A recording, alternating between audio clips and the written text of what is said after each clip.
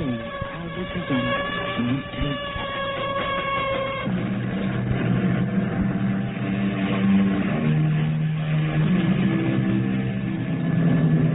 Come in. Welcome. I'm Tammy Grimes. All of us have seen, and perhaps many of us have hung, those little signs from the knobs of hotel room doors which say, "Do not disturb." Do not disturb, when you analyze its meaning, is a polite way of saying, "Don't bother me." And in this context, it becomes an invisible sign that hangs from millions of doors all over the world. Don't bother me. I don't want to hear bad news. Please, don't rock the boat. How many times, and in how many ways, and to how many people has each of us said, "Do not disturb"? I promised her. I promised Vera Svetig I would find the killer. I know. Now just rest. But don't you see? I found him. You have? Well, that's very good. Now you just need some sleep. You must listen. I found the killer. All right. I believe you. Don't you want to know who the killer is? Of course I do. Who is he? Who do you think? Me.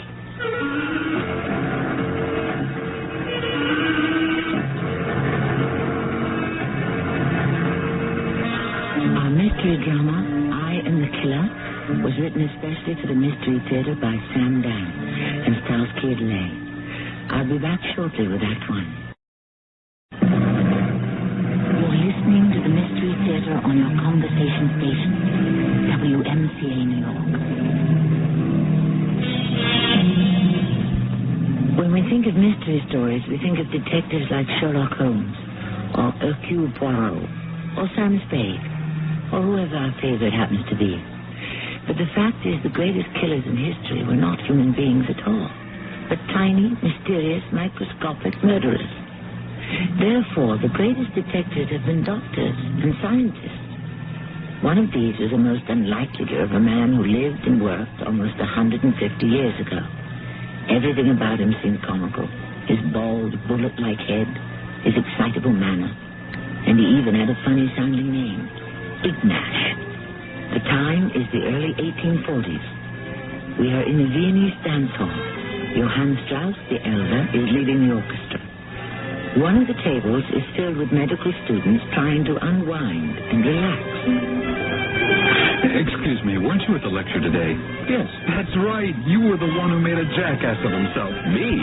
Why did you have to ask Professor Hockmeyer that stupid question? If you don't ask questions, how can you learn? You're not there to learn. You're not? You are there to pass the course. And thus you move another step forward toward that certificate which entitles you to be called Herr Doctor. That wasn't a stupid question. Why is Allerdyne the best treatment for influenza? And you heard what he told you. Because that's the way it is. Period. I still don't think it was a stupid question. Maybe not. But you were stupid to ask it. Obviously, he doesn't know the answer. All you did was embarrass him in front of the class. If he doesn't know the answer, why is he teaching? How can a doctor afford to admit he doesn't know something? The medical establishment would crumble to its very foundations. Our ignorance can kill people. Don't say that. They would die anyhow. Oh, well, forget it. My name is Johann Chiari. I'm Ignash Semmelweis. Ignash. You must be Hungarian. And proud of it. All right. I won't hold it against you. Well, I believe we all came here to dance. You see those girls at the table near the window? Yeah. What do you think? Average. How about the one in the blue dress? Well, if you like that type. Bit thin for my taste. She'll fatten up as she gets older. And then she'll be too fat. That shouldn't bother you. You're not going to marry her. Oh, but I am, Ignash. I am. Well, then you know her. Oh, I know who she is. Elizabeth Klein. Klein? Yes, indeed, my friend. Daughter of Herr Professor Klein, director of the hospital himself. You're not going to marry her because her father's director of the hospital. Can you think of a better reason? People should marry because they're in love. People should marry for sensible reasons.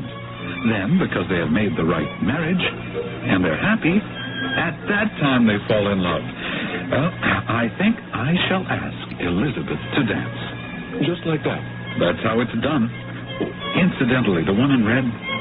What about her? She's related to Count Metternich himself. Metternich? The butcher? Let's not have any of that. True, she's only a poor relation, but he could use his influence for her. How could I possibly have anything to do with a girl who's a Metternich? Do you know what Metternich has done to Hungary, what he wants to do? Besides, she's ugly. No, I would say she has a strong face, full of character. She's fat. Voluptuous. She's so short. Petite. No, I'm not interested. Here I was trying to put you next to a good thing. She could make your fortune. I'll make my own fortune. Thank you.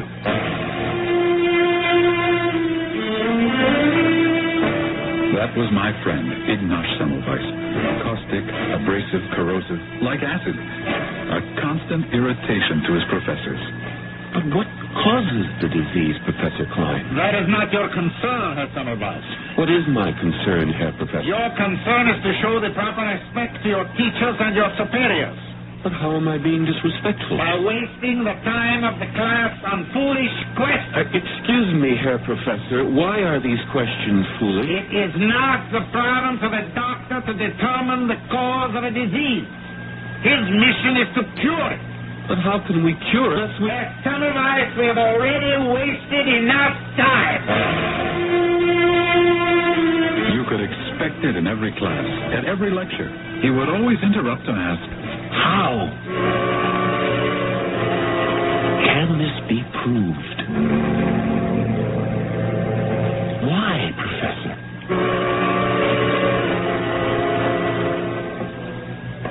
Hello, Ignaz. Johann. Sit down. You mean you're willing to be seen sitting in a cafe with me? A man has to do something dangerous now and then to keep life from becoming too dull. Johann, you're the only friend I have. Well, that's your fault. You're a good fellow, Ignaz, but you... I know. Well, you're much too controversial. Why can't you be like everybody else and say, yes, Herr Professor. Of course, Herr Professor. How right you are, Herr Professor. Because that would be telling a lie. Their stupidity and arrogance, Johann, at times, it's just too much. These quacks. Not everyone at the hospital is a charlatan. We have men like Kolechka, Skoda. But most of them... Ignaz, trim your sails. Moderate your tongue.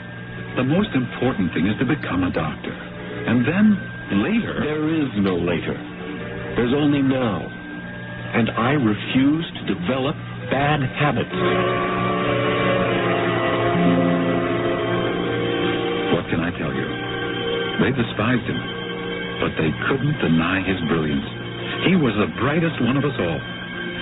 I was made a resident in the Department of Obstetrics and Gynecology. I like to think it was on merit, but the fact is I did marry Elizabeth Klein.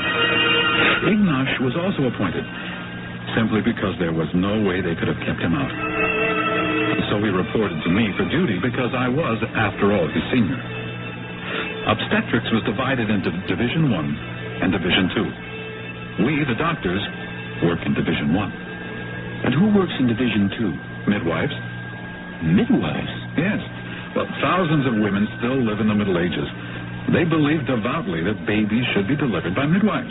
But aren't we supposed to educate? My dear Ignaz, if my own Elizabeth was ever brought in here to deliver, I would insist on placing her in Division 2.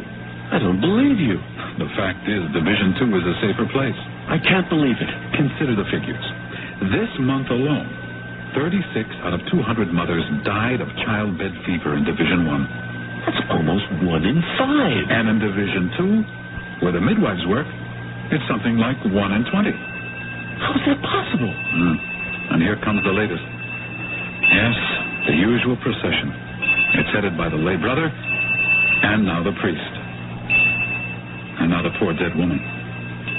See, they come from Division 1. This is terrible. Look at her. The young girl. She's come here to create another human being. To bestow the gift of life. Why did she have to die? You know why she died. She developed childbed fever. It's what carries all of them off. In which ward did she die? You saw she came from Division 1. We have to do something about it, Johann. This simply cannot be allowed. Bravo, but can it wait a few hours? At this time, we are due at the morgue to assist Dr. Kolechka on some postmortems. Jakob Kolechka, the greatest anatomist of his day. How we looked forward to the hours we spent with him. A most sweet and gentle person. Even Ignash could find no fault with him. After we had performed our dissections, Ignash paused to talk. Professor, what is the cause of childbed fever? Childbed fever. Ignash, this poor little thing we have just had her on the table. She died of it. See how we have searched through her body for traces of the killer. But like a thief in the night, he has eluded us. But surely, Professor, there must be some clue. Of course. And it is probably staring us in the face.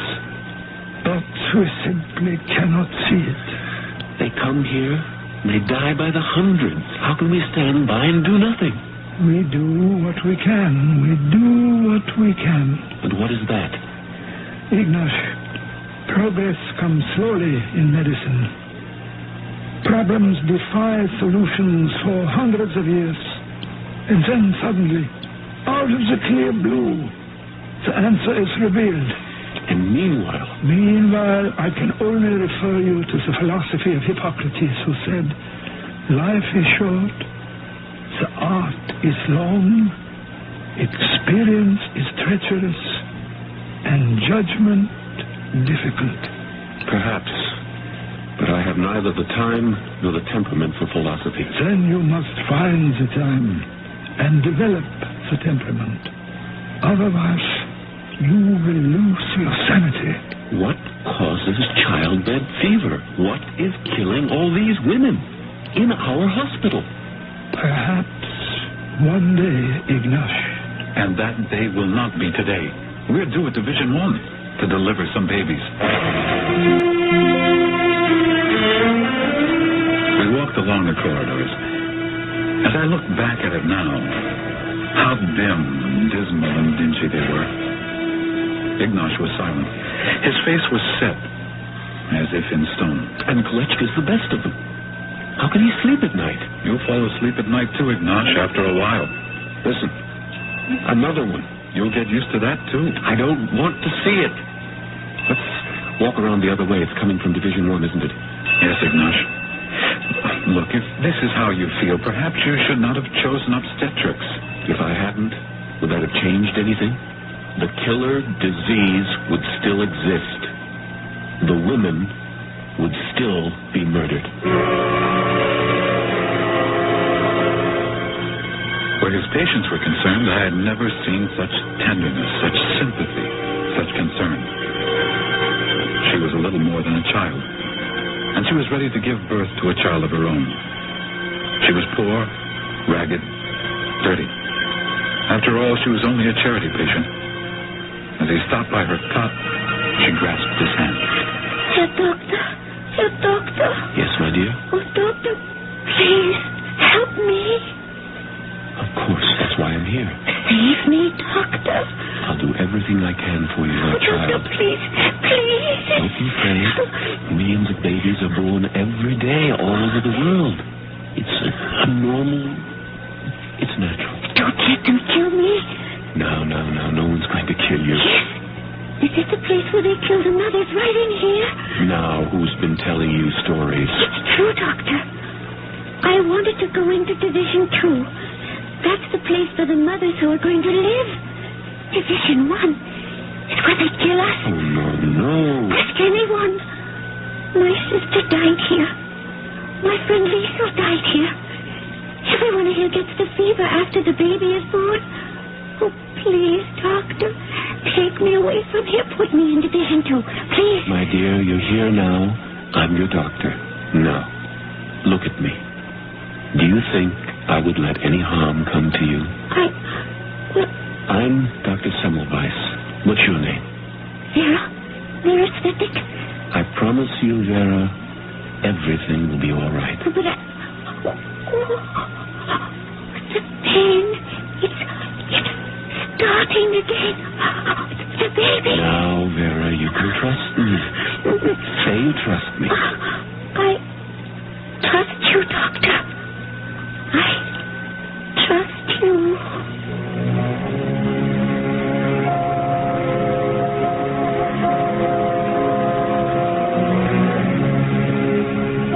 Of course, you probably know what has to happen now.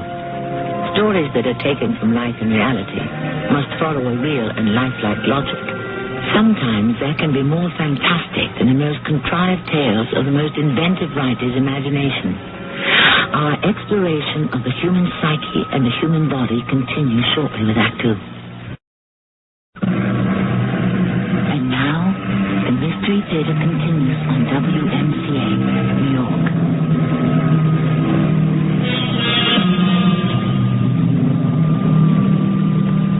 You can't fight City Hall. How often have we heard it said?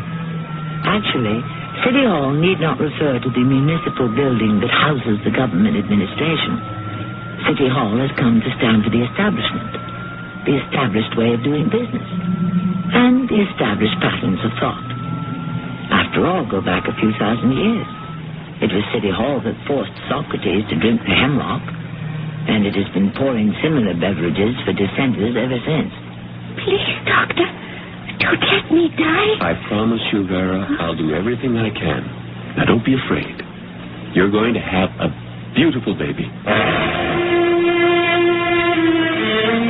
And she did. It was a classical textbook delivery. No complications at all. Everything smooth and regular as clockwork. Absolutely nothing went wrong. Doctor? Here's your son, Vera. My son. Oh, and it's a boy. Yes?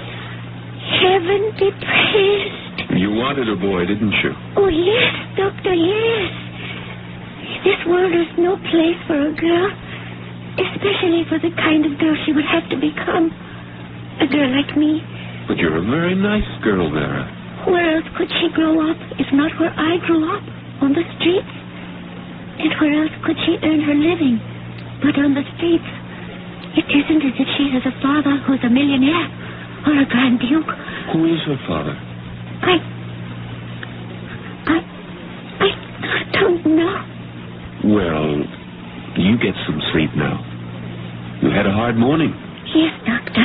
How do you feel? All right. How does she look to you, Johann? Oh, pulse seems regular. Breathing appears normal. Color is fine. Yes, I thank the good Lord. This one will survive.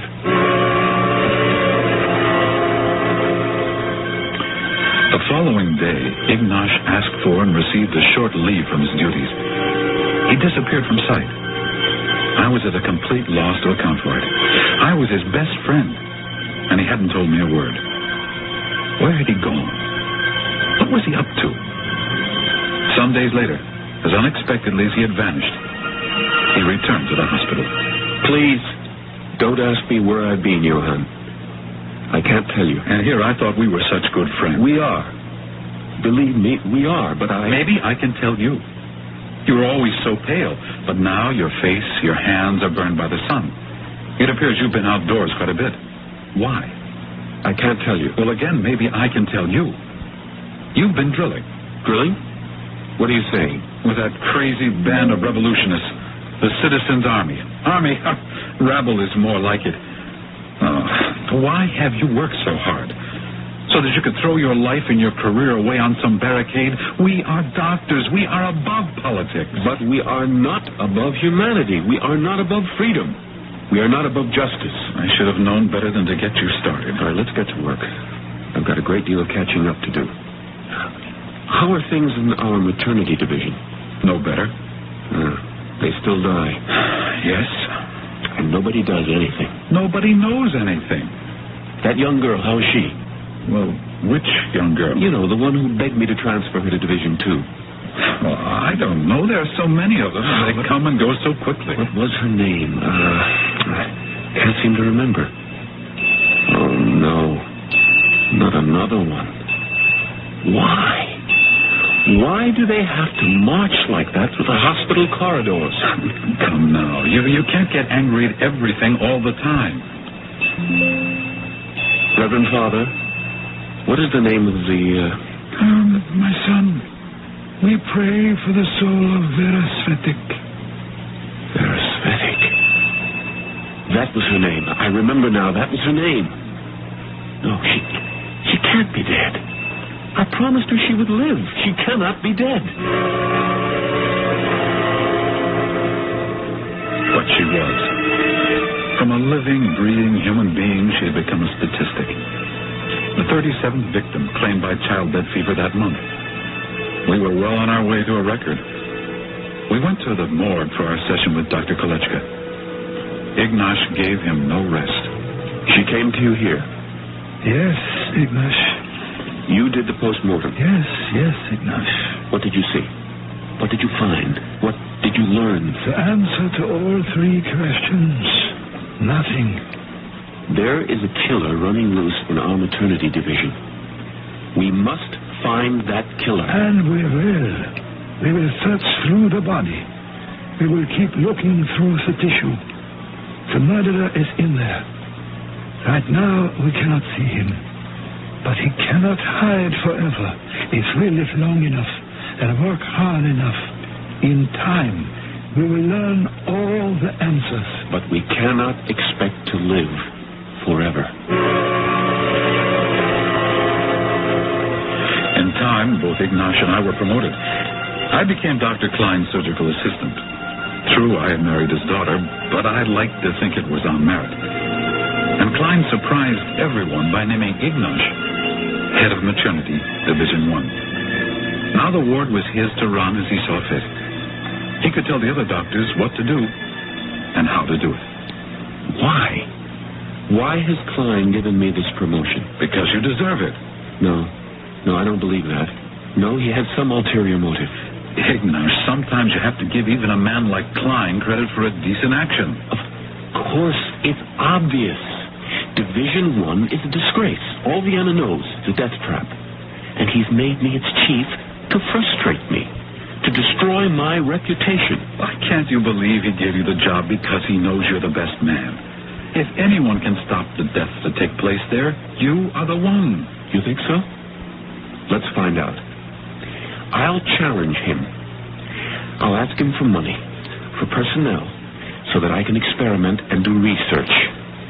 Yes, I'll throw down the gauntlet. No, don't do that. Listen to me. Don't demand. Appeal to his vanity. Say to him, Dr. Klein, I have learned so much from you. You have been such an inspiration to me. What? I want to work under your wise, guiding hand. Do you think he would swallow such bald-faced flattery? He would eat it up. I know him. I am not concerned with flattering the vanity of Herr Dr. Klein. I want to save the women who are condemned to die of childbed fever. Unless you do the first, you will have no chance to accomplish the second. Yes, Dr. Semmelweis. Dr. Klein, I sent you a letter proposing some experimental techniques that might be used in divining the causes of childbed fever. Oh, yes, I looked at it. What do you think? I think we can put our time and our money to far better use, Doctor. Better use? What can be better than discovering the killer of thousands of women each year? What can be more important than learning the cause of childbed fever? We know the cause of childbed fever. We do? Of course. Dr. Semmelweis, you are a good physician, but you are always crusading and stirring up a fuss about one thing or another. So you neglect to listen to those who might be able to give you wise counsel. What is the cause of childbed fever, Dr. Klein? Miasmic caloric influences. Dr. Klein, I'm serious. Are you saying I am not? Miasmic caloric influences? You have never heard of them? Yes, but it's But what? I thought it was a joke. Why would it be a joke? Miasmic caloric influences. What it says is that childbed fever is caused by a miasma. A kind of poisonous vapor that arises from decaying animal or vegetable matter. You have stated it quite succinctly, Dr. Semmelweis. And when these vapors arise from a swamp, they cause malaria. But that's impossible. Impossible? Why? How do you account for the fact that childbed fever only attacks the women in Division 1? We are not required to account for it. Why not the same fatalities in Division 2? Look, fate, predestination, take your pick. But none of these have anything to do with medical science. This is superstitious nonsense. Really, Dr. Semmelweis, this interview is over.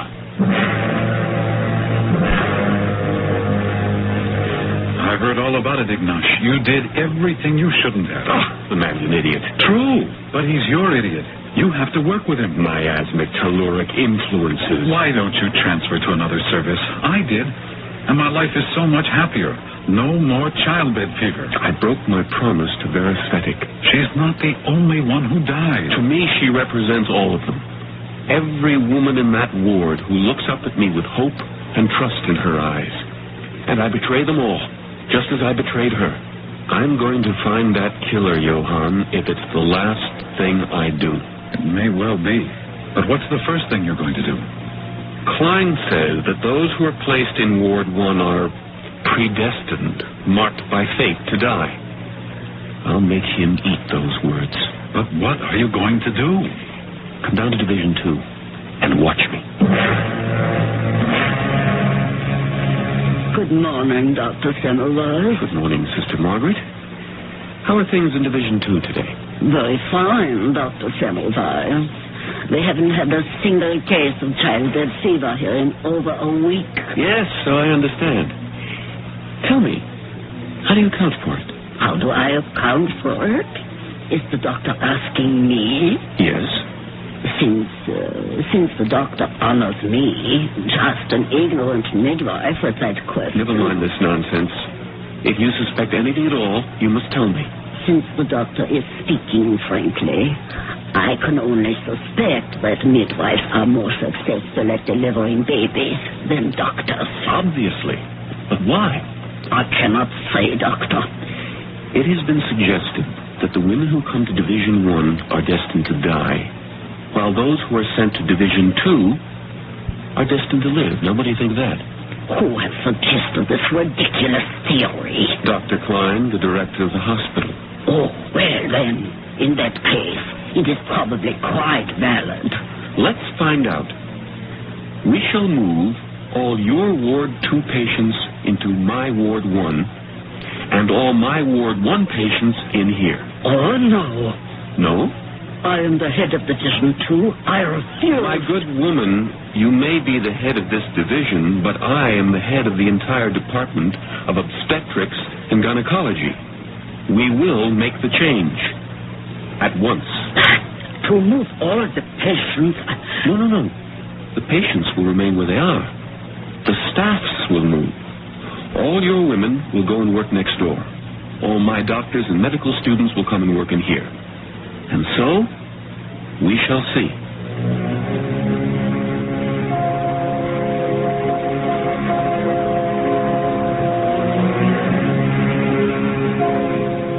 And so shall we, in Act 3. This is what's known as the scientific method. You prove something by doing it. Seeing is believing. That is, where logical, sensible people are concerned. The problem is we don't seem to have very many of those. At any rate, we shall see. You're listening to the Mystery Theater on your conversation station, WMCA New York.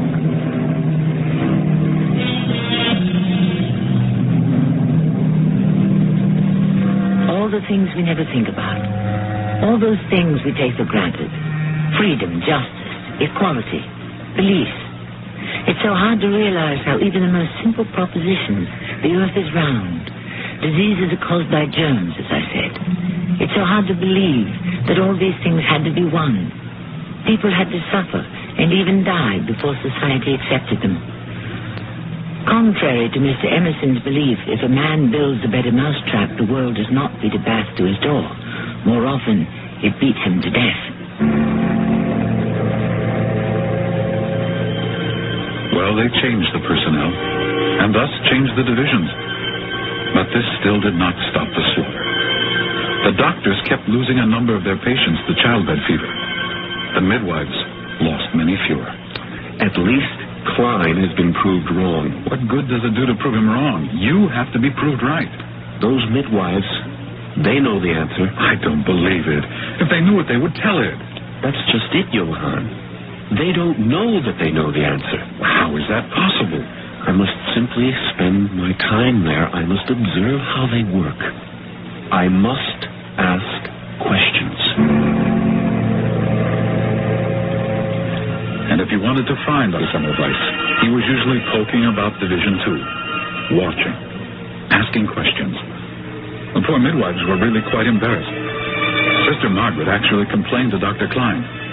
And once again, Ignash was treated to a lecture. Do you wish to resign your position as Associate Head of Obstetrics and Gynecology, Dr. Semmelweis?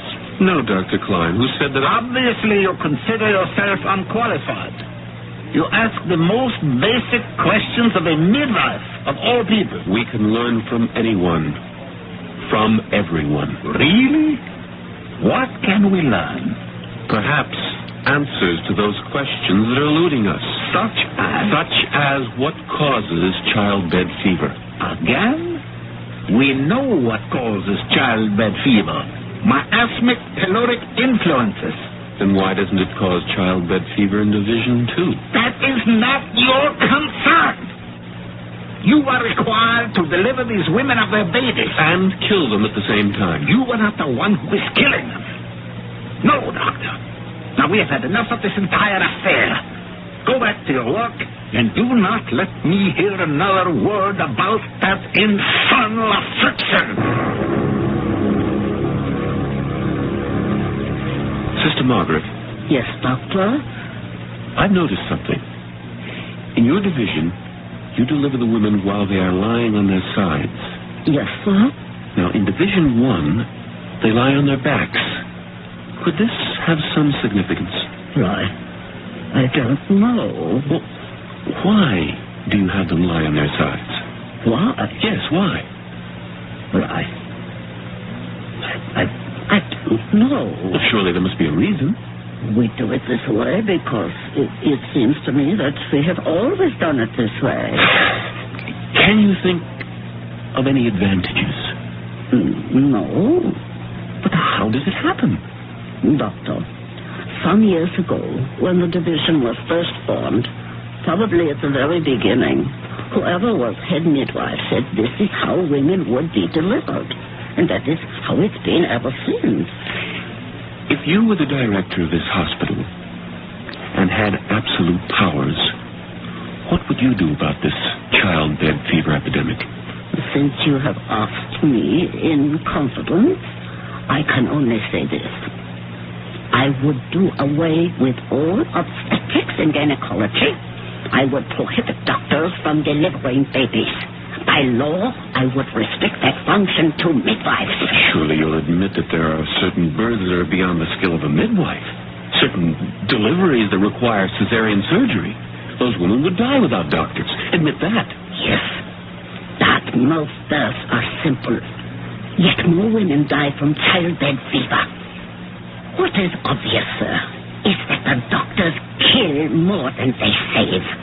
Are you saying that we doctors are killing these women? Am I? No. I am only saying that more of them die when you deliver them. Well, Ignash, what have you learned from the midwives? We kill more mothers than they do. You haven't found out why? I need money, Johann. If only I could convince your father-in-law. Maybe you could say something to him. Your name is taboo around the house, Ignash. And the fact that I'm your friend doesn't endear me to him either. We cannot save the living, but we can learn from the dead. The doctors on my service will have to work closer in the morgue with Dr. Kolechko. Poor Ignash. Maybe the answer is staring you in the face. Probably. And they did work, without let-up. It becomes a matter of pride. They were young doctors and students, and Ignash had fired them with his enthusiasm, or fanaticism. And day after day, they all studied with Kolechka in the morgue. And then, one morning, a seemingly trivial event occurred. Gentlemen, on the table is a woman who has been killed by our nemesis, childbed fever. Dr. Kolechka will lead the study, and one of you shall assist him in the dissection. Let me see. Herr Schleuter, this will be your first time. Step forward. Dr. Kolechka. Oh, yes. Young man, Herr Schleuter, is it? Pick up the scalpel and make a lateral incision here across. No. You cannot cut so deeply, young man. You're not slicing a melon. Gently. Here. No. Here, let me hold your hand. And now to get up. I'm sorry, Doctor. Doctor. No. It is all right. It's all right. It's just a cut. Here, let me. No. It's a hazard. All of our anatomy instructors must live with.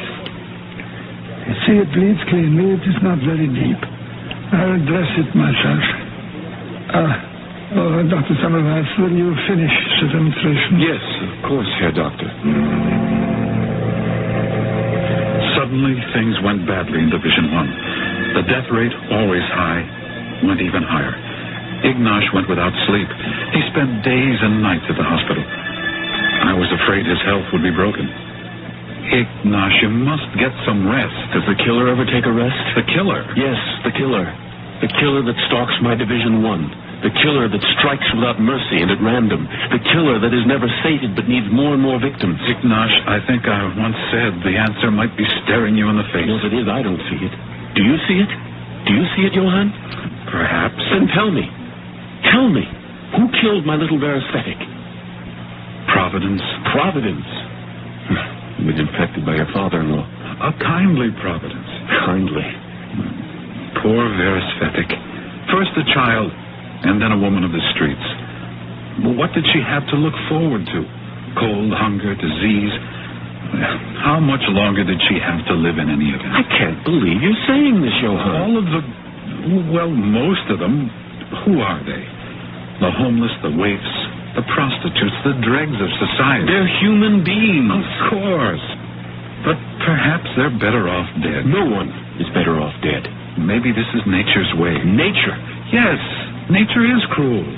Nature sends us wars and famines and pestilence. Why? So that we are not crowding one another off the face of the earth. And that's why they die of childbed fever. Well, it could be the reason. I cannot accept it. I will not accept it. The killer will be caught, and I shall catch him in the morgue. I go now to work with Dr. Kolechka.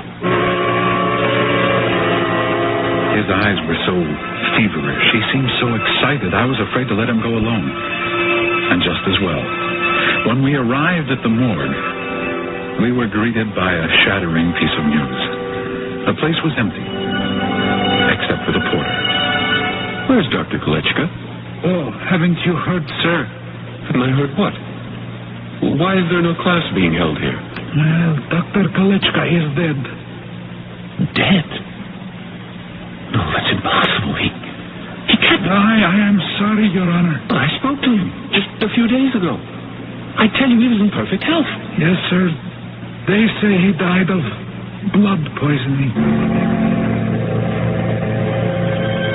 Yes, that is exactly what had happened to Jakob Kolechka, a great doctor, an even greater human being. Blood poisoning. That's what the diagnosis had been. And that's what the post-mortem had proved. How did he get it, Ignash? How? It might have been... Wait. I know. You know? Yes, and you do too. Or you should. How would I know? You were there when it happened. You saw it happen. What? Schleuter, that clumsy, heavy-handed medical student. He was assisting Kolechka at an autopsy. Well, what does this have to do with... Schleuter didn't know how to make the proper incision. Kolechka held his hand to give him a feel of the right pressure. The knife slipped in Schleuter's fingers and cut Kolechka. You saw it. That's how Kolechka became infected. That's how? And that's how they get it. That's how who gets what? The women. That's how they get childbed fever. Now, wait. We were talking about blood poisoning. Isn't that precisely what childbed fever is, Johann? Johann! I've been searching for the killer day and night without rest, and I found him. Do you know who he is? Me. I am the killer. Ignash, you need some rest, some sleep. I am the killer. I killed Vera Stetic. I came from the morgue with the infection on my hands, loaded with diseases. I came to Division 1 to deliver babies. I killed Vera Stetic. All of us killed her. Ignash, you can't just blame yourself. Why? Why don't they die in Division 2? It's so simple. Midwives do not perform autopsies. Midwives do not attend pregnant women with diseases on their hands.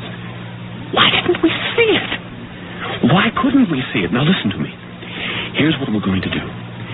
Every doctor, every student who comes into Division 1 will first wash his hands with soap and water and then rinse them in chlorine. Those are my orders.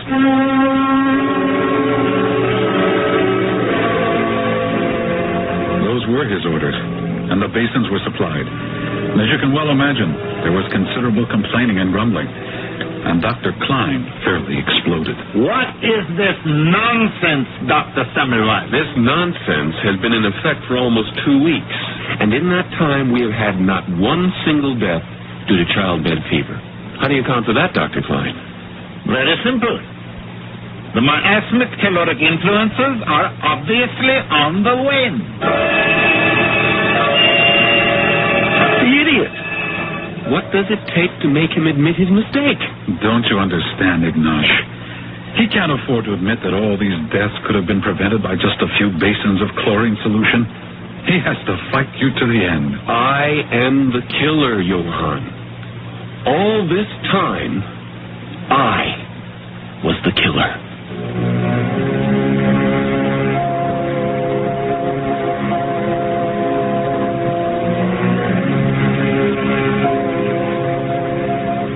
It took years before everyone finally saw what should have been obvious in the first place. We say there are none so blind as those who will not see. It might be illuminating to find out why so many people prefer the darkness to the light. I shall return shortly. And now, the Mystery Theater continues on WMCA, New York.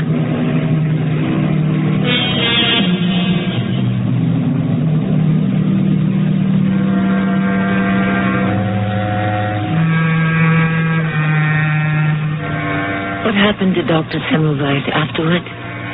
He had to spend the rest of his short life defending his findings, even though you would think they spoke for themselves. In the end, the struggle broke his health and destroyed his mind. He had to be placed in a sanitarium for the insane. And the final irony, he died of blood poisoning. The knife slipped in his hand while he was performing an autopsy. And so even though he had defeated the killer, in the end, the killer had defeated him. Our cast included Keir DeLay, Lloyd Battista, Manuel Kramer, and E.B. Juster. The entire production was under the direction of Hyman Brown. Radio Mystery Theater was sponsored in part by Raven House Paperback Mysteries. This is Tammy Grimes, inviting you to return to our Mystery Theater for another adventure in the macabre. Until next time, pleasant dreams.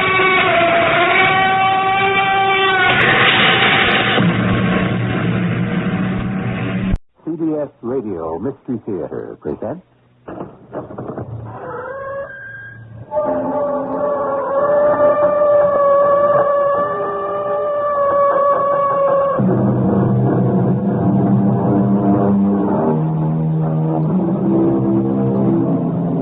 Come in. Welcome. I'm E.G. Marshall. Webster's definition of coincidence is, in part, a group of concurrent events, remarkable from lack of apparent casual connection. That's quite a mouthful. Somehow it seems to me A simpler definition might be that coincidence makes half, at the very least, of the best stories in the world possible. This, then, is a story founded on people and the accident of coincidence. Sergeant Quinn, we've got to nab him soon before he meets some babe who won't go his route and he flips bad enough to wipe her out. Do you suppose, Lieutenant, his wife, if he's got one, knows what danger she's in? What I wonder is, does this guy know how sick he is?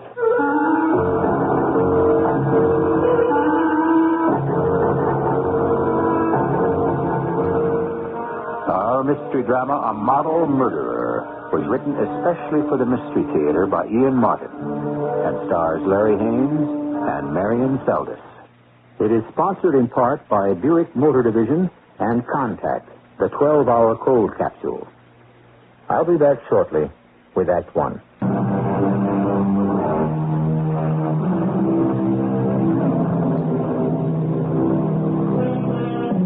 The world is filled with men of all stripes and colors, driven by an inner compulsion to maintain a macho image. Not so much for the world at large, but for themselves.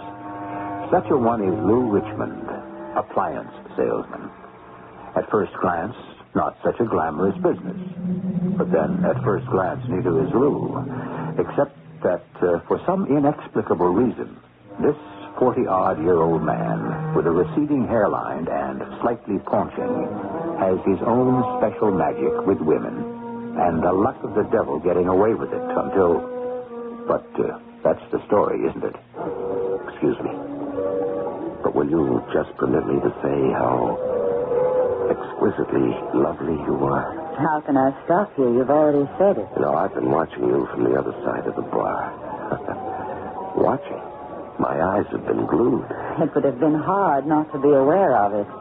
Particularly since the bartender tells me you brought me this. Oh, the drink. You haven't tasted it yet. I don't usually accept drinks from strangers. And one is my limit, anyway. Well, you don't have to drink it. Sorry if I was out of line. It was only meant to be a gesture to beauty, which I hadn't meant to follow up. Forgive me. I should say thank you. I didn't mean to be ungracious. Oh, you couldn't be ungracious if you tried. You come on very strong, don't you? Well, I didn't mean to. It's just that as a professional photographer, my eye always leaps and is caught by the exceptional. But I should leave you. You're obviously waiting for someone. Waiting is the right word. It's become a rather annoying avocation. Well, I just can't believe any man would stand you up. It wouldn't be the first time. I don't think I'm going to give him the chance again. You said photographer. Yeah. Oh, I should introduce myself. My name is Philip Evemonte. The Philip Evemonte? Well, I guess so. No, I really am flattered. I mean, my name is Christine Pollock. Won't you sit down? Well, if you're sure you want me to. I'm the one who has been stirred up. I don't see why you should be, too. And I'll drink to you, to your matchless beauty. No, don't say anything. Just accept, like any goddess you're due. You're a bit much, you know. The trouble with honesty, no one believes the truth. Now, wait a minute. I've heard some expert lines in my time. No, it's no lie, Miss Pollock. Except my lifeline. You know, without subjects to bring it to life, my camera is no more than an object. I risk anything to give it the opportunity to live. You think of me as a model? Oh, what else? You know, I could make you the number one model in the country within 6 months. Oh, I'd like to believe that. Oh, you can. What do you do? Here in Washington? What else? I'm an executive secretary. Yeah, but you have models. You can't tell me you haven't. That's right, I have, but I didn't quite cut it. Well, that's because you didn't have the right photographer. Would you, like to take another whirl at it? Well, yes. Anything rather than what I'm doing now. Would you like to, talk it over as a business proposal? As a business proposal? Mm-hmm. Yes. Good. Well, this is hardly the place, but See, I'll be gone by tomorrow morning. And you say you have a date. I had a date, Mr. Evemonte. I consider it broken as of 5 minutes ago. Ah. Well, then, suppose we go up to my room and discuss your future. Your room? Yeah, as I said, this isn't the place. You know who I am. Yes, sir. I realize I may not get a break like this again. I don't have that kind of money. I don't have any money at all. Well, there's got to be some way to raise it. If you can get me work, I'll plow back every cent I make. Yeah, I know, baby, and I'd help out, but you have to have something to make a start. I mean, it's got to be L.A. or New York for the big run. You need a wardrobe and just to be there. Now, I'll spring for film and studio, but I can't run it all. I know. I couldn't expect you to. But I just don't have the money. Yeah. Well, it was a good try. Well, does that have to be the end of it? No. Not as far as we're concerned. We can talk it all out again tomorrow. Meantime, we can have a ball together and live it up, huh? Well, not just a minute, Mr. Eamon. Now, let's make it silly. Let's make it nothing. This was strictly a business proposition, you said. Yeah, that's right. Don't. Look, I'm not interested. Yeah, but I am. So let's get with it, huh? You let me go, or I'll scream. No. Better not try that, kid. I could mess you up. I could break your arm. What are you talking about? You and me, and why you're here. Now, shut up if you know what's good for you. From now on, I call the turn. I'm in charge.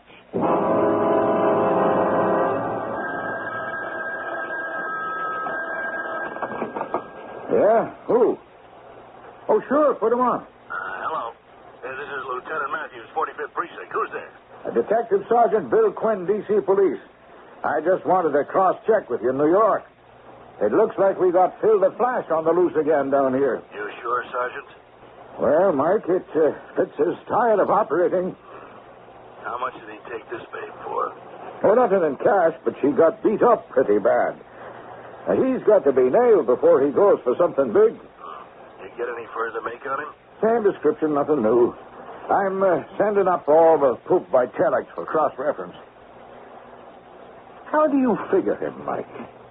You think he's some kind of a kinky sex fiend? Well, I'm not all that big in psychology, Bill, but I don't figure him that way at all. See, I see him married and henpecked. And something pegs him down at home, so he moves out to prove he's a man, not a mouse. What kind of weirdo you figure him married to? Oh, no, not so weird. Just strong. Too tough for him to crack. Strong? How? Who knows? Mentally, I doubt physically. Maybe she holds the purse strings. Well, so what's the answer?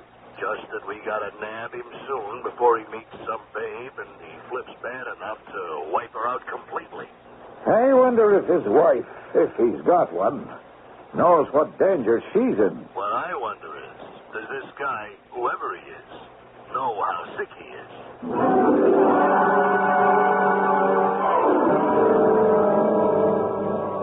It's like a hobby with me, see? I mean, other guys go for antique cars or old stamps and like that. I go for women. Now, what's so bad about that? I mean, beautiful women. I always had them, even before Phoebe. Half the fun is the line, the technique, the way to break them down. They all go for my line. I never figure them not to. And I can use the dough. Phoebe sure keeps me on a short leash and demands the old paycheck right on the line. So a guy's got to have a little outside income somewhere, right? Sometimes I have to laugh. If she only knew. I mean, like, if she only knew how close she is from the truth. And how far. I thought you were supposed to be on the late shuttle last night, Lou. Well, you know how it is with business, Phoebe. Things came up. What things? You really want to hear? I really would, for once. If it was the truth. Now, that's what knocks me. What? Always a needle. You don't believe me. No. Huh? Well, that's that. Not quite. Let's lay it right on the line, Lou. I've had it up to here. I want a divorce. Oh, that's nice. You want me to give you one? That's right. You've lived off me for too long. Now, wait a minute, Phoebe. No, not even an instant. I've had it. You can go tomcatting around all you want. I don't care anymore. But you better take care. Because you're not going to have it so free and easy from now on, one way or another. I'm keeping tabs on you. All right, what does that mean? You better look out for your pickups. Because sooner or later I'll find you out and I'll stick you, my big macho butterfly. When we break up finally, you're going to take all the blame.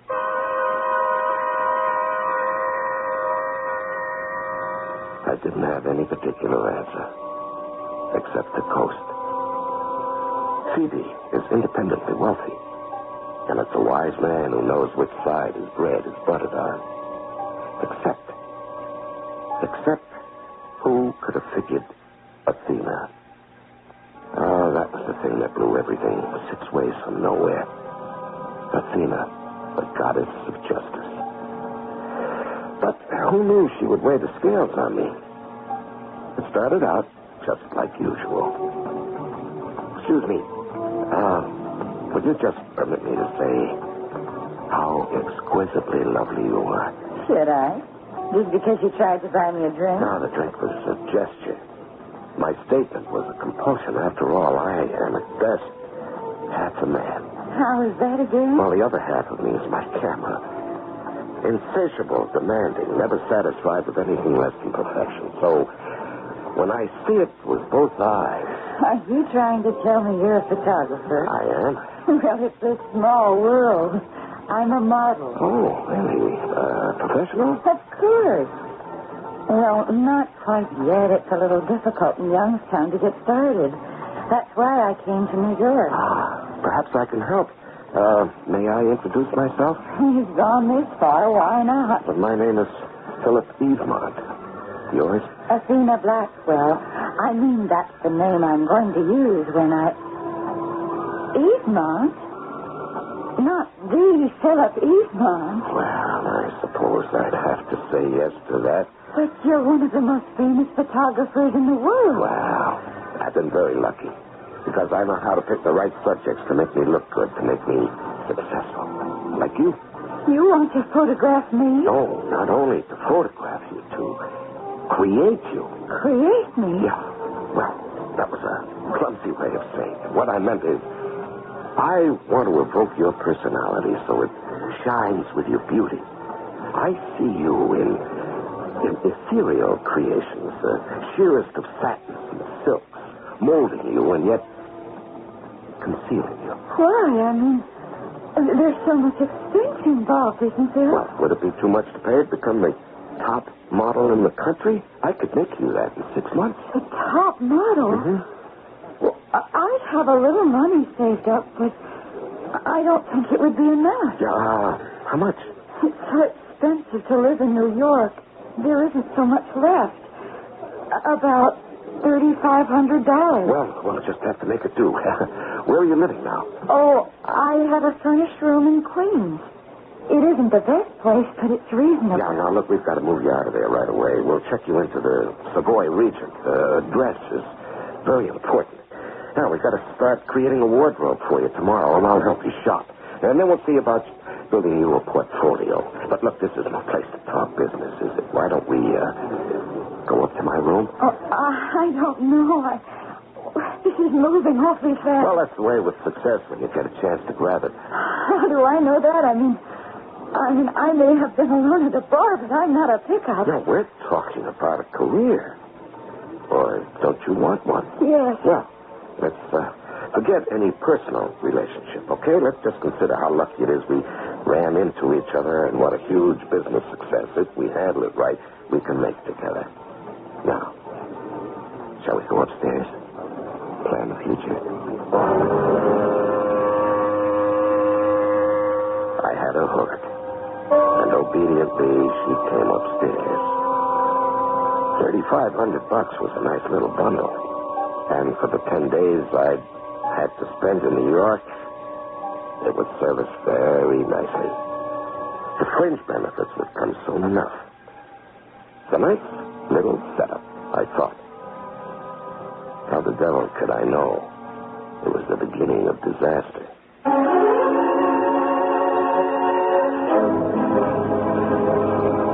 Oh, what a tangled web we weave when first first we practiced to deceive, said Sir Walter Scott. He might have had this whole affair in mind. For what has happened so far is simple compared to what is to come. And with those further revelations, I shall return shortly to bring you Act 2.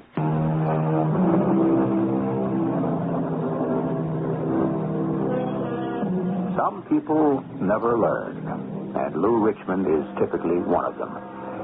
This little masquerade he's conducting in New York proves to be the last straw for his long-suffering wife, Phoebe.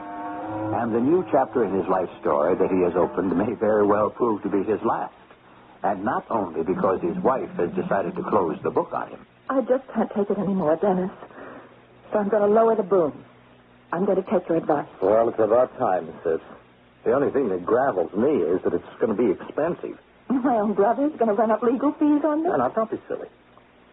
But your little brother, Dennis, can't afford to go skiff-hopping around the country like the crumb you married. Well, his firm pays for that. Yeah, but they won't pay for me to keep tabs on him. They don't care what else he sells as long as he moves their merchandise. And the expense I'm talking about is private detectives. Oh, do we have to use those? I hate anybody else knowing any of my private business. Well, that's one of the things that heel Lou counts on. But if you want to nail him, it's the only way. Where is Charm Boy now? New York. You know where he's staying? No, he's careful never to let me know. Well, you can find out from the company he works for. I doubt it. They're all very buddy-buddy there, and word seems to be out if any of the little women call, clam up. Anyway, it's too late to catch him on this trip. He's due back tomorrow. Well, when's his next one? I don't know. Well, let me know the moment you do, and I'll get a detective agency on his tail. Damn good thing I didn't know what was going on back home in Cleveland with my old lady, because I was sure having enough trouble on my hands with this babe Athena in New York. Like she acted dumb enough to have bells ringing in her head. The only trouble is, before she shelled out her dough, she wanted me to be listening to him, too. Plus, the entertainment tab was running up out of sight. And so far, that was all out of my pocket. Yes? Lola? What? What's the matter with you? Don't you recognize your own name? Yeah, of course. My mind was somewhere else for a moment. Tell me something, Phil. If I can. It's a bit late to be asking, but are you married? Me? You've got to be kidding. Oh, no, I'm not. Not one bit. Well, the answer is no, baby. And where do you live? Well, you know, a photographer's life on the go all the time. I got a pad in L.A., the hotel suite here in New York. In Europe, I sponge on friends who are happy to have me around. You know, Cannes, Antibes, London, Paris, wherever the smart people gravitate. You're so famous, I'm surprised that right here in New York, nobody yet has walked up to you and recognized you as the Philip Easton. Well, that's because I'm the man behind the camera. They see the women I've made the glamour queens, not me. Just as they'll remember you, not me. When I make your face known around the world. Sir? Yeah? You are going to make me a glamour queen, aren't you? Oh, you know it, Athena, honey. But when do we start making the pictures for my portfolio? Hey, first things first, huh? Now, we've got to get you settled at the right address, and we've got to build that wardrobe. The apartment deal's all set, and the couture place is holding all those clothes. When are we going to lock everything up? It's so much money. Almost all I have. Is that all that worries you? I'll call the coast tomorrow and have them transfer some of my funds. You mean you'd be willing to cover it all? Well, why not? After all, my interest in you is a little more than just professional. How much more?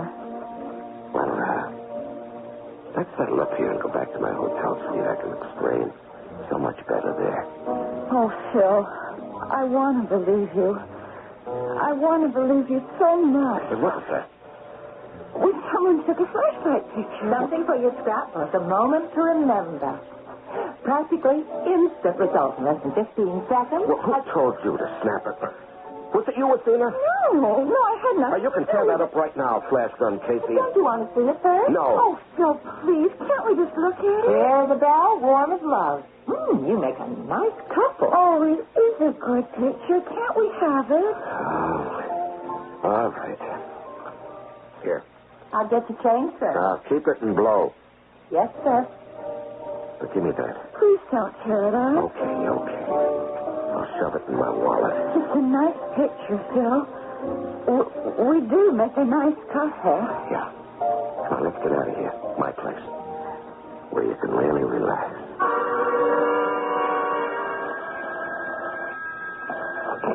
Lieutenant Matthews, 45th Precinct. Who? Sergeant Quinn? From Washington? Oh, yeah, sure. Put him on. What? Right outside in the squad room? Well, send him in. Oh, how do you like that? Speak of the devil. Bill Quinn? That's me, Lieutenant Matthews. Well, it's Mike to you. Come on in. Thanks, Mike. What brings you to New York? Oh, I ran a prisoner up to turn over to your headquarters downtown.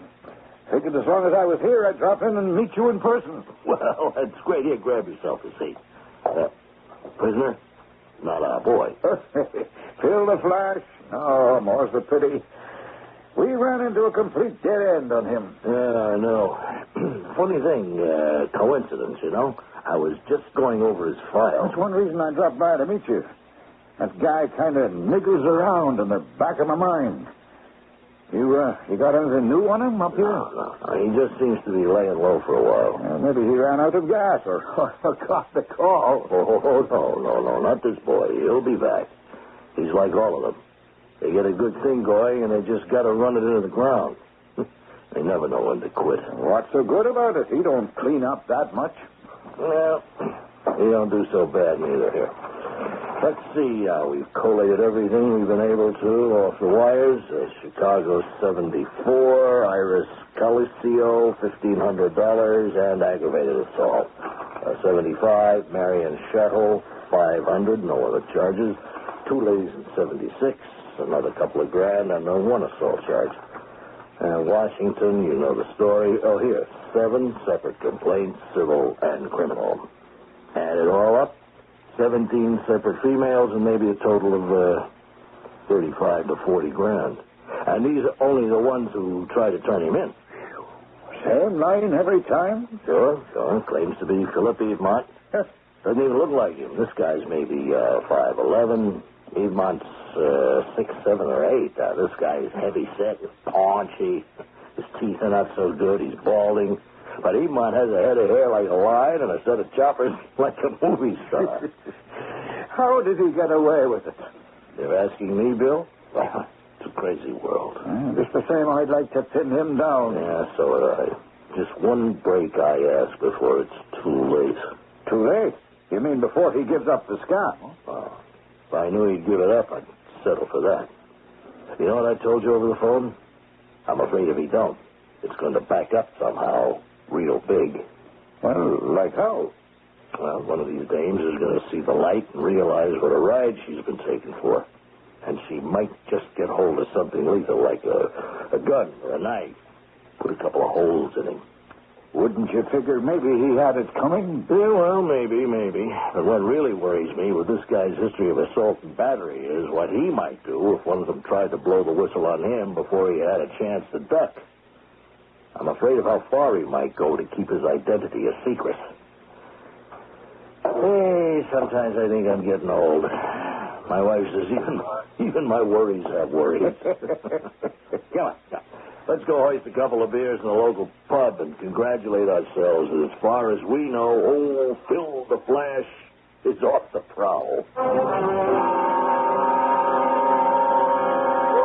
No. Why'd you come up here to my room? To get things settled, to find out just where we stand. You know where we stand, Athena. I don't. No, I mean, first of all, I thought we had a business arrangement, but now... All right. Now what? Now it's something else. Something that I'm just not ready for, Phil. Oh, come on, Athena. You've been building up to it all day since lunch, and dinner was the clincher. Now, why do you think I cut our night out short and brought you back here, huh? I said at least it was to talk about my career first. You've been hinting at a lot more than that, not only tonight, but all week. You just don't understand me, Phil. I understand that you don't trust me any way at all. I never said that. If you mean the money, it's just that it's all I have. Everything seems so expensive, and it's all so rushed. Now, you thought you'd just make a little play for me and see if maybe I wouldn't foot the bills, carry the ball all by myself. No, that's not what I thought. Sure. Maybe you'd even went a step further. You thought, why don't I go for the whole ball of wax, tie the sucker up completely, make him marry me so I got a real lock on him? Oh, I didn't. I did no such thing. Are you going to tell me that wasn't what you were after tonight, making sure I was single, lining up a photographer to take a picture of us? I didn't order that picture. Or maybe you had. But what do you think you could do? Hold me up for another little bundle to hide in your security blanket? I don't know what you mean. How could I hold you up for... Oh, I see. You lied. You are married. Well, that wouldn't make any difference to you. Nothing you could do about it anyway, since I was smart enough to pack the photo away in my wallet. All right, Dave. The party's over. Out. So, it was all true. You were just using me, just trying to get money out of me by pretending that I could be... I'll bet you're not even Philippi smart at all. Okay, that's enough. Out. Wait, you're nothing but a cheap con man. I bet this isn't the first time you've done this sort of thing. I ought to report you to the police. And maybe I just will. Now, wait a minute. Not on your life. I've seen all I want. No, Phil. Whoever you are, let me go. Not until I get my wallet back. What are you talking about? Now, you know what. Don't try to act innocent. Now, give me that hand bag. I don't have your wallet. You put it on the high floor there. Yeah. Where is it now? I don't know. What are you doing? I'm looking for my wallet and that picture you thought you were so smart getting. You can see it's not in my pocketbook. All right. Where have you got it? I haven't got it. Have you gone crazy? I want that picture. I haven't got it. If you come any closer to me, I'll scream. Oh, no, you won't. You're going to keep your mouth shut. Keep away from me. Huh? Oh. I told you to keep it shut. No, Now, where is it? Ow! I haven't You pricked me. I don't. Quiet. Just be quiet. Be quiet.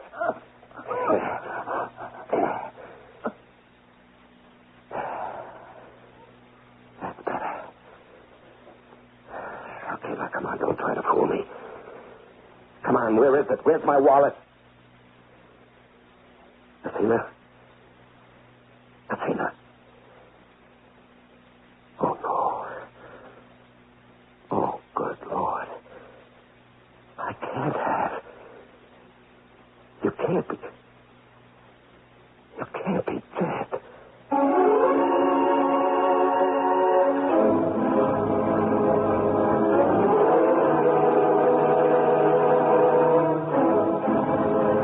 Experience is a matter of instinct about life, said Oscar Wilde, or words to that effect. No one is more experienced than a veteran police lieutenant, and Lieutenant Matthews' instinct was right. Lou Richmond has finally gone too far. But will he get away with it? We'll find that out when I return shortly with Act 3.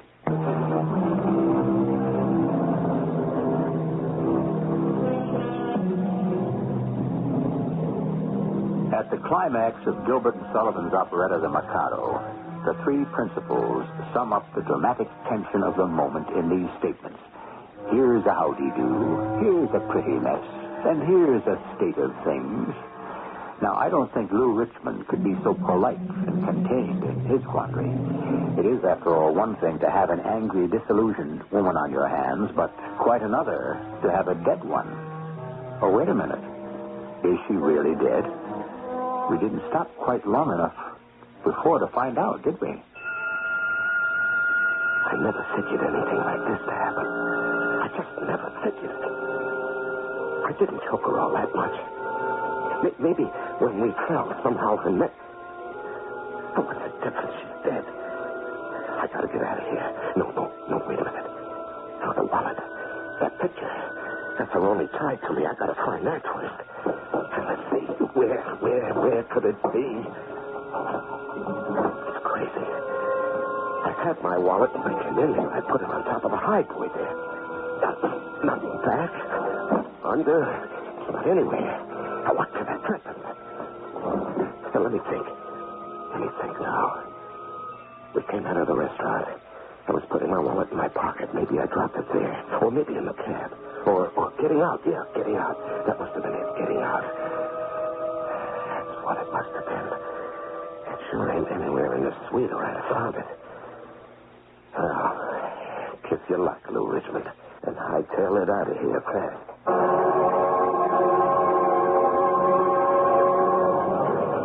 Shall I order the beers, Mike? No. Wait till I answer the phone. Lieutenant Matthews here. What? Where? Dead? Well, is there any idea? Athena Blackwell. Okay, I'm on my way. Well, you don't have to tell me, Mike. Forget the beer, huh? I'm sorry, Bill. My precinct, some dame. Homicide. No, you can't argue with the big M. You, want to see how we handle it in Sun City? Why not? I didn't plan to go back to D.C. until tomorrow. Busman's holiday, eh? Homicide's never any picnic. But, I got a funny hunch about this one. Maybe you ought to drag along. I knew it, Bill. I could just smell it. Here, you see this? Registration? Yeah. Guess who? No. Yeah. Philip Evemonts. Well, there's no chance it could really be. No. Not. I just checked the West Coast. Now, I knew he was there to accept an award, but, you don't take chances. I called and I talked to him, and he's there. So this is our boy again. Our boy. Just like you pegged it. It got out of hand for him. Yeah. Looks that way. You got any leads? No. Same description. He checked out a couple of hours ago. The night maid came by to clean up and discovered the body. There must be some way to identify him. Fingerprints, the desk clerk, or something. Well, we'll try, but right now I can't imagine what we could dig up would ever put him on the spot.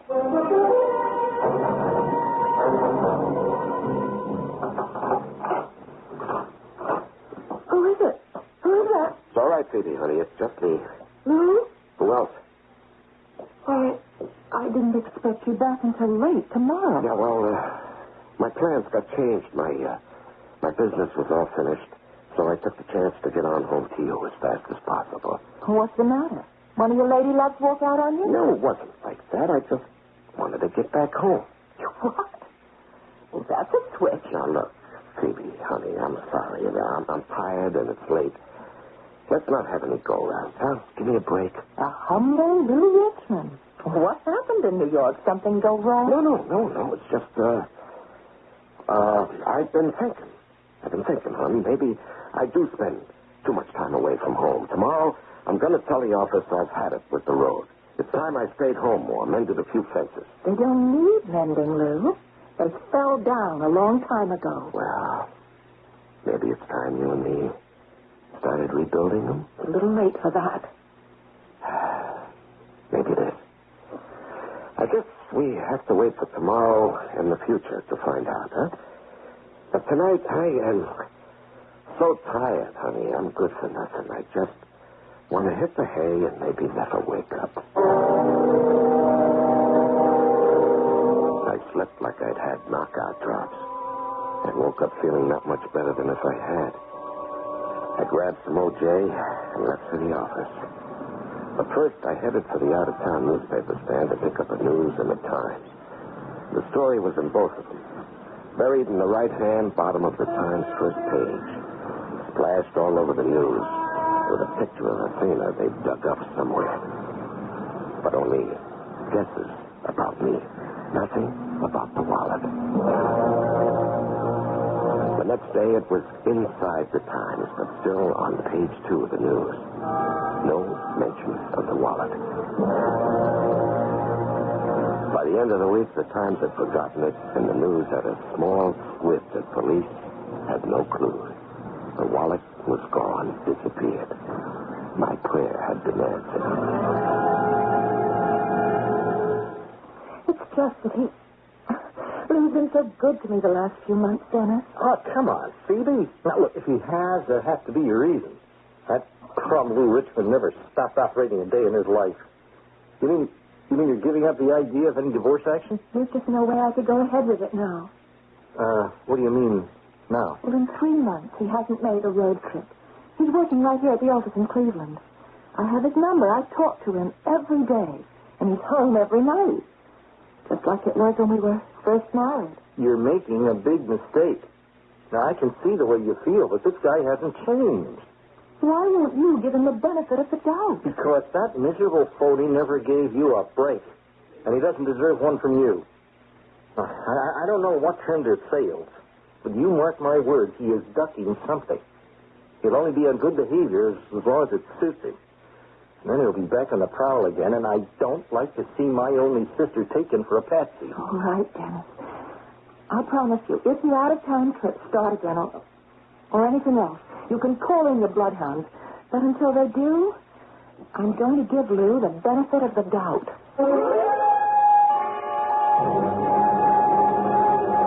The next month really drove me up the wall. The office routine had me grinding my teeth. And all the forbidden women around me with their skirts blowing in the wind really chimed my bells. What was worst of all was Phoebe suddenly making Dub's eyes at me again. So I made my decision. It was safe now. I'd gotten away with it. It was time to take the act on the road again. Sergeant Gwynn? Speaking. Who's this? Your New York buddy, Lieutenant Matthews. Hey. Hi, Mike. What's doing? Where you calling from? Where else? New York. Don't tell me you got a break on our old friend Phil the Flash. No such luck. Matter of fact, there's been no action for nearly 6 months. Now, I was just sitting here cleaning up the files, and I pulled his. Nothing new at all, huh? Not from here. You think killing that girl really brought him up short? Yeah, it seems that way. Anyway, we got too much else on the books to keep this active. Now, I'm going to have to bury our friend in the whole file. I hate to think of that bird getting away with murder. So do I. But what can I do without any evidence? If I can't find him, I can't move against him. You don't think sooner or later he'll pop up again? Between you and me, yes. Somewhere. Sometime. I just wish they hadn't ridden me off the case from upstairs, because my hunch is stronger than ever. What hunch? Remember I told you this boy was headed for big trouble to begin with? Well, now that he's committed murder and got away with it, one will get you 100. He's going to try it again. You're not going back on the road, Lou. I've got to. The office insists. Then quit your job. I can't do that. Why not? I have more than enough money for both of us. You've always half lived off me anyway. Well, I'll tell you one thing. It'll never be all the way. I'm not quitting, and I'm going back on the road. Dennis was right. You haven't changed. You just can't wait to get back to chasing again where it's safe. Well, you're not going to get away with it. Now, what are you talking about? You go back on the road, and I'm going to have a private detective on your heels wherever you go. You so much as look at any other woman, and he'll have the goods on you, and I'll divorce you so fast and clean, you'll be wiped out. So that was it. She meant every word she said. And I knew right at that moment that Phoebe had to go. I'd gotten away with it once. I could do it again. It was just a matter of figuring out how. But Phoebe was as good as dead. No way anyone could stop me. And that's when the roof fell in. Answer the door, will you? Who is it? How do I know? Police, open up. Police? Come on, open up. We know you're in there, Richmond. And don't try anything. The house is surrounded. What is it, Lou? What is it? Well, I don't know. I just don't know. Well, we better find out. No, don't. We've got to, Lou. Excuse me, madam. Detective Archer, Cleveland Police. No, don't you move, Richmond. We got you covered. All right, put the cuffs on him. Handcuffs? What are you doing? Are you, Mrs. Richmond? Yes? I'm sorry, but we're arresting your husband. What's the charge? Suspicion of murder. Oh, how did you know? Lieutenant Matthews here from New York will tell you that.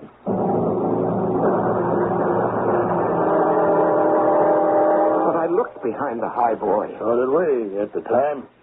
We missed it, too. Where was the wallet? behind the wooden backing. It was loose at the top. The wallet slipped down inside it, behind the drawers. The hotel just started to redecorate, and when the high boy was moved, they found it. Fortunately, the hotel manager recognized the girl in the picture as the one who was murdered and called the police in. We get your name and address from the wallet, of course. Oh, murder. Well, that's exactly what it was, Mr. Richmond. And I'm sure glad we caught up with you in time to make sure you had no chance to do it again.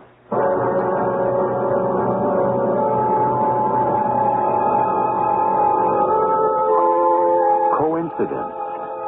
As I said in the beginning, if it weren't for coincidence, half the best stories in the world would never have happened. A picture taken at the wrong time, a damaged highboy, a lost wallet, and a hotel's decision to redecorate. If it hadn't been for all of them, Lou Richmond might have gotten away with murder as easily as he did with his impersonation of the famous photographer. I'll be back shortly.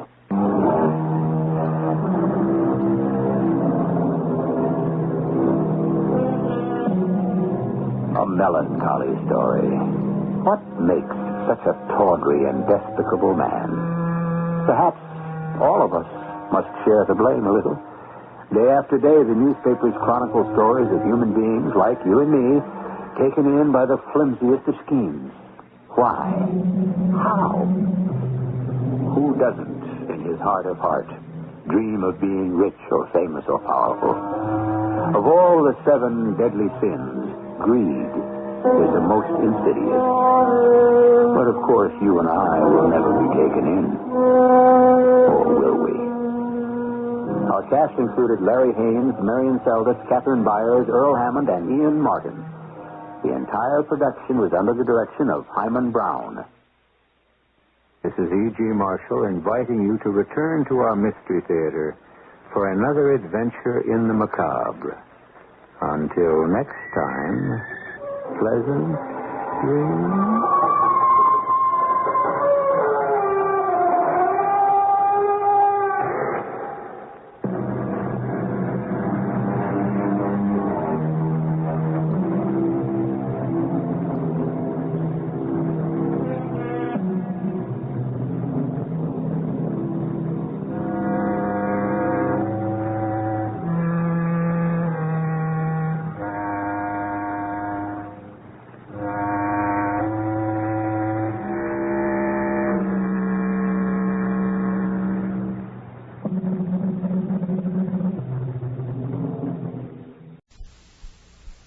This message was brought to you by the Unitarian Universalist Church in your community. The CBS Radio Mystery Theater presents...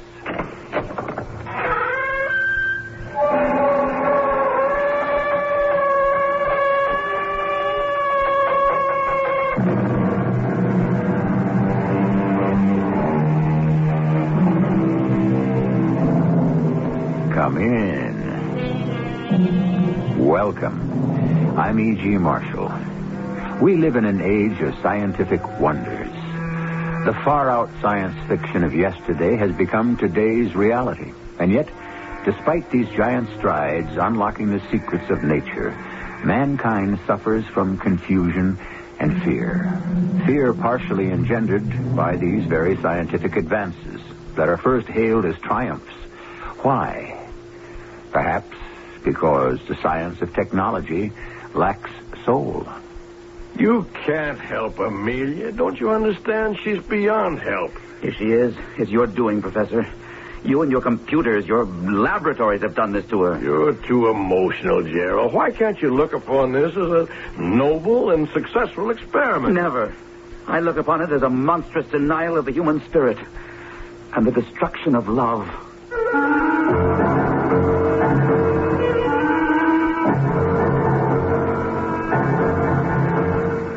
Our mystery drama, Life Blood, was written especially for the Mystery Theater by Murray Burnett and stars John Beale and Marion Seldes. I'll be back shortly with Act One.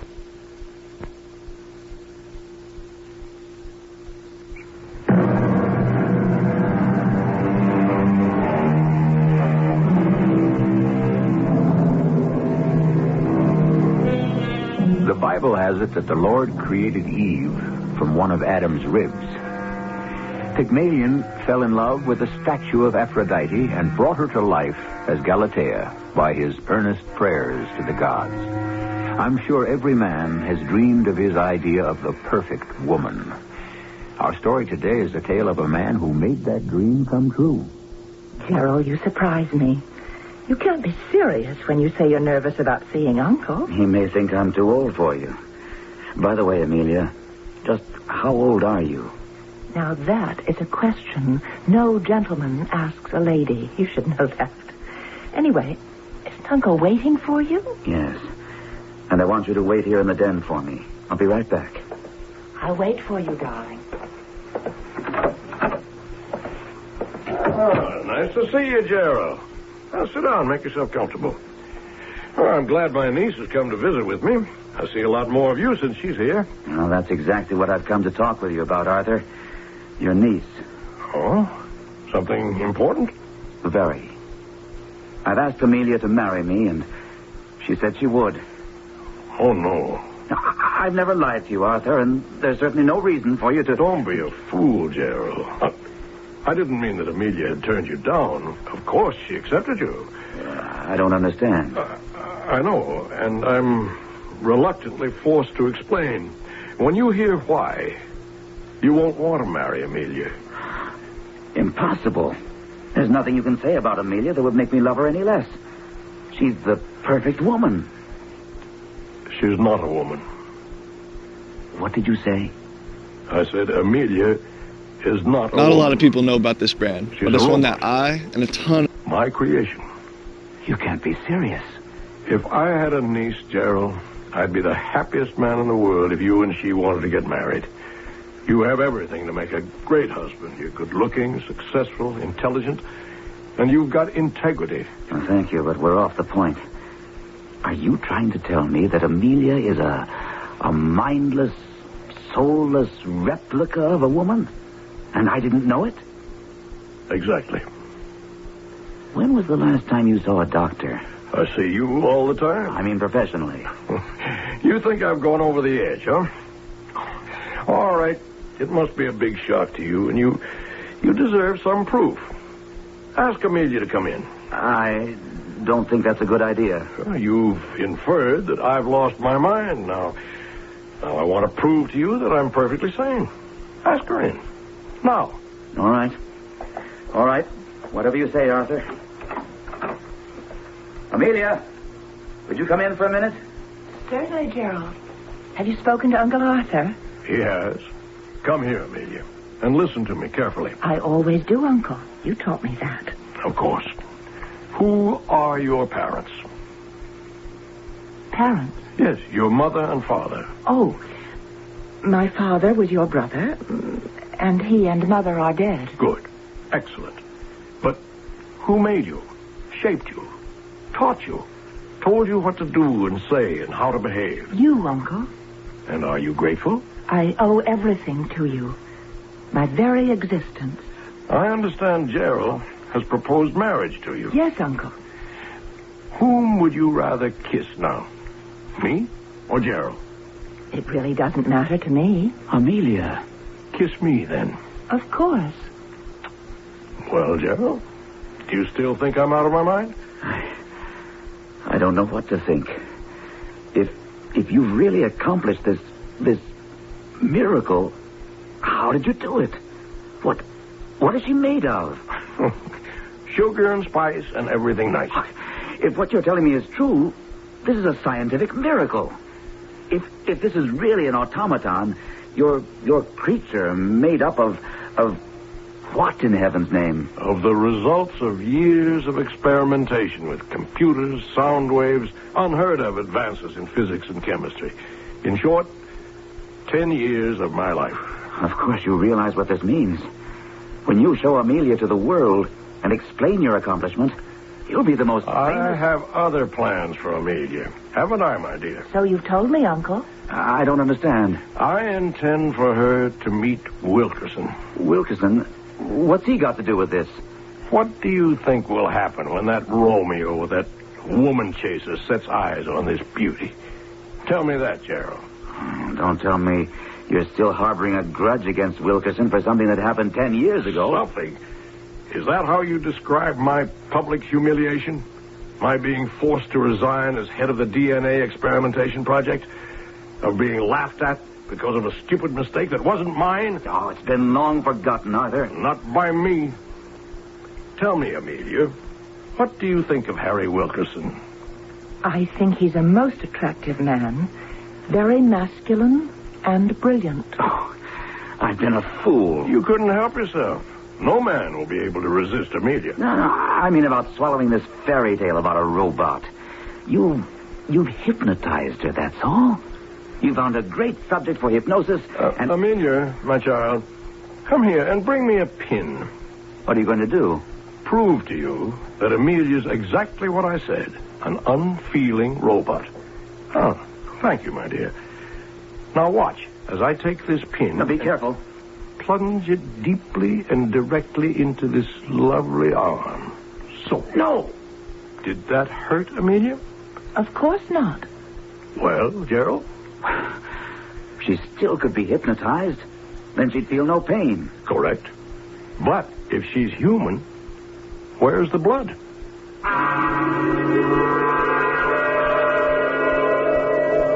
You all right, Gerald? Would you like some brandy?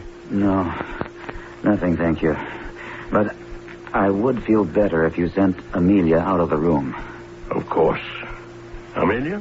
Certainly, Uncle. I'll be in my room if you want me. A computer. I fell in love with a computer. Oh, come on, Gerald. I assure you she's far more sophisticated and intricate than any computer. The most advanced computer is childish in concept compared to Amelia. Now you understand why I said no to a marriage between the two of you. I suppose I should thank you. But I resent the fact that you never told me. It was an experiment. I'm no guinea pig. Of course not. I never thought of you that way. But I did want a test. And now that you've seen how successful it was, you can help me by introducing Amelia to Harry Wilkerson. I've got to talk you out of it. Not a chance. Wilkerson's got it coming. For what? Because he failed to stand up and take the blame for a costly mistake on a project that was headed by you? It shows a lack of integrity, but it doesn't deserve the kind of punishment you have in mind. Then you admit it'll work. That Wilkerson will fall head over heels in love with Amelia. No, you're out of touch, Arthur. Wilkinson's already fallen. He's out of his mind about Nita Raven. The ballet dancer? Right. They're practically engaged. So you see that... I'll stack Amelia up against any woman in the world. I tell you, it won't work. You're so blinded by your need for revenge, you can't see it's you I'm protecting. That's interesting. I'll justify that. Lord knows what you've created, Arthur. I'm still in shock. But you think you've made the perfect woman. A creature of real flesh and blood. When, as you so graphically demonstrated, Amelia has no blood. And what do you think will happen when that fact is inevitably discovered? At the time, I thought I'd won the argument with my friend, Dr. Arthur Moore. But I underestimated the depth of the passion that drove this brilliant scientist. I'd also underestimated his genius. I'll admit I saw much less of Arthur than before, because I never again could feel at ease with the woman, the thing called Amelia. But a month or so after our conversation, he called and asked me over. I appreciate your coming in such short notice, Gerald, but I promised to make it interesting. You remember Amelia, of course. Of course. How are you, Amelia? Flourishing, thank you, Gerald. It's so nice to see you again. Arthur, I know you don't feel entirely at ease with Amelia, but I assure you her presence is necessary. Come here, my dear. Yes, Uncle. You remember, Gerald, you made a very cogent point the last time we discussed the makeup of our charming Amelia. I believe it had to do with blood. And now, I'm taking this needle. I really object to these demonstrations. They leave me feeling decidedly... For a physician, you're uncommonly queasy. I assure you, it won't hurt Amelia in the slightest. Now, I take the needle, soak, and behold, bright ruby red blood. See how naturally it flows? Good Lord, Arthur. What have you done? Eliminated the last obstacle standing between Amelia and her introduction to Wilkerson. Go put a bandage on that, my dear. Gerald and I have to talk. I will, Uncle. Is that real blood? Certainly. Would you care to take a sample for testing? No, I'll take your word for it. How in heaven's name did you do it? I'll make a bargain with you. You promise to introduce Amelia to Wilkerson, and I'll tell you how it works. I've told you, Arthur. I don't want any part of this. Wilkerson's engaged. It's definite. He gave Nita a ring, and the date for their wedding will be announced any day now. What's an engagement or even a marriage to a man like Wilkerson? The minute he sees Amelia, he's going to... Suppose I tell him the truth. I'm going to ask you not to. What I revealed to you was given in confidence, and to save you from humiliation. You at least owe me the favor of keeping quiet. But if this deception would... You owe Wilkerson nothing. And if he's really, sincerely in love with this Nita Raven, he won't do anything about Amelia. But if he does, doesn't he deserve to be taught a lesson? Well... I want your solemn promise that you'll keep this a secret between us. Well? All right. I promise. It's so easy to look back on things you've done and say you shouldn't have done them. But at the time, it didn't seem that too much harm could come from this mad scheme. I also thought that Arthur would have some difficulty in arranging a meeting between Amelia and Wilkerson. I found out quickly I was wrong. We live in a university town. The university has a large and extensive library, but there's also a smaller private library reserved for the use of a small group of scientists. It was there that Wilkerson first saw Amelia. Now, tell me what a beautiful young lady like you wants with that complex scientific treatise you have there. You must have brains equal to your beauty. Thank you for the compliment. But I'm taking this book from my uncle, Professor Moore. Professor Moore? My old boss. Really? Oh, yes. We worked together on a project some 10 years ago. Let me introduce myself. I'm Harry Wilkerson. And I'm Amelia Burke. You left something out. I don't think so. An adjective? You should say the beautiful... No. The ravishing Amelia Burke. I'm afraid you're an incorrigible flatterer, Professor Wilkerson. Harry. And I'm Amelia. Amelia? I need your help. I beg your pardon? I desperately need help. I absolutely must have some refreshment and some female companionship. Or I shall open my mouth and scream and be barred from this library forever. Oh, we certainly can't let that happen. Can we, Harry?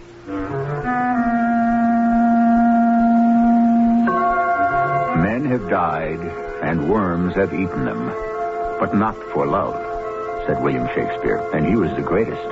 However, there have been a number of very fine writers who've written stories about gallant men who have died for love of a woman, but none that I know of who have perished for a robot, at least not yet.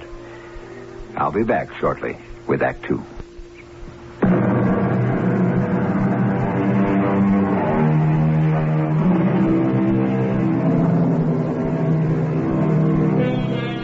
Femme fatale abound in history and literature.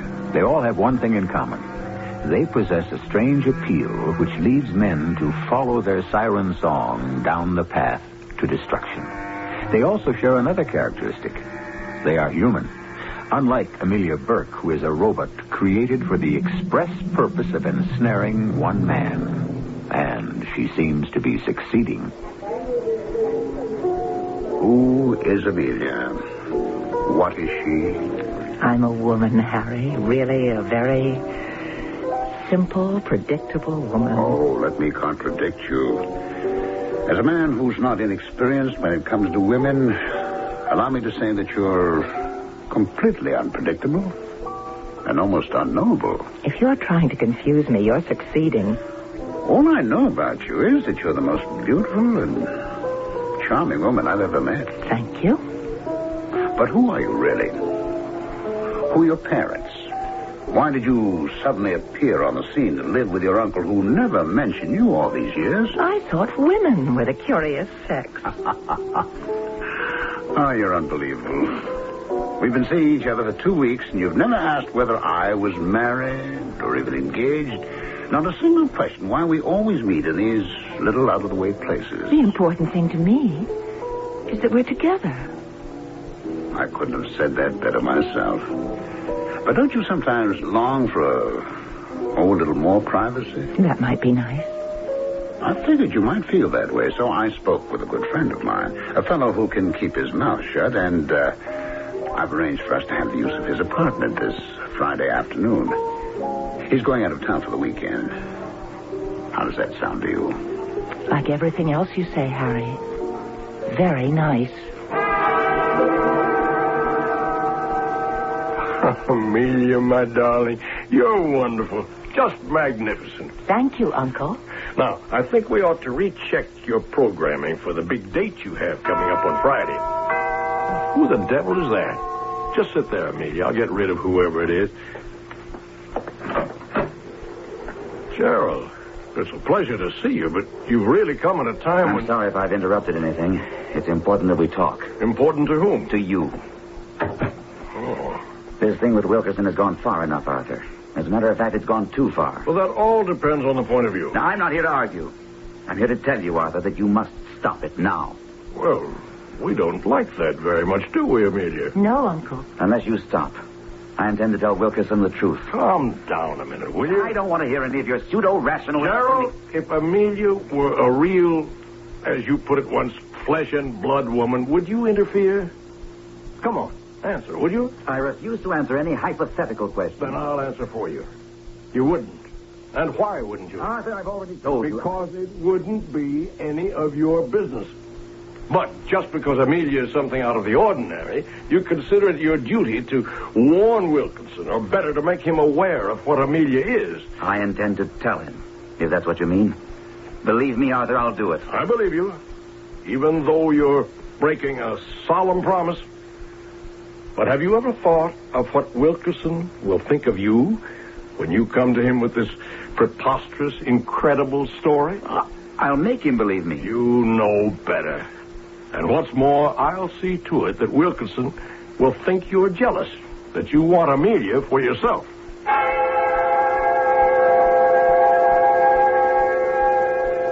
When I left, I knew that it was a stalemate. Arthur was right.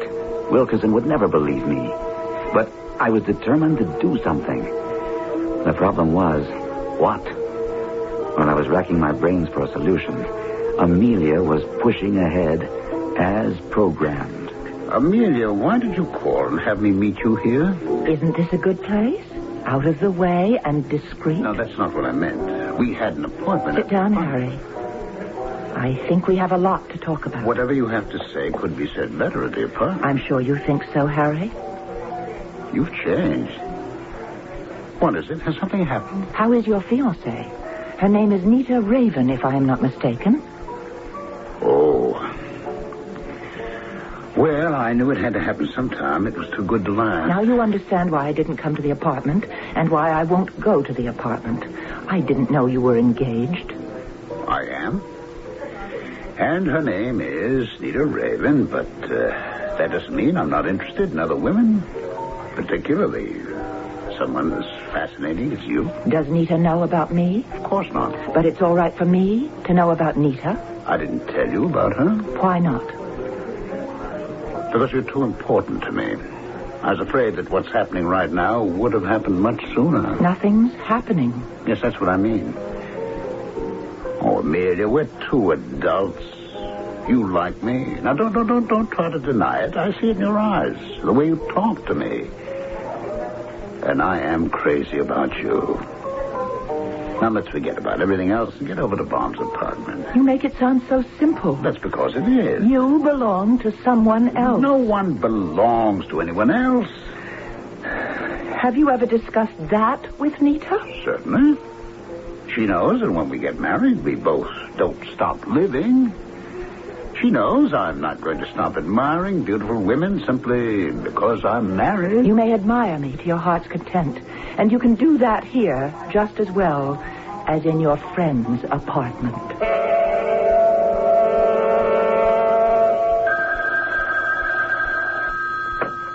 Hello? May I speak with Amelia, please? Who's calling? Harry Wilkerson. Oh, Harry. You I'm said, sorry, but Amelia doesn't... we have regular live stream collections of old-time radio shows on our Chesterton Radio YouTube channel. This is an example. https://youtube.com/live/DJ4-ITBME. These live streams play shows randomly from a single folder via OBS. Can you create a list of the shows in a complete live stream along with a link to each specific show on our channel? All the shows on the live stream are also on the channel individually. That would help viewers of the completed live streams find specific shows and would allow them to know what shows are in the recorded live stream collection. Absolutely. That's a great idea for making your content more accessible and user-friendly. Very nice. Extract all the shows that were played during the live stream. Oh, you're something else. You really are. You refuse even to speak to me for 3 weeks, and then I finally get your uncle to bring you to the phone. Well, look, I've broken my engagement to Nita. Poor Harry. I don't want your sympathy. I want your love. My love has to be earned. Don't you think I've earned it? These past 3 weeks, I did everything I could to put you out of my mind, and look what happened. I don't know. Oh, I'd be driving to my laboratory. I'd see a blonde head in a taxi cab with another car, and... Well, I couldn't wait to pass the car to make sure that it wasn't you. Do you know how many times I run across the street because I thought I caught sight of you on the other side? You sound angry. Well, I am. This never happened to me before. Not even with Nita? Let's forget about Nita, shall we? How did she take the news when you told her the engagement was off? I did not come here to talk about Nita. I'm here to tell you that we're having dinner every night this week and that we're spending the weekend at Lake Ferris. We're invited by some friends of mine who are anxious to meet you. I have plans for the weekend. Cancel them. I'm afraid I can't. Oh, really? I can break an engagement, but you can't even change an appointment? You seem to be under the impression that I asked you to break your engagement. Look, I think it's time we level with each other. You never asked me to break my engagement, but you made it perfectly clear that the only way we could have any relationship was if I gave up Nita. I was honest with you about my feelings. You can't fool me about yours. I know you're attracted to me. You going to deny that? No. I am attracted. All right, now we're making progress.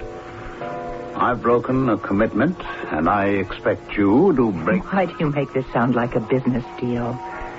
I thought you were more romantic. Well, I'm upset. I've never felt this way about any woman in my life, and at the same time, there's something about you that bothers me. I think you made a mistake. What? You've changed. When we first met, you were relaxed and happy. You made it clear you liked me. And you hoped I would like you. I did. Well, now you're a different man. Uptight, grim, distracted. I think you feel guilty about breaking your engagement.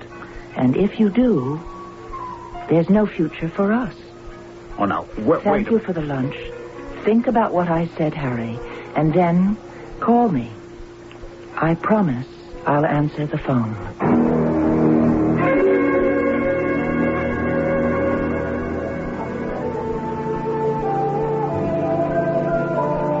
Someone so hung up on romance, you don't dance very close.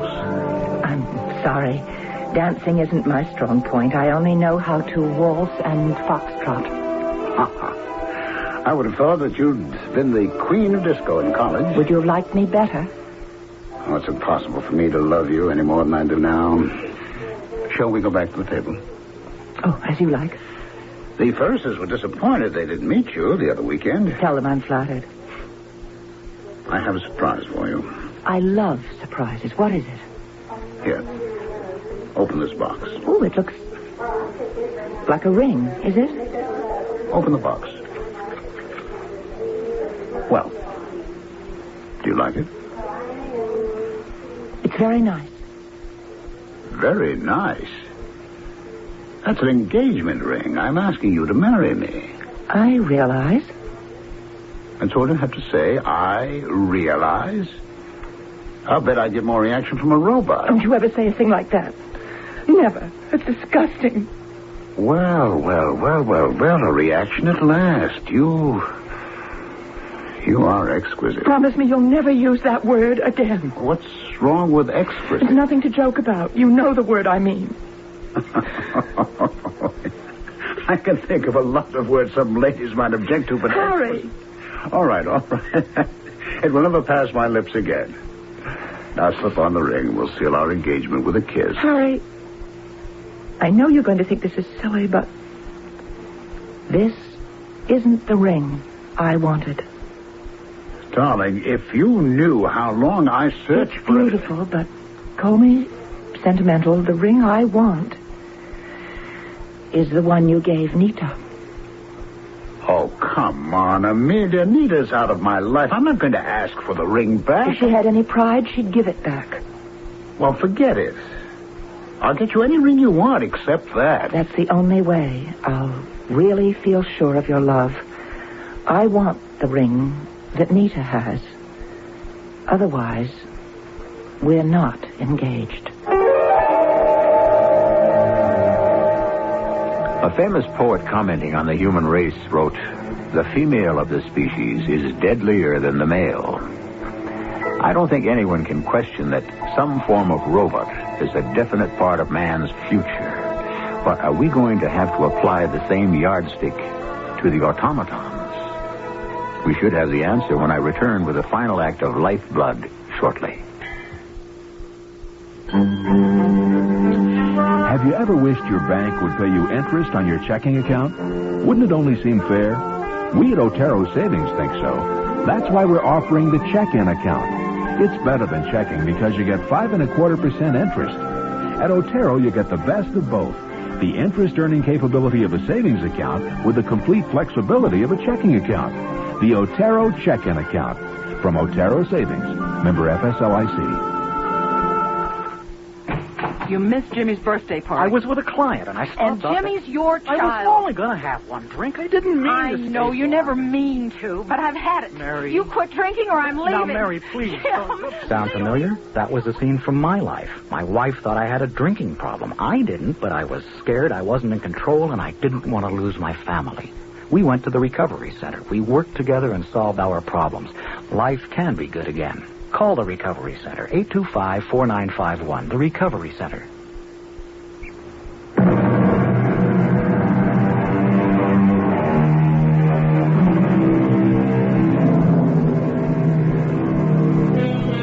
Perfection is the goal of many driven people. The fact is that absolute perfection is unattainable. It should be, because if you stop to consider, life with a perfect man or woman would be rather formidable. Harry Wilkerson doesn't think so.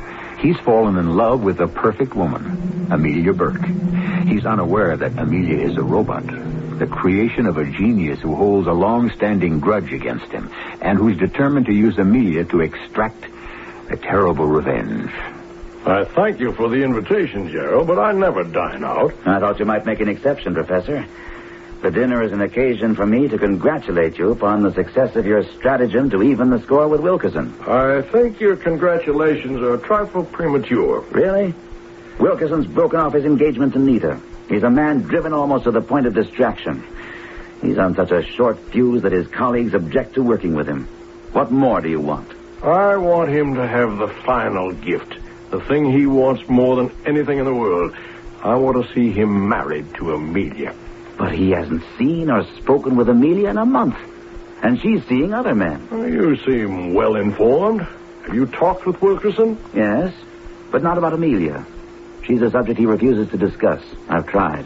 I don't understand this sudden revival of interest in Amelia on your part. Arthur, you produced a robot so perfect that she can pass as a woman. Now that's a scientific miracle. I'm your best friend. Yet I haven't the slightest idea of how you did it. In my position, wouldn't you be curious? Well, this is my life work. You're a physician, and quite frankly, the process is so complicated, it would take weeks for me to explain the various intricate and even dangerous steps I use to create the finished product. Well, couldn't you simplify parts of it for me? I'm not asking you to divulge the secret of how you simulated the marvelous skin, or how you solved the problem of the blood that seems to course through her veins. But her responses are what fascinate me. How do you program her so that her answers to questions follow a logical train of thought? I'll give you a hint, Gerald. Stimuli. Everything in nature responds to certain stimuli. And they, in turn, trigger other responses. That's logical, but vague. And that's the way I intend for it to remain. I'm opposed to the deception you're practicing. It isn't only Wilkerson who has fallen under the spell of this mindless robot, but now she's deceiving others. That is what They're fools, all of them. And that's exactly the point I'm going to prove. That's how I'll get my satisfaction.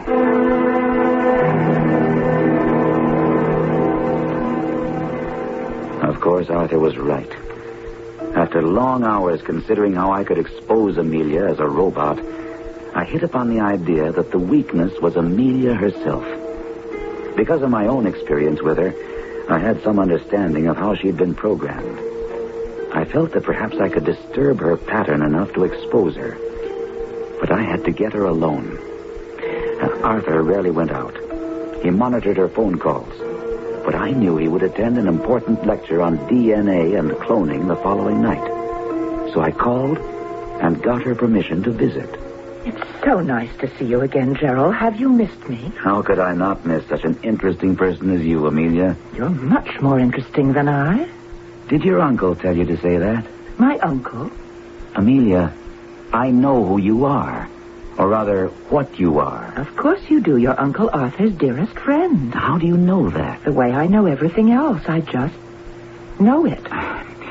Well, what do you and your uncle talk about? Can't we talk about us? We can. But I'd rather have you tell me what you and your uncle talk about. We don't talk about much. Are you fond of your uncle? I love him. I owe him everything. What do you do when you're alone with him? Mostly we listen to records. What kind of records? All kinds. Music, talk. Oh, lots of talking records. That's how I learned to dance. Talk or music? Both. That's how you learn everything, then? Through records? I beg your pardon? Don't you think it might be nice if I made some records and we listened to them? I'd enjoy that. Oh, excuse me. Hello? Oh, Harry, what a delightful surprise. Of course I mean it. I mean everything I say to you. Oh, that's ridiculous. We're not playing a game. There's no winning or losing. Of course I missed you. Yes. Yes. I'll be there. Was that Harry Wilkerson? Yes, and he has wonderful news. I'm sorry, Gerald, but I must leave now. I'm going to meet Harry. You can stay and wait for Uncle if you like. I'm sure you understand.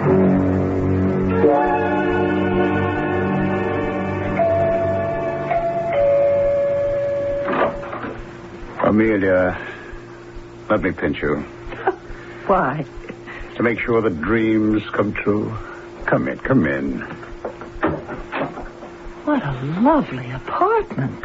I told you you'd like it. Oh, why the devil did it take you so long to get here? Think of what we've been missing. Think of the happiness we've lost. It can't ever be. Don't you have something to show me? Huh. All right. Hold out your hand. There. That's what you wanted. Oh, yes. You know what's amazing? It even fits. Amelia, with this ring, I thee wed. Oh, Amelia, I need you so desperately. When are we going to get married? Whenever you like, my darling. Well, isn't the lady supposed to set the date? Oh, I suppose so. I'll have to speak to my uncle. I wonder how he'll feel about your marrying me. He wants what I want and what's best for me. Oh, if you knew how I missed not seeing you this past month. I thought the loneliness would gradually disappear, but it only got worse.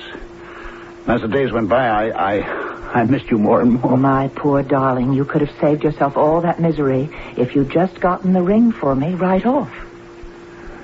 That was the most difficult and painful thing I've ever been faced with. Did Nita try to... Oh, Amelia, I love you. I've proven that. I'm warning you. The subject of the ring is taboo.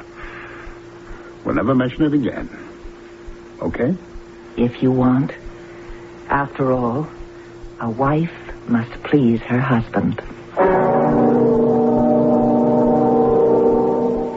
Arthur, I'm here to check on a rumor that I hope is false. Well, if it's about Amelia and Harry Wilkerson getting married, it's true. Have you any idea what a hell's brew you're compounding? Harry Wilkerson is no robot. Whatever you may think of him, he's a human being with feelings and sensibilities. You're becoming hysterical. Wilkerson's forthcoming marriage to Amelia is none of your business. That you persist in making it so leads me to conclude that you're not entirely over your early infatuation with Amelia. Oh, you really believe that, don't you? Of course. And as Amelia's creator, I can understand it. She was designed to be irresistible and also controllable only by me. She was created to please men, and she has. Arthur, I implore you, as a friend, as someone who has your best interest at heart, give up this insanity. I know you're sincere, Gerald, but nothing you say or do will make me change my plan. And what happens when inevitably, at some time in the future, Wilkerson discovers the truth about Amelia? Now, that's an interesting speculation. I'm looking forward to that day. What do you suppose he'll do? I have no idea. But what will you gain? If you told Wilkerson the truth now, wouldn't that be humiliation enough for him? And satisfaction enough for you to know that you have so completely fooled a scientist like Wilkerson that... Save your breath, Gerald. Nothing you say will stop me from walking down that church aisle tomorrow to give the bride away.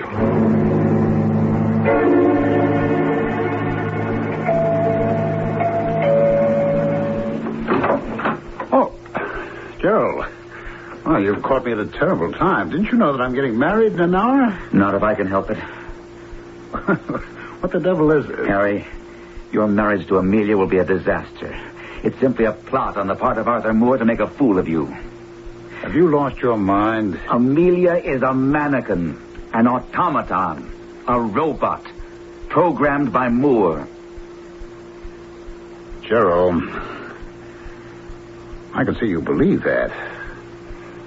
I'm sorry for you. I don't know what's caused this aberration, but I'll prove it to you. Look, I'm meeting my best man in 45 minutes. I'm already late. If you're a scientist, you'll at least let me prove the truth of what I'm saying. Well, how do you propose to do that? And just meet me at the church in half an hour. But don't let Arthur Moore or Amelia know that you've arrived. I conceived a wild plan, but it was the only thing I could dream up. I raced to the church, praying that Moore's eagerness would have him bring Amelia early. When I saw I was right, I stopped in the minister's study briefly, and then entered the room where they were. Gerald, what a surprise. Come to say a last fond farewell to the beautiful bride? Something like that. And also to ask you... No more pleading with me to... Oh, excuse me, I see that I'm wanted in the minister's study. I'll be right back, my dear. And don't be too nice to our dear friend Gerald. Amelia, come with me. Where? To meet someone you know and like. Quickly now. Harry, my darling, don't you know it's bad luck for the groom to see the bride before the wedding? That's an outdated superstition, Amelia. All right, Gerald, get on with it. I'm warning you. I've come prepared. Get on with what? Amelia, do you like me? Of course, Gerald. Very much?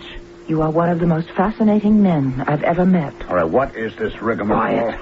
Amelia, will you kiss me? Of course. Now, wait Shut up. I'm giving a scientist's proof. Kiss me, Amelia. Amelia, you're truly a lovely, bewitching creature.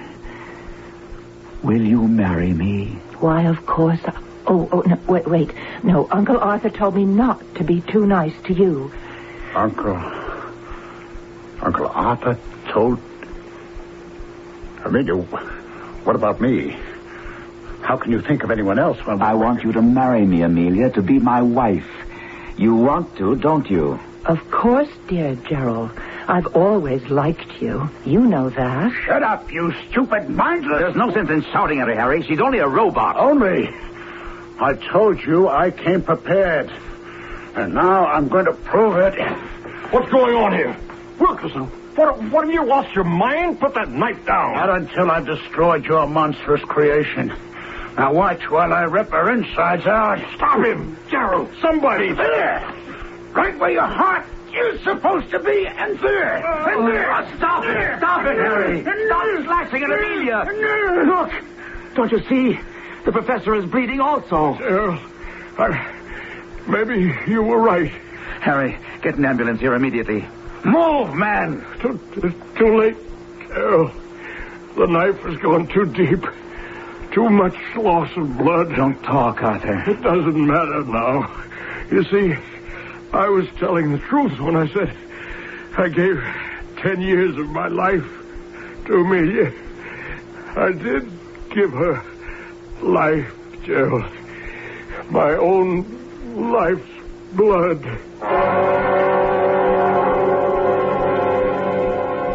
The story never made the newspapers. When the coroner told the district attorney that Amelia was indeed a robot, the state felt there was no way they could prosecute Wilkerson for murder or even manslaughter. Until now, I've kept quiet. But I never stopped wanting to tell the story to the world.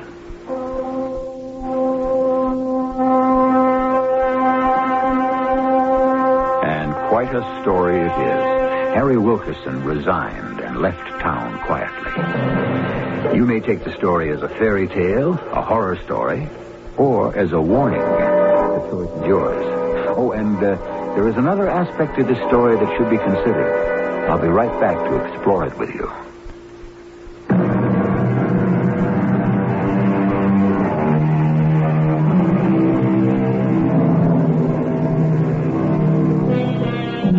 We know that the district attorney felt the state couldn't prosecute Harry Wilkerson for the murder of a robot. But if it was indeed Wilkerson's knife that was responsible for the lifeblood seeping from Professor Arthur Moore, could that perhaps be construed as murder? Or at least manslaughter? For you lawyers in the audience, a pretty little legal problem. One for which I should be grateful for your guidance. Our cast included John Beale, Marion Seldes, Ralph Bell, and Gordon Gould.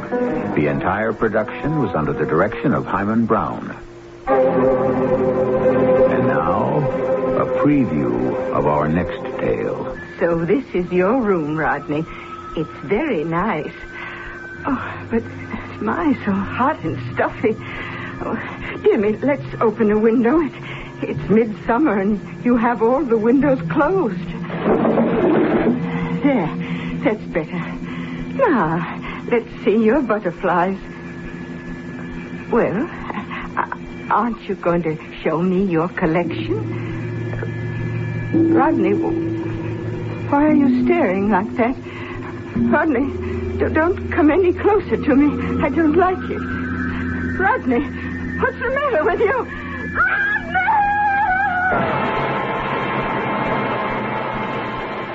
This is E.G. Marshall inviting you to return to our Mystery Theater for another adventure in the macabre. Until next time, pleasant dreams.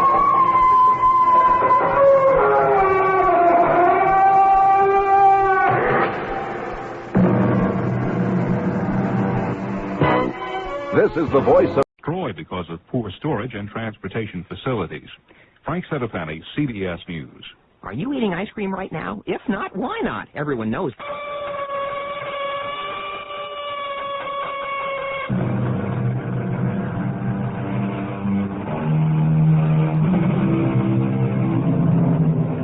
Come in. Welcome. I'm Tammy Brown. I have a confession to make, which I admit is not the way to raise the curtain on a mystery theater presentation, where confessions are usually reserved for the end. All my life I have been intrigued with the Empress Josephine, not only because she manipulated Napoleon, but because of her addiction to reading the cards. I also love the way she dressed. It is said she actually directed her life according to what the playing cards foretold.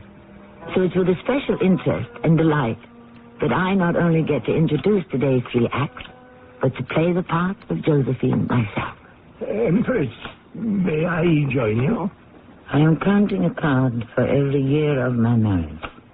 Star. Moon. Sun. 10. 11. 12. I am up to 12, dear. Josephine, you have been married for 13 years. 13. I don't think 13 is my lucky number. I don't dare turn over the last card. Oh, my dear girl, what could the cards tell you? That Napoleon and I'd rather not know. I want a few more hours of not knowing. The end.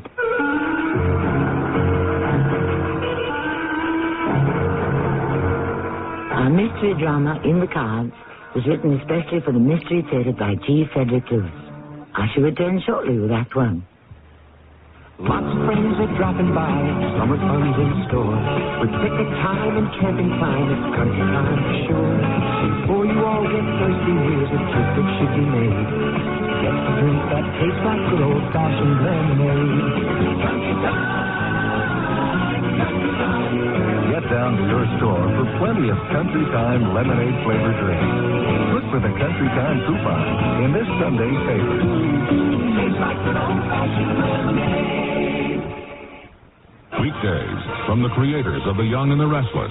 It's Capital, Desire and Passion set behind the marble curtain of power in Washington, D.C. Then follow the lives of people searching for their place in the sun on Guiding Light. And stay tuned for glamour and laughs as Bert Convy brings you celebrity couples and their hilarious secrets on Tattletales. You never know what Tattletales will tell. That's Capital, Guiding Light, and Tattletales. Weekdays on CBS television. Check your local listings for the time.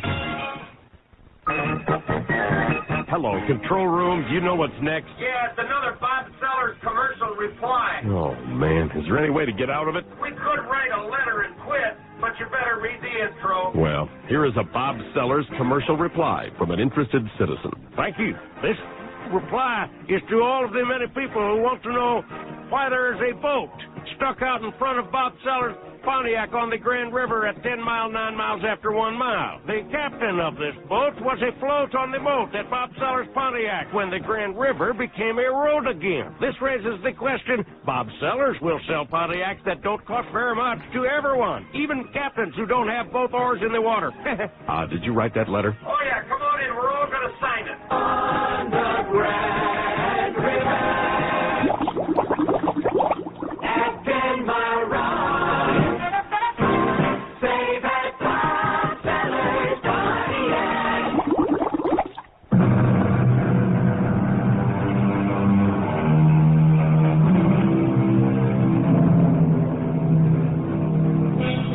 It was the last day of the French Revolution. The wife of a viscount sat in her cell reading the cards. Suddenly she went white. On top lay the card of death. The guillotine fell, and with it the head of her husband. Today we might say the cards had nothing to do with it. The lady's husband happened to be in the wrong place at the wrong time. But in 1794, Josephine believed the cards always foretold her fate. Josephine, stop looking in the cards. There's nothing there but numbers and pictures. Teresa, that's not true. On this table is the future, the present, and the past. In the old days, when my husband was still alive, he'd say the future lies in your own hands. Certainly not in the cards. Don't you understand? I need to be doing something. Make my fingers move. Let my thoughts follow the cards. Otherwise, I couldn't stand waiting in this cell here in the Bastille. So far, we have escaped death. But for how long? See? There it is again. The card of death. Who will be next? You or I? Oh, how can you be so calm, Teresa? My dear, it is a tragedy to lose one's husband, as we both have. But we must believe for us there's a tomorrow. Every time I shuffle and cut, there it is. The card of death, black and forbidding. Besides, I don't mourn for Alexandre. You know very well when he was in the cell next to ours, that was the closest we have ever been in years. Yes, I mourned for the death of a fine man who had his faults, but not for a husband. He was no husband to me. Cards or no cards, I know we'll be spared. I do believe it. I believe the good Lord will stop this massacre.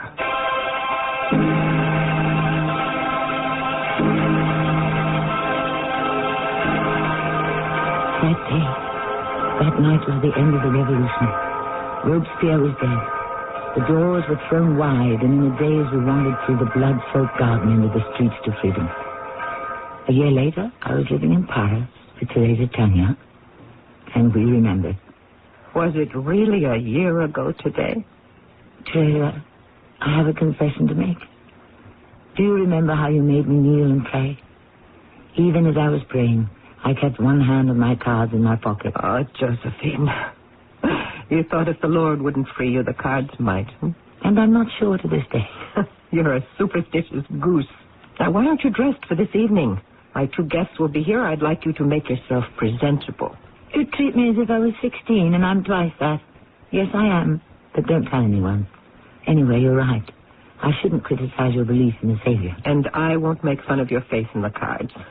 We've plenty of time to philosophize about our escape, but only half an hour to prepare for this evening. Now, hurry. Oh, and Josephine, I have been through your closet and removed all the black dresses and all the black veils. A year of mourning for your late husband is enough.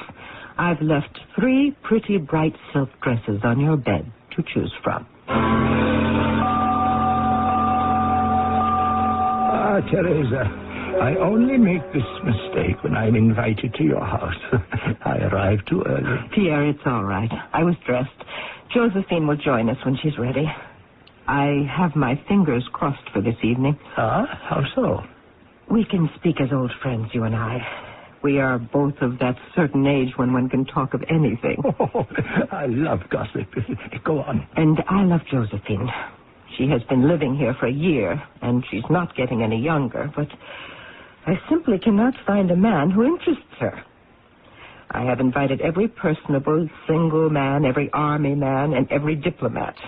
When the evening is over and I say to her, Josephine, what did you think of so-and-so? Do you know what she says? What do I say, Teresa? Josephine, have you been listening to our conversation? Of course. How else am I going to find out what you think? Good evening, Pierre. Ah, my dear. Oh, I'm glad you've given up wearing those gloomy clothes. Ah, you see, Josephine, what did I tell you? Teresa, when the right man arrives, Josephine will know it. What do they say? Once bitten, twice shy? My first marriage to Alexandra was a disaster. So now I'm being a little more careful. That's why, after an evening with a gentleman, I consult my cards. It is they who tell me this man is a fool, that man is a knave, the third a charlatan, and so on. There is such a thing as being too particular. The man with no faults hasn't been born. And remember, you're not 16. When I was, an old negress at home in Martinique looked in the cards and told me I will be Queen of France. Oh, really? Did she? But, she said, you must always listen to the cards. When I met Alexandra, I paid no attention to the cards. I wanted to leave our little island. I wanted to live in Paris. So, now you trust the cards? More than I trust myself. It's hopeless. I don't know why I bother. Because, dearest Teresa, you cannot abide to see a woman without a man. Who have you invited this evening beside this flattering old painter? Someday, my child, I will paint your soul, and you will no longer make fun of my age. I have invited a general. His name is Bonaparte. Oh, Lord. Another army man. You're all so exceptionally dull. I sincerely hope to be the exception. Madame Vallière, good of you to invite me to your soirée. General Bonaparte, I am overcome with confusion. Please, don't be, madame. The lady is quite right. We, who live by the sword, have forgotten how cutting the tongue can be. I like that. That was well said.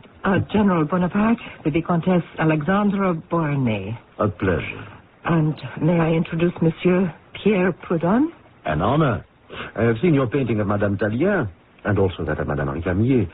They are as beautiful as the ladies themselves. I take it all back. The General has the gift of words. And, Monsieur Proudhon, if I ever marry, I shall most certainly hope to commission you to paint the portrait of my wife.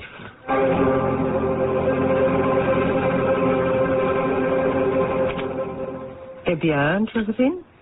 Eh bien, what? You spent practically the whole evening talking to the General. Now I find you in your room dealing out the cards. What do they say? So far, nothing against him. We're very alike, you know, he and I. In a way, I was born on an island, and so is he. Corsica. Well, that's a beginning. What else do you have in common? That's all so far. But who knows? Napoleon. Now, isn't that a terrible first name? Napoleon. I like it. It's unusual. He's a strange man. Absolutely impales you with his eyes. Did he talk about himself? Not much. I'm afraid I did most of the talking. I must have said some very amusing things. He laughed quite a lot at what I was saying. He'd be an excellent catch. He is handsome. Not as tall as I'd like a man, but I'd say commanding. That is the exact word for him. He has just been named Commander-in-Chief of the Army. Now, what do the cards say? Whatever it is, I'm too tired to understand. I had a lovely time this evening today, though, and I do thank you. If I can in any way assist you to fulfill the prophecy that you will become the Queen of France, my dear, I couldn't be happier. Your Bonaparte would need several promotions before he became king, don't you think? Oh, Josie, go to bed. Argue with your dreams. That night I did dream. There was Napoleon Bonaparte. We were being married. For some reason, I was crying. When I awoke in the morning and reached down for my slippers, there was the King of Hearts on the floor, face up. I knew it was true. It was a sign. My darling Josephine, you are going to be the first lady of France to spend her honeymoon on the battlefield. I am? Why am I? I have kept a secret from you, my sweetheart, because I did not wish to give you any excuse for delaying our marriage. But now that I have carried you over the threshold and you are mine, how does the idea of a honeymoon in the midst of battle strike you? Strike is the word. I haven't even taken off my wedding veil, and a honeymoon on what battlefield? Where? Italy. What would I do in Italy? You would be with me. We leave in 2 days. I can't leave Paris in 2 days. Husband, be reasonable. Give me time to think about it. You don't love me. What a thing to say the day of our marriage. Then why don't you wish to be with me as much as I wish to be with you? Don't you think it a little mad that I should follow you and be with you in the midst of fighting? No, I don't. Not at all. Do the other soldiers have their wives with them in battle? No, of course not. Would you approve of it? It's not possible. There are thousands of troops. So? But there is only one general. Myself. I see nothing strange in a newly married commander-in-chief having his bride with him. And suppose these Italians you are fighting should fight back? Oh, they will. And a bullet or a cannonball should hit me. Ah.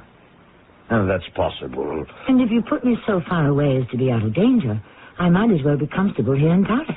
I hadn't thought of that. Then think of it, my darling little Corsican, and help me off with my dress. It's about time we stopped talking and behaved as married people are expected to behave.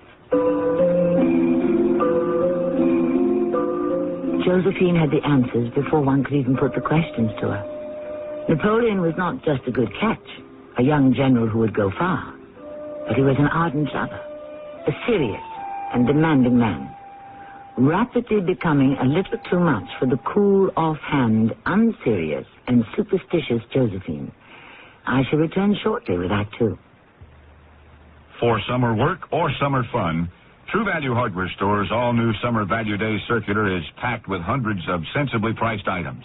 Hi, Pat Summerall to suggest you enjoy the cooling breeze of the Galaxy 9-inch oscillating fan, now just $16.99. Then protect and beautify wood siding, fences, and more with True Test Select Latex Redwood Stain, now just $3.98 a gallon. Find these values and many more in the Summer Value Day circular and at participating True Value Hardware stores and home centers.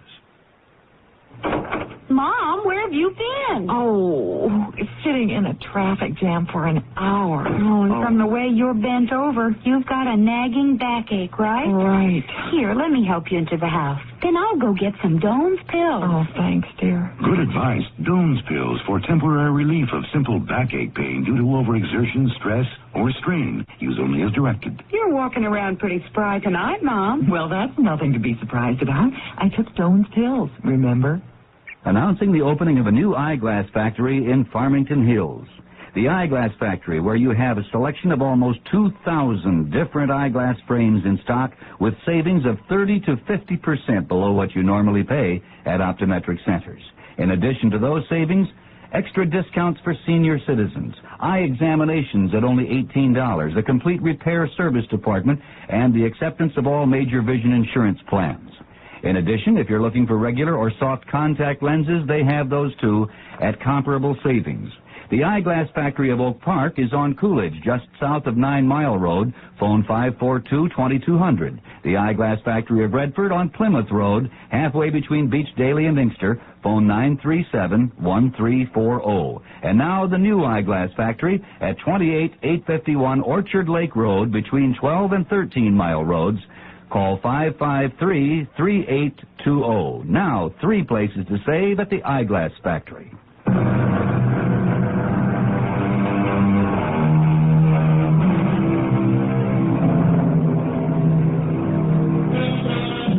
What Josephine Bonaparte wanted most in the world was to be acknowledged the most fascinating and adorable creature of Paris.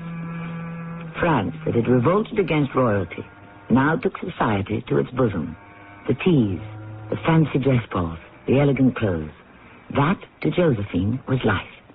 And this silly man, this Bonaparte, whom she had unthinkingly married, he was getting to be a nuisance. Teresa, this is ridiculous. Every day he writes me from his tent in Italy. I answer him as often as I can, and still he complains. If I write him I'm trying to be gay, to forget how much I miss him, he won't have that. If I tell him I'm sad, he doesn't like that either. Josie, you are married to power, a willful and strong man. Listen to this. When I imagine you're sad, my heart is torn. When I think of you as gay and amusing yourself, I reproach you for having no profound emotion, for having forgotten our painful separation so soon. Josie, you don't know how lucky you are. When my dear Jean was alive, he never wrote to me. Teresa, a general or not, the conquest of Italy or not, I must make Napoleon realize that I'm not a slave and that we are equal. What are you talking about? And equality begins with friendship. My next letter will be warm but friendly. Instead of addressing him with the familiar tu, I shall write vous, just a wee bit more formal. I think you will get the drift of it. I hope you're right. His love letters are strangling me. I wouldn't push him too far. I'm not pushing. We hardly know one another. Courtship is not a marriage. And I can tell you this, Teresa, the sooner a man knows his place in a woman's life, the happier they will both be. Joseph! Joseph, come here. Yes, brother. What is this woman doing to me? 4 days with no word, and finally, this letter. And do you know how she addresses me? I have no idea. Vous. Vous. The way I would write to a politician or the army supply sergeant. Vous, she says. I've just read this. I'm ashamed to show it to you. It's a letter as cold as friendship. Napoleon, you are capricious. Yes, you are. You've been saying that Josephine's letters oppressed you, or they were too giddy, or they were too sad, or too happy, and you wished something colder. But not this cold. This gives me the icy chill of death. We were married so quickly, that's the trouble. I had no time but to fall head over heels in love with the woman. And then I had to leave her 48 hours later. Well, when the Italian campaign is over, you will be back in Paris for as long as you like. Who knows how long the Italians care to go on fighting. It could be months. It could be years. She makes it so difficult for me, Joseph. You have no idea. How can I concentrate on battle formations with that woman on my mind? You'd give up now? Leave Italy? I have no such intention. But she is putting me through torture. You are doing that to yourself. Life was so simple before I met her. Why doesn't she say what I want her to say in her letters?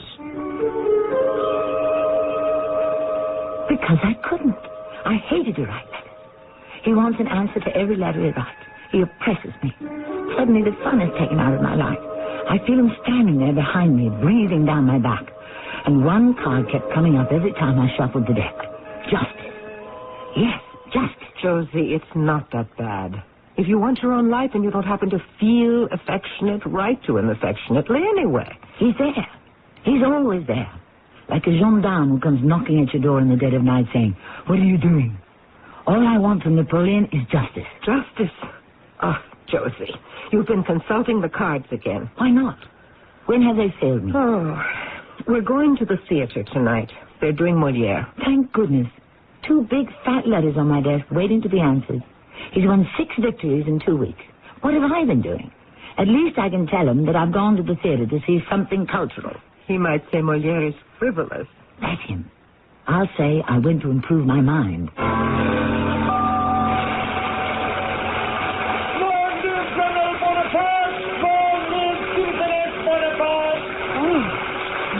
Will you look at the audience? I am. They're all looking up here at us in the box. Isn't it lovely?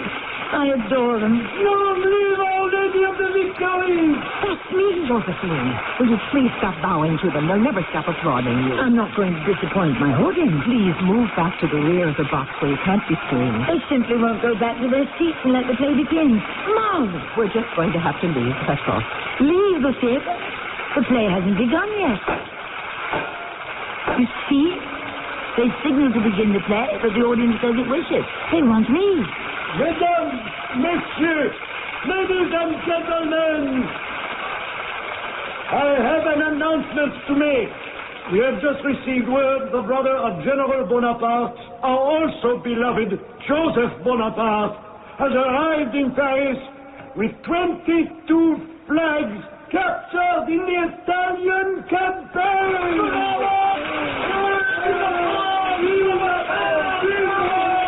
Well, I'm next. 22 flags and they go berserk. What about me? I'm here in person, right up here in the box. Teresa, I don't wish to see Molière in the company of such an ignorant audience. Let's go home.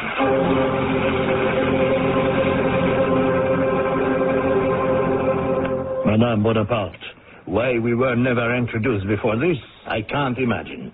However, I am here now. Napoleon charged me with delivering the captured flags to the Directorate and to urge you to come to Italy. To come to Italy now? Madame, preferably yesterday or the day before. He realizes it's a long trip, and he wishes you to take it in easy stages. Joseph, I can't. You're saying, I won't, but my brother will not accept I won't for an answer. He is a very jealous man, and your letters have not pleased him. So he had decided you must come to Italy. So don't say, I can't. It's true. Joseph, you don't know me very well. In fact, you don't know me at all. When I say to you I cannot travel to Italy at this time, that is exactly what I mean. The doctors won't permit it. You are ill? I wouldn't say ill, but I'm in poor health. Well, I am very sorry to hear that. My brother had no idea. I haven't written him yet. The doctors have only just confirmed it. Oh, have they said what was wrong? Without being indelicate, I can say I am subject to certain discomfort. Come in, Teresa. You know Joseph Bonaparte? Yes, we have met, but it was long ago. Oh, as I think I remember your dear husband, Madame Tallien. I was just telling Joseph about my condition. You were? Why, it is impossible for me to join Napoleon in Italy. Oh, don't let me interrupt you. You were telling me of the doctor's opinions? I don't want to make much of it. After all, it happens to all married women at one time or another. I suffer from a certain nausea, which I understand all women suffer from at the beginning of a pregnancy. Oh, of course, yes, I understand. When I return, I shall be delighted to give Napoleon the news.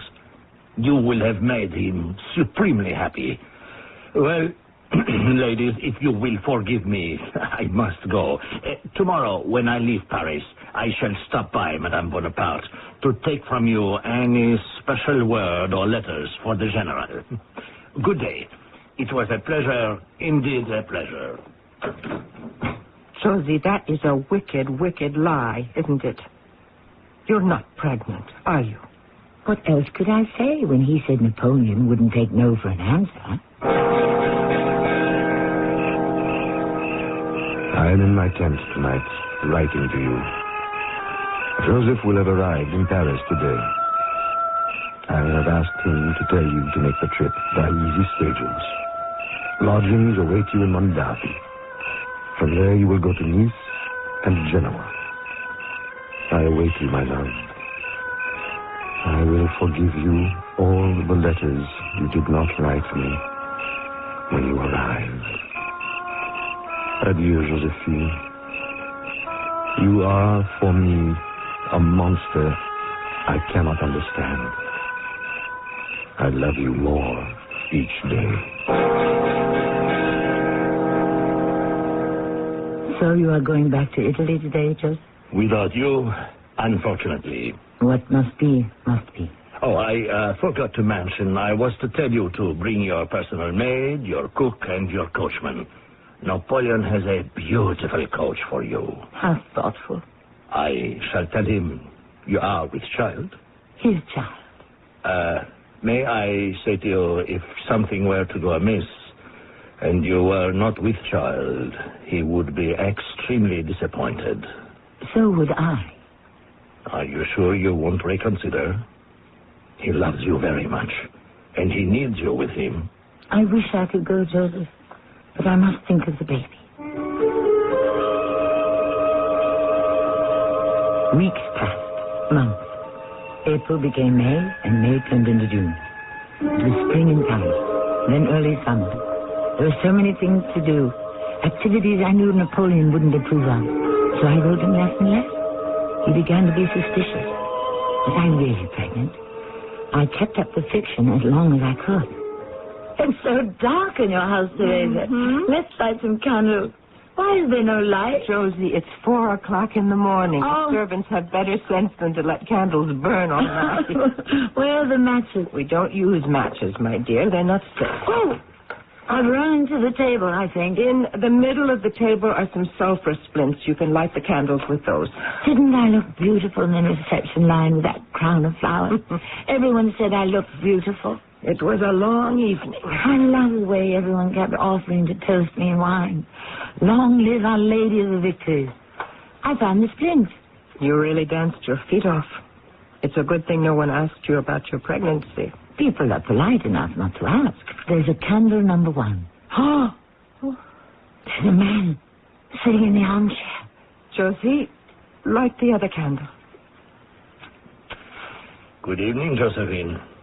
Oh, it's Joseph Bonaparte. You gave me such a fright. Tell me, how goes your pregnancy? What? Oh, let me sit down. I feel faint. Teresa, may I have some wine? Have you been waiting here long, Joseph? Well, I arrived in Paris this morning. Heard there was to be a reception at the Luxembourg Palace, so I went there this evening. I saw our little mother prancing about, doing the gavotte. Very lively for 4 months pregnant. Teresa, please, some wine. There isn't any, and it's too late to wake the servants. So I came directly here to Teresa's to wait for you. I'm very tired. We'll talk in the morning. Don't you wish to inquire after your husband? Of course. Please forgive me. But finding you here like this, so unexpected, I'm not myself. What would you like me to tell you about Napoleon? Nothing, really, because I know everything. I know which battles he has fought. We correspond a great deal. He writes a great deal. I write him all my doing. In your last letter, you made my brother believe you were in some danger. Did you had 3 doctors constantly at your bedside? That is why he sent me to Paris. He is very worried. But I see no evidence of danger or illness. Joseph, you're not going to tell him that. Well, it wouldn't be news to him if I did. Other people write to him about you. But he gave me a letter and asked that I read it to you. My dear one, you have not written to me. You were too ill to write. The little child was staring so hard within you that he hurt you. Madam, if you detect a certain irony in those words, you are right. I have decided I shall no longer permit myself to be mocked. You will be in Turin on the 10th, and on the 12th you will be in Milan, where you will wait for me. Your loving husband, Napoleon. The 10th? That's only days away. Teresa, what will I do? Go to him. Tell him the truth, everything. Beg his forgiveness. I cannot. He doesn't know me. You don't know him, Josephine. My brother told me he will resign his commission and come straight to Paris to be with you. If you don't leave for Italy immediately, Napoleon will be here before the end of the week. Josephine wept with despair, but managed to attend the farewell party the following day. Then, with a dog, her personal maid, and Joseph Bonaparte, she set forth by coach for Italy, and her husband she couldn't fool any longer. I shall return shortly with Act 3. Lots of friends are dropping by, summer fun's in store. With picnic time and camping time, it's country time for sure. Before you all get thirsty, here's a tip that should be made. Get a drink that tastes like good old-fashioned lemonade. Country time. Get down to your store for plenty of Country Time lemonade flavored drinks. Look for the Country Time coupon in this Sunday's paper. Tastes like good old-fashioned lemonade. For over 3/4 of a century, Buick has enjoyed a reputation for having fine, luxurious cars. We're very proud of that. It's a reputation that grows every year. 1982 was no exception. There was the introduction of the new century and the small Buick Skyhawk. And while each Buick lives up to the name, there are refinements and improvements on everything from the full-size Electra down the line. You see, the Buick reputation isn't just something we ride on. It's something we build on. Today, we're talking to the official bullhorn operator for the recent Detroit Grand Prix. Hello. What exactly was your job at the Grand Prix? Well, I got to shout important things to the drivers like, "Gentlemen, start your engine!" Or, "Hey, stop it, your car's on fire!" Well, now that the Grand Prix is over, what will you do? I'm using my bullhorn to tell everyone about Harmony House's big Motor City tune-up sale. Now through the 30th, Harmony House is waving the checkered flag on their entire stock of $6.94, $7.94, and $8.94 albums. Pick up any one of them for just $5.94. Tapes $6.47. Hey, that's a sale. Yes, and there's comparable savings on higher-priced albums and tapes, too. So, tune up with the music that makes Detroit feel rock and roll capital. Bob Seger, Ed Nugent, the Motown sound. Thank you. $6.94, $7.94, and $8.94 albums for just $5.94 at Harmony House. Okay, that's enough. Tapes just $6.47. Please. I'm out. Oh, will you knock it off? Harmony House's big Motor City tune-up sale. Now through June 30th at all 14 Harmony House locations.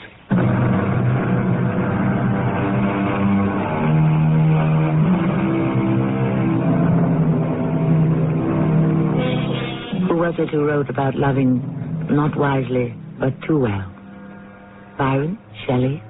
It was Shakespeare, yes, describing Othello. The soldier who, as I think of it, was not unlike Napoleon. This is no everyday romance, but the love of a man who did more to change the face of Europe than anyone before or since. For a dozen years, Josephine's sweet talk tantalized and infuriated Napoleon, but gave him no son, no heir. For France, 12 years was too long to wait. The unfortunate fact is, Pierre, Josephine is not able to have a child. Yes, how the wheel turns. I remember many years ago when they were first married, how she used pregnancy as an excuse not to be with him. Oh, is he back from Vienna? I am told so. Another victory. Complete over Austria. And Josephine, how is she? I haven't seen her in months. She's in seclusion. Yes. She knows divorce is in the air. But Napoleon must have his line carried on. That's always the trouble with monarchy. When we were a republic, briefly, didn't matter what family you belonged to. It was the party.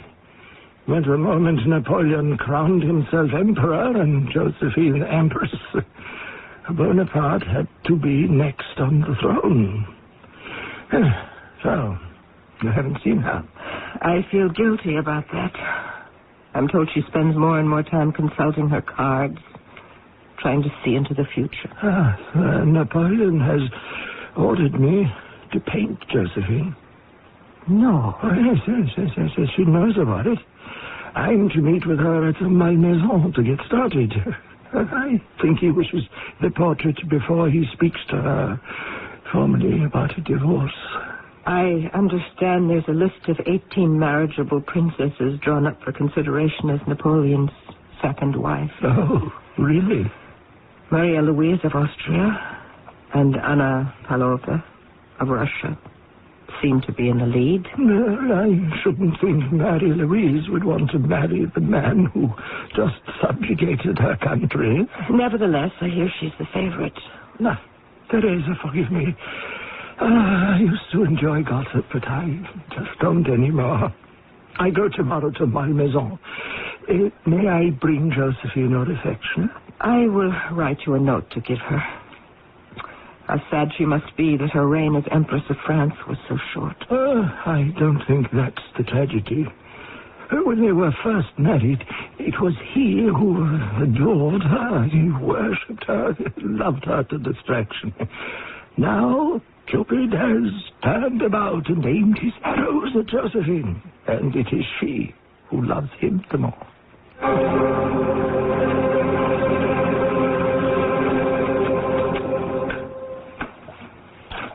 Fool, juggler, empress, emperor, devil, judgment. Empress, may I join you? Wheel, strength, lovers. Pierre, come in. Thank you. I'm counting a card for every year. Star, moon, sun. I'm up to 12 cards, one for each of my 12 married years, Pierre. Yes, but you've been married for 13. What have you heard from my husband? Victory in Vienna. It's true. 13. But I don't dare turn over the last card, even though, you know, I can almost see through the back of it. Josephine, what games you play? It's no game. It's a warning of the future. So be it. I am not a coward. I've told a lot of untruths in my day, but I was never a coward. Of these 3 cards, the first one I will turn over will be either justice, the hanged man, or death. Then what would that mean to you? Death is death. I've seen the card before, and people I've known have died before. Justice, to me, would mean, I suppose, what is just to me, in my eyes. That Napoleon will not insist on a divorce. And the third, the hanged man, that could very well be a hanged woman. Josephine, the former Empress of France. Before you turn anything over, could we agree on something at a time, a place? We certainly can. The painting. I am ready to begin. We will sit by my favorite brook as often as you like. Your Highness, thank you. May I leave? Aren't you going to stay while I turn over the 13th card to see what my 13th year has in store? Yes, I'll stay. The hanged man. Oh, my darling Josephine, how wonderful to see you again. I can't tell you how delighted I was to receive your invitation to Fontainebleau. It was selfish of me, but I'm glad you're here. I saw the portrait Pierre did of you at Malmaison. It's fabulous. I hope Napoleon liked it. You haven't seen him, then? No. But his handiwork is everywhere, even in this room. But let's not talk about that. Let's talk about the old days. Do you remember when we went to the theater in Paris to see Molière, and how the audience got up and applauded and cheered? Of course I do. I can see you throwing kisses to them. Long live Our Lady of Victory. Long live Citizeness Bonaparte.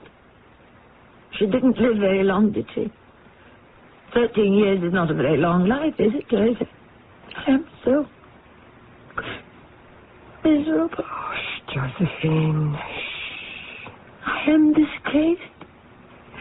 I am being punished. There is no disgrace. The divorce is only a matter of state. France has an emperor, and the emperor must have a son. I know that. I know what Napoleon wishes to avoid. I know all the good reasons why he must have a son. And Marie-Louise or Anna, whatever her name is, I can never pronounce those Russian names. They are young enough. They can both give him dozens of boys. But just the same, France or no France, my husband is punishing. I can't believe that. Napoleon loved you tremendously and will always love you. Let me show you. Do you see this door? Yes. This door connects my apartment. There is a secret private staircase that connects his apartment to mine. We always used it. But it doesn't connect to anything anymore. It's been sealed up. Have you asked why? Did you hear what I said? I said it's been sealed up because it doesn't want to have anything to do with me anymore. Not even to look at me.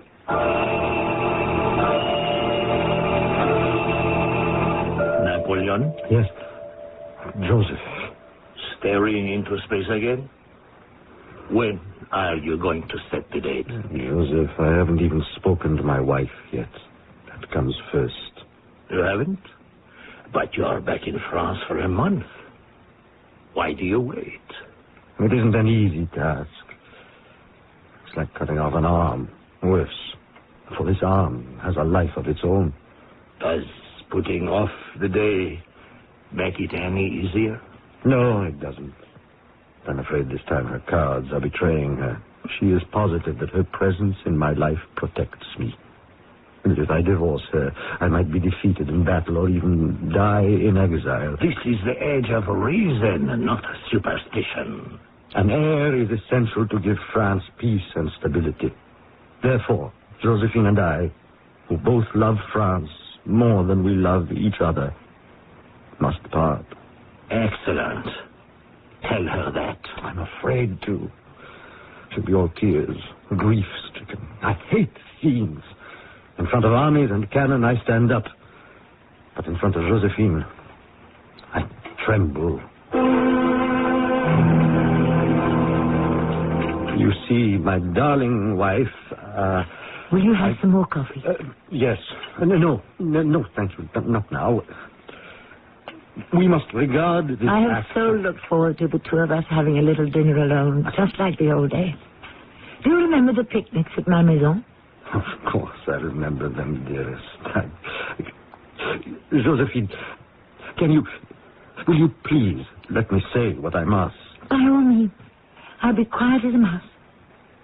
Our divorce, what we are about to do, I regard as a kind of sacrifice.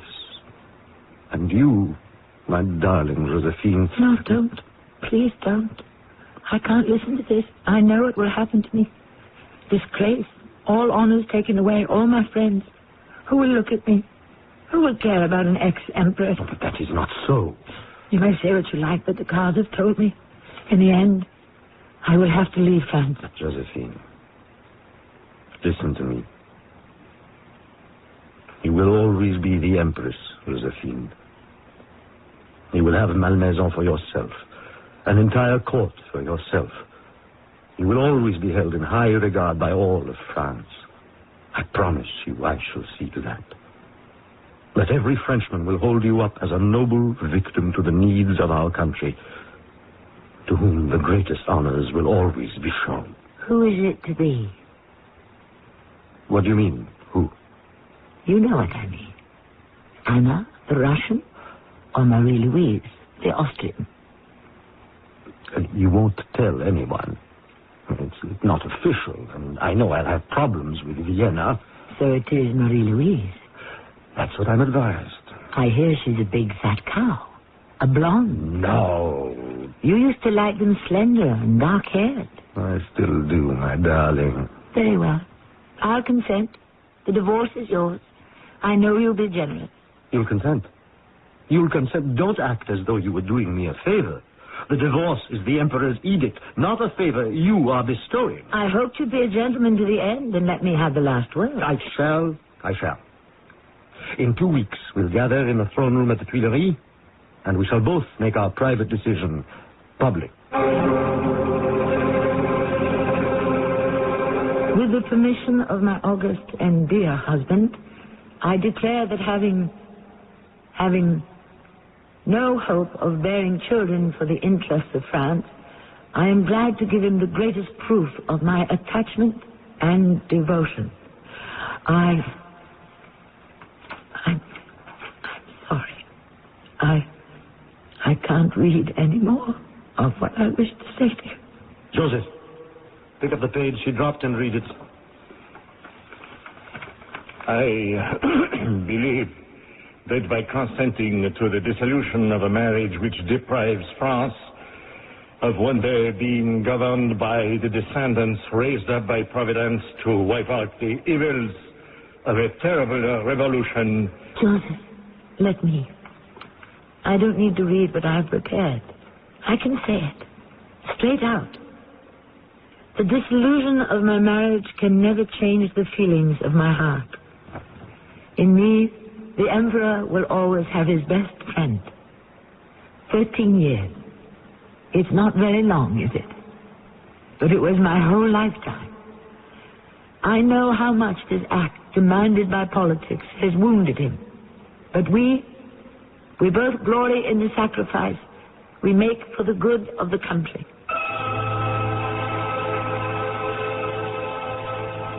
I loved him. I did love him. But something in me always prevented me from showing my love to him the way he wanted to see it. The following day, the dissolution of our marriage was proclaimed to the Senate. I retired to my beautiful maison, but I was never happy there again. Too many memories.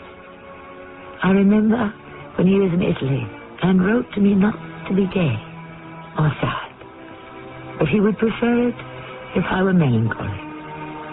I didn't know how to be melancholy then, but I do now.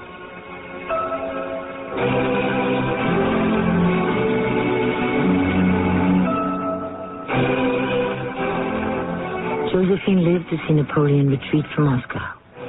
She lived to see him abdicate. She did not live to see his Waterloo. But to the end she consulted her cards every day. Strange. Because she found no happiness in what they foretold of the future. Her contentment lay only in remembering the past. I shall return shortly. If you've been putting money aside, you can almost see inflation eroding its buying power. Unless it's earning high interest rates or substantial dividends. And right now, thanks to Dreyfus Liquid Assets, even a small investment can profit from the currently high interest rates with complete cash availability. Think of your Dreyfus Liquid Assets account as an income-earning investment with free checking privileges. Privileges that allow you to pay bills and still earn money till the checks clear. You can even withdraw all or part of your cash by phone. There's never a penalty, never a sales or withdrawal charge.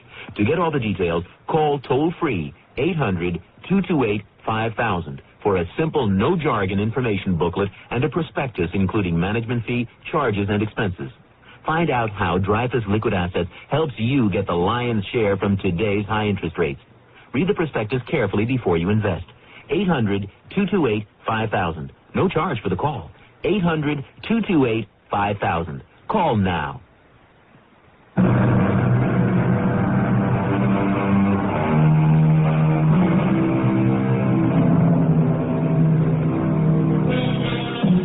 This graceful and extraordinary creature, Josephine, was strong and independent, and her bittersweet love affair with her husband is proof that Disraeli was right when he said, "Man is not a creature of circumstances. Circumstances are the creatures of men." So can you blame me? Now you know why I just had to portray the fascinating Josephine. And as time goes on, I hope to play for you many more of my favorite characters of history and fiction. Our cast included Terry Keane, Louis Turenne, and Earl Hammond. The entire production was under the direction of Hyman Brown. Have a pencil ready for an offer from the Journal.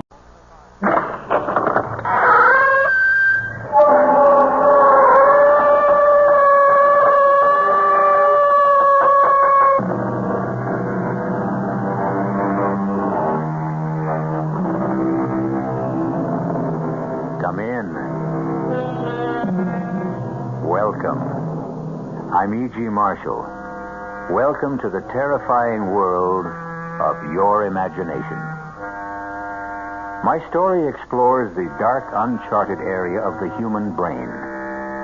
Despite medical research, scientists admit that there is much that is still unknown about the flesh and blood computer which guides our conscious and unconscious lives. Let us listen as Colonel Edmund Plant of the CMI warns Dr. Gentry what dangers exist when we attempt to control this complicated human mechanism. Let me explain, Doctor. Your patient, Kent Hatcher here, may be a time bomb. We have no idea what was done to him. But we do know, from other cases, what to expect. You mean, brainwash? Perhaps. It's very likely Kent may have been subjected to deep and continual hypnosis. His mind washed as clean as a sheet of white paper, then programmed to commit some terrible act against his own people.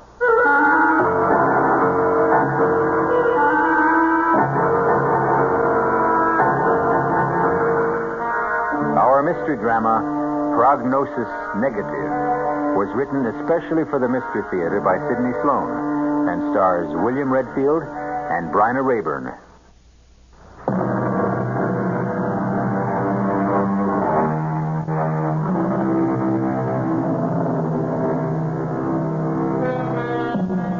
Colonel Edmund Plant was on an unpleasant errand.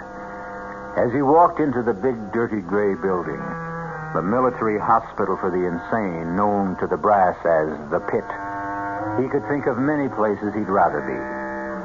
But this was a duty he had to perform, part of his job, and he wanted to get it over with as fast as possible. I hope this won't take too long, Dr. Gentry. No, not too long, Colonel Plant. All we need is your official identification. We've been able to identify him from his fingerprints, but the official rules call for your observation and signature. I know. Right this way. We've got him in a private room because of his condition. Yeah, here we are. Step inside, please. I'll speak to him. I don't know if he'll respond. Kent, can you hear me? Colonel Plant, your commanding officer, is here to see you. You want to talk to him? 6, 5, 3, listen to me.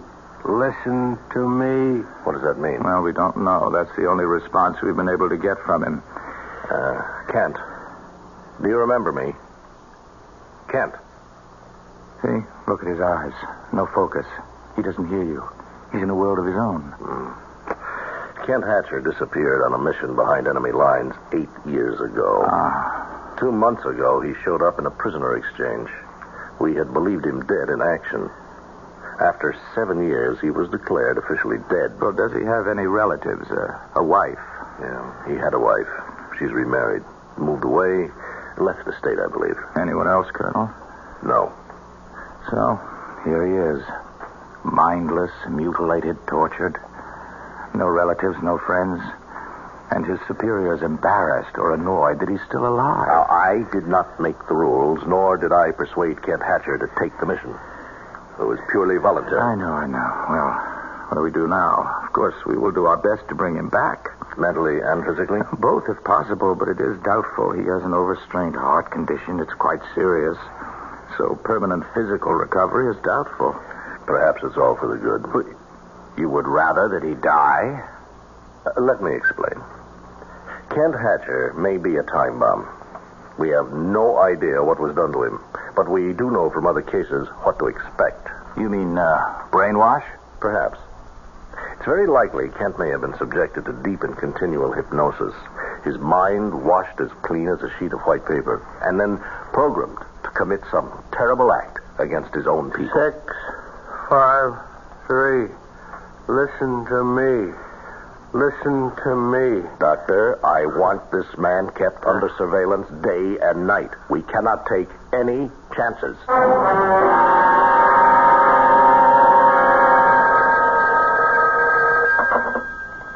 CMI, Colonel Plant here. Oh, Colonel, this is Dr. Gentry. Paul Gentry.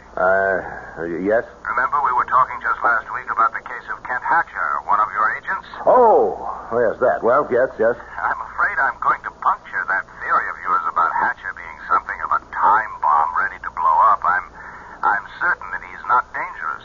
On what do you base your findings? Well, he's been under intense treatment and has begun to respond very rapidly. He's mild and cooperative. He's almost childlike. I see. I've reduced the guard to 1 8-hour shift, midnight to 8 in the morning, and at all other times he is constantly in the hands of our nurses and therapists and other personnel. Well, you are something of a gambler, Doctor. What, gambler? Taking that kind of a risk. No. I don't think so. Doctor, has it occurred to you that this entire mild convalescence may have been programmed into the mind of this man to throw you off guard? Oh, nonsense. I know a harmless man when I see one. To leave him unguarded is taking chances with the lives of many people. Heaven only knows what has been fed into his receptive and willing mind.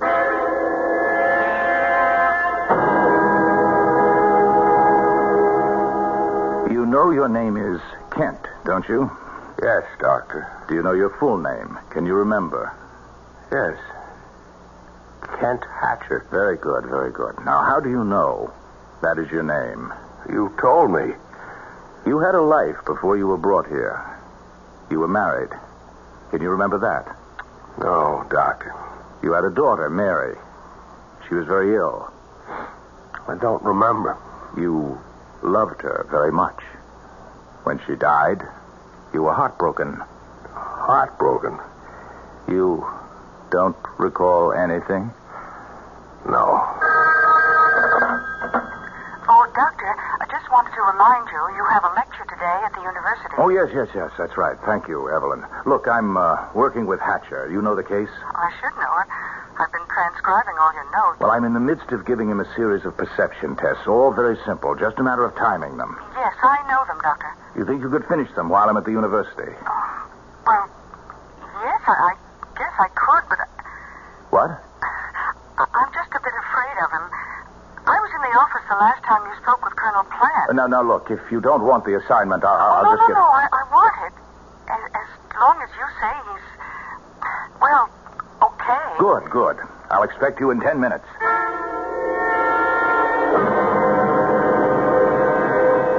Excellent, Mr. Hatcher. Excellent.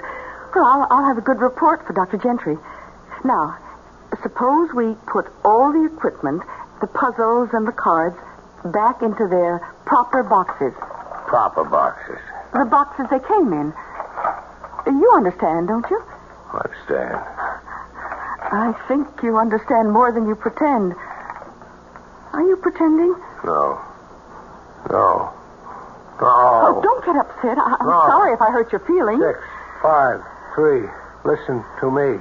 Listen to me. Please, 6, sit down. 5, we have more 3. to do, more games to play. Me. Please. Now. Stay back. Stay back. Now. Please, Now. stay with me. Now. Please.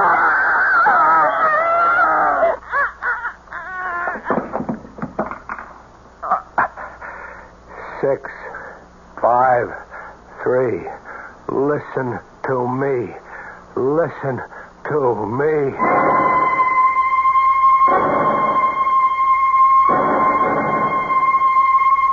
I'm grateful to the officials who have given me this airtime to explain a very serious matter. I am or was Ken Hatcher's doctor, and I must add my warning to the hundreds of others you have read in your newspapers and heard over the air. Ken Hatcher is dangerous, frighteningly dangerous. Do not, under any circumstances, attempt to apprehend him yourself. Call the special numbers that have been set up for this purpose. Do not let his mild manner deceive you. He is a killer who will act without even the slightest provocation. The police have orders to shoot on sight.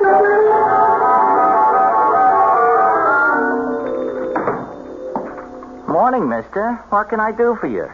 You want to buy a $200 coat for you 18? I want some clothes. Different clothes. Oh, well, I don't blame you. You're wearing old painter's overalls. And where did you pick up that raincoat? At the automat? Give me clothes. Sure, mister. Didn't mean to hurt your feelings or nothing. Look, I figure you about a 40 long, right on this rack over here. So, You just go ahead and help yourself, huh? You pick out what you want. I gotta go to the back of the store to do a little alteration, okay? You just pick out what you want, and then call me, right? Okay. I'll see you in a minute. What was that number I seen in the paper? Where is it? Here.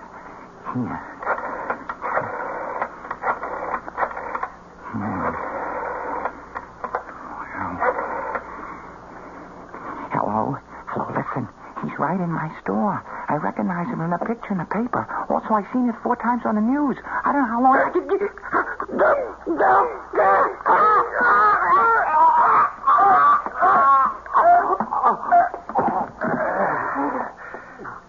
6, 5, 3. Listen to me. Listen to me.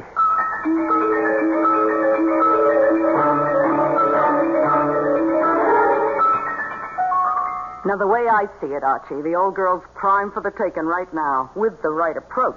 It's the booze talking, Freddie girl. You ain't got a cent out of you, Mrs. Mowbray. And you ain't gonna because you ain't sharp enough to convince her. Look, Archie, you gotta work these big jobs slow. You rush them, you end up with an empty hand. Look, Freddie, that old tea leaves bit and the table knocking routine ain't gonna fool no one, not even your stupid Mrs. Mowbray, who wants to get in touch with the spirit of her dear dead departed. Hey, take the bottle and get in the other room. Might be a customer for a reading. This hour, 11:45? Yeah, it's probably some drunk. Oh, the better. They give bigger fees. And no complaints. Now get out. All right. I'll be sitting behind the curtain in the kitchen.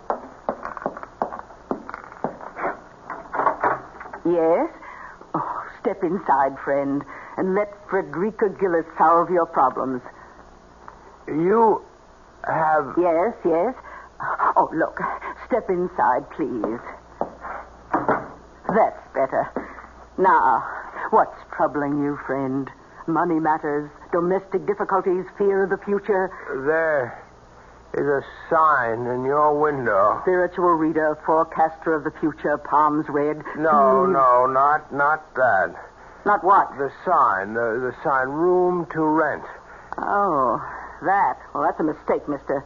We had a room vacant, but we really don't have it. I took that room 3 months ago. I'm the lodger here. There ain't no more room. But the sign is still in the window. Just a mistake. It should have been taken down. No room? No room, chum. So, this way out. Wait. Maybe we have got a room for this gentleman. What? Freddie, have you got... Top floor, sort of an attic room, if you don't mind the climb. What? Wait a minute, you can't get in that room. Now, I've got all the photographic equipment in there. Well, you better clear it out, because I've just rented the room to this here nice gentleman. You want to take a look at it, sir? I'll take it. Without even looking at it? I think you'd better go up and then decide. I want to be fair about it. Right up them stairs, top floor, first door on the left. Well, I don't need to look. Now, do as you're told. Go upstairs. Yes, I'll go. I'll do as you say. What is the crazy idea of that? Now, what do you want him around here for? For a very definite reason. I recognized him immediately. You did? Well, who is he? He's Kent Hatcher, the man the entire country is searching for. That one? And you let him in? Oh, put down that phone, you fool. Put it down. Now, this guy, Hatcher, is going to be the one thing we need to pull off that caper with Mrs. Mowbray. This is the biggest piece of luck we've had. Frederica Gillis, in her own canny way, recognized more than just the features of the hunted man. She knew intuitively that he was susceptible to hypnosis and made up her mind to use this susceptibility to further her own nefarious plans. I'll be back shortly with Act 2.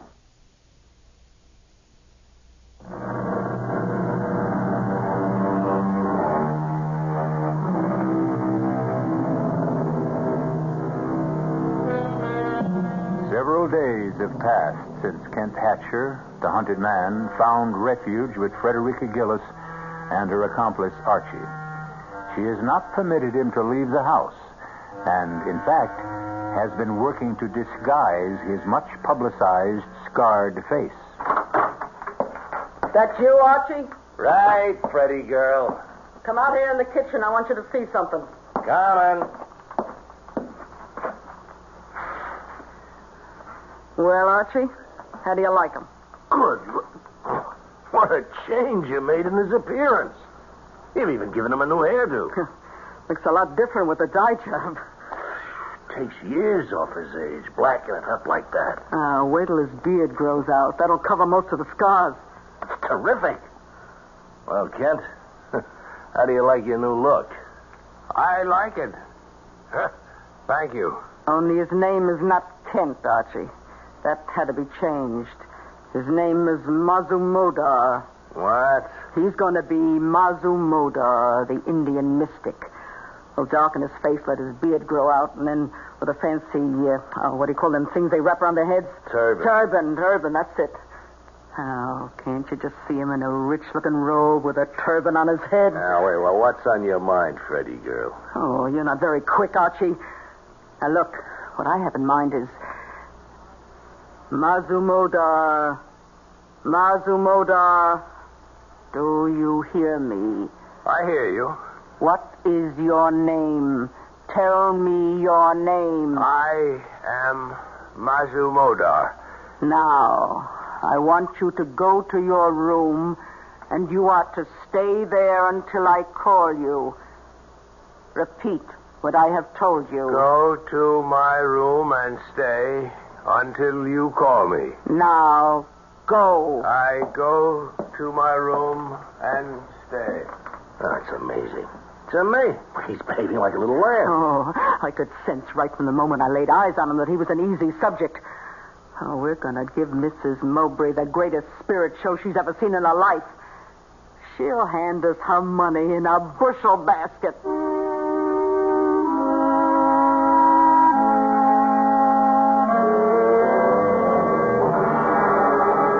Everything ready, Archie? Yeah, I think so. Now let's run over the list. Wind effect, whistling sound, eerie music. Okay, but not too much. When she does get in touch with her dear departed Kenneth, what's she going to ask him? And what's our phony medium Kent going to reply? Mazumodar. Remember that? Okay, Mazumodar. What's he going to say? Now, you can't guess what the old gal might ask when the seance starts. You know? Look, I've been working with him all week. If the going gets too rough for him and he can't give a good answer, I'll just break things up, stop the seance, say that the contact with the spirit world is broken. Okay. What time's she coming? Oh, I told her 8 o'clock.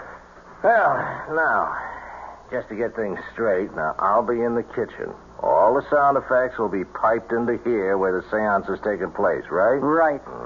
And when I want the sound out, I'll say, Mazumodar, do you feel a presence in this room? Then I fade sound out and Mazumodar takes over. That's all there is to it. And Mrs. Mowbray will be here in 30 minutes.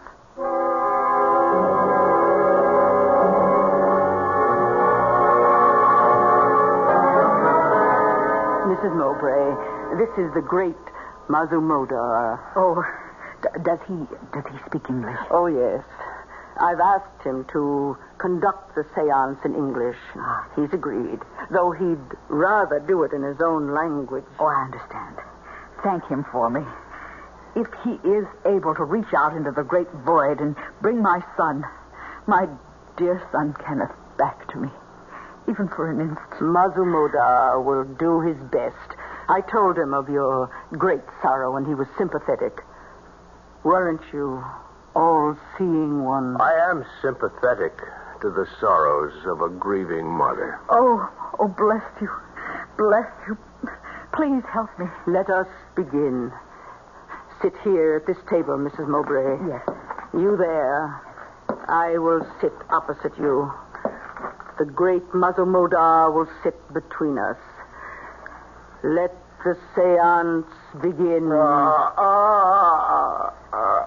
is it? Silence. Mazumodar must reach out into the spirit world. He is entering his trance. I call to you. I order you to come. spirits, obey the command of Mazumodar.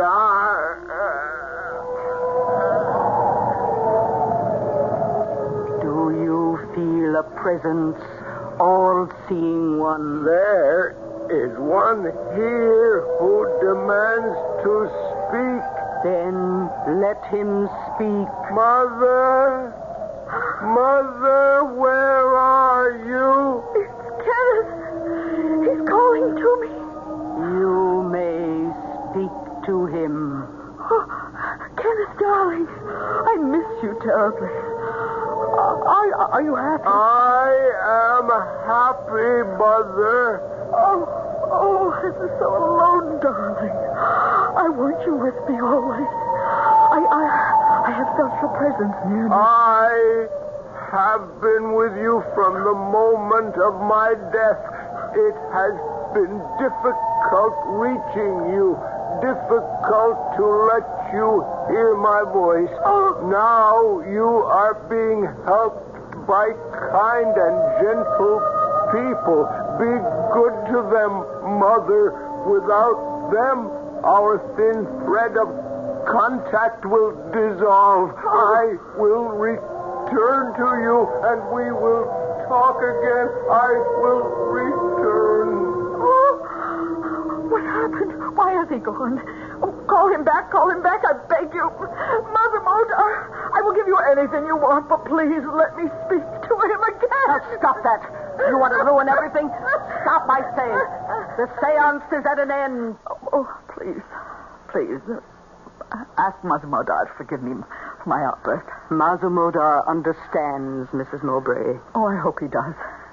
When may I come again? I will call you after I consult with him. I want to... Well, I don't quite know how to say this, but can I give him something? I mean, will he accept? The all-seeing one is a holy man and may not accept money. It is unclean. Oh, well, in that case... But he must live, and I must live. That is, I will accept for him. Oh, yes, of course. Here. Oh, you are a good person, Mrs. Gillis. I'm so lucky to have found you. Goodbye. Thank you again, and please call me soon. Soon. Goodbye. Archie? She's gone finally, huh? Yeah, you didn't let the seance go too long, did you? Just long enough to make her want more. It was a complete success. Mazumodar was perfect. She loosened up the purse strings a wee bit, too, didn't she? I heard her say something about money. Here, 500. Take your cut. 500? Whew, it's better than I thought. Peanuts. That's just a down payment on what she's going to give us. Beg us to take. You got something big on your mind? Well, the next time she's not going to be taken in quite so much by the atmosphere of the seance. She'll want something more definite, more tangible. Well, we got all that info we collected from the Army files about her son. You know, flyer shot down. Body never recovered. Final report of his burial in enemy territory. Oh, nothing in that stuff will have any influence on her. Now, just take a look at this snapshot, taken with his buddies overseas. Take a good look at it. Yeah, all right. Yeah, well, what's so important about this photo? Look at his right wrist. What do you see? Here, use this magnifying glass. Here. Yeah. Looks like he's wearing one of them identity bracelets this guys wore at the time. You know, especially flyers. That's correct. Now, it was specially made for him, she told me, by a fancy jeweler. Now, at the time of his death, it was destroyed or stolen. She never got it back. So what? We are going to reproduce that bracelet. And at the next seance, Mazumodar will ask the dear departed Kenneth for some proof that he is really Mrs. Mowbray's son. And then old Mazumi will drop the identity bracelet right into Mrs. Mowbray's sweating hands. Oh, that's great. That's really a great idea, Frederica, girl. Well, now, look, you take this photo and blow it up as large as you can. And then blow up the portion that takes in the right wrist. Yeah, then blow that up again. Yeah. Then get all the details. And then we find a jeweler who can reproduce the identification bracelet exactly. What do you think that'll be worth to the rich Mrs. Mowbray?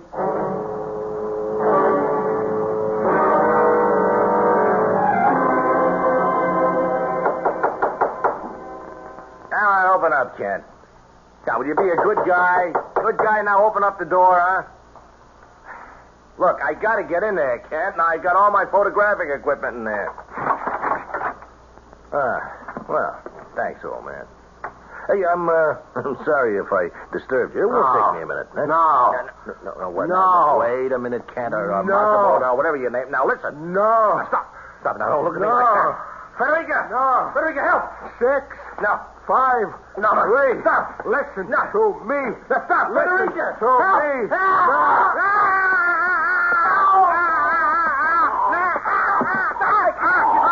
Now, you hear me?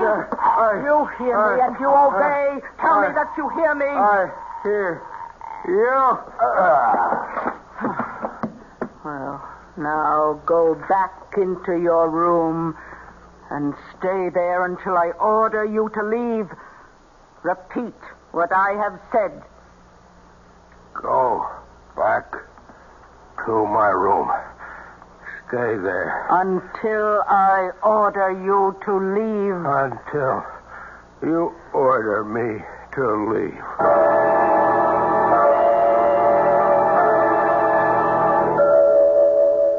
Feeling better, Archie? Well, my throat feels like a horse stepped out of something. For playing with dynamite.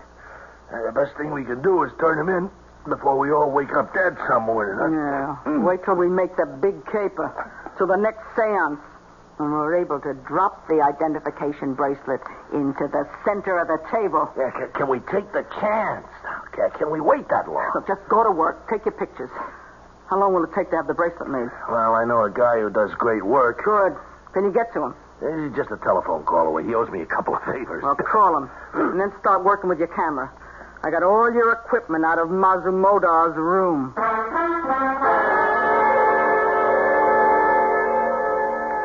Here. Feast your eyes on that. Oh, the bracelet. You got it. Told you the jeweler was a friend, huh? Did it in 2 days. Now, ain't it beautiful? Oh, let me see the photo. The blow-up you made. Here.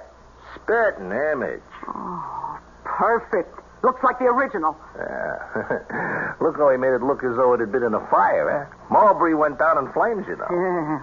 Oh, good touch. Makes it look authentic. Look, I'll call Mrs. Mowbray and set up the seance as soon as possible. Listen, there's one little fly in the ointment, Freddie girl. What?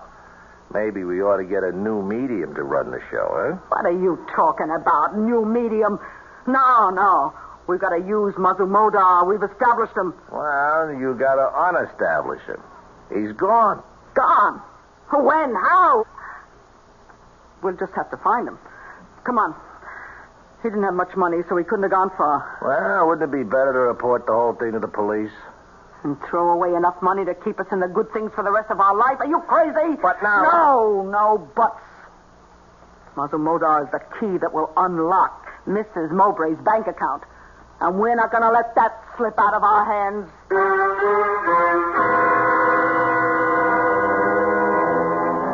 Kent Hatcher loose in the city again. No one to control his homicidal urges. His changed appearance would make it difficult for the police to recognize and to apprehend him. Will they? I'll be back shortly with Act 3.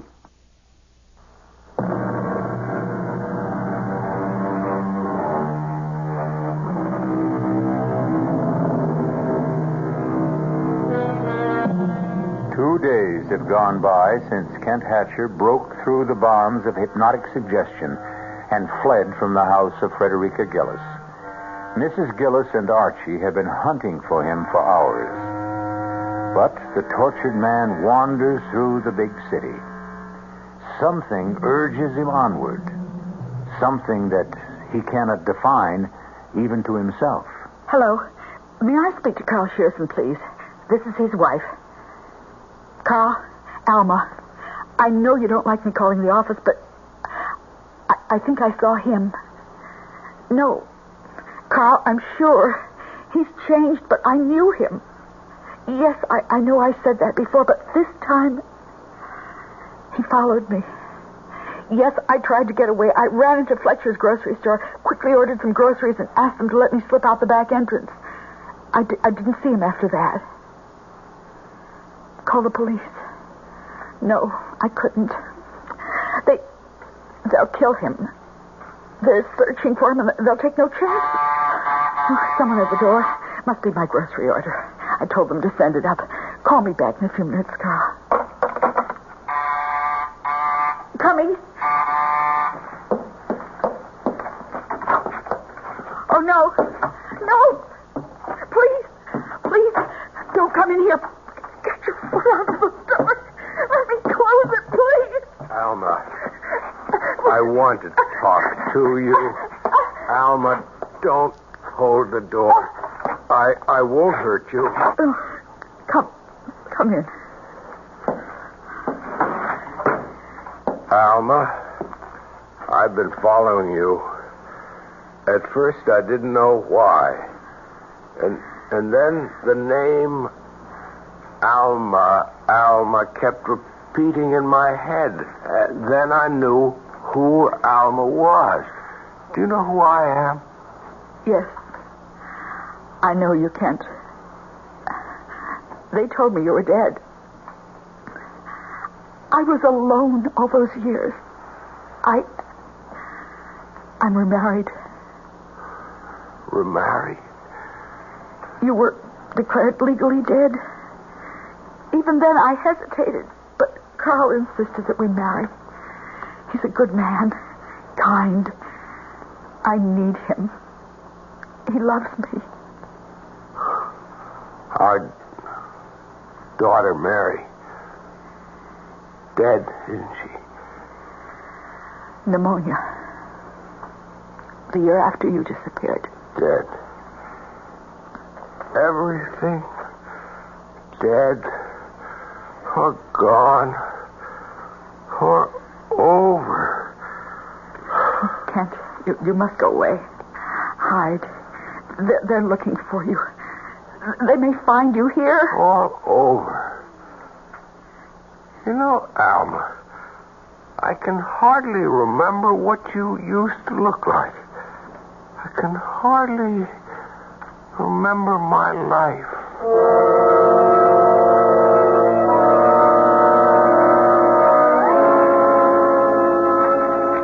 There's nothing here in the papers, nothing on the radio or TV. All it says is, fugitive killer still at large.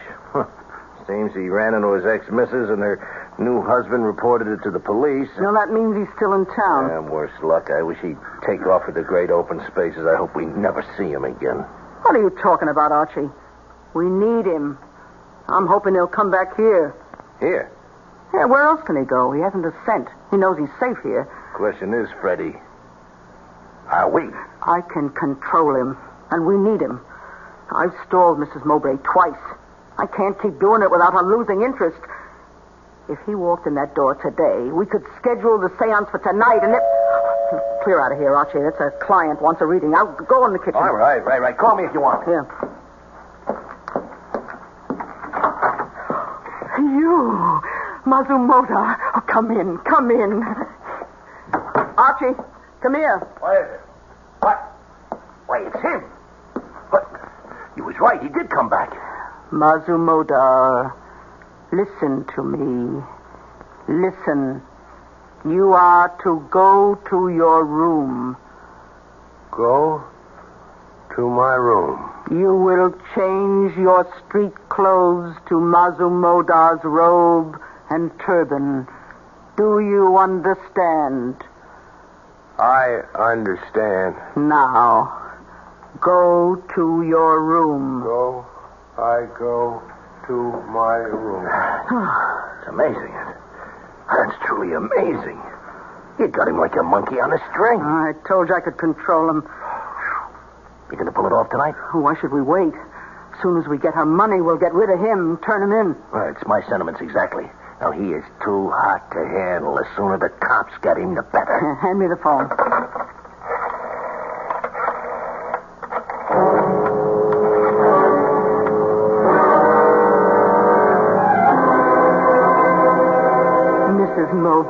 right on time. Come in. Come in. Thank you for calling me.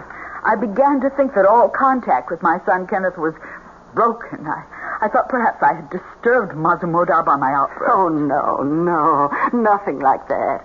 But I must tell you, his efforts on your behalf have taken their toll of his strength. I don't quite understand. Well, every night, Mazumodar has reached out into the darkness of death to touch the spirit of your son. Oh, has he really? The effort has drained his strength. He is not well.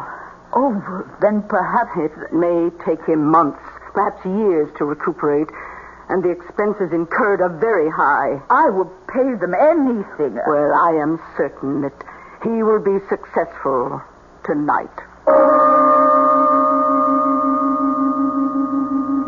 I have been in communion with the spirit of your son.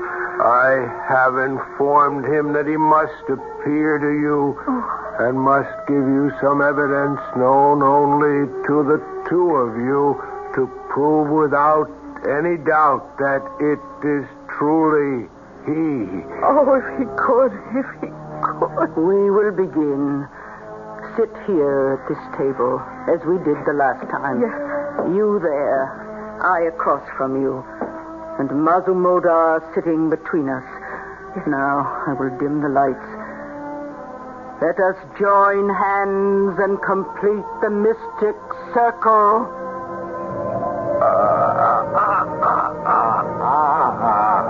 Oh, Mazumodar, do you feel a presence? I feel there is one here who has traveled a long way. Do you know him by name? This is not simple. He is trying to... Mazumodar, are you all right? Can you continue? I can continue. I must. The spirit is here in our midst. He wants to speak. Let him speak. Mother, I call out to you across the long reaches of infinity. Oh, Kenneth. I have spoken several times to this holy man who has made it possible to be near you. Yes, Kenneth. He has informed me that I must give you substantial proof of my presence here. What should it be? Oh, anything. I believe it is really you. No, I will give you proof of my love for you, dear mother. Do you remember your loving gift to me? What gift? Shortly before I left to go overseas on my last furlough home. The bracelet. The identification bracelet. Yes. It was never found, never returned to me. I wanted that more than anything else. I knew that, and I return it to you now. It's his bracelet. Oh, my son. Lights, let us turn on the lights. The seance is over. Oh, my dear son. Oh, how could you all been to me to bring back this bracelet? Oh, this is all I have left of him. Oh, thank you, Mazumodar. How can I ever adequately thank you? I am sympathetic to the grief of a lonely mother. Mazumodar, he's fallen. Quick, help me lift him. Oh, I can't. Archie, come in here quickly. What is it? What's happened? Mazumodar has fainted, collapsed. Here, help me. Here. I'll get him under the right arm now. And then you get him. Wait. Wait a minute. Oh. It's no use. Just leave him there. Leave him? He's dead.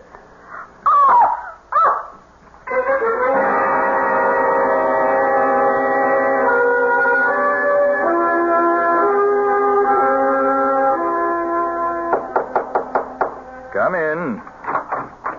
Oh, yes, Colonel Plant. I've been expecting you. Yes. Official identification of the body, I know. Well, I don't make the rules. I realize that, Doctor. Let's get on with it. I have another appointment. Very well. If you'll come this way. After you, Colonel. We keep the bodies here prior to identification. Of course.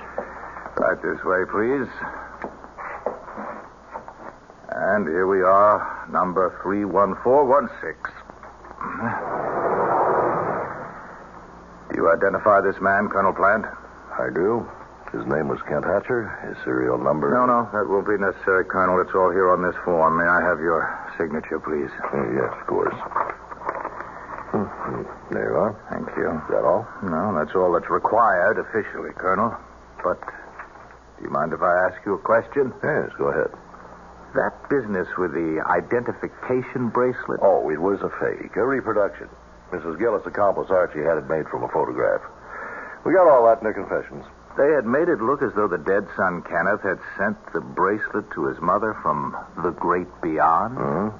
Yes, it's a common trick played by people of this type to bilk naive women.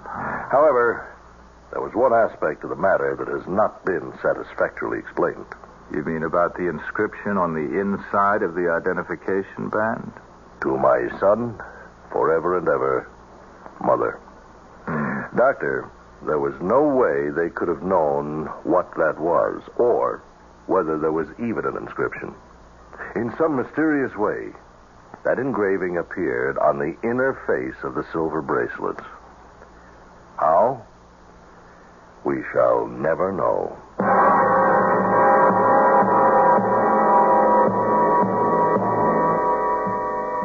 And the tortured, troubled man finally found his rest on a cold slab in the morgue.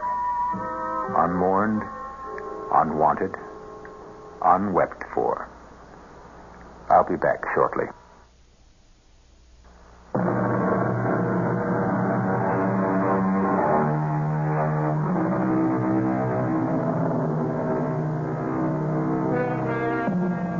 So we've had a look at the terrifying results of tampering with the human brain.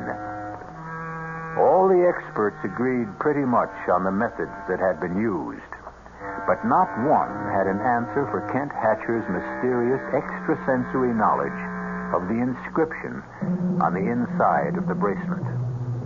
That he took to his grave. Our cast included William Redfield, Bryna Rayburn, Mason Adams, Earl Hammond, and Martha Greenhouse. The entire production was under the direction of Hyman Brown. And now, a preview of our next tale. You see this writing? Yes. It is the runic alphabet. It represents an ancient death curse. And those figures on it?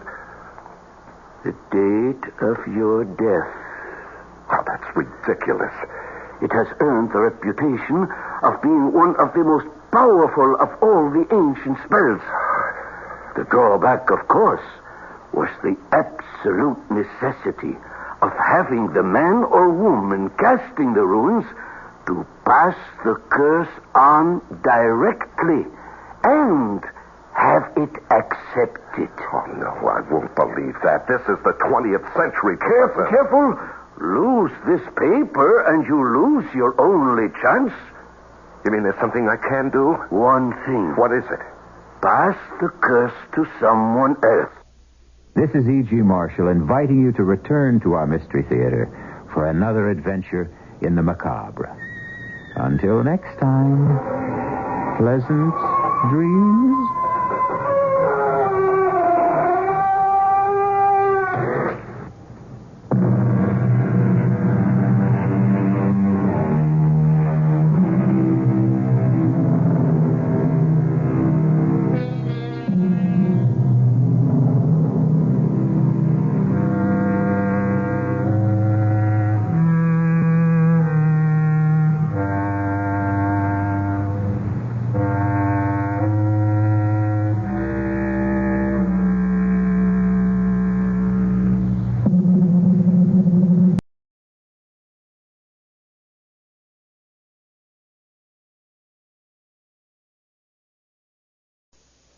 Free Theater.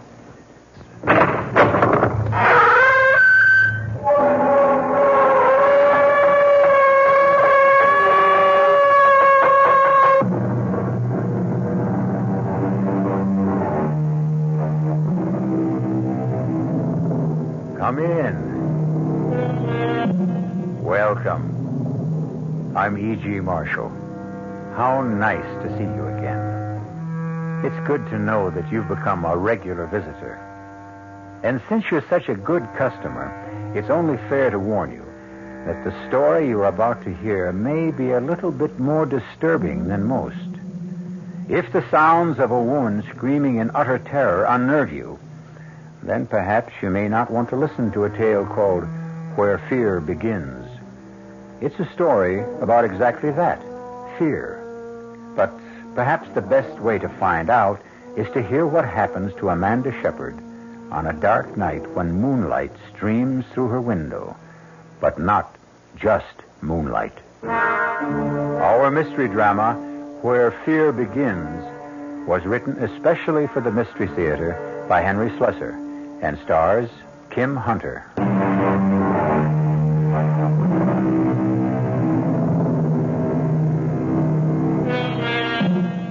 The night is still and peaceful in the small town known as Manassas Valley. Most nights are peaceful here. And one person who enjoys that stillness is Miss Amanda Shepard. The big city is only 50 miles away, but for Amanda, it might as well be 50,000. But there are many ways to shorten distances. And tonight, something is going to happen that will destroy the peace and stillness of Amanda Shepard's life.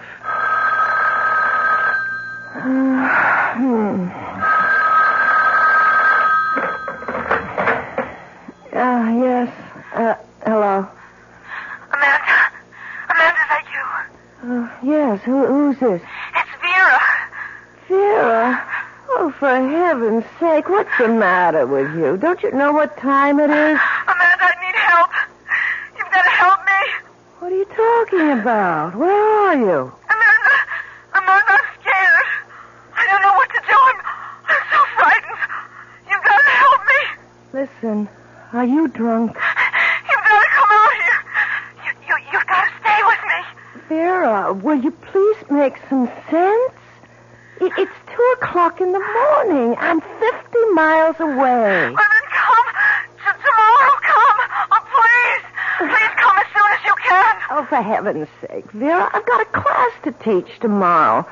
Come to think of it, it's even worse than that. I have a faculty meeting. Amanda, don't you understand? I need you. Don't make me explain. Just come. All right. Look, I can't promise when I'll be there exactly. Where are you staying? Vera? Vera, what's the address? Did you hear me? Vera, are you still there? Vera!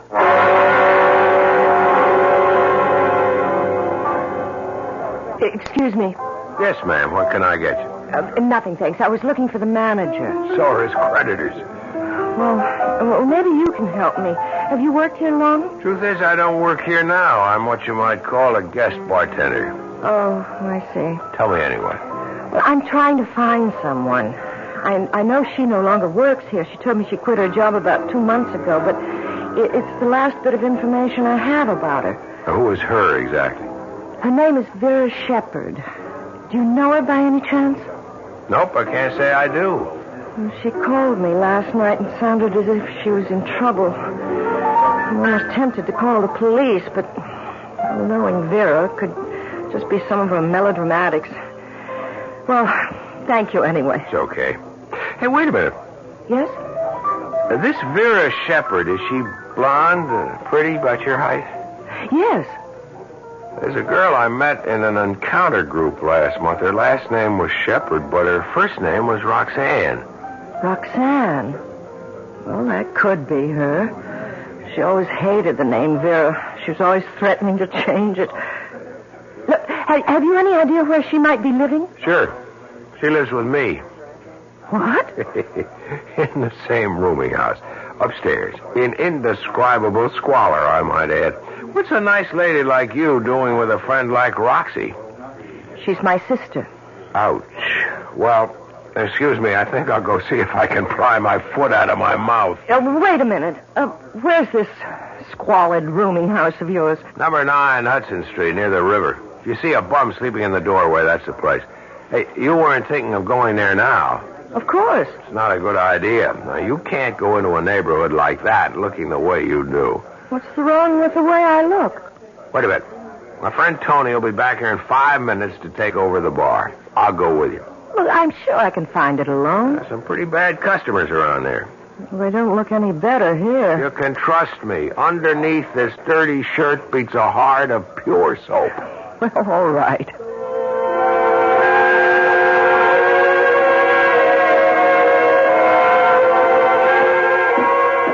Careful of those stairs. They're in bad shape. How can people live in a place like this? Nobody lives here. We exist on another plane. Our bodies may wallow in filth, but our souls live in penthouses. Is that what you learned in your encounter group? Well, here's her door. The grand portal of the Princess Roxanne. She has a radio on. I hope that isn't all she has on. Princess is a little hard of hearing. She must be home. Let me try. Vera? Vera, are you in there? Might be asleep or stoned. Maybe she just went out and left the radio on. Look, I'm terribly worried about her.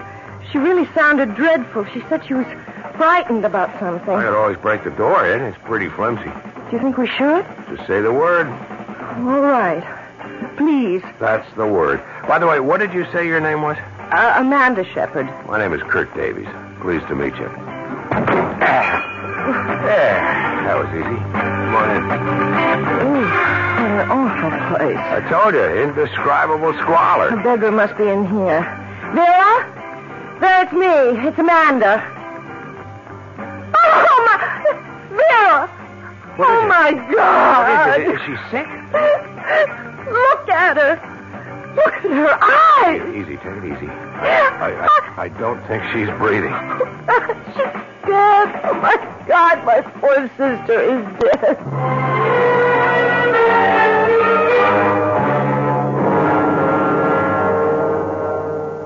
All right, Miss Shepard, if you think you can talk about it now, let's get a few of the facts straight. There's only one thing you have to get straight, Lieutenant Derrier.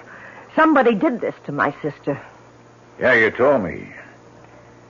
How long were you two separated? A little over a year. She left Manassas Valley about 14 months ago. What for? Just to come to the big city? I suppose that was her reason. Any other reason you know about? Was there a man, for instance? There was a man, all right, but not what you're thinking. Vera had a fight with our father. Your father live in Manassas Valley? Yes, my sister and I never got along very well with him. The both of you? Yes, both of us. But then Vera had this fight with him, and she packed her bags and left. She had some idea of becoming an actress or a singer or something like that. And did she? No. I don't know what she became here. And when she called you last night, what did she say exactly? She just said she was scared. Scared out of her wits. And I heard this terrible scream. Lieutenant, there's only one explanation. Somebody was after her. Somebody was in her apartment last night and killed her. I'm sorry, Miss Shepard, but this is no murder case. But you saw her eyes. You saw the way she looked as if she'd been frightened to death. There's just no such thing, Miss Shepard. At least not on the law books. Your sister suffered a cardiac arrest. That's a heart attack. I can't believe that. That look on her face. It was just a death agony. That's all you saw. Somebody was after her. Some man, probably. I'm sure of it. Maybe she was scared because she was sick. There was nothing wrong with her health. Look, the medical examiner knows his business, miss. Of course, if you want to insist on an autopsy, that's your privilege. An autopsy? That means cutting her open. That's what it means. And if it proved you were wrong? That she didn't die of natural causes? Oh, we'd be the first to admit it. All right, then. I want an autopsy. Look, I'm sure that something horrible happened to Vera. Okay, whatever you say, Miss Shepard. I'll be in touch with you. Oh, where will you be staying? I'll be staying right here.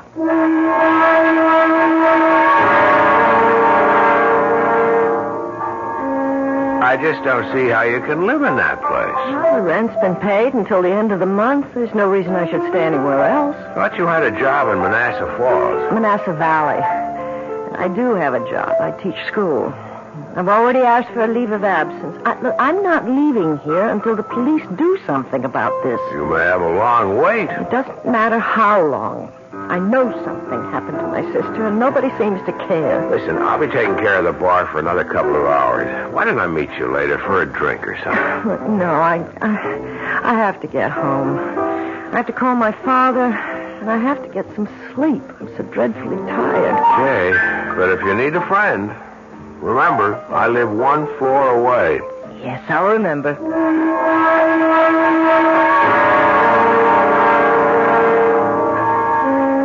Dad, there was no way I could make the funeral arrangements yet. Why not? Because the police are performing an autopsy on Vera's body to determine the exact cause of death. What?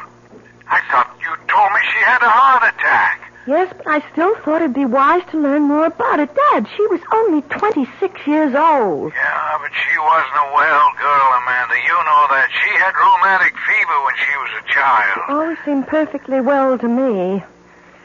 Look, Dad, I'm just not satisfied about this. That's all there is to it. That's why I'm not coming home until I find out more. You're a stubborn woman, Amanda. You're just as stubborn as your mother was. All right, Dad. I'll try to speak to you again tomorrow. What's the hurry? You haven't talked 3 minutes with yet. I'm exhausted. I've got to get some sleep. Goodbye, Dad. How can I sleep? How can I? I know I'm just going to lie awake all night. Just thinking about Vera. Oh, Lord, why did I decide to stay in this horrible place? I have to clean it up tomorrow. It's so filthy. At least that'll give me something to do. Oh, if only I could sleep. I wonder if Vera has anything in the medicine cabinet. Won't hurt to look. Yeah, what a mess of bottles. Half of them are empty. What's this one? Aspirin. Oh, wait a minute. This one's marked. For sleep, thank God. It's the only way I'll get to close my eyes tonight.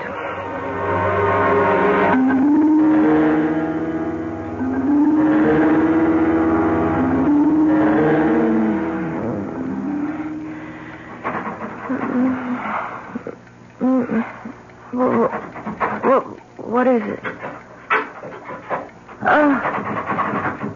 It sounds like someone at the door. At the door. Well, 1 minute. All right, I'm coming. I can just find my slippers. Who is it? Oh, my God. Oh, my God, who's out there? Who is it? Who's out there? Go away! Go away, whoever you are, go away! The door! Locked, broken. It's coming in here! Oh, God, it's coming in! Ah! Oh, dear Lord, help me! Help me, somebody!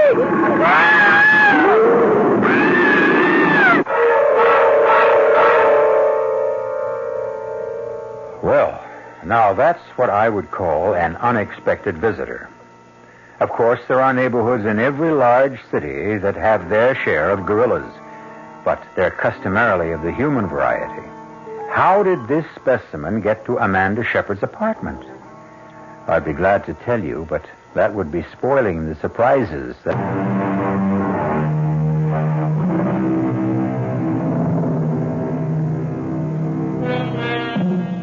And now, here's the second act of Where Fear Begins. Well, it appears that no harm has come to our friend Amanda Shepard, unless you call a good case of hysteria harm. But now there's another visitor to the apartment, Kurt Davies, who quickly raced up the stairs when he heard her cries for help. I saw it. I saw it. So help me. I saw a gorilla, an ape. I don't know what you call it. Sure you saw it, Amanda, but in a dream. I know the difference between a dream and reality. It was a real gorilla. It broke the door in. No, honey. I'm the one who busted in the door, remember? And first thing tomorrow, you've got to get a lock on it. Kurt, please listen to me. This was real. I know it was. This animal tried to get in here and kill me. When I started to scream, it went away. Amanda, I didn't see any gorilla coming out of this place. I mean, wouldn't I have seen it, too? Well, maybe it's hiding somewhere in the building. Maybe it has a hiding place. This is really crazy. Look, maybe that's what Vera saw. Maybe that's what she was horribly frightened about. Amanda, have you ever searched this apartment? Searched it? What for? Well, maybe you'd find something. Letters, a diary, maybe. Oh, Sarah never kept a diary. It's worth a try, isn't it? Come on, let's look right now. I'll help you. Why? Why should you want to help me? Why not? You don't really care what happened to my sister. You hardly knew her. Maybe I didn't want to know her. Why not? What's the point of knocking the dead? No, tell me, please. Why didn't you like Vera? I didn't like Roxanne because she called herself Roxanne when her name was Vera. I didn't like the way she spent her time looking for one kick after the other, even if it meant kicking somebody else in the teeth. Was she really like that? Look, it's late. Maybe you should go back to bed. We'll search the place another time. No. You're right. You know, I should have done this before. Yeah, I remember seeing something in the bedroom, as a matter of fact. See what? It looked like an address book. Wait, I'll get it. Maybe it is a diary. A record of all the kicks she got out of life. No, it's an address book. There aren't too many names in it. Let me see if I'm in it. No, guess I didn't make that much of an impression.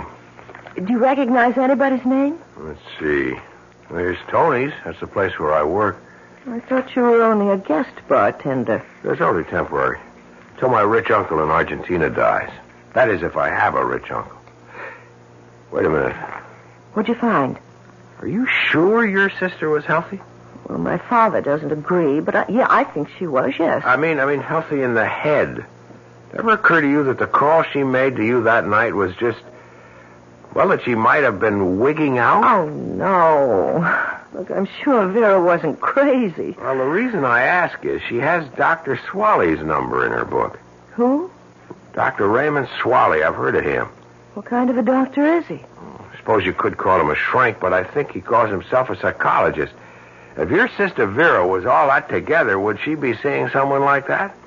I don't know. How would you like me to see Dr. Swaley and ask him?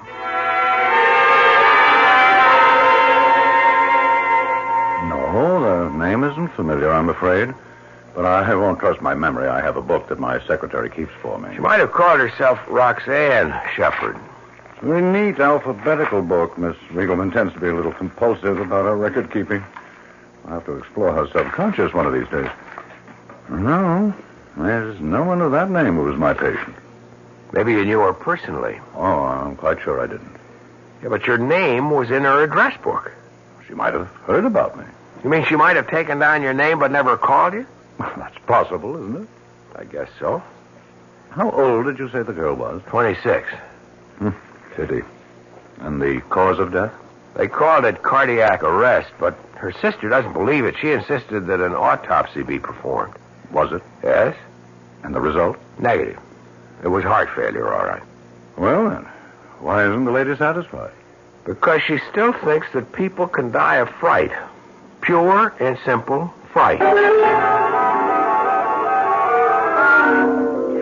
What's the use of my staying any longer, Kurt? I'm just packing up Vera's things and leaving. You want me to help you? No, I'm just taking everything that belonged to her, not even trying to sort it out.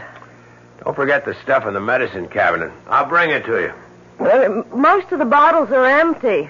So I see, but this one isn't. What's this, Amanda? Sleeping pills. I took one of them last night. Hey, wait a minute. Let me see that again. Kurt, look. The label. What about it? It says Dr. Swally. What? You said that Swally denied that Vera was his patient, yet he prescribed these sleeping pills. Are you sure? Well, see for yourself. Well, what do you know? Now, why would he lie about something like that? I don't know. He must be hiding something. I have to know what it is. Yeah, but how? If he lied to me once, he'll lie again. Look, what if I went to see him? But I told him about you, about your being Vera's sister. What if I didn't go there as Vera's sister? If I went as a patient?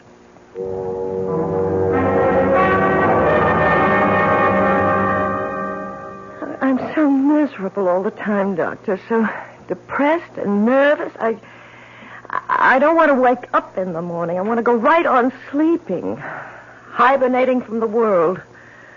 Do you think you can help me? Well, that all depends. How much do you know about my treatment? Well, not really very much. Just that I've heard you've been able to help people. But you must have also heard that my therapy isn't quite orthodox. Well, no, I guess I've never heard that. Oh, don't be alarmed. Basically, I'm a Freudian.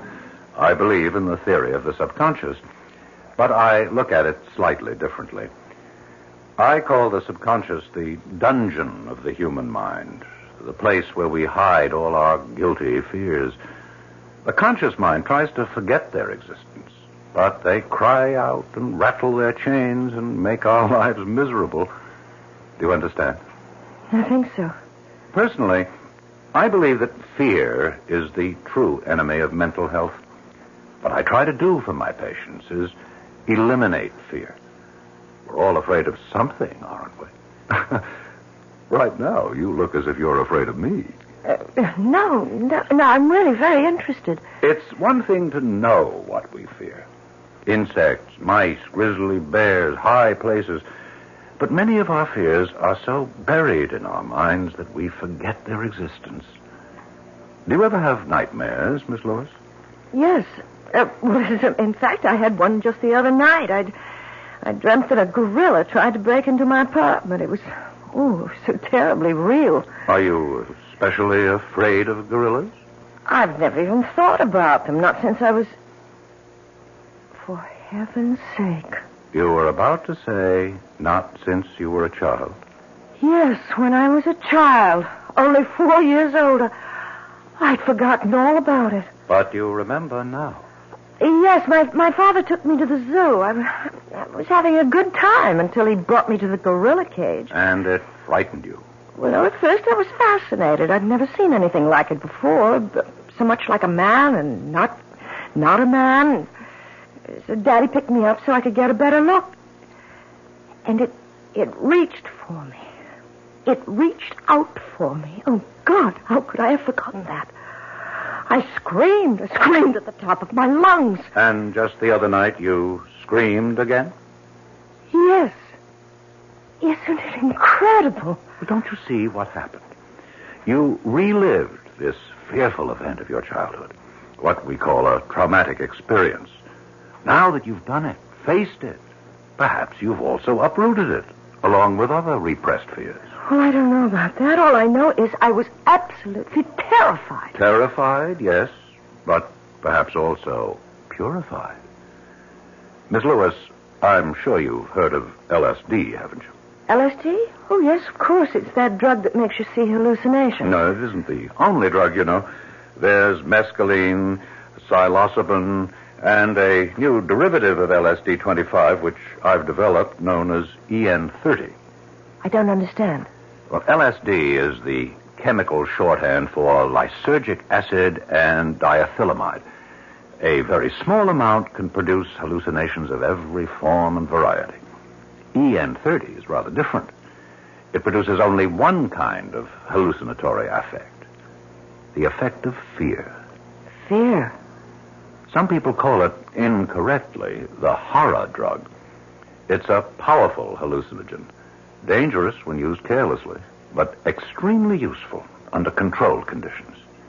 It goes right to the sub-basement of human consciousness and brings up images from the very place where fear begins, the dungeon of our minds. You mean it makes people see the things that they're afraid of? Yes, usually the things which frightened us when we were children. And what makes it dangerous? The fact that we might be scared to death? Oh, scared to death is a highly inexact term. But in certain cases... In the case of a heart condition... Oh, I would never administer the drug to anyone with such a history. How long does the effect last? Well, it varies greatly among individuals, but like LSD, the effect can often be cyclical. That is, the hallucinations can return on a cyclical basis, even if no EN30 has been taken for several days. This is one reason why controlled use is very important. Dr. Swally, are you giving this drug to all your patients? Oh, no, my dear. Only to a few, and under strictest supervision. And, of course, with their complete understanding and agreement. I see. Yes, I really think I understand now, Doctor. Listen, Amanda, do you know what you're saying? You're accusing Swally of being a criminal. That's why he lied to you. He was afraid to admit that Vera was his patient because he gave her this horror pill of his. And she died. Well, you don't know that for sure, I Amanda. don't know it. He says he never gave anyone the pill except under controlled conditions. But he lied. He said he'd never give one of those things to someone with heart trouble, but he gave one to Vera. Look, you're all worn out. You better get to sleep, and we'll talk about it in the morning. I'm going to the police in the morning, Kurt. Will you go with me? Amanda, I've already been to the police. What? I saw Lieutenant Duryea. But why? I've been worried about this undercover game you've been playing. So I talked to Duryea, told him about what you were doing and what you suspected. And? Duryea made a check of Swally's records, Amanda. He made it part of the routine police inquiry into your sister's death. What are you trying to say? Swally wasn't lying about it. What? He wasn't lying about your sister. She was never his patient. The sleeping They pills. must have belonged to one of your sister's roommates, or maybe she just swiped them from somebody else's house. Didn't you tell me that Vera was always swiping things? Oh, Kurt. Then I'm wrong. It wasn't his fault. That's the way it looks. If your sister was having nightmares, she was having them on her own.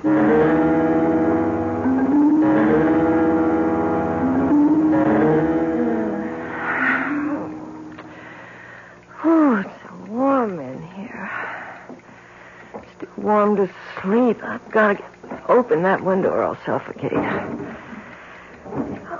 It's so hard to open. Oh, there. Whew, that should help a little. What was that? Oh, good Lord. Oh, good Lord, something flew in here. It's right in my room. Ah! It's not a bird, it's a bat! It's trying to get in my hair. Oh, it's in my hair. It's all tangled up in my hair.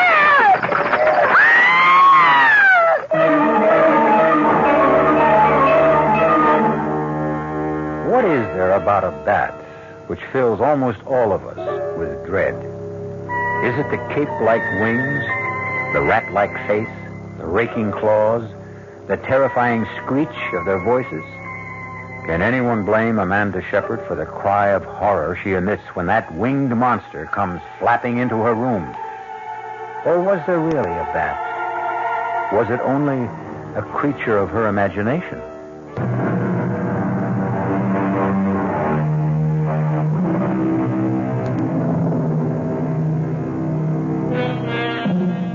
Amanda Shepard has had another nightmare.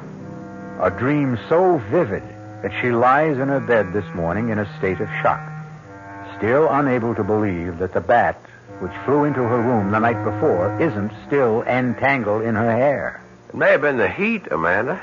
This building is a real hot box when the weather turns warm. Yes. I don't know. Maybe that's all it was.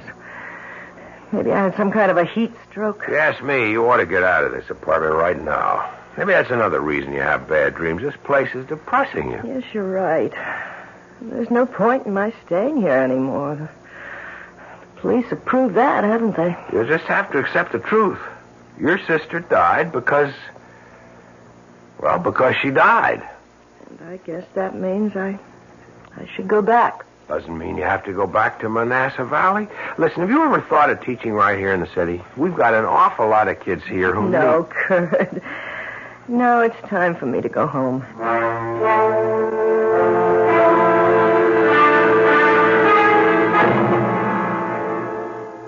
So the whole thing was a waste of time, wasn't it? I suppose so, Dad. I told you you've been stubborn, wasting 2 weeks on a wild goose chase. Dad, don't you understand? Vera died without either one of us being there. She died all alone, in agony. And whose fault was that? Who told her to leave home? All right. Let's not talk about it anymore. Oh, now you even sound like your mother. Whenever she didn't want to hear the truth, she'd ask me not to talk about it anymore. We've said it all, haven't we? I'm going to bed early. I've been sleeping very badly lately. Amanda, wait. Yes, Dad? Look, why does it have to be this way between us? I don't know what you mean. It's been like this for years. This wall of ice between you and me. What put it there? I've asked myself 1,000 times, and I still don't know the answer. Maybe you'll never know, Dad. Oh, I know it started right after your mother died. That was when you turned against me. You and Vera both. Oh, please, Dad. We'll discuss it some other time. I'm really too tired. Oh, no, you'll never discuss it with me. You'll just go on hating me for the rest of your life. I don't hate you. I saw the look in your eyes the day your mother died. I saw the way you looked at me, Amanda. I don't remember how I looked at you. How could I? I was in a state of shock. You were in a state, all right. And you've never snapped out of it. Please, Dad. All right, go to bed. There's no use trying to reach you. Never been any use.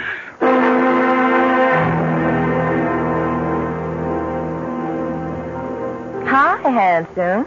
Hey, this is turning into a permanent job for you, isn't it? I guess I'm just a natural-born bartender, that's all. What can I get you tonight? Well, how about a Manhattan? Did you learn how to make one of those? I'll give it a try.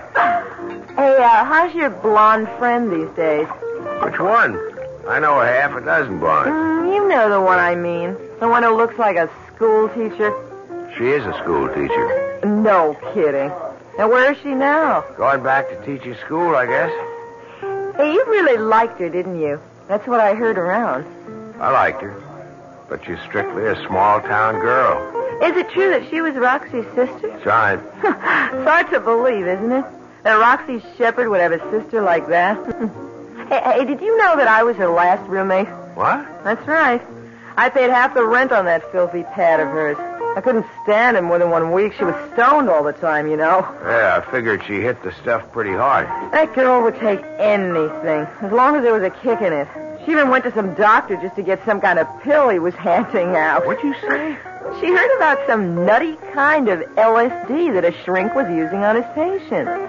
She told me she was going to see him and get some... Hold it a second. Do you know the shrink's name? No. Was it Swally? Dr. Raymond Swally? Well, how should I know? Well, I've got to know. How many times do I have to tell you I never had a patient by that name? If you don't believe me, ask the police. All right, maybe you never had a patient named Shepherd, but maybe she didn't give you her right name, first or last. I'm quite sure you're mistaken about this. I've only administered EN30 treatment to 4 patients. I can assure you this girl wasn't one of them. Dr. Swally, will you just look at this photograph? Oh, all right. Now, look, does she look at all familiar? Nope. I never treated her. Look carefully. It's a professional portrait. She thought she wanted to be an actress, and she's pretty heavily made up. Never saw this woman before. Well, I guess I'm wrong. All right, Doctor. Sorry I bothered you again. Wait. Just a minute. Something come to you? She does look familiar. She wasn't a patient, but I have seen her before. Where? Right here in my office. She came in without an appointment. That's why there was no record of her. She just sat outside and waited. And did you see her? Just for a few minutes. Just long enough to realize that she wasn't interested in therapy. All she wanted was the drug. EN30. I told her that I wouldn't accept her as a patient, that she wasn't nearly stable enough. I gave her a prescription for a mild sleeping compound, nothing else. But then... Then what? Well, I don't know this for certain. I could be mistaken about it. About what, Doctor? I always suspected that she might have been the one who stole those pills. Wait a minute. Are you saying that Vera Shepard stole some EN30 from you? I can't prove it. It wasn't until days later that I missed them. I remember stepping out of the room for a few minutes to take a call from a hysterical patient. Dr. Swally, Vera Shepard was a klepto. Her sister told me that she stole things all the time. If she stole those pills of yours... Good Lord. Can it really be? The dosage was so large, too large for safety. If she took them, anything might have happened. Something did happen. She had a nightmare, Doctor. She conjured up a nightmare so terrible that it killed her. Oh, I'm sorry. I didn't mean to hurt anyone. You know that wasn't my intention. Oh, wait a minute. You did say that you gave her a prescription for sleeping pills. Yes, I did. I doubt that she ever filled it. It was the EN30 she really wanted. Then what was in that bottle? What were the pills her sister took? Her sister? Dr. Swally, I've got to get to a telephone.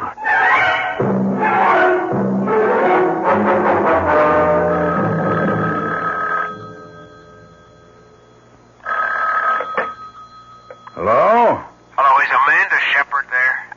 Oh, yes, she's here, but she's asleep right now. Who is this? Is this Mr. Shepard? Oh, that's right. Can I take a message? Mr. Shepard, you don't know me. I met your daughter in the city, but it's very important that I speak to her right away. Well, I'm sorry, but I told you she's fast asleep. Would you know if she's taken anything to help her sleep? As a matter of fact, I thought I did see her take something. She's very tired. Mr. Shepard, you've got to get a doctor for her right now. I know it sounds crazy, but if she took a pill that her sister was using, she may be in danger. Well, wait, what are you talking about? I'm driving out there, but your daughter may be in terrible danger right now.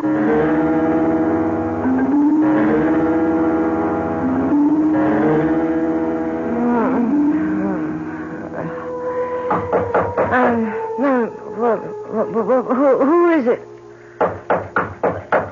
Who's there? It's your father, Amanda. Let me in. Dad? The door's open. I can't open it, Amanda. You'll have to open it for me. Oh, all right.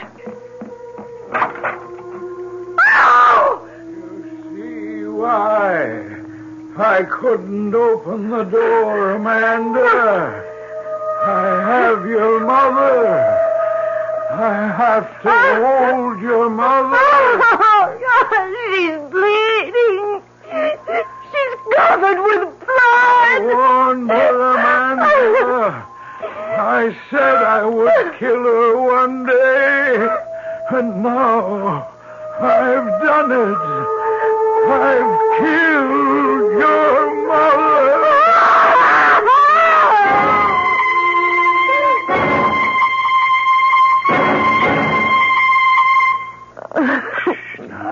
Now, it's all right, darling. It's all right, baby. It's okay now. Oh, my God. Oh, Daddy. It's just a dream, honey. Just a bad dream. Daddy, please hold me. Don't let me go. No, Amanda. No. I won't let you go.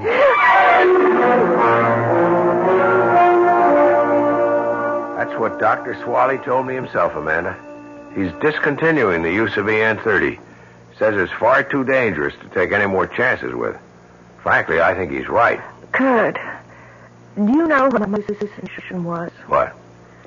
I saw my father walking into the bedroom, carrying my mother's dead body. Ouch, that must have been pretty grim.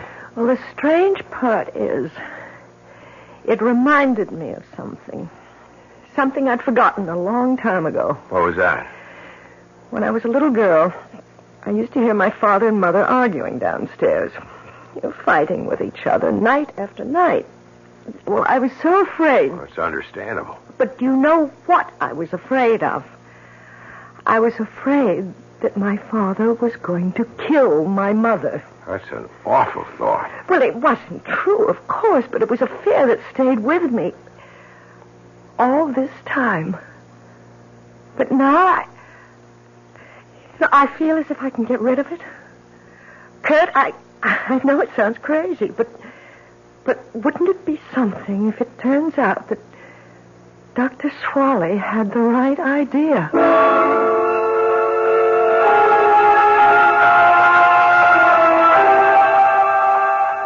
Well, personally, I don't think I would care very much for that kind of shock treatment.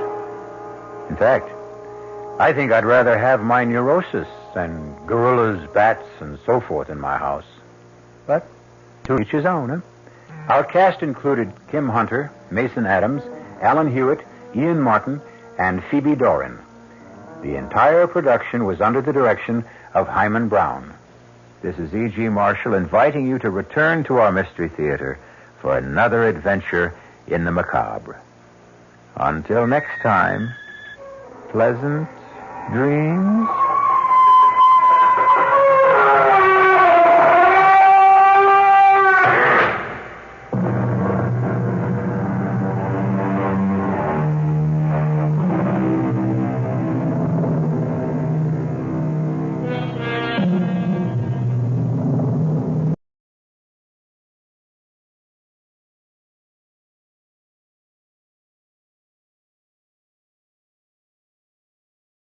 There's a price tag on almost everything. Whether you drive a shiny new 1952 model or a pre-war jalopy, you had to pay the price.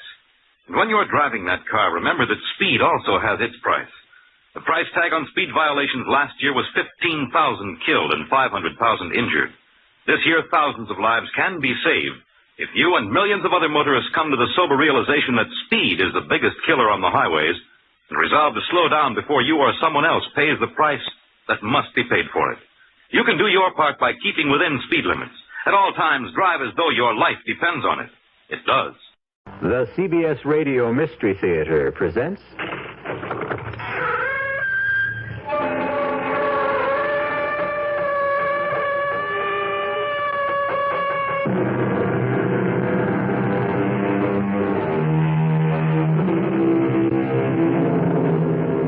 Come in. Welcome. I'm E.G. Marshall.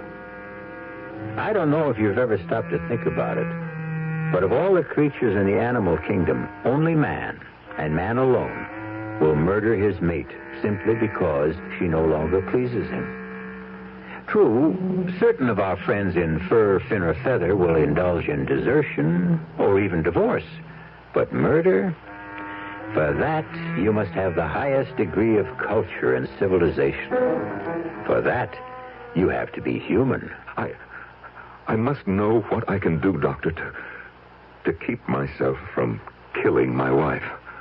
Why do you want to kill her? I don't want to kill her. Well, then, what makes you think you're going to? I've been told I'm going to do it. By whom? I've been told unmistakably and in no uncertain terms. And that's what scares me. But who told you? Pluto. Who's Pluto? A cat. A cat told you? Yes. My wife's cat.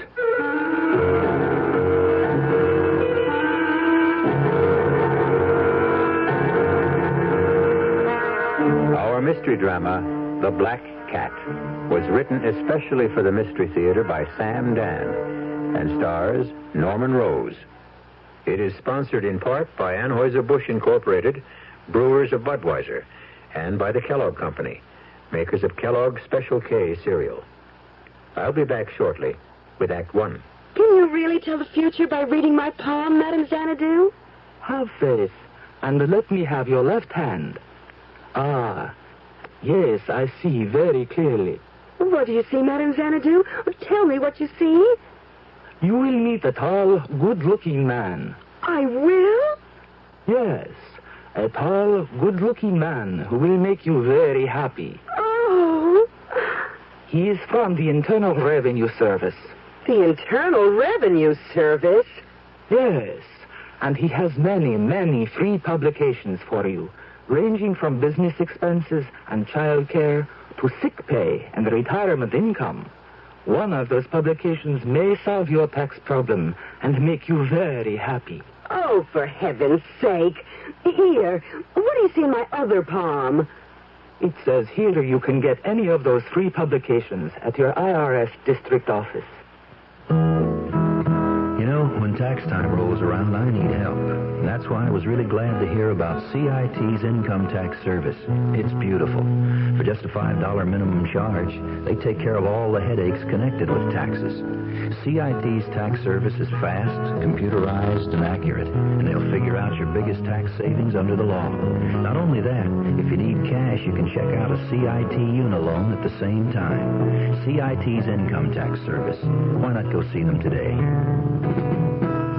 'Cause whenever you need money, come in or telephone. Ask the man at CIT for a Unilone. CIT makes money happen. Takes care of your taxes, too.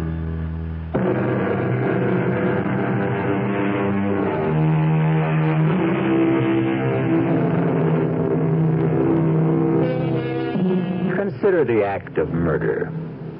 Popular opinion has it the majority of killers are ruthless, cold-blooded, devoid of pity. But the facts tell a different tale. Statistics reveal most murderers are neither brutal nor savage. The record shows you don't have to be a devil or a demon or even a criminal. Experience teaches a killer could be any one of us. Given the time, the place, the provocation, it could be you. It could be I. And it could even be Philip Sterling. Sylvia says you want to see me, Mr. Fenris. That's right, Phil. Well? I have a simple statement to make. A brief 13-word announcement. I had no idea you measured out your words. They should add up to 13. It happens to be an unlucky statement as far as you're concerned. Suppose you end the suspense, Mr. Fenris. What is this historic pronouncement, If you marry my daughter, I will cut her off without a cent. Yes, it does add up to 13 words. And you'd better believe him. Well, then I have no choice. I'll break the engagement. I certainly can't marry Sylvia if she has no money. Why, you unprincipled scoundrel. Mr. Fenris, while I may be a scoundrel, I do have principles. You admit you want to marry Sylvia for her money? What other reason could I possibly have? Well, of all the don't sputter at me, Mr. Fenris. After all, it's your fault. What, my fault? Without question. Had you been a better father, more loving, more attentive, you would have raised a more attractive daughter. Well, I'll have you thrown out of here. Consider Sylvia calmly, objectively. She's immature. She's naive. She's hopelessly romantic. She's careless. That's my word. Others would say sloppy about her weight, about her appearance. It's your fault. Your fault, all of it. I'll have you know I gave my daughter everything. You gave her only what money could buy. And in addition to everything else, she has that damn black cat, that Pluto, and she pretends she can talk with it. But she's kind. She's gentle. Of course. Otherwise, she'd be unbearable. Why am I even discussing this? Get out of here. Face the facts. You're 75 years old. 70. How much longer can you live? 10, 15 years? With Sylvia, she'll still be under 40. And the money, all of it hers, to squander as she sees fit. And you know she'll be the natural target of every sharp-shooting fortune hunter. I told you to get out. You say that one more time, and I will. Oh, be practical, Mr. Fenris. I'm the best hope you've got, because all I want to do with her money, your money, is enjoy it. I'm not burning to build empires. I only want to live comfortably, and on your money I can. And, well, I even happen to like Sylvia, just enough to put up with her. I think you must be the devil himself. Well, better the devil you know than the devil you might get. Oh, it's ironic, isn't it? 2 minutes ago, you were scared stiff I'd marry Sylvia. Now you're absolutely petrified I won't. Daddy? Oh, please. Pluto and I simply couldn't wait any longer. Daddy, you do approve of Phil. You do, don't you? Sylvia, I have a 4-word statement to make. Bless you, my children.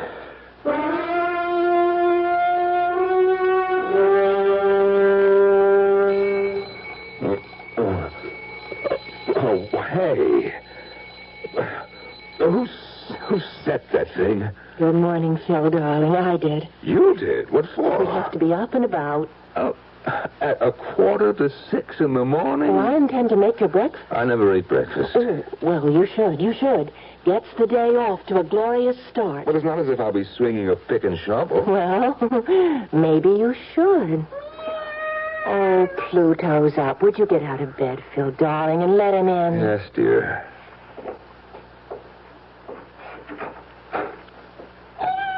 Oh, isn't he just the sweetest thing in the world? Yes, he sure is. Now, what were we talking about? Picks and shovels and hearty breakfasts. A combination guaranteed to make me ill. Phil, you don't know a thing about the construction business. I never claimed I did. I was honest with your father. But then why did you accept a job with a plush office and a secretary? Because I honestly intend to learn the business. Then that's why you should walk into Daddy's office and say, Sir, the only way to learn this business is from the ground up. Well, Well, you know I'm right. And besides, Pluto thinks it's a splendid idea. Pluto thinks? Oh, of course he does, don't you, Pluto? Matter of fact, Pluto and I discussed it last night. Sylvia. Why can't you believe Pluto and I talk together? Because to talk means to exchange words, and Pluto cannot. Oh, no, dear. To talk together means to exchange thoughts. And that's what we do, Pluto and I. How? Well, you look Pluto in the eye, and then you beam your thoughts at him, and he just beams his thoughts back at you. That's talking, that's communicating, isn't it? Well... I looked into Pluto's eyes, and he looked into mine, and he just beamed that idea about the way you could learn Dad's business right into my head. So, don't you see? You have Pluto to thank for it. Yeah. Thanks, Pluto.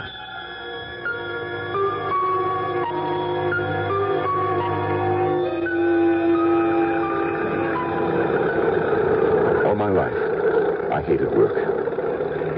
Put in an August day on a road building crew under a relentless sun that beats down. The heat shimmers off that concrete at about 115 degrees. And you will know what punishment is.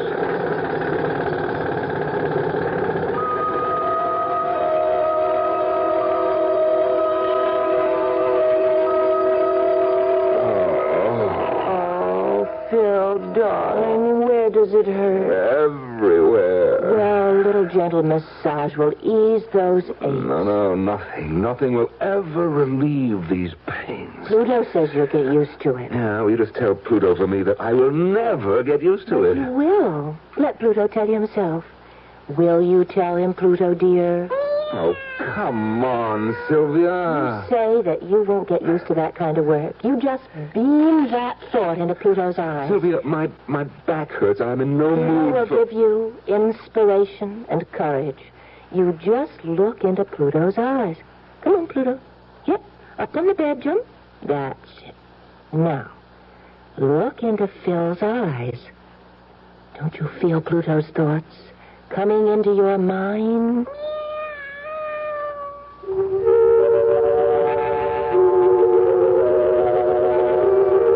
I don't know what color a cat's eye is supposed to be. But suddenly I was staring into a kaleidoscope of brilliant hues. Flaming reds, freezing greens, burning yellows, icy blues, all of them form into shapes. And there was this terribly taut feeling of tension, as if the entire kaleidoscope were trying to dissolve into a scene. And finally, the way a bubble bursts, all the colors blended into that one icy blue. That icy blue became two of the coldest, frostiest eyes I'd ever seen in my life. The eyes of a sharp-faced man in a black robe, and he was talking to me. Philip Frederick Sterling, have you anything to say before the sentence of this court is passed upon you? I didn't do it. I swear I didn't. I couldn't kill anyone. I'm not made that way. You must believe me. I'm not a killer. You shall be in prison at the state penitentiary. No, you can't do it. I'm innocent. Until the 3rd day of April. No, at no, shall be.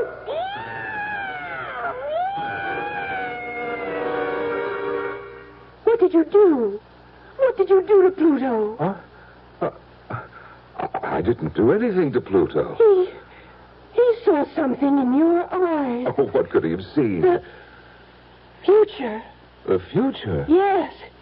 He saw the future, and it frightened him. Oh, he's terrified. And so are you. Me? What are you talking about? I'm not... Well, why are you shaking all over? Who's... You are. Phil, what did you see in Pluto's eyes? Nothing. But Phil... I said I saw nothing.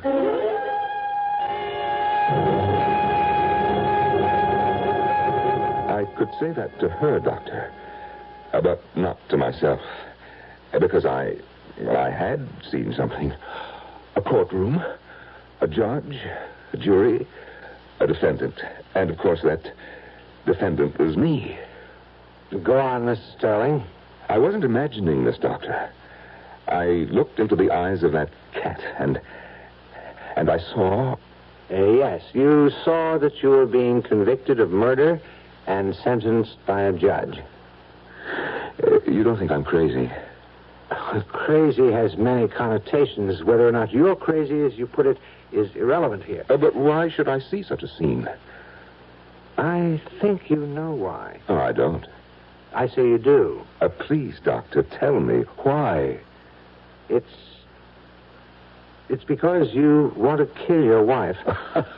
That's ridiculous. No, it's true. Well, why would I want to kill my wife? Why did you marry her? For her money. So far, you haven't been able to spend 1 cent of her money. Oh, I'm willing to wait. And work on a road gang? What do you suggest? If I were you, I would leave her. Why? You made a bad bargain. You thought you'd fall in soft. It isn't happening. You're beginning to resent her. Already the thought of murder is rattling around in your subconscious. Now, look, the old man is worth millions. She gets all of it. Oh, no, I can't walk out on that. Well, then reconcile yourself to the road gang. I have to, I will.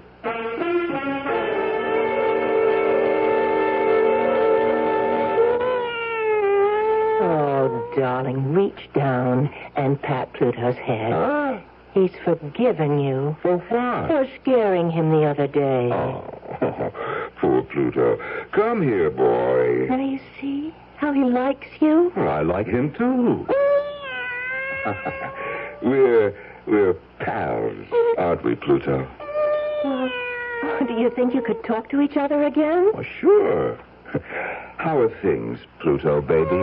No, I mean really talk. Look into his eyes. Oh, that. Look into them, Phil. Maybe Pluto has something to tell you. Well, okay. Talk to Phil, Pluto. Talk to him.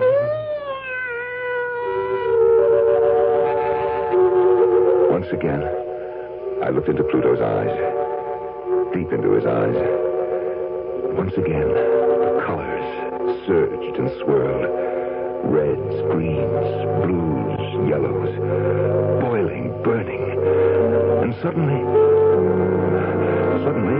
all the roiling motion stopped, as if it were frozen, and the icy blue predominated. And once again, I was staring into those 2 icy blue eyes, the eyes that belonged to the sharp-faced man in the jet black robe. In all my years years on the bench, I've never encountered murder so foul. I didn't do it.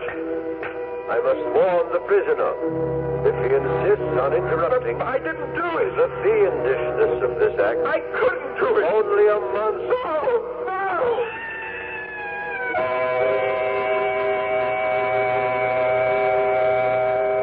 As the poet said, I am the master of my fate. I am the captain of my soul. He might have added, I am the ruler of my mind. It's an interesting project Phil Sterling has set up for himself. Talk out the bad, talk in the good. Drive murder out of his brain and coax love into his heart. If such a thing can be done, it will happen when I return shortly with Act Two.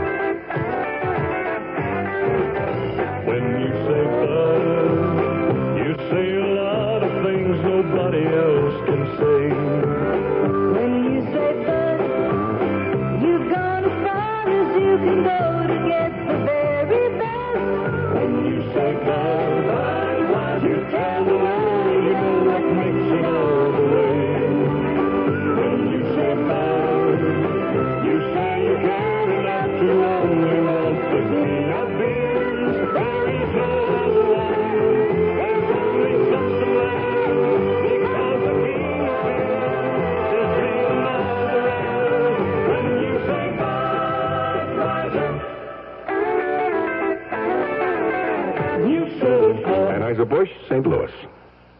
Occasional acid indigestion and heartburn can be more than just acid alone. Often there's trapped gas, too. That's what we call gasid indigestion. Digel is made for gasid indigestion because Digel is different. It does more. Digel reduces excess acid while its patented simethicone gets rid of trapped gas fast. Use only as directed. Digel for gasid indigestion. No plain antacid can do what Digel can. Of all the leading laxatives, only one, Phenamint, is a gentle chewing gum laxative, and for a very good reason. It's pleasant to take. Phenamint goes into your system gradually, little by little, and after Phenamint has entered your system, it begins to work gently, predictably, to relieve occasional irregularity. Phenamint, the gentle chewing gum laxative. Like all medicines, take only as directed.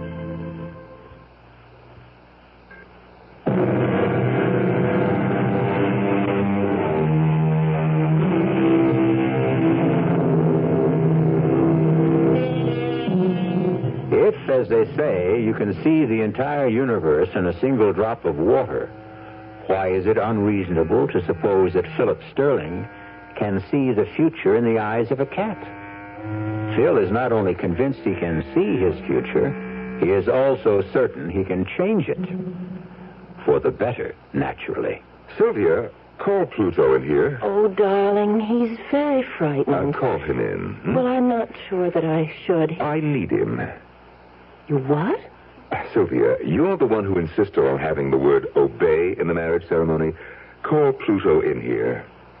Pluto. Pluto. It's all right, baby. Yes. Here, Pluto. Oh, up on Phil's lap. Oh. That's it. Yes. I want to look into his eyes. Oh, I don't think it's wise. Well, I have my reasons. All right. Pluto, Phil wants to talk to you. Pluto, talk to Phil. Once again, I looked into Pluto's eyes, and I saw nothing. Absolutely nothing at all. What do you say to that, Dr. Myers?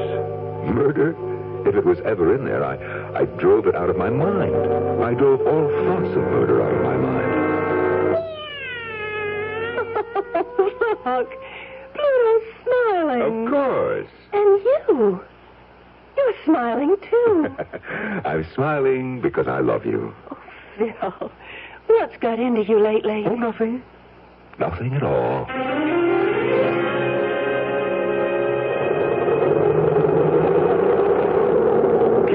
left. Keep to your left. Keep to your left. Come on. There's plenty of room.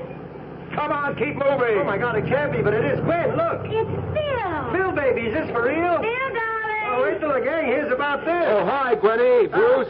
Phil, Phil, darling, I never knew you had such muscle. what happened, Phil? Did your father-in-law lose all his money? Look, you're holding up traffic. Is this what marriage does to a man? I'll explain it some other time. Get moving. Get moving, or I'll catch it from my foreman.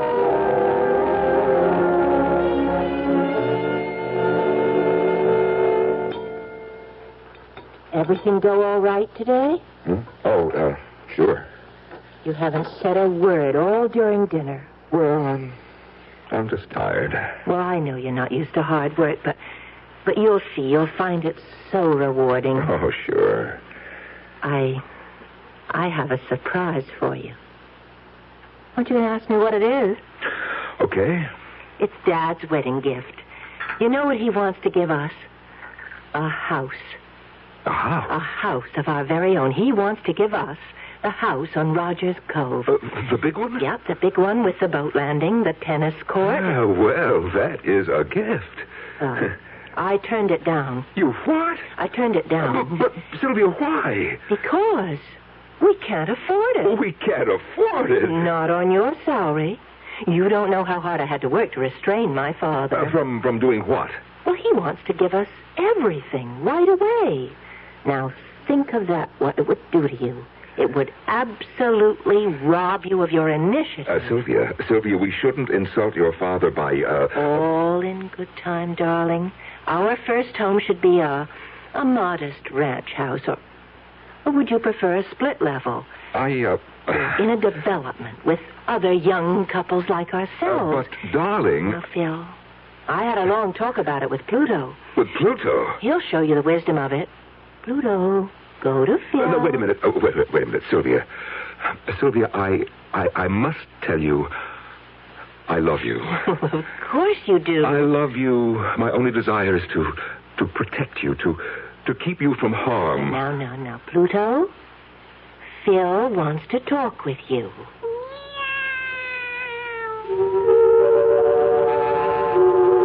Once again, I looked into those eyes. Once again, the whirl of almost blinding colors. But this time, something was different. In the struggle among the blues, the yellows, the greens, and the reds, the bright crimson reds, they were winning out. Everything was red. Flowing red. Blood red. Red blood on a pale white face. Blood on Sylvia's face. Phil, please. Don't hit me. Oh, Phil, please. I told you. I warned you. Phil, no. You ruined my life. All my friends laugh at me. I love you, Phil. Oh, please don't hit me again. Get up. I'm not through. Oh. Get up. Sylvia.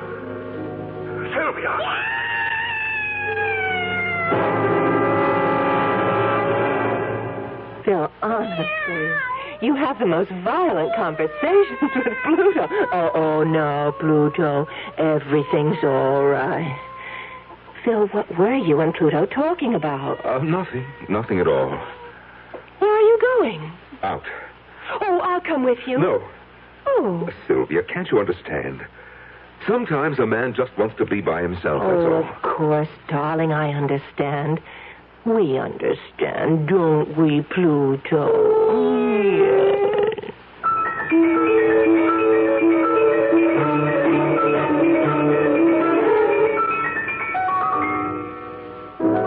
You want to go back to the party? Maybe later. It's much cozier here. I must say, absence does make the heart grow fonder. Oh, I missed you, Gwenny. Oh. Phil, how do you stand it? Oh, I have fantastic powers of endurance. That is, I hope I do. You know, what with her talking to that cat and everything else, maybe you can get her committed to, an asylum. After all, She is crazy. Oh, no. Only poor people are crazy. Rich people are eccentric. Phil, I'm worried about you. Oh, don't be. I will be fabulously wealthy one day. Is that all there is to it? That's all there ever was for me. I don't like what it's doing to you. Oh, come on, Gwen. What's it doing to me? Well, you're not the same. You were always so happy-go-lucky. Well, that might have been just a pose. No, there's something new inside of you. Really? What? Kind of violence. Violence? I'm allergic to violence. You think so? You know what I always say. I'm a lover, not a fighter. Violence? Why, I can't even... Don't protest so much, Phil. It shows. How? When we ran into you on the road, Bruce and I, we started to kid you. You turned livid. I don't remember. You were trembling with rage. That's your imagination. You tried to hide it. Well, maybe you're right. There are times when I could just... When you could just what?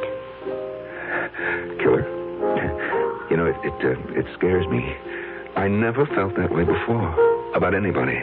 If I stay with her, I know that I'll kill her. And then... then, what good is the money?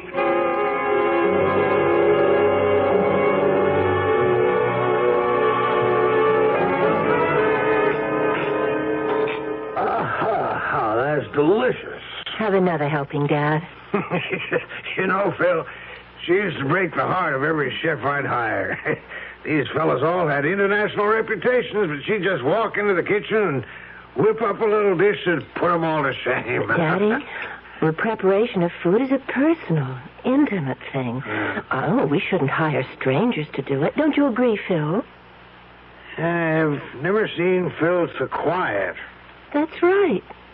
Darling, both you and Pluto haven't said a word all evening. Well, I don't know about Pluto, but I am preparing a statement. Oh, that sounds serious. It's a very important statement. Now, that's a coincidence. I, too, have a statement. May I? Of course. Phil, you've absolutely exceeded all my expectations. You've been an excellent husband to Sylvia. You've been conscientious on the job. And so, therefore, I have a 7-word statement. Odd that it should add up to 7 because it's a lucky statement, and, well, here it is.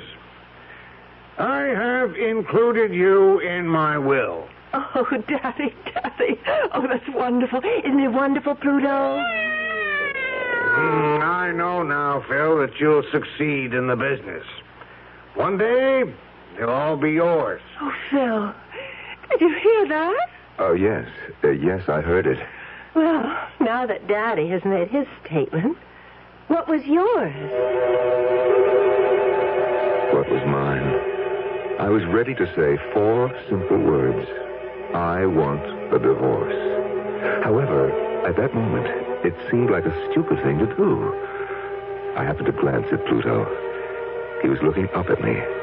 His eyes were wide, and I could see the colors swirling again. But this time, the yellows, the bright flaming yellows, overwhelmed the others. And then, the yellow turned softer and began to gleam like gold. Solid gold. Oh, what a fool I would be to throw away a chance to own one of the largest construction companies in America. I looked at Sylvia. I would simply have to love her. That's all.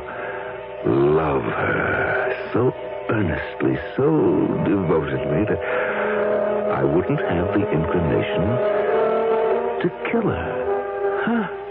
The problem was solved. Aren't you going to make your statement, Phil?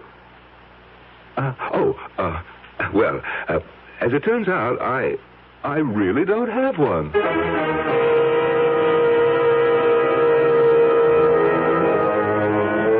You're playing a dangerous game. All your instincts tell you to get out. But suddenly, the stakes are raised to dizzying heights. What do you do? Phil Sterling has decided to stand pat. But how strong is his hand? Losers and winners in this game of life and death will be determined when I return shortly with Act 3. And now another tale of the ball and chain. At Kellogg's Special K presents the good, the bad, and the heavy. Why is that cowboy wearing a ball and chain? Because carrying around extra pounds can be just like carrying around a ball and chain. How symbolic. What will it be, senor? Give me the Special K breakfast. Here you go. For a Special K, it's milk, orange juice, and coffee. Say, don't I know you from someplace? You probably don't recognize me with my ball and chain. I used to be 10 pounds lighter, but I'm getting back that way by exercising and eating smart at every meal. Starting with this here Special K breakfast. What's so special? It's less than 240 calories, 99% fat-free, and delicious. It's going to help me get rid of this here ball and chain. I bet your horse will be glad to hear that. Another ball and chain. Fight but gust.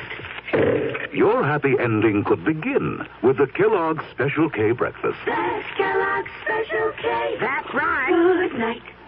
When you put out good money for a homeowner's policy, you're buying the service that agent's going to give you the first time that you have a claim. State Farm agent Gabe Franco, Fort Collins, Colorado, talks about homeowners insurance. State Farm has always been synonymous with good service. But the amazing thing is that you get that kind of service without a big price. State Farm has a reputation for low rates. Nowadays, when a guy has a budget to watch, that's more important than ever. You have to make sure that you get the best deal for your dollar. And so you see, you get the kind of service you need for a homeowner's policy and some real financial advantages, too, and that's hard to beat. State Farm Fire and Casualty is number one in homeowners insurance because of low rates and outstanding service. Good reasons to see your nearby State Farm agent now. And like a good neighbor, State Farm is there.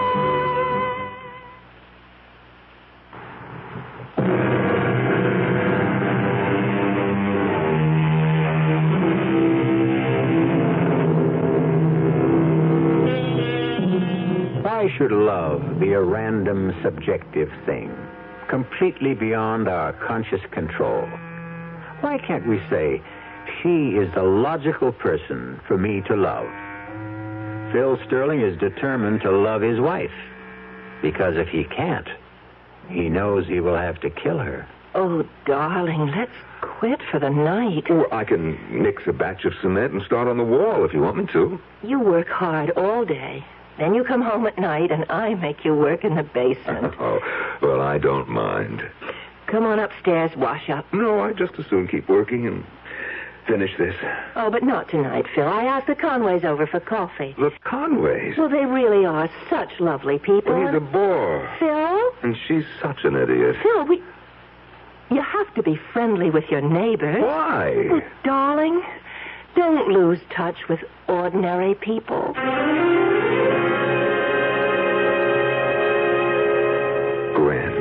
Gwen, I don't know what I'd do without you. Well, that's what friends are for. I just have nobody else to talk to. On the job, at home, the neighbors. I think I'm about ready to flip. Well, Phil, you could always leave. I can't. You know, you hear people say, I wouldn't do this or that for $1 million. But it's academic. Nobody ever offered them the $1 million. With me. Gwen, with me, the money is there. It's not quite there. It's mine. I just have to wait it out. I am in the will. I am in it for 50%. Gwen, you know how much that is? Mm-hmm. Besides, he's very old. How much longer can he live? Oh, Phil, you always were a genius when it came to figuring things. I wish I knew how to figure this. Well, you know you can't stay, and you don't have the nerve to leave. That isn't true. Been getting any readings from Pluto lately? Cut it out, Gwen. I bet you're afraid to look.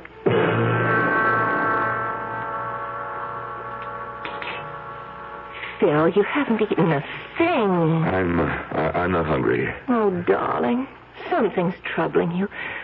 Talk to Pluto. You'll feel better. I don't want to talk to Pluto. Oh, he's such a comfort. Talk to Phil, Pluto. Yeah.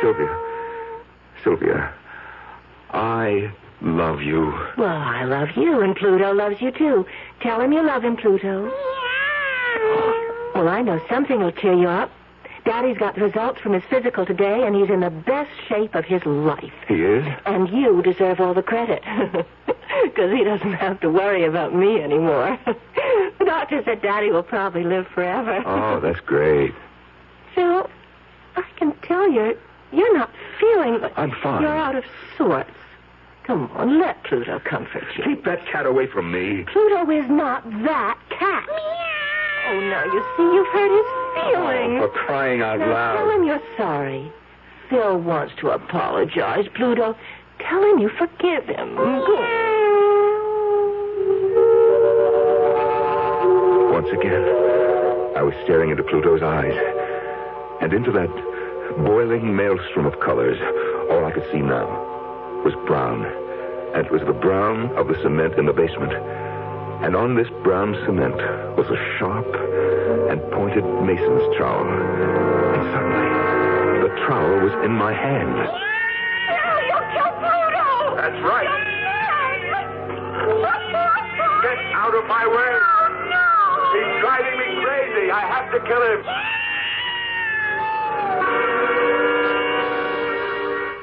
Phil, what's wrong? You're trembling. It's nothing. It can't be nothing. I'm going out. Again? Where? For a walk. Where do you always go on these walks? Nowhere. I just walk. Now stop nagging.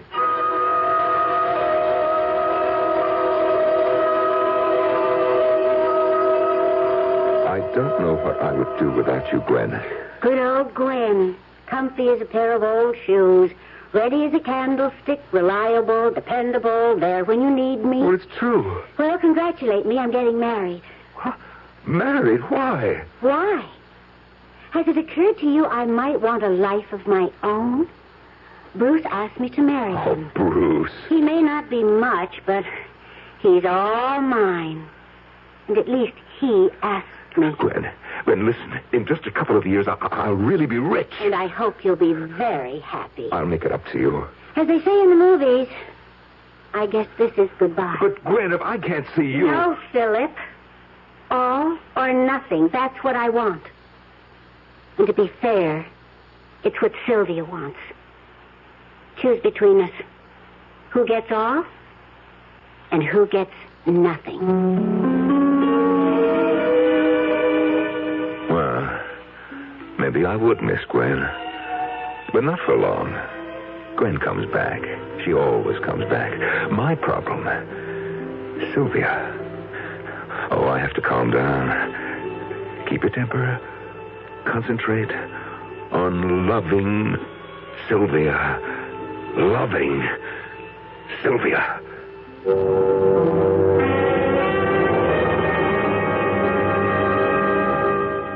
Phil. Yes, dear. Pluto and I have a question to ask you. Oh, what is it? Who is Gwen? What did you say? I think you heard me. He heard me, didn't he, Pluto? Yeah. Who is Gwen? Well, Gwen is a girl I used to know. When did you last see her? Now, look, what is I'd this? like an answer. Sylvia, who told you about Gwen? Who do you think? Pluto. What does Pluto know? Everything. You're in love with her, aren't you? No. Don't lie to me. I am telling you the truth. You can lie to me, but you can't lie to Pluto. Sylvia, now listen to me. I am telling you the truth. I love you. Oh, tell that to Pluto. I dare you to tell that to Pluto. Pluto, that mangy cat. Hey, where are you going?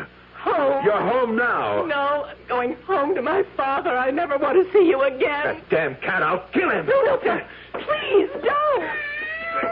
Run, Pluto. Run.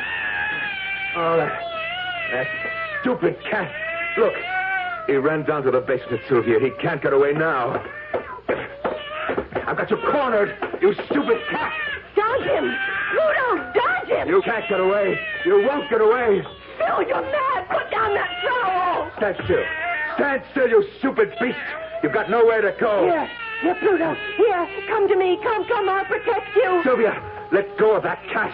You give me Pluto. No. I won't have any peace. I won't have any sanity until I kill him. No, Phil, no. Let go of him. No.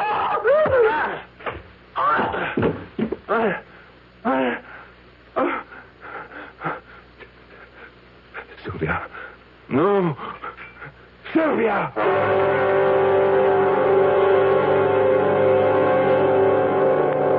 They were both dead. I had killed them both. My temper had gotten the best of me. Yes. I had to think fast. Think. First, I built a wall of cinder blocks and cement. I had everything there to do it. And then I placed her and Pluto behind it. And finally, I painted the wall and the entire basement. So there were no signs of fresh construction. I washed away every blood stain from the floor, and from my hands, from my clothes. The place was absolutely spotless. And then I assumed a new role, and I played it to perfection. The worried husband.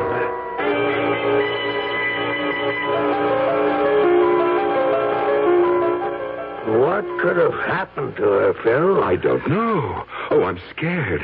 How could she just disappear? You two weren't quarreling, were you? What, Sylvia and I? Yeah, I know. The lovebirds. Well, I'll tell you what I'm scared of. She has all kinds of, weird ideas. And, what with that cat? Who knows? Maybe she just wandered off. Well, we'll find her. You have to be brave, son. Oh, I just couldn't get along without her, Dad. My only worry was the will, but I was still in it. So that worry was unnecessary. And actually, I was in it bigger and better than before. Maybe I should have killed her sooner.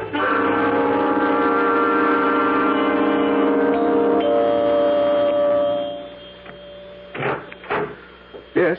Mr. Sterling? I'm Mr. Sterling. We're police officers. Oh?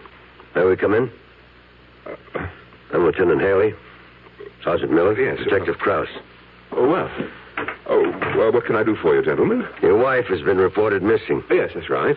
I'd like to ask you a few questions. My father-in-law and I wrote out a deposition. He's Frank J. Fenris, a very influential man. So I've heard. Your wife disappeared last Tuesday night. Oh, yes. Mr. and Mrs. Conway, your next-door neighbors, report they heard sounds of arguing. Did they? Mrs. Conway characterized it as a fight. Mrs. Conway is a fool. But did you have a fight with your wife? Certainly. Don't you ever fight with your wife, Lieutenant? Do you have any idea where your wife might be now? Lieutenant, do you suspect me of doing away with Sylvia? No, sir. I don't like the tone of your voice. And I don't like the look on your face either. I'm sorry. Yes, it's that cynical, know-it-all cop look. Yes. You figure that I killed her. Mr. Sterling, I'm sorry if we seem to irritate you, but our job requires that we ask questions. So what did I do, Lieutenant? Kill her and hide her body? Nobody said that, sir. Then why are you here? To search the house. Now, I know my rights. For that, you need a warrant. We have a warrant. Oh. Well, go ahead. Jim, Otto, look around.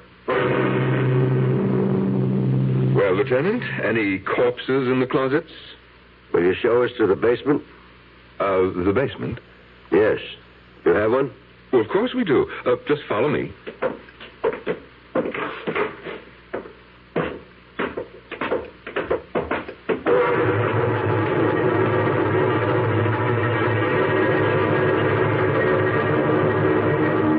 Jim?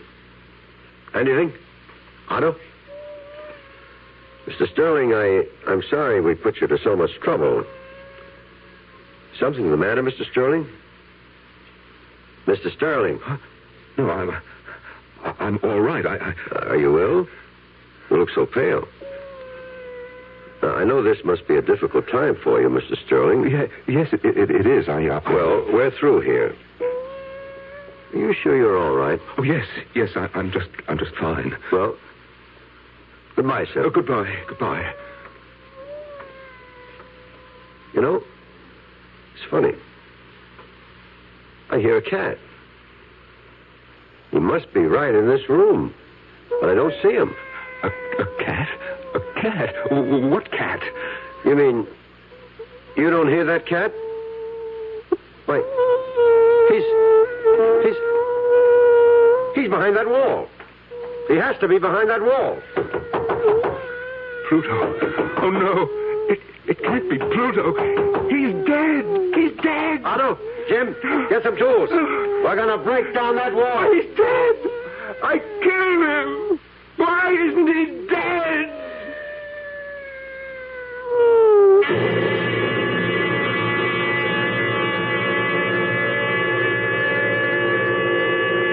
Why? The answer is simple, and it's also the moral of our story, which is a man is ill-advised to fool with a cat. Why? Because a man only has one life, while a cat has 9.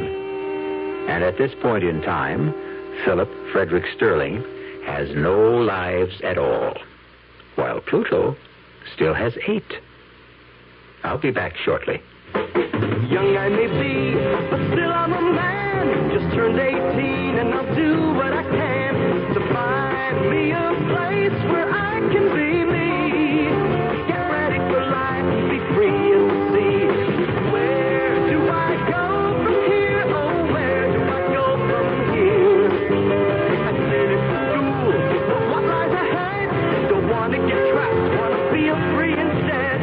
All over the world, there's so much to do. The call of the sea, don't you hear it too? Where do I go from here? Oh, where do I go from here? What about the new Navy? You'll get your chance at success, learn an exciting job, and see the world. Call toll-free 800-841-8000. That's 800-841-8000. Or see your Navy recruiter. Be someone special in the new Navy. I know where I'm going from here.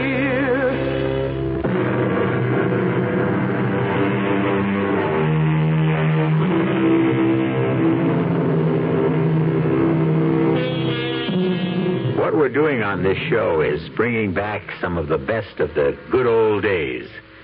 And a good old expression used to be, the cat's meow. Mom and Dad use it all the time, even though they didn't exactly know what it meant. Well, after this tale, we know. Our cast included Norman Rose, Marion Seldes, Robert Dryden, Joe DeSantis, and Evie Juster. The entire production was under the direction of Hyman Brown. And now, a preview of our next tale. 3 times on different expeditions we have excavated with no success. This time we have managed to isolate the mastaba itself, in spite of every kind of miserable luck. Cave-ins, men injured, crews deserting. But at last, within the next few days, I'm convinced the entrance will be found. Oh, how exciting, how wonderful for you. And Hasiba, I hope she isn't a disappointment. Was she really so beautiful, do you think? Incredibly. Her face shamed the shining sun, and the day was lit up by the light of her countenance. You know, you sound as though you'd actually seen her. I have. You have? Oh, yes, my dear. For every description fits you. Radio Mystery Theater was sponsored in part by Anheuser-Busch Incorporated, brewers of Budweiser, and by the Kellogg Company, makers of Kellogg's Special K cereal. This is E.G. Marshall inviting you to return to our Mystery Theater for another adventure in the macabre.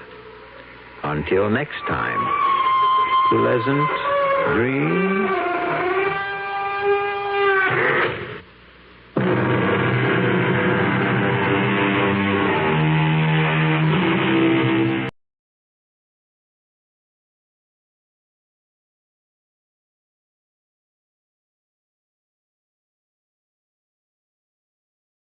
Ladies and gentlemen, last year's traffic death toll was 37,500, a 7% increase over 1950. The National Safety Council believes that the best way to promote safety on the road is for each of us to know and obey traffic laws, to read and heed traffic signs. So be careful. The life you save may be your own. The CBS Radio Mystery Theater presents...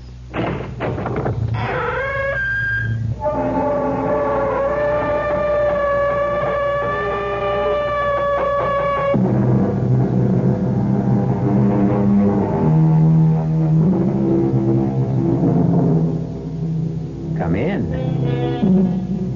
Welcome. I'm E.G. Marshall. May I be your guide once again for that trip through another world, a world of the weird and the unusual?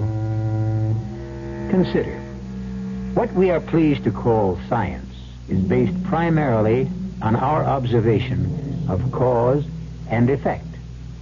So, we say the rooster crows to herald the approach of dawn. But what does the rooster think? From his point of view, isn't he justified in believing that the sun rises because he commands it? In the final analysis, it all becomes a matter of perspective, doesn't it? Hello, darling. Hi. Dinner ready? Just about. Have a good day? Yes. Oh, I'm so happy, Carlotta. Does that mean you finally straightened out the problem that's been bothering you? Yes, I found out how to get rid of it. Wonderful. How? Like this, Edmund. Mike, what are you doing with that gun? What are you...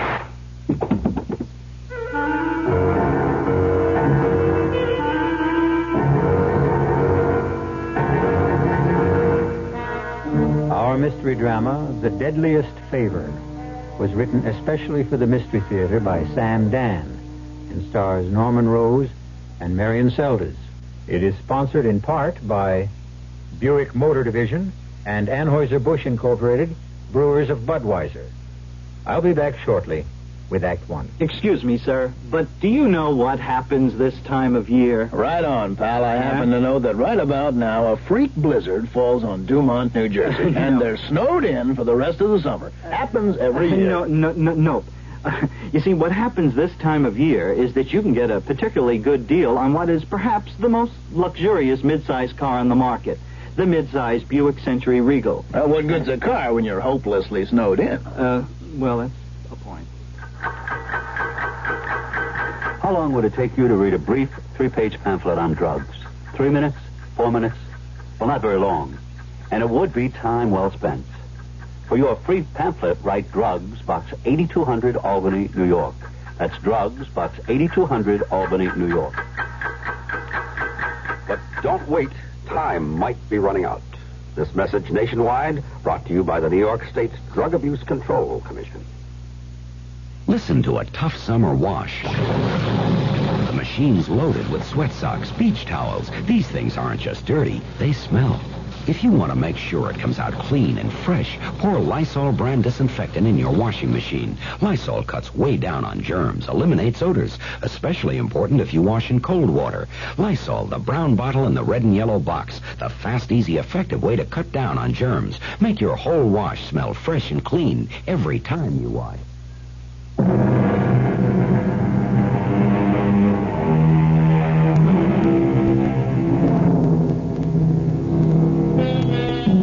The poet said, "He that dies pays all his debts." And while this may be true, it is neither a practical nor a popular way to discharge one's obligations.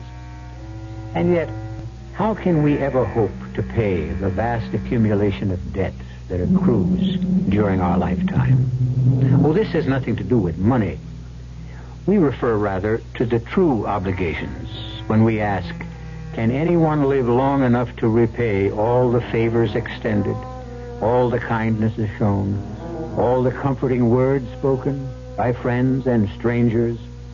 Rare is that fortunate man or woman whose account is not in arrears. The Prime Minister described the situation as one of the utmost gravity. And now, let us go to the West Coast, where they are having a fantastic premiere of that super-sensational million-dollar epic, Kiss of Blood. This is a premiere like they had in the good old days. Everybody who is anybody is here. Oh, yeah, that's a long way from here, Carlotta, baby.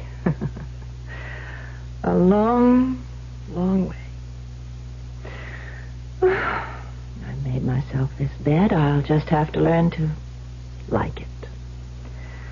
Live with it. Hello, darling. Hi. Anything exciting in the news? Man said there's going to be a war, I think. Well, that's not new. Hungry? Mm-hmm. Steak and salad, okay? Okay. You have a good work session? No. Oh, I'm sorry. What's the problem? I don't know. That first draft is due in 2 months, isn't it? I just can't seem to get it down. Well, why not? I can't concentrate. Up here? A million miles from no place. Maybe that's why. Well, but you're the one who wanted to get away from the hustle and the bustle and the hurly-burly. Believe me, I don't miss it. I'm happy to be up here. Then why can't you write? Because, well, Carlotta, because I've got a guilty conscience. I feel guilty about you. Me? Mm-hmm. See, I don't need people. I don't need parties, theater, opening nights. I don't either. But, Carlotta, you were always so... I was always... what? Always in the middle of it, in the middle of a whole world of excitement and glamour. No, darling. I wasn't in the middle of it. I was on the fringes. I was merely one of 2,470,000 aspiring young actresses. And that's just 1 year's crop. Yeah, but I have a feeling it must be so dull for you up here. Dull? I can read, I can paint. And I get the feeling that I'm dull, too. Edmund. No, dear, let me say this. I'm just a writer. Just a writer. You're the best, And I'm not even the kind of writer who gets his name in the paper. Well, not the part of the paper anybody bothers to read. Oh, darling, you mustn't run yourself down. My book, my latest book, what is it concerned with?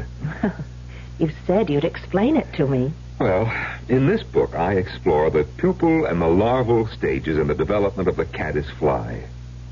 Oh. Exactly. Oh. Oh, but I'm sure it must be very interesting. Really? To whom? Well, to those people who would be interested. Mm-hmm. Well, you find it exciting, don't you? Well, yes, because it is exciting. You see, Carlotta, the caddis fly encloses himself in what he thinks is a golden protective sheath. But in reality, it's his coffin. Ah, that sounds good. And the fish that prey upon him, they also meet their doom. That sounds even better. Because the fish, in their turn, are eaten by other predators.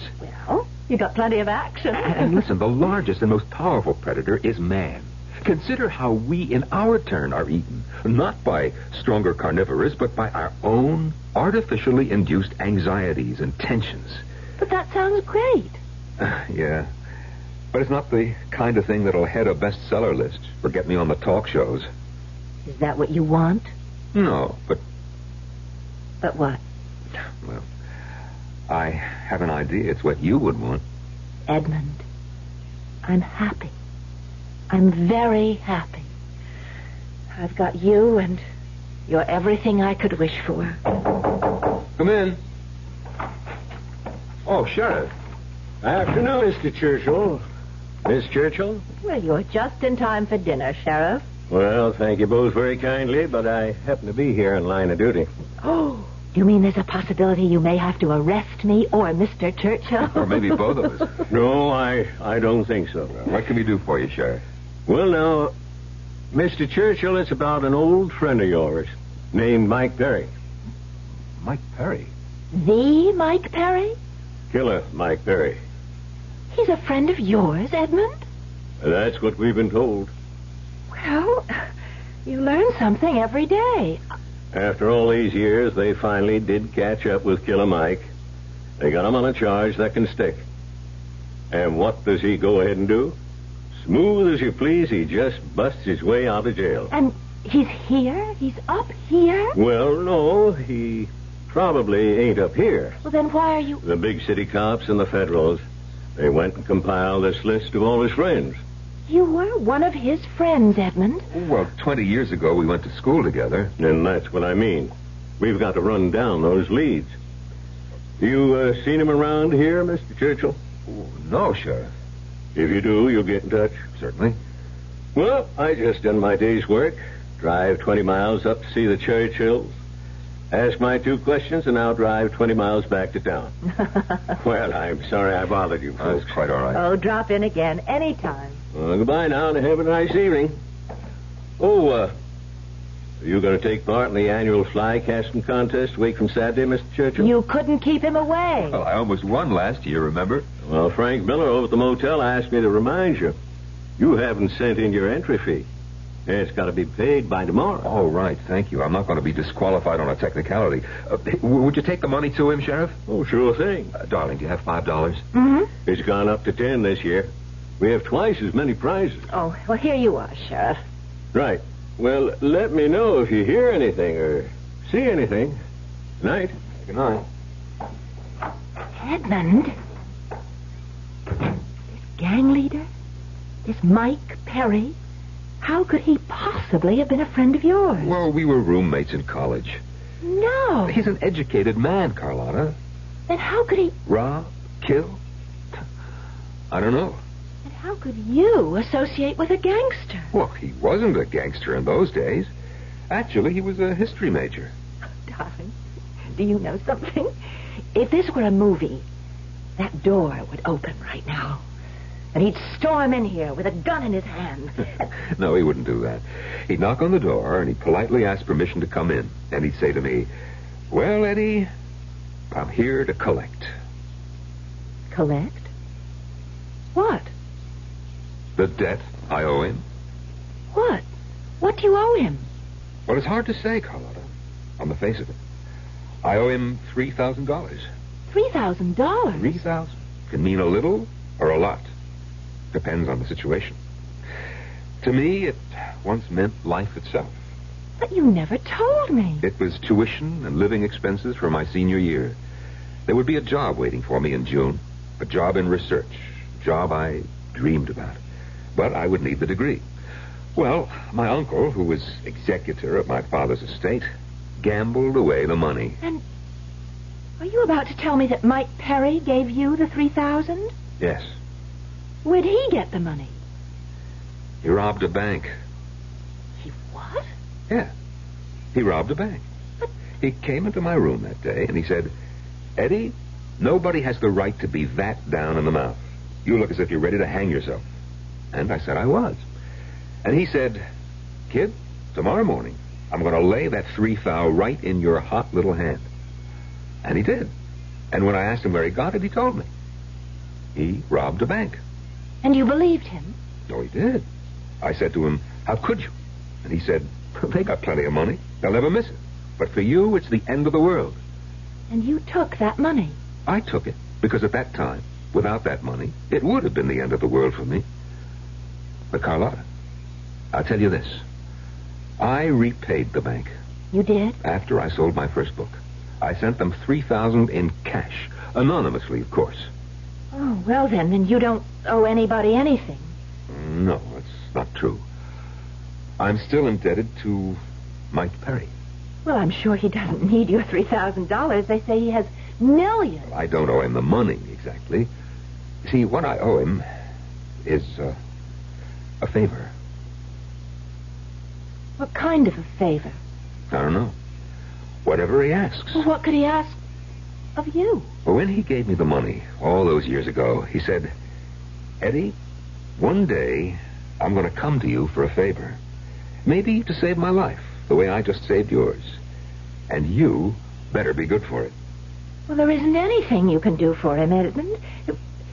It's all ancient history. It's 20 years. That's so long ago. That's another world. Yes? And so much has happened to both of you.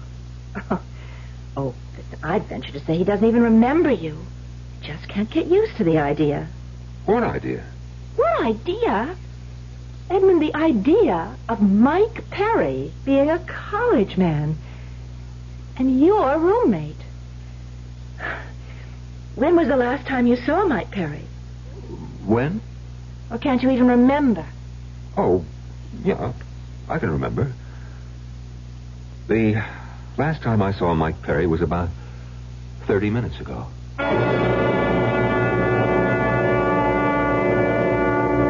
Look out for the quiet people. At any rate, Mike Perry, a lord of the underworld, has come to this remote, mountain area to collect a debt of 20 years standing. But is Edmund Churchill ready, willing, and able to pay it? I shall return with further news of the principal and interest shortly in Act 2. When you drink beer, do you tilt the glass for long, hearty swallows? Or just tip it and sip it? Well, sipping's the thing for wine. But Budweiser beer is a hearty drink, brewed for zest and character. The best way to enjoy Bud is to drink it. Not chug-a-lug, just man-sized beer drinker swallows. That's when that famous Budweiser taste, smoothness, and drinkability really come through. Smoothness and drinkability that come only from natural carbonation and exclusive beechwood aging. Smoothness and drinkability, too good for any half-hearted sipping. So drink up. You'll see that brewing beer right does make a difference. And that when you say Budweiser, you've said it all. Anheuser-Busch, St. Louis. It's our anniversary. 10 years. 10. But tonight we're going to live a little. 10 years. Now, I know tomorrow my head and my stomach may not feel too hot. But it's our anniversary. And if I happen to overdo it, isn't it nice there's Alka-Seltzer? 10 years. Alka-Seltzer, with antacids for your stomach and specially buffered aspirin for your aches and pains. Use it only as directed. Isn't it nice there's Alka-Seltzer? When we got a lot of wash we gotta do, and all the skirts and shirts are dirty through and through, that's when we're glad for Fab. Clean, so clean, lemon fresh and too. Fabs are seen a booty-yada-doo. White, so white, razzle-dazzling. Bright, so bright, you're gonna wanna sing. Oh, Fab, we're glad there's lemon fresh and for us and you.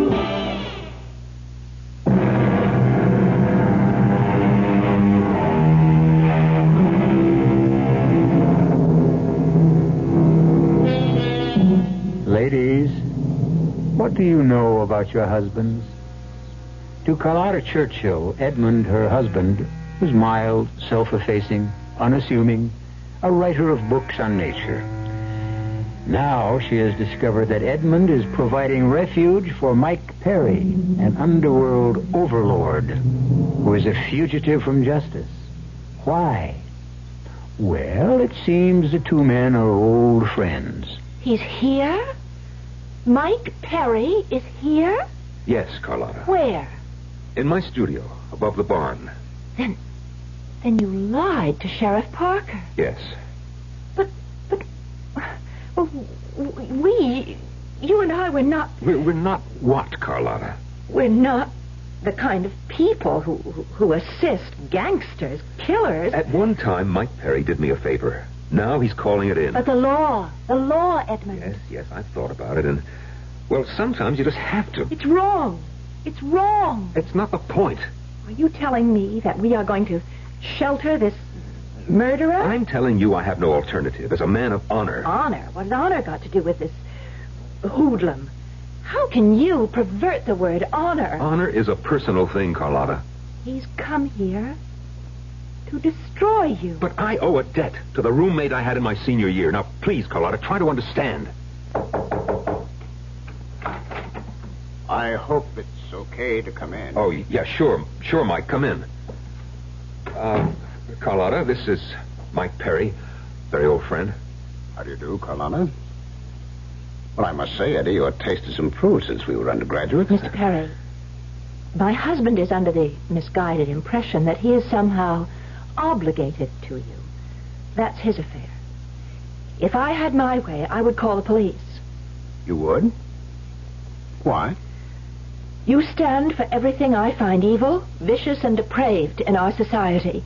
Well, surely not everything. Well, darling, why don't I help you with dinner, huh? I'm particular with whom I break bread. If you care to feed Mr. Perry, you'll find something in the refrigerator. Meanwhile, you'll excuse me, I have a headache.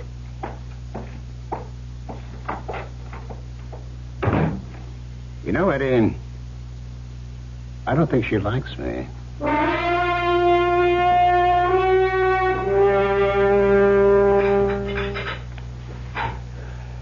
Good morning, dear. I prepared breakfast.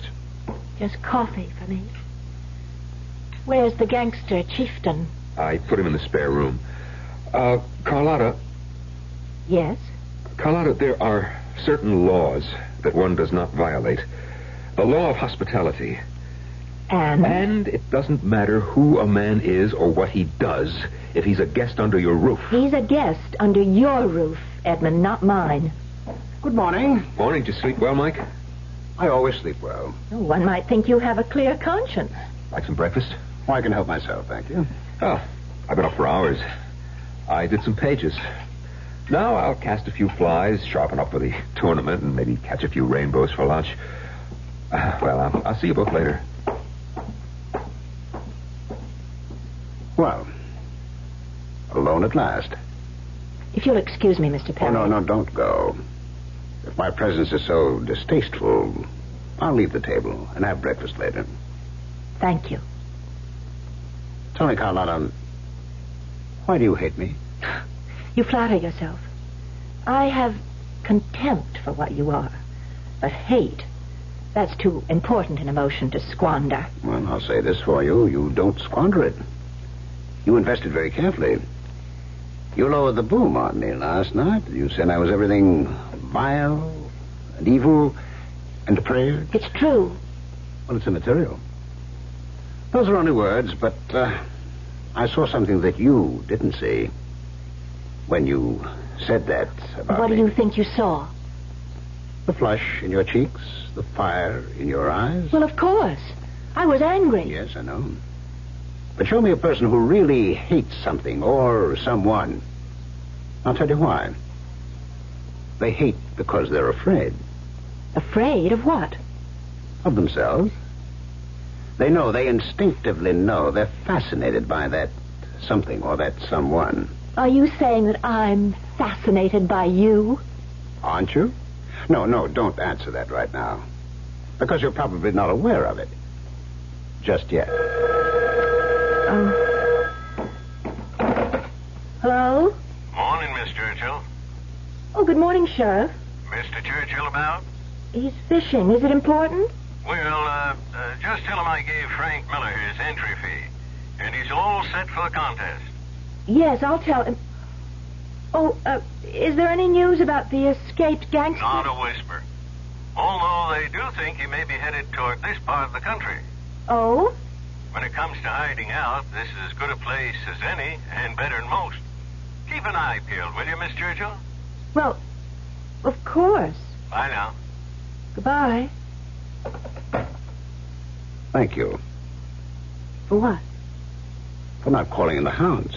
Had I told the sheriff you were here, I'm sure you would have killed me on the spot. That isn't true. You mean you're not capable of it? Oh, no. Of course I am. But there'd be no point to it. They'd have me. Where can I go in this wilderness? But how do you know I won't call him back? I know.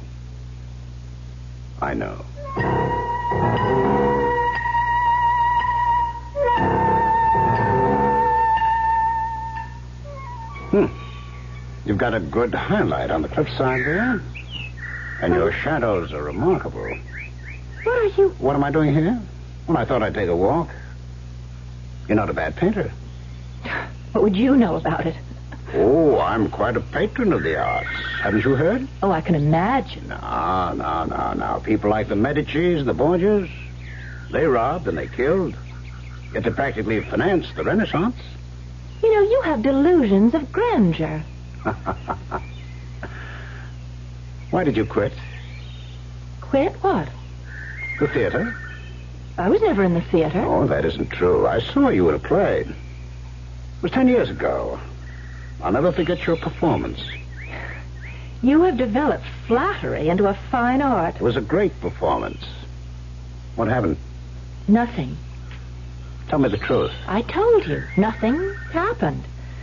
I had a bit part in an off-Broadway play. I had one scene, and I stole the show. The critics raved, and that was the end of it. It couldn't be. I never got another job. That's impossible. No, it's the way things can work out or not work out in the theater. So I decided to go back to school and get a degree and maybe teach. And you married your professor. That's right. And you've been miserable ever since. That's not true. Now, go ahead, tell me. Tell me you've been deliriously happy. Nobody is deliriously happy in this world. That's not true. I am. You? Oh, yes. Because I live. Every second of every minute of every hour. I have everything I want. But you can be shot down at any time. And you can get hit by a truck. You abdicated from life. I'm reconciled to it. Reconciled? You? I saw you on the stage. I saw fire and ice. Excuse me. Where are you going? I'm going back to the house. Yes? Please, I said I'm going back. Well, of course.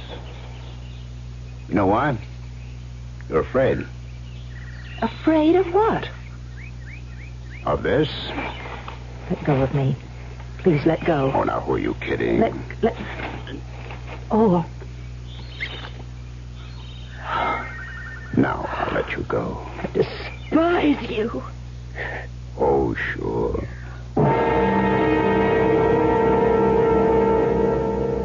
And now for the news headlines.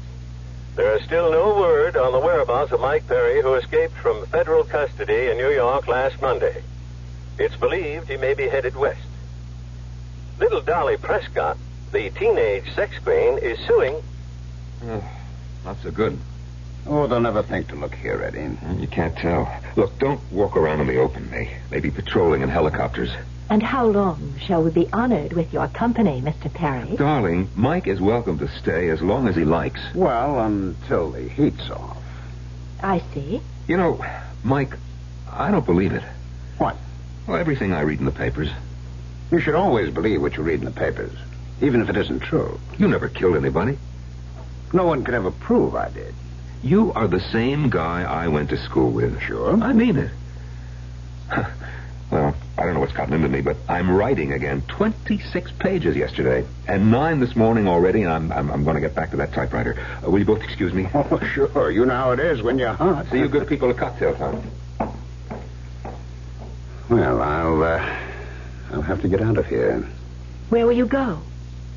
Well, don't tell me you care. You know, I have an idea. There's going to be some heat here. It's time to make a move. The big one. Well, I'm prepared for it. I got the place all set up. There's only one thing missing. You know what that is? I'm not interested. Well, you should be. It concerns you. Listen, Mr. Perry, get this straight. Nothing you do concerns me. You're coming with me. Where? I caught you. Your instinctive reaction was not to say no, but where? We're leaving the country. What makes you think... I want you.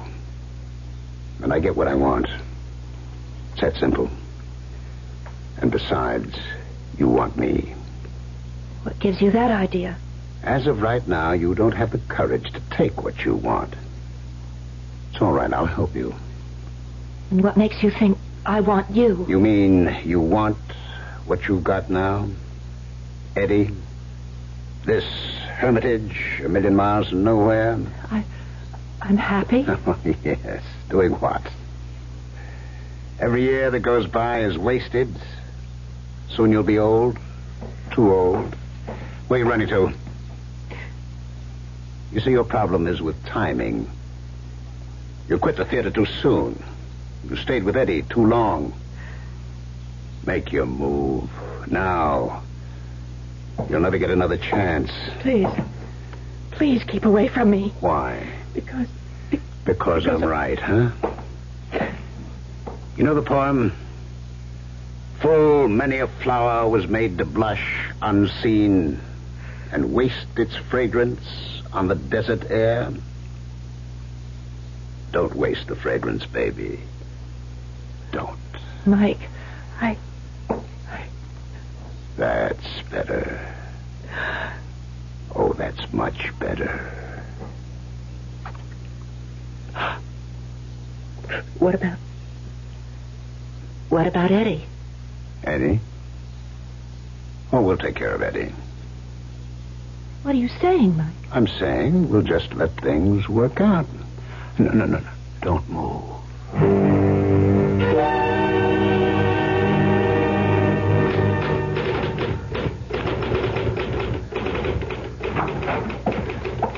Edmund. Shh.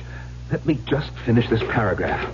I know just how I want to say this, and if I stop, Carlotta, what did you do? I want you to listen to me. You could have torn that paper. Edmund, please, I beg of you.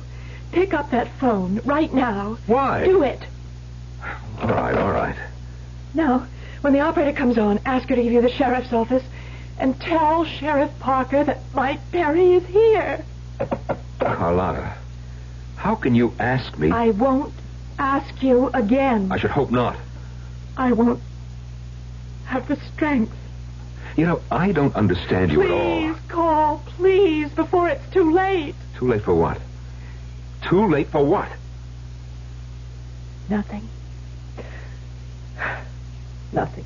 You mean you became so excited over nothing? I tried.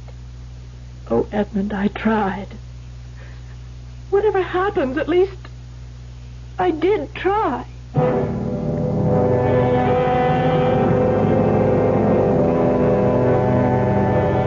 If at first they don't succeed, some people will try again.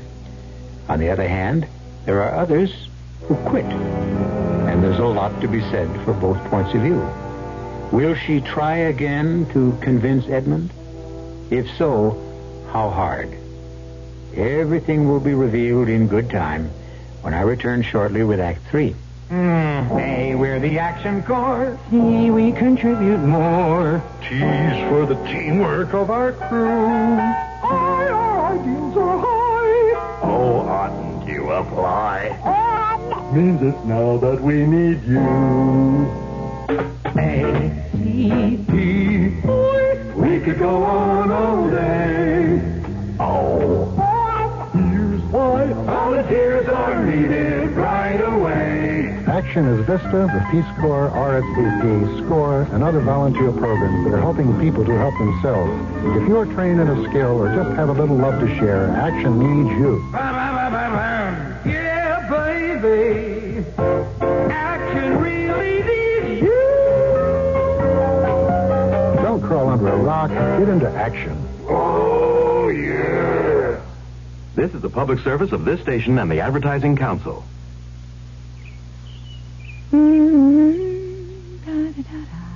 Hey, well, what are you doing? Just putting in my 2 cents worth. Oh, come on, honey. That's my fabulous one and only charcoal broiled burger recipe you're fooling with. I know, but I had to put in my 2 cents worth. 2 cents worth of what?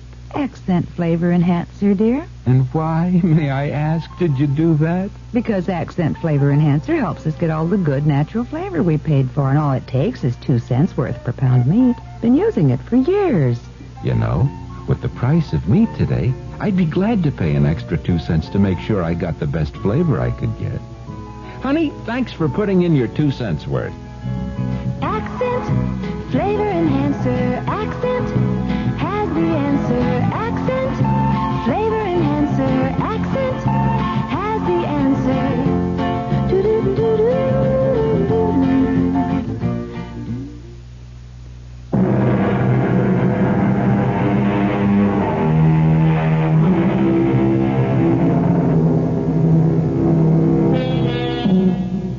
Friendship can form the strangest pairs.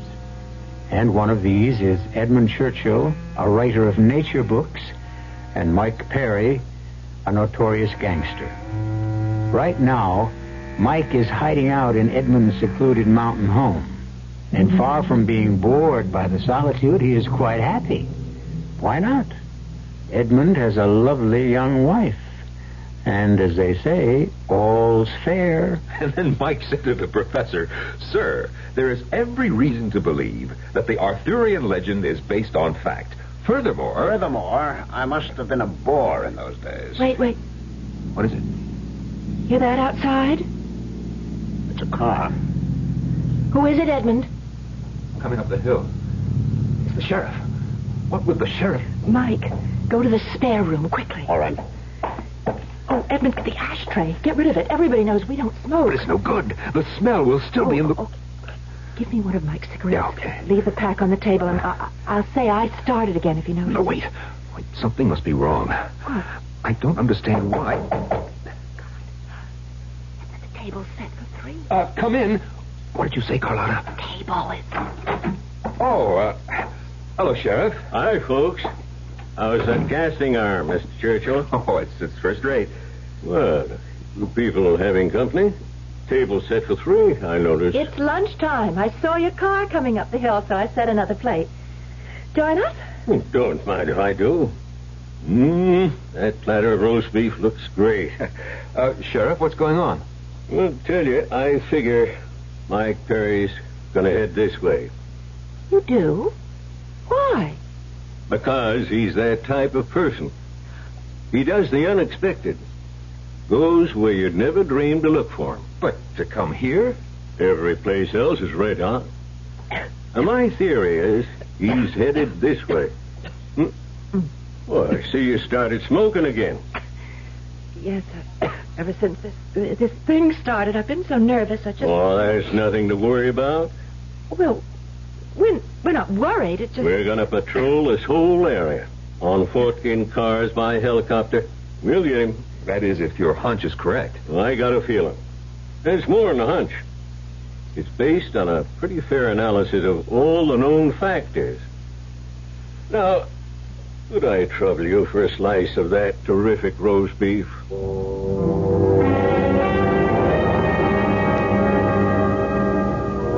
Morning, Carlotta. You slept late. Where's Eddie? Fishing. That's become a big thing with him. He's got the contest coming up on Saturday. We have to get out of here. Mike. I don't like that sheriff.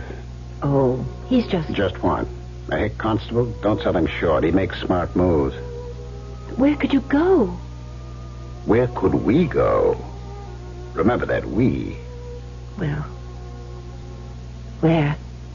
Out of the country. But what's the good? You'll be extradited. What for? Well, for... I'm not wanted for crimes like murder. All I have on me is income taxes. Maybe embezzlement. There are plenty of places where they can't extradite you. But... Come with me. But... Edmund. I said we'd take care of Edmund. No. Carlotta, come into a new world. The world of the people who have power. It's a world where rules have no meaning. But Edmund's such a good person. Good, bad, they mean nothing. You do what must be done. And I'm not sure that I can. And stay here. Oh, Mike, Where we're going, I have a palace, a yacht. There's nothing you can't have. Name it, it's yours. But I don't want just things. I'll buy you a theater, your own company, act, star. Oh, Mike. Everything, anything, Mike. yours for the asking. This is my world. I want to share it with you. But what's supposed to happen to Edmund? Edmund must be taken care of. You mean killed? There's nothing personal involved. I even like Eddie. No. There's no other way. When he finds out we're gone, he calls the sheriff. Now, look, I've been told there's only one road out of these mountains. Yes, it leads right through the main street of Council Forks, 20 miles from here. Well, we'll have to chance it. No, it's dangerous. At night, late, I'll wear a hat. I do look a little like Eddie. We'll be moving pretty quickly. Yes, we'll go as soon as it gets dark. The stores will be closed. No one will be on the streets. But Mike, it's still a 3-hour drive through these hills before we get to the turnpike. Suppose the sheriff should call here. He won't. Oh, how can you be sure? Call him. And here's what to tell him.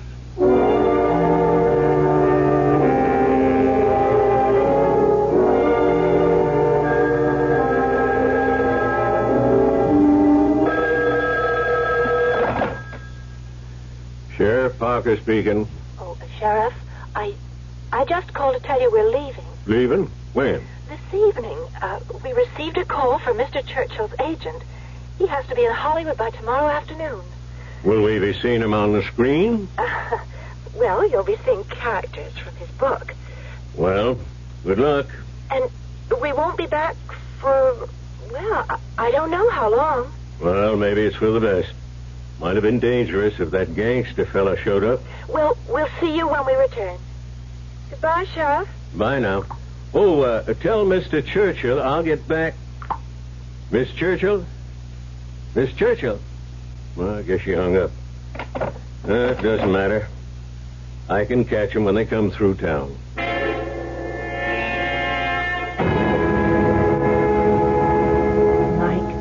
Mike, You what? Oh, I'm not sure. Of what? Of anything. Come here. No, that won't help. Yes, it will. Oh, Mike. I'm so frightened. You should be. You know why? You're crossing the line.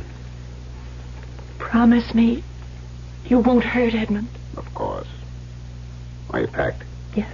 Okay. When he comes in, you go out to the car.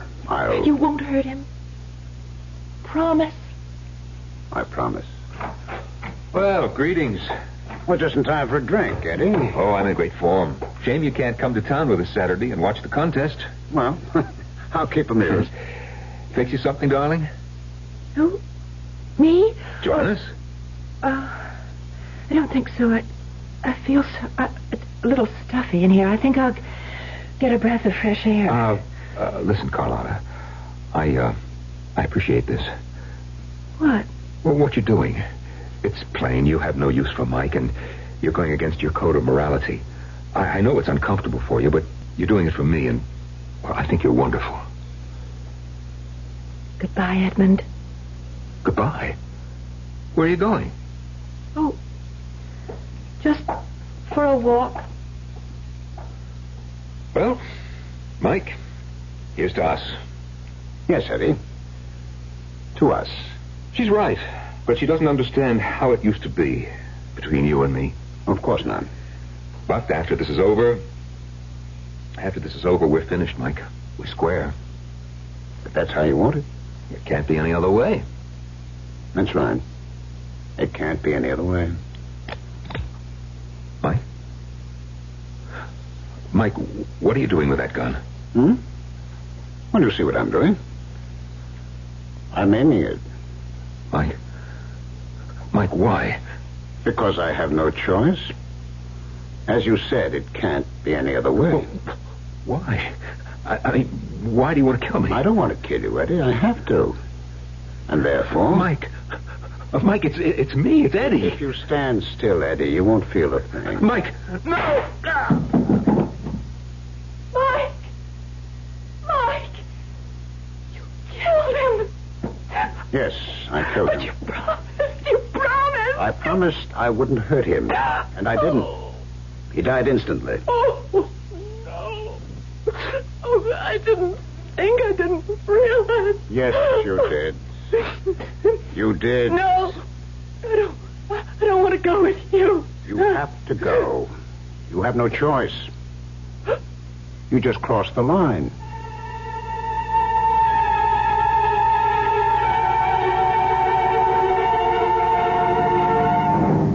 Mike, please hold me close. Now, dear, I have to drive with two hands, especially when we go through town. Oh, slow down. The local cops love to pick up people for speeding. Not much of a town.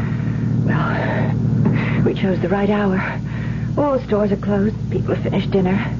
The movie won't break for at least an hour. I'm so nervous. It's all right. Everything's all right. Edmund, I'd never stop being sick. You'll be okay. Up ahead. Is that a police car? It's the sheriff's car. I think somebody's in it. Well, we have to go down this street, but... Well, why not? He can't suspect anything. It's dark. He won't recognize me. Look, as we go by, you wave at him. All right. There's nothing to be scared of. Now, Give him a loud, cheerful goodbye. And a big wave. Hi, Sheriff. Hi, Miss Churchill. There. You see? There's nothing to it. We're in the clear. You don't have to look back. Mike, he's pulling away from the curb. Okay, that doesn't mean he's after us. Mike! He's following us. Now, don't panic. Maybe he's heading someplace else. Where?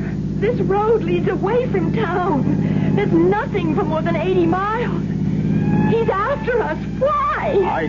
I don't know. What do you mean you don't know? You know everything. Shut up. He's after us. Look, he's gaining on us. I'll lose him. He wants us. Oh, Hold the wheel. Hold the wheel steady. Steer. Don't shoot at him. I got a gamble. He hasn't got the radio yet. I can stop it. No, don't. Steer to the right. No. Hold the car steady. They're firing back at us. They're shooting back. Get away from the wheel. Get away from the wheel. Move away.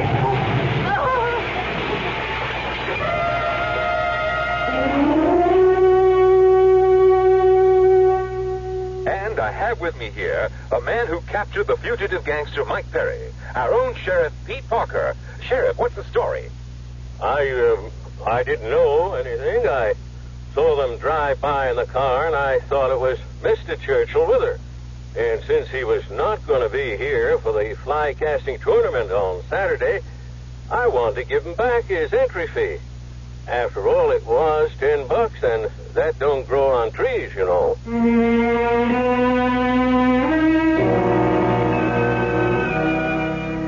Of course not. But that $10 discharged the debt.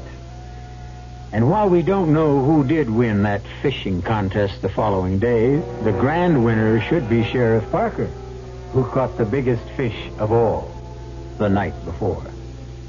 We're going to catch you for some more Mystery Theater when I return in a few moments. Pardon me, miss. Can you tell me what happens this time of year? Rhubarb reaches its peak. Nope. Muskmelon reaches its peak? No.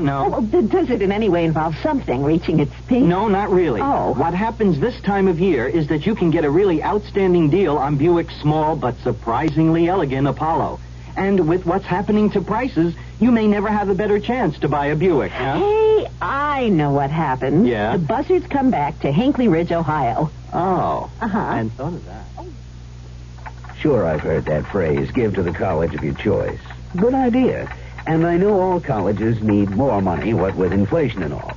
It's just that since I graduated, I've been so busy, not just with my career, but with the community affairs, too, I haven't found the time to reevaluate. Take the time now and give more to the college of your choice. Now. A public service message of this station and the Advertising Council.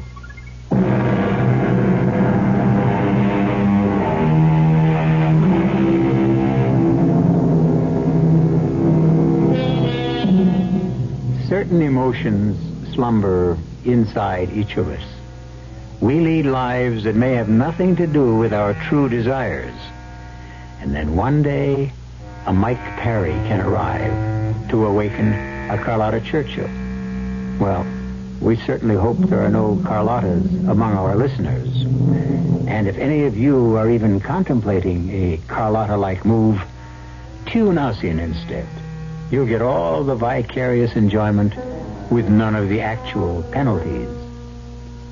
Our cast included Marion Seldes, Norman Rose, Ralph Bell, and Dan Ocko. The entire production was under the direction of Hyman Brown. Now, a preview of our next tale. What's a young guy like you doing with all white hair? I swapped for it, Mr. Halpert. I can swap anything I got for anything you've got. And what you got is plenty of money. And years, kid. Too many years. I'll take them off your back. You just say yes. That's all you have to do. Okay. That's enough. Beat it. Look, you gotta believe me, Mr. Halpert. Give me a chance to prove it. You don't have to pay me off until it works. I mean, what would you give to be 26 years old again? $1 million, kid. That's what I'd give. What kind of pills you peddling? Would you give me $1 million? Just like that? Just say yes, Mr. Halpert. The rest is easy. Oh, don't try double-crossing me, because once we make the swap, it's final. I get the $1 million, you get to be 26. Is that a deal? Sure. It's a deal. Radio Mystery Theater was sponsored in part by Anheuser-Busch Incorporated, Brewers of Budweiser, and Buick Motor Division. This is E.G. Marshall inviting you to return to our Mystery Theater for another adventure in the macabre. Until next time, pleasant dreams.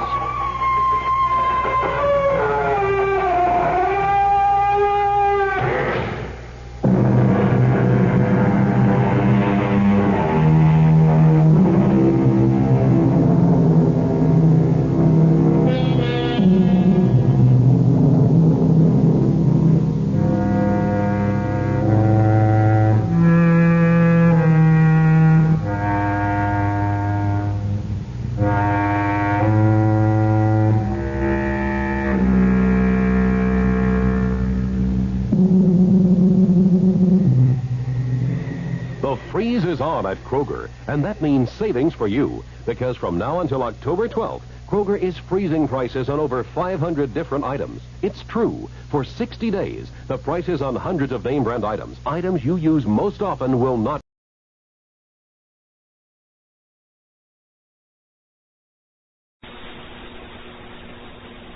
A message from the Association of Home of... CBS Radio Mystery Theater presents...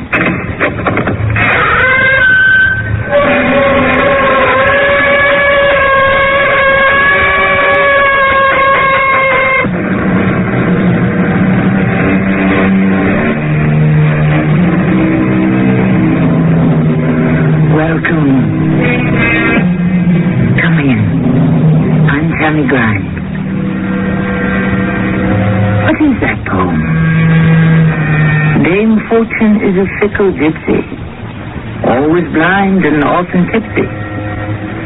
Sometimes, for years and years together, she'll bless you with the sunniest weather, bestowing on her pudding, pence, you can't imagine why or when. Then, in a moment, presto, pass, your joys are withered like the grass. Or as we say today, you win some, you lose some. The important thing to remember is not always who wins the big one, but who wins the last one. Somebody offered me a job, and it's called pro-consul. I'm going to rule over the whole world. Lou, are you okay? But I won't take it, Lou. No? Why not? Because I'd have to become a traitor. A traitor to the whole human race. Then don't take it. But, Lil, if I don't take it, they'll kill me.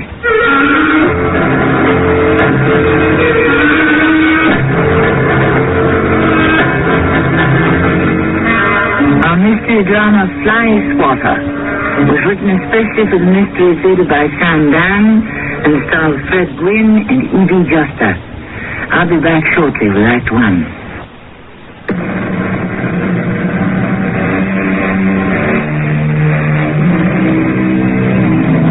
In the argot of the underworld, Lou Valentine is a cannon or a dip.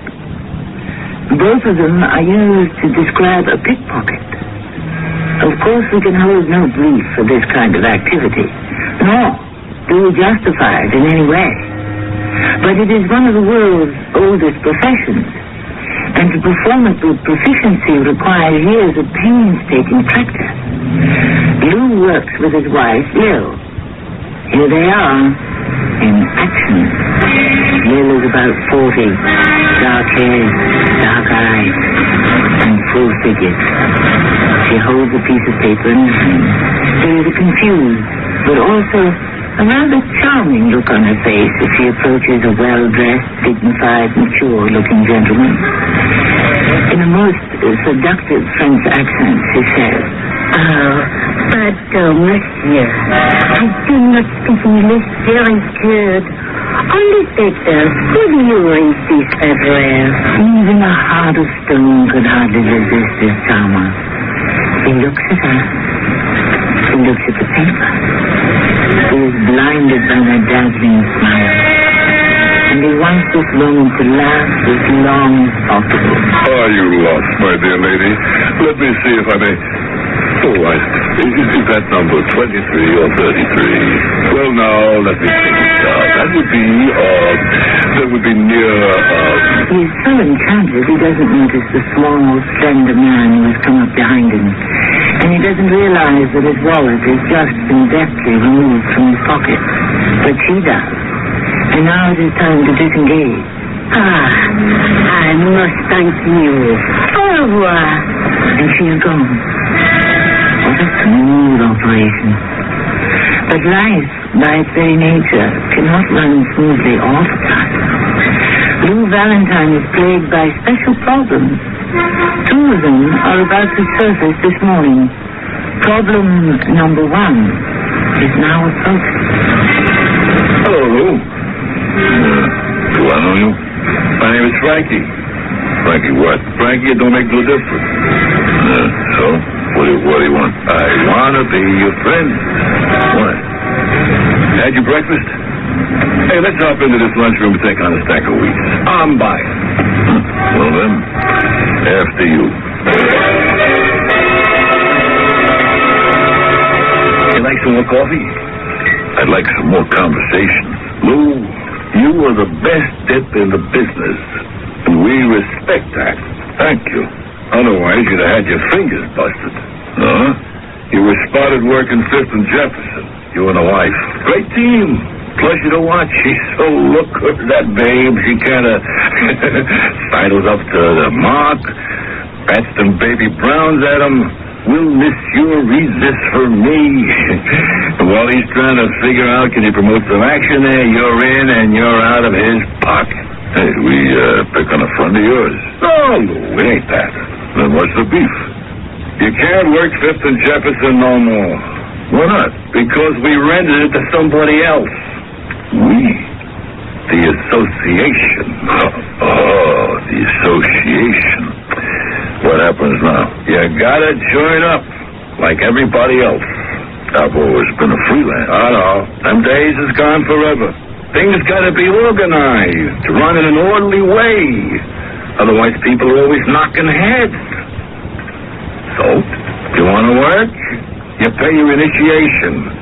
We rent you a corner, you're in action. What if I don't join? Lou, you've been around too long to ask that kind of question. Frankie, you want to know something? I may have been around too long, period. Thinking of retiring, Lou? Don't do it. I'll have to discuss it with the wife. Sure, Lou, you do that. Listen, you know, we'll put aside for you the whole brand new Midtown shopping mall. It's all yours.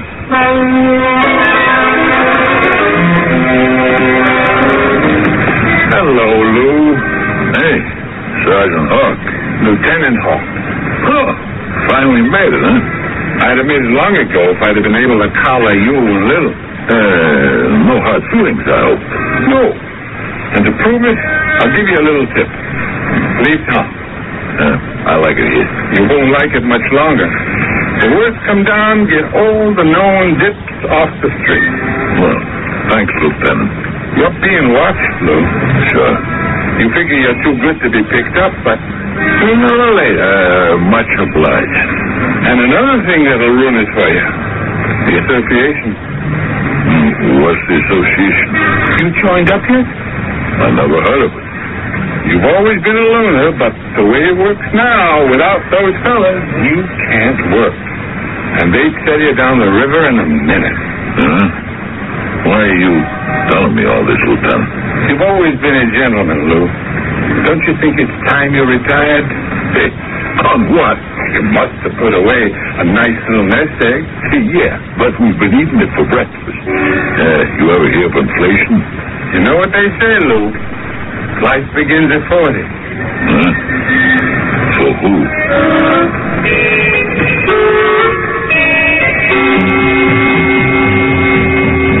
That you, Lou? Yes. Well, how'd we do today? We didn't even crack the nut. You know, the guy with the monocle, the derby hat, and the black coat with the velvet collar. He had to have dough. You know what was in that wallet? Credit cards. Every credit card in the world.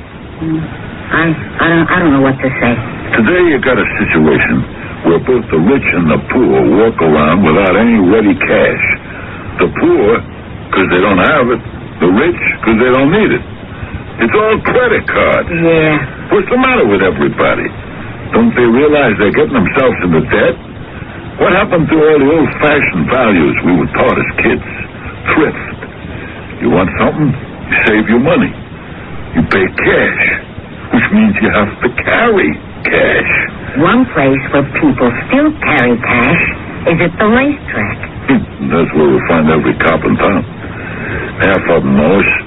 And if that's not enough, the association's probably got the tracks organized, too. Maybe we should join the association. Never. Then we'll just have to think of another line of work. Like what? I'm not a safecracker. And I'm not going to start carrying a gun at my age. Lil, we're pickpockets. That's all we know how to do. It's the best grift there is. You make a direct connection with the client, and you're out of there. I know, Lou. Oh, but after 25 years, we're being squeezed out. Face it. Between this new, what do they call it? Cashless society and the cops, association. How do we make a living? Maybe we just have to find jobs. Doing what? Doing what civilians do.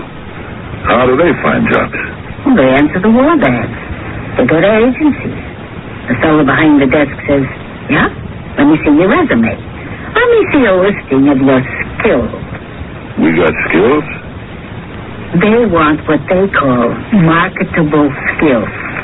Here, in the paper. Look at the ad. Help wanted, computer programmer, financial analyst, marketing specialist. What do we fit in? It's got to be something else. Here. It says, help wanted, domestic. Now, wait a minute. Well, listen. Couple wanted, suburban estate, secluded area, man to be chauffeur and butler, woman to be housekeeper, good salary. Are you serious? What do we know about You qualify 100%. Well, to begin with, we're a couple. I can keep house. That makes me a housekeeper. You can drive a car. That makes you a chauffeur. Yeah, You can open and close doors. And that makes you a butler. But I don't have an English accent. Well, pull it on. I'll show you how. They'll want references. Right now, we'll go and see Ben the writer. He's the best forger in town. He'll design a piece of stationery with the coat of arms of our last employers. The Duke and Duchess of Somerset, Hertfordshire. And on it, he'll write a knockout letter of recommendation. It's crazy. So are the times. They've never been crazier. So, the best thing to do is just lay low and wait it out. Well, maybe this scam might net us a few bucks. A most impressive recommendation. Wouldn't you say so, my dear? Quite. Of course, Mr. and Mrs. Jones, this is not nearly as large a household as the Duke of Somerset, Hertfordshire. Could you be happy here in our simple abode? Quite happy, sir. And you, Mrs. Jones? Oh, sir, you must call me Henriette. Yes, my lord. And me, Oswald. Mrs. Moscow and I enjoy our privacy. You shall be the only sleeping help. You will hire local people to assist you by the day. Yes, sir. Well, my dear, I believe I'm rather impressed with Mr. and Mrs. Jones, Oswald and Henriette. And you? The Duke of Somerset, Hertfordshire gives him a most glowing recommendation. Then I take it we are in agreement. All that remains is to discuss the salary. Say, $1,000 a month? Why waste time in negotiation? This isn't some labor management Donnybrook. Make it 2,000. 2,000. Oh, oui, Mr. Moscow. Oui. Yes, sir. Mr. Moscow. I can't believe it. $2,000 a month. What What if they check the references? They won't. How do you know? Mr. and Mrs. Mosca. Oh, I got them pegged. They just got rich. How can you tell? Oh, look at the stuff in the house. Cost a lot of dough, but it's all brand new. Why do you say they won't check the references? Well, they want us to teach them. What? How to behave like rich people, so nobody will think they're a couple of Johnny-come-latelys. And you see how they looked at that $5 issue linen stationery, that gold embossed coat of arms? They want to believe it. They want to have the couple that works for the Duke and Duchess of Hertfordshire, Somerset. You mean Somerset, Hertfordshire? Well, Mrs. Mosca, what do you think of our acquisition? Oswald and Henriette? They're so transparently fraudulent. Of course. Which is why I hired them. Could we have done better? I doubt it. I was checking the scale all the while they were speaking, and I find them perfect in every primary requirement. When are we ready? Mrs. Mosca, the thing can't be done overnight. I'd rather you didn't call me Mrs. Mosca when no one's about. Tell me, who are the Duke and Duchess of Somerset, Hertfordshire? I have already submitted them for verification. There are no such people. There is no such place. Oh, when can we get rid of these two? We didn't hire them to get rid of them. Remember? Yes, I remember. Good. See that you don't forget, Mrs. Mosca. I won't. And don't call me Mrs. Mosca. No. But Judy thought it. She said it was a peculiar name, Mosca. But where does this take us? We only know for sure it will take us right into Act 2 shortly.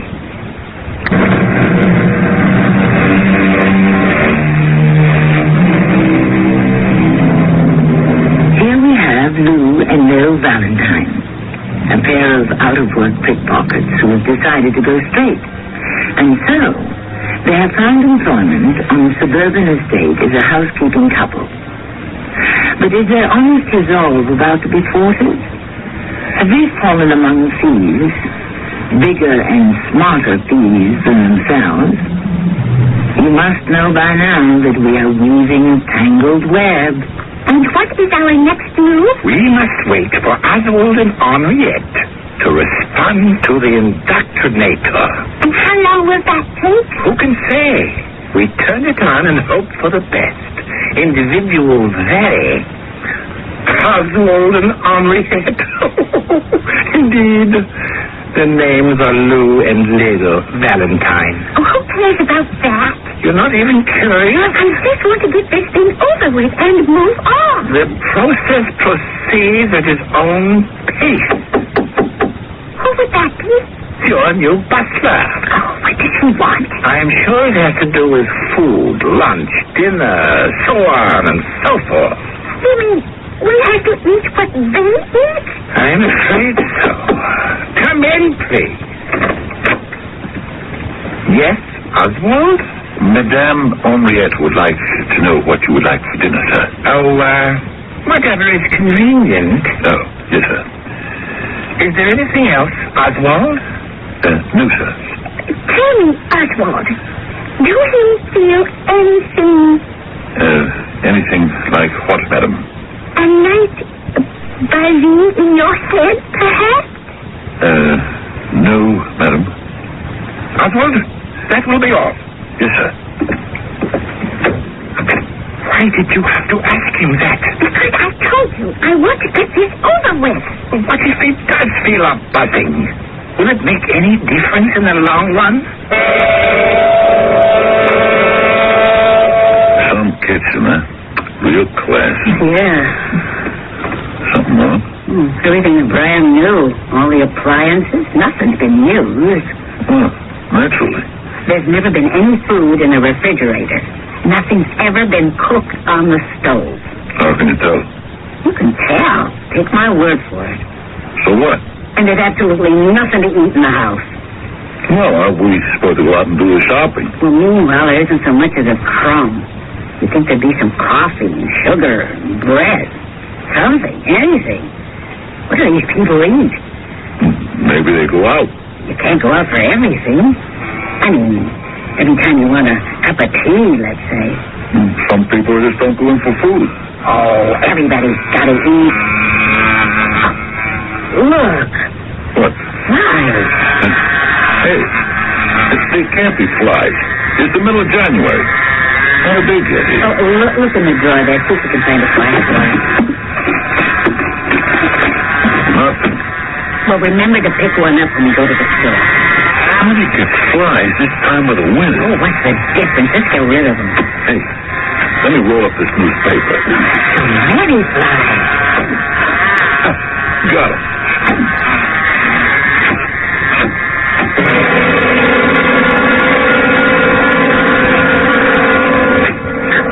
Wake up!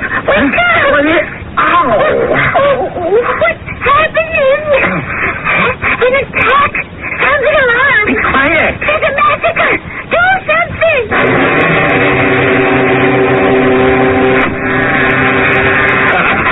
I'm hitting my stride. I bagged 3 of them that time. What is the meaning of this? Huh? What do you think you're doing? I'm killing flies. Murder! What? Stop! At once! Immediately! Explain yourself! What's to explain, sir? What is this barbarous killing? Sir, they're only flies. Murderers!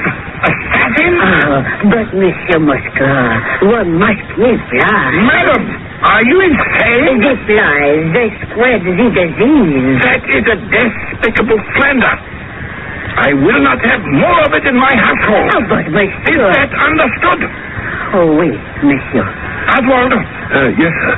How about your duties?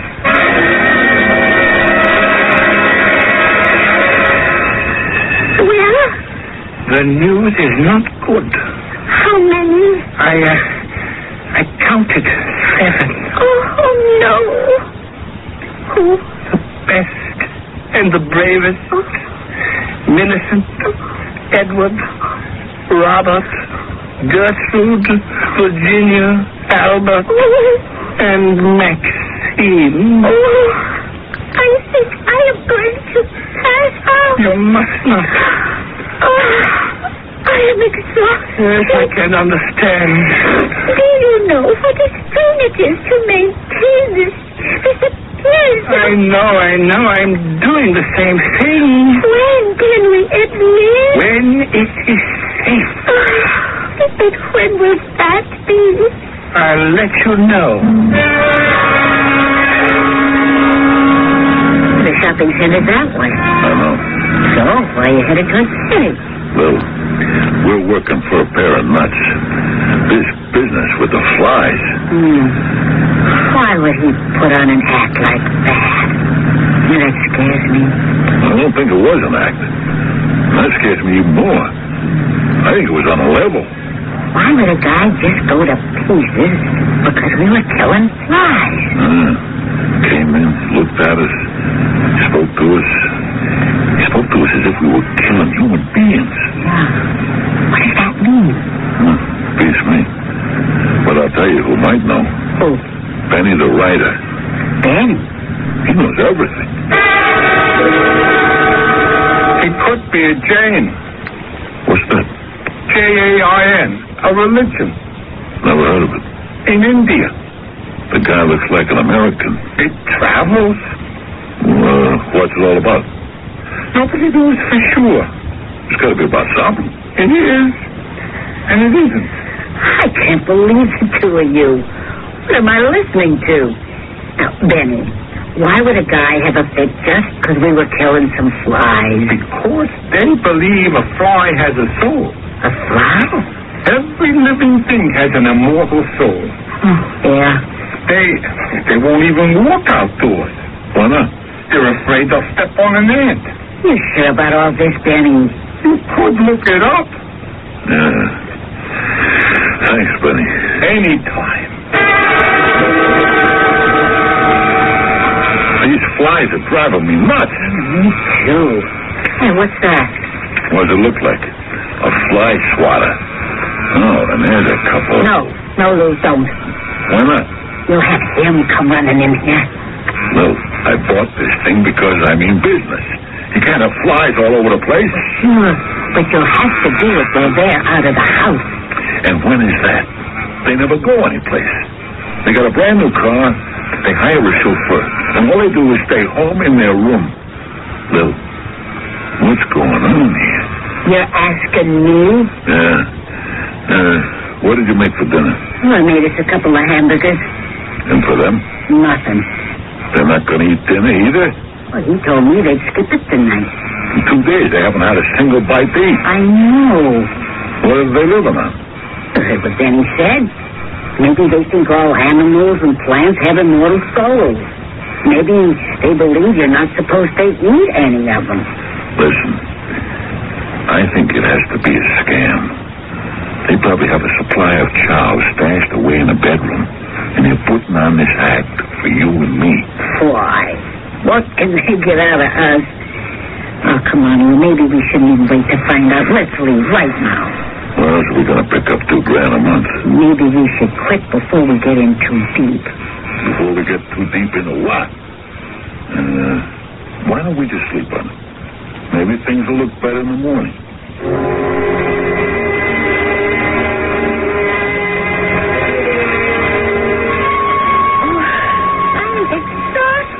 Soon you will be able to relax. I have to get rid of this weight, even for just a little while. Just a bit longer. I've just received permission to turn on the indoctrinator. Hurry. And all our troubles will soon be over. But let me know when I can go to sleep.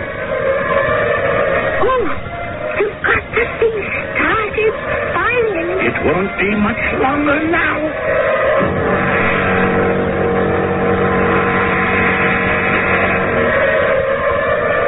Lou, wake up. I'm up. That noise. What noise? Oh. What is it? Maybe in the water pipes or something. Go to sleep, Lou. Lou, what's a proconsul?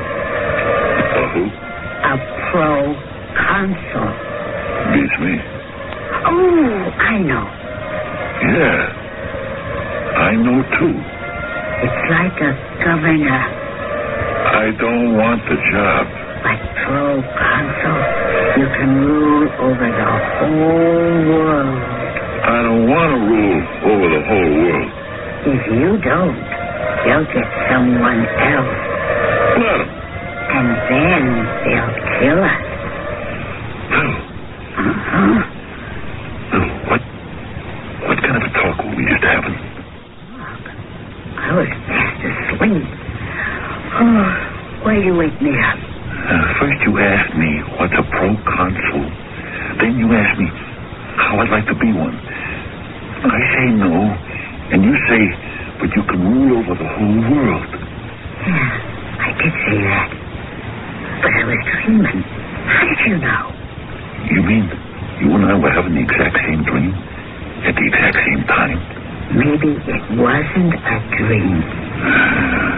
It started with a kind of a humming noise. Yeah. Now it's gone. Oh, Lou, you want to get out of here right now? Let's see how we feel in the morning. I'm scared. Those two are probably working on one of the greatest scams of all time. So why don't we just stick around and see what we can learn? Huh?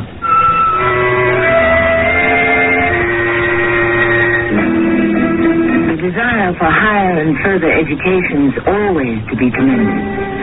But then we have Mr. Eliot, who tells us that all our knowledge brings us nearer to our ignorance, and our ignorance brings us nearer to our death. One thing we can say for certain is that we are being brought close to free.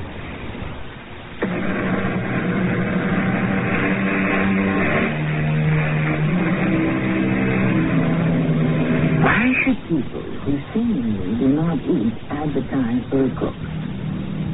Why should these same people who do not stir from their home advertise for a chauffeur?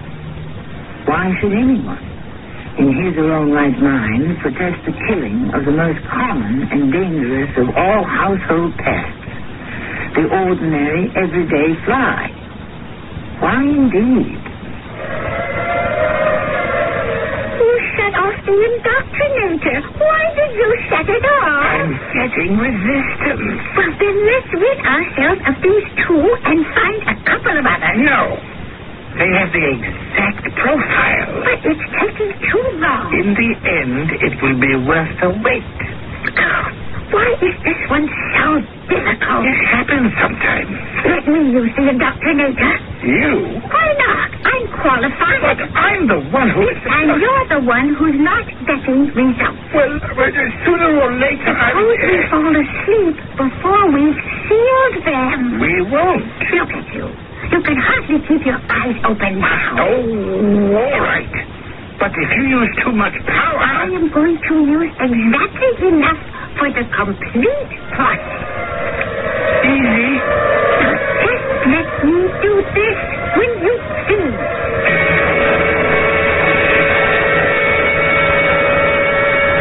Should I go in and ask them if they want lunch? You know they don't want lunch. Oh, yeah.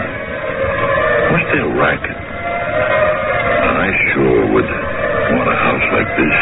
And how much money? All the money in how much do you want of them? I don't know. $1 million, maybe. They need more. With inflation. But we have to do something for the money. What? We have to be pro-consul. But I don't know what a pro-consul does. He makes up the list of who's going to die. But everybody has to die. What do you mean by everybody? All the people. But not us. Us too. But later. What's later? After everybody else is gone. What do we have to do? Tell me again. Preside over the orderly replacement of the human race. What are we talking about? Well, where are these thoughts coming from? Oh, Lou, help me. My mind. I'm going crazy. Me too. Why are we thinking these things? Let's get out of here. I can't move. I'm going to faint, Lou. Hold on. Hold on. Try to hold on.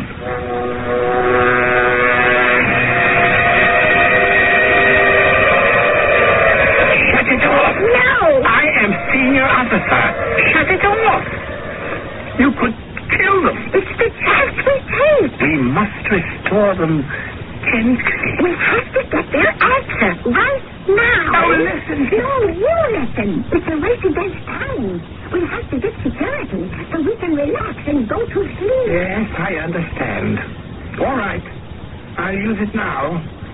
I'll have to be very gentle and not alarm them. I don't care what you do. Just do it.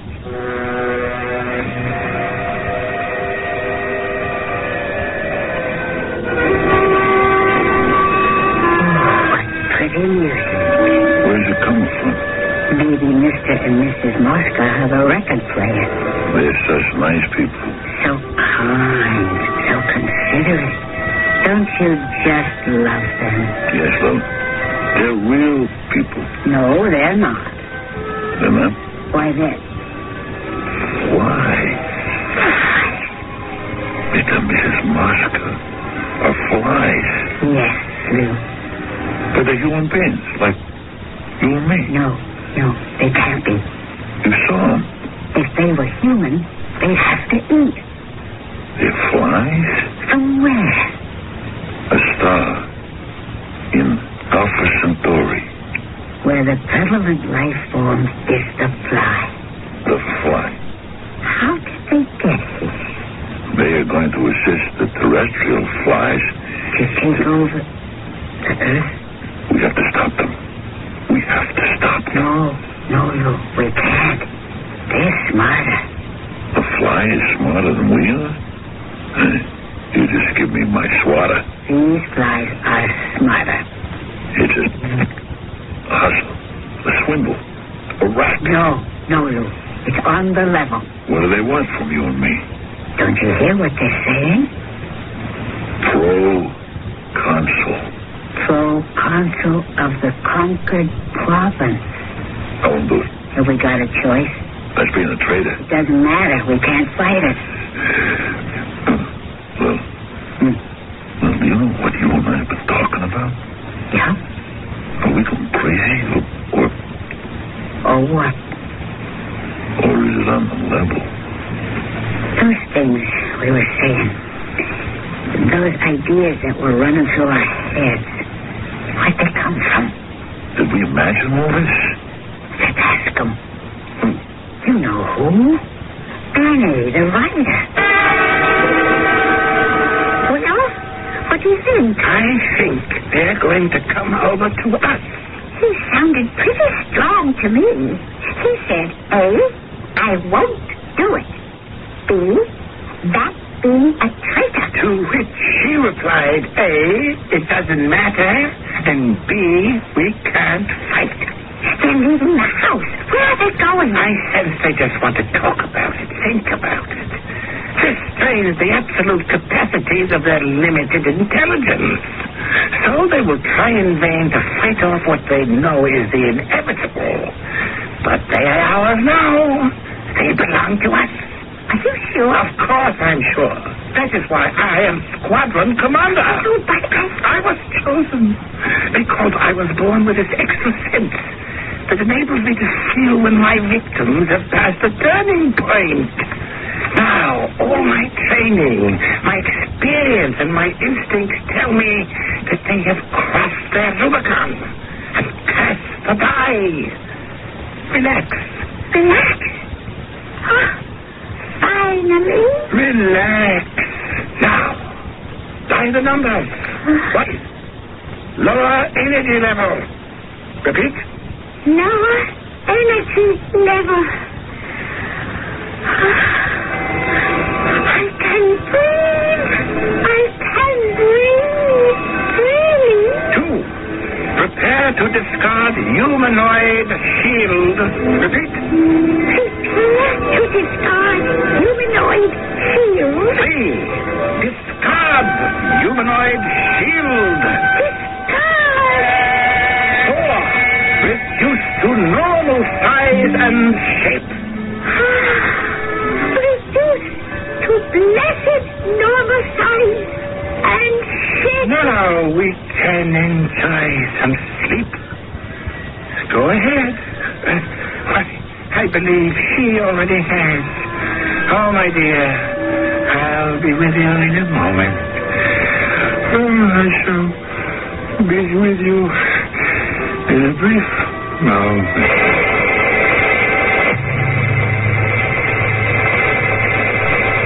What do you think, Benny?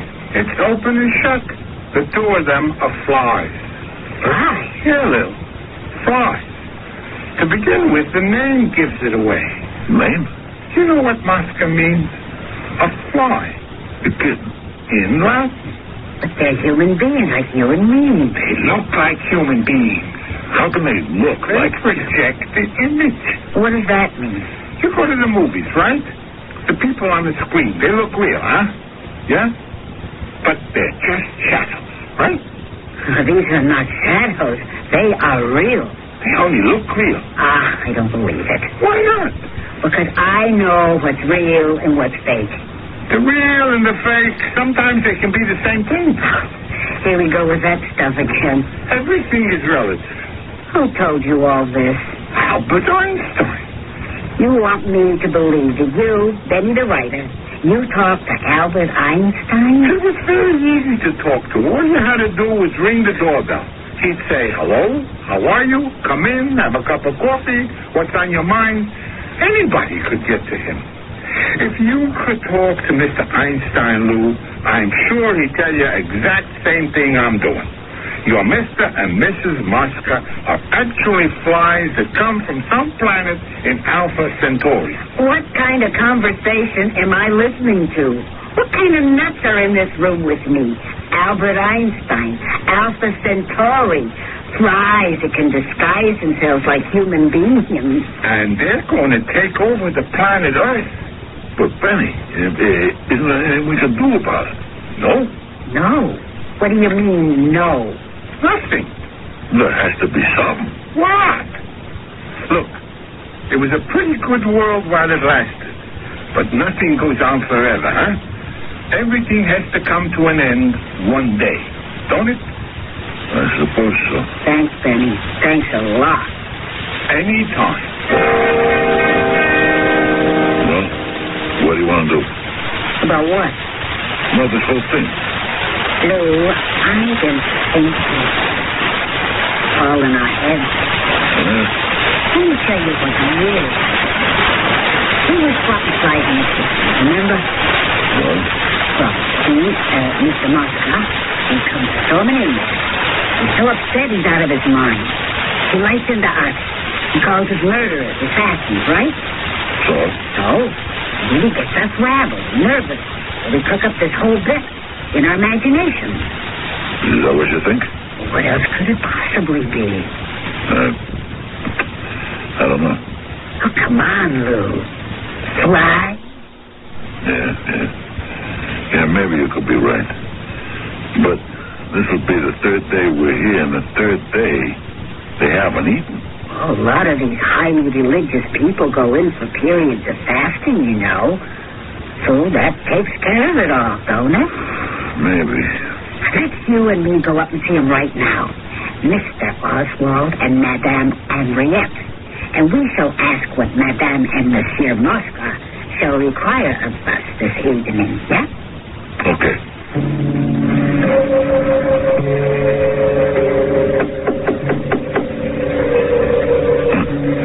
They're not in? What could they be? Wouldn't they have told us if they were? Funny. I hope they're all right. Is the door unlocked? Yeah. Oh, let's see if everything's okay. Monsieur Mosca? Madame Mosca? They're not here. What could they have gone? Maybe for a walk. Oh, yeah, I suppose so. Maybe they want to work up an appetite for dinner. Hey, look. 2 flies. Where? See 'em? On the windowsill. Oh. Now, Mr. and Mrs. Mosca aren't around, so, just wait. I'll be back in a second.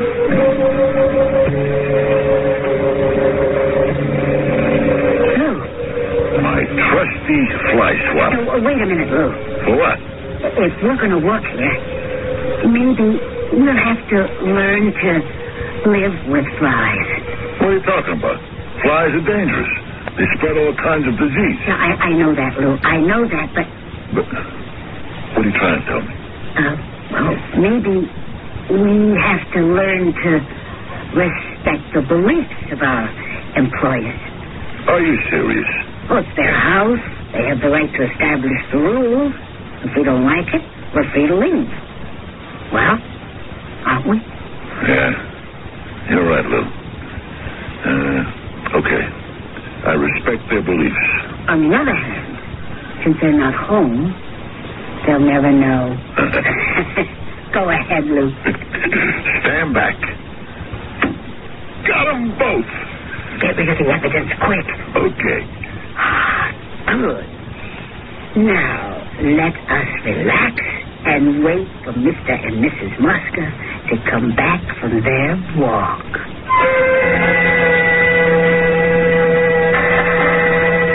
When none was heard from, Lou and Bill Valentine were still waiting. They live in this big, beautiful suburban mansion. They have an unlimited amount of funds to draw upon. They are secure from both the toils of the association and the coils of Lieutenant Hawk. And Mr. and Mrs. Mosca. What happened to them? Well, we know, don't we? We shall discuss this further shortly. There are millions, billions, trillions, the number is infinite, of stars and planets and solar systems and galaxies and universes. How dare we assume that we are the only intelligent beings that exist in the vastness of space? And why couldn't the dominant life form on one of those distant planets way out there be a fly? And those flies could already be doing what we are only beginning to attempt. That is, to venture out into the unknown and conquer. Our cast included Fred Gwynne, Evie Justa, and Bernard Grant. The entire production was under the direction of Hyman Brown.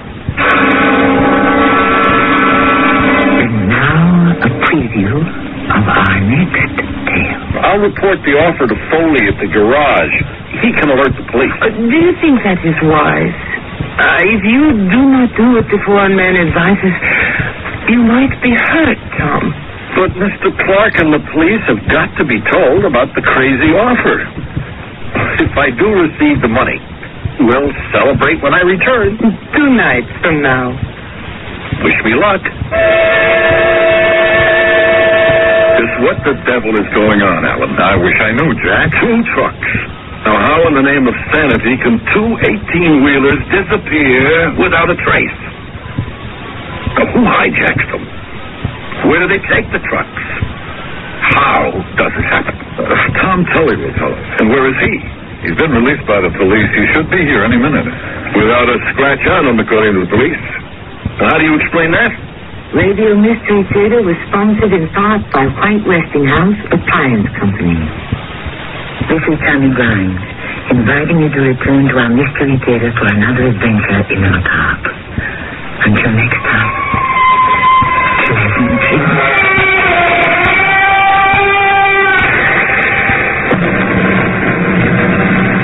Hi, this has got plenty of everything.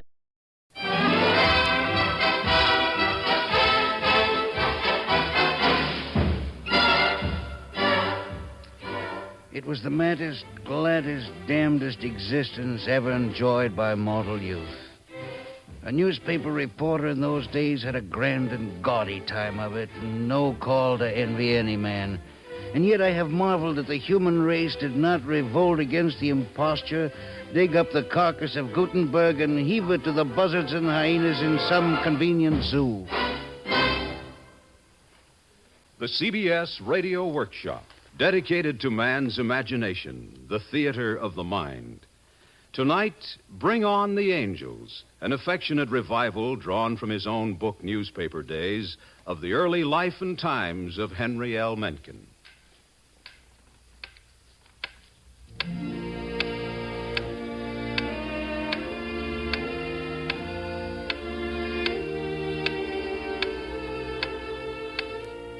The man in the bed has had a stroke.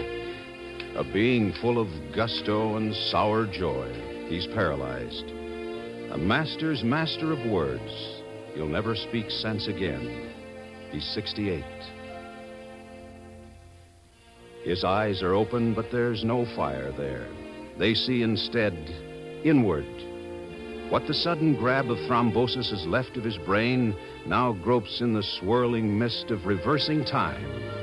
Seeks, finds, remembers.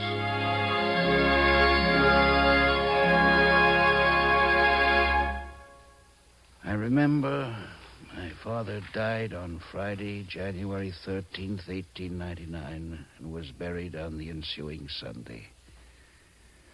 On the Monday evening immediately following, I presented myself in the city room of the old Baltimore Morning Herald and applied to Max Ways, the city editor, for a job. Mr. Ways, sir? I was 18 years, 4 months, and 4 days old. Wore my hair longish and parted in the middle, had on a high, stiff collar and an ascot cravat, and weighed something on the minus side of 120 pounds. Sir? What's the problem, Sonny? I'd like a job, a reporter's job. Got any experience? No, sir. Been to school? Baltimore Polytechnic Institute, but I've done some writing. Poetry. Well, yes, sir. What makes you think you want to be a newspaperman? Well, I think it'd be exciting. Huh. You working? Yes, sir, for my Uncle Henry at Mencken and Brother, the cigar factory. What's your name? Mencken, sir. Henry Lewis Mencken. Well, I'll tell you, Henry Lewis, we don't have any opening right now, but you drop in now and then evenings, say between 7:30 and 7:45. Something might turn up. Hey, boy.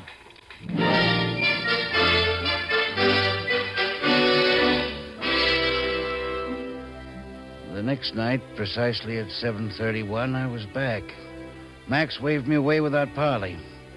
The third night, he simply shook his head. The fourth, fifth, sixth. Well, to make an end, this went on for 4 weeks, night in and night out, until Thursday, February 23rd, 1899. I found Max reading copy. For a few minutes, he did not see me. Then his eyes lifted, and he said, casually, Go out to Governorstown and see if anything's happening there. We're supposed to have a Governorstown correspondent, but he hasn't been heard from for 6 days.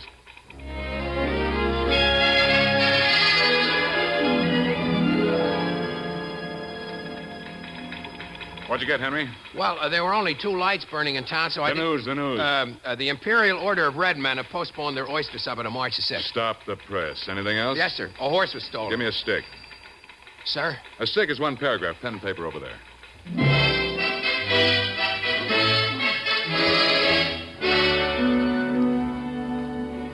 I was up with the milkman the next morning to search the paper. And there it was.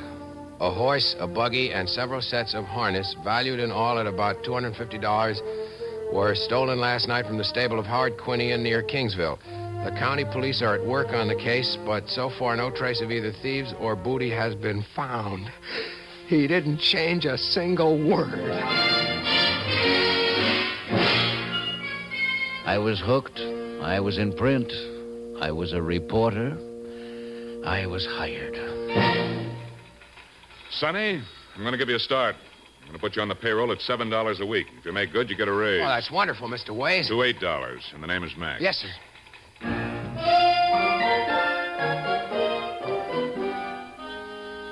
It wasn't long before I had a typewriter, a spittoon of my own, and a beat. Oh, those were the days. The happy days. The days that chased each other like little kittens chasing their tails. The very first week, I landed in court on the witness stand.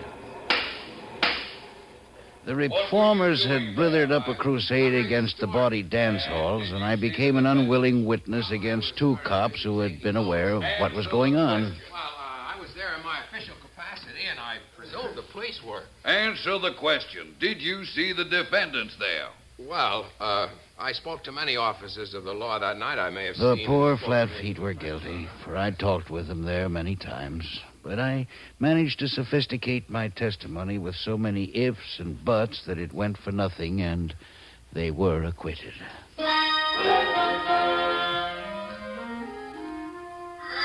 That was my first and last experience as an agent of moral endeavor.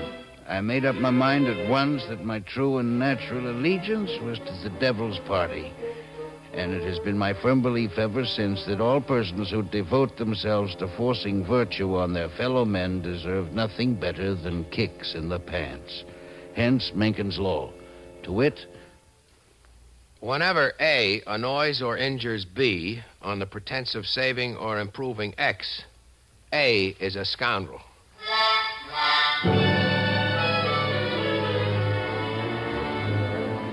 I learned my trade from veterans who had seen Lincoln clear. Sometimes, for instance, it would be a matter of legging it to the iron wilds of Locust Point. But De Becker was more experienced than I and had a beard to prove it. Come with me, Mencken. Where are we going? Never mind, come with me.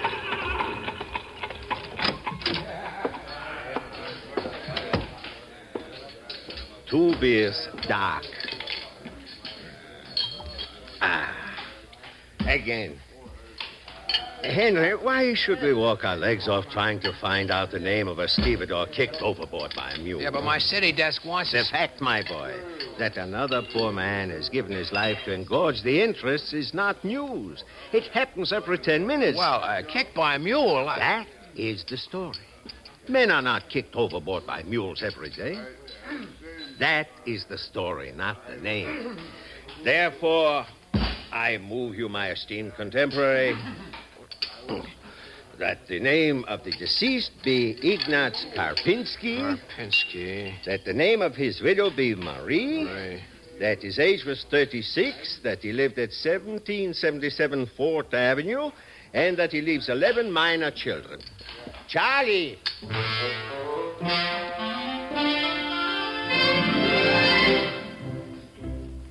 And so the sad facts were reported in all 3 Baltimore papers the next day, along with various lively details that occurred to DeBecker with successive beers.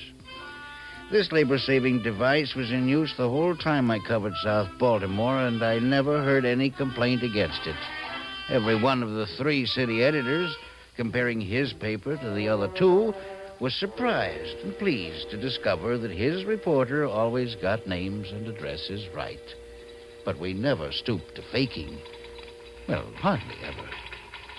Henry, my boy, that was a fine story on the judge and the wife beater. Did he actually... Where's that copy? I quote, "The crime you're accused of committing," thundered Judge Grannon, "is a foul and desperate one. And the laws of all civilized nations prohibit it under heavy penalties. I could send you to prison for life, I could order you to the whipping post, or I could sentence you to be hanged. But inasmuch as this is your first offense, I will be lenient. You will be taken to the House of Correction, and there confined for 20 years. In addition, you are fined $10,000. Henry, did Gene Grannon actually say that before he suspended sentence on the poor boob? Well, not exactly. In the bar next door to court, he said he wished... All right, Henry. Nice story. Nice color. Writing. That's the thing, my boy. From now on, $16 a week. But never forget, my boy, that the newspaper business builds its profits on the life, blood, and ambition of youth.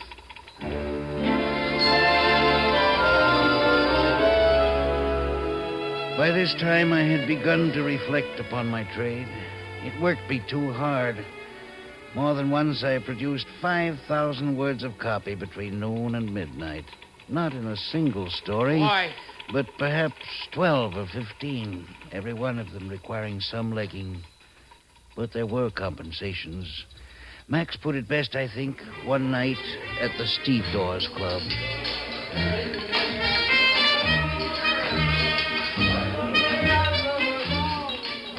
Who touches the hair of John Greyhead dies like a dog. Henry, my boy, you're a good writer. Too good for this trade. Someday you'll get out. Well, I'd like to do a novel or a play. That's right. But where else, my boy? Where else can you see the show from a reserved seat in the first row, huh? You mean life? I mean humanity. 2 beers? Light for me, dark for my nephew here. Humanity, Henry. The rest of the boobs have to wait in line and shove for places, but we get in by the side door. Here's to the 4th Estate. Long may it slay. Integer vitae scelerisque pullus, non egit The Stevedores Club. Max proposed me for membership. I shall be grateful as long as my vital juices flow and tongue shall wag. I learned to drink a potion called handset whiskey. The linotypers throve on it. Now, don't tell the other boys the secret, see? You mix wood alcohol, snuff, tobacco sauce, and coffin varnish. It's the varnish gives it the body. The Stevedores Club. A professional society it was. Met at Frank Junker's saloon opposite City Hall. Max explained the rules to me. Guests are allowed to remain only if they treat the house. Guests are not to include musicians unless they bring actors, to whom guest privileges can be accorded by majority vote. How about that fellow over there? What's he? Him? Oh, he's a street cleaner. They're allowed in on Saturday nights if proof of bath is furnished. He seems to know you. He's coming over. Never saw him before in my life. Now, another privilege here. Reporters get special rates on double crabs, 5 cents apiece. Hey, Max. Now, the 25-cent businessman's lunch is good Max, here, but... Max. All right. Henry, meet my esteemed colleague, Mr. Walters, city editor of the opposition paper, whose dastard name shall never pass my lips in the company of callow youth. Listen, Max, that story about the two congressmen who got into a debate in Miss Nellie's music room. Oh, yes, I've been wondering about that one. Well, it's accurate, Max. One of them dented the other's skull with a spittoon. Yeah, that's the way we got it. Max, are we going to print that? Now, Miss Nellie's got a nice reputation. Do we want to run her music hall down? Oh, I wouldn't want to do that, Chuck. Miss Nellie's an awfully good news source. Of course she is. Now, if it's all right with you, I thought we might put the accident up in Mount Vernon Place. The most respectable neighborhood in town. Fine. All right, I'll go along with you. Now, about the spittoon. Well, let's say one was opening an umbrella and the other turned suddenly. Oh, we can do better than that. Say they got kicked by a runaway hack horse. Excuse me. What is it, my boy? Why not make it sound reasonable? Say they slipped on the icy pavement. On the icy pavement? That's all right with me. Fine by me, Chuck. Ice it is, Mount Vernon Place. Set them up all around, Frank.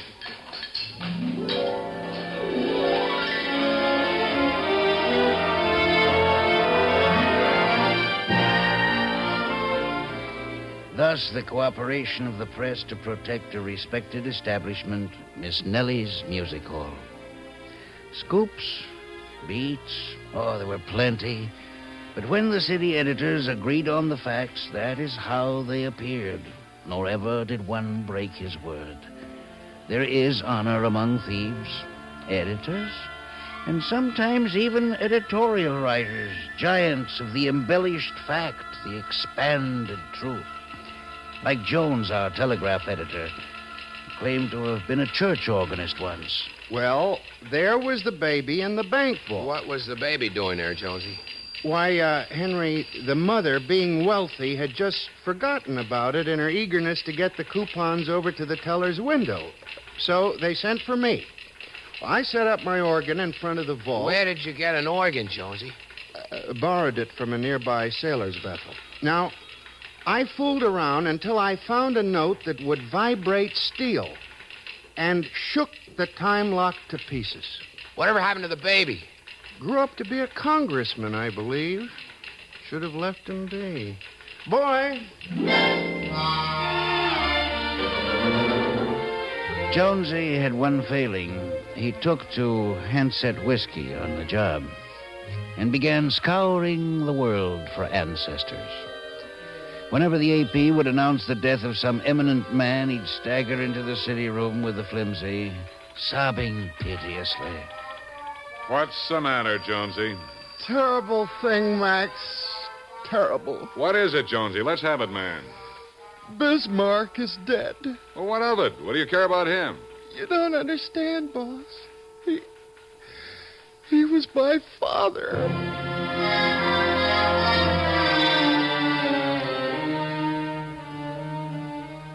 When, in the course of one day's international wire, Jonesy had claimed for his parents a Confederate general, a Boston suffragette, a Marshal Lieutenant Hung Chang, that was November 7th, 1901, Max had to let him go.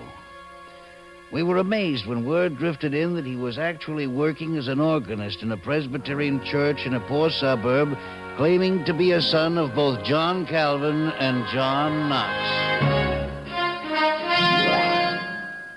Giants and sinners, all of us. What we did with great gobs of gusto. It was a time of thoroughness, anyway. I was sent to the Patapsco to cover a suicide one day. The unfortunate had been a bar owner. The cop couldn't even spell his last name. Kuno. Old Kuno. The boob made the deal with the artist for free meals and beers that they do him a mural on his wall. What happened? Well, it drove him to self-destrual, Henry.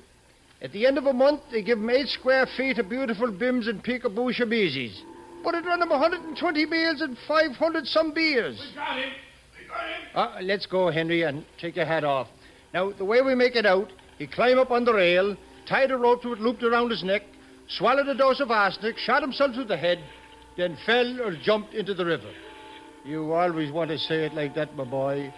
Fell or jumped. Respect the family's feelings.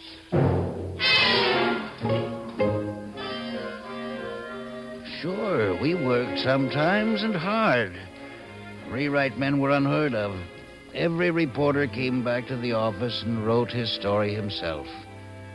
But the Herald City Room was the most modern in Baltimore. It had 2 telephones. occasionally somebody would get the right number. Harold Mencken. Henry, this is Miss Nellie. Yes, Miss Nellie. How are all the girls? Fine, but you'd better get down here. The most extraordinary thing has occurred. Miss Nellie, I will take a hack immediately.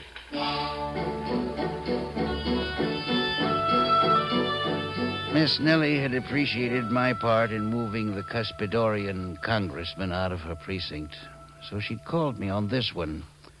Her story was succinct. Peebles, the hack driver, brought her. He says she gets out of the train, climbs into his cab, and says, "Take me to an establishment for fallen women." So he took her here. Did he say why? Because she was so young and innocent, he didn't know what to make of her. So with that, she tells me she comes from somewheres near a burg called Red Lion, PA. What's her name? Emmeline Baron Blicker.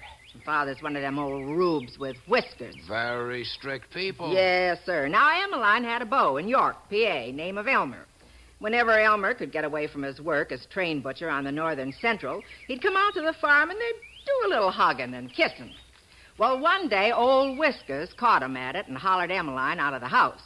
Now, Emmeline was a great one for reading books, so while she packed a carpet bag, she remembered what girls in books done when they lost their honest name. They rush off to the nearest city and take up a life of shame, and their name is rubbed out of the family Bible. Well, why didn't she go to Philadelphia? Henry, nobody in their right mind goes to Philadelphia.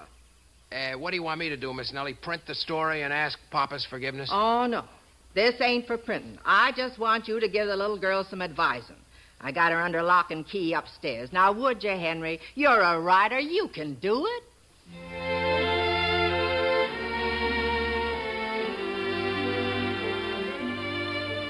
Presently, Miss Nellie fetched in Emmeline. She was no Lillian Russell, but she was far from unappetizing in a country sausage, smear case kind of way. Miss Nellie set her at her ease, and soon she was retelling her story to a strange young man with a celluloid collar.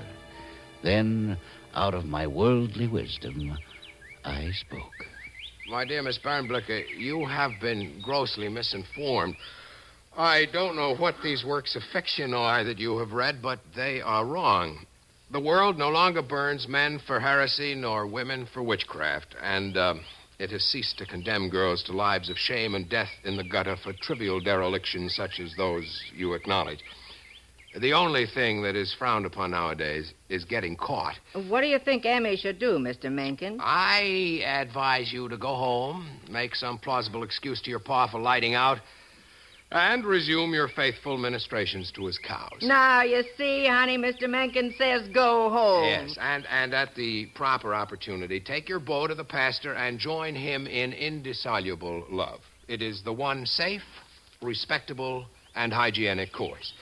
The primrose path, my dear, is not for you. It is beset with thorns, heartburn, and corset stays.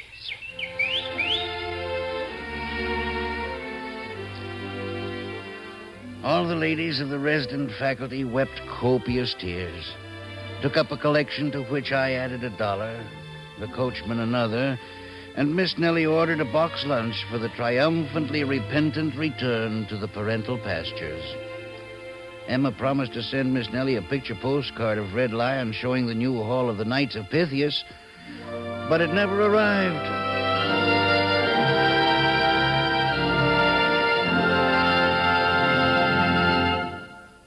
Yes, we were sinners in the days of giants. Giants. Giants everywhere. Huge drinkers, vast eaters, cheerful sinners, honest geniuses. Men, women, and fools. They were all bigger those days. And the stories, too, bigger and better. I shall never forget my best.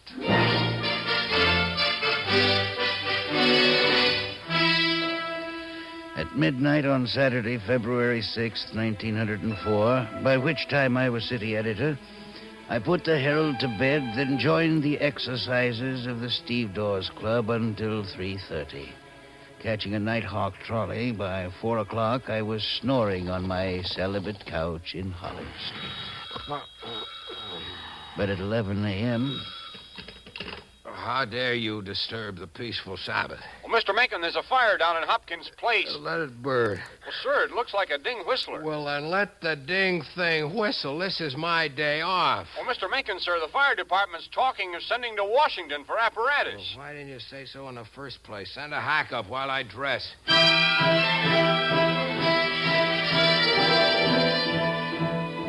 I hoisted my still malty bones from my couch, and 10 minutes later I was on my way to the office. That was at about 11:30 a.m. on Sunday, February 7th. It was not until 4 a.m. of Wednesday, February 10th, that my pants and shoes, or even my collar, came off again.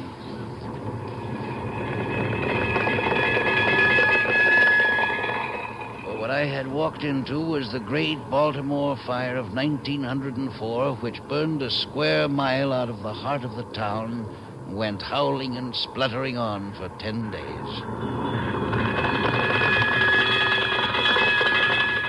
I can remember the 8-column streamer head I wrote when 3 days later, Burned Out, we finally printed in Philadelphia.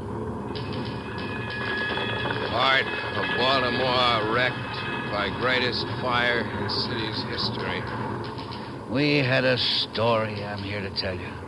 Was there ever one that was fatter, juicier, more exhilarating to the journalists on the actual ground? Apparatus from Washington, Philadelphia, Pittsburgh, New York, every block in Midtown on fire. I need men. Cliff, get on the phone, check the bars and the poorhouses. Find me printers and reporters. If you need 20 pages, take them. If you need 50, take 50. They're dynamiting in the next block. All right, everybody out, everybody. Where are we going, boss? Out of here. We'll operate out of the Sloan Hotel. Everybody out!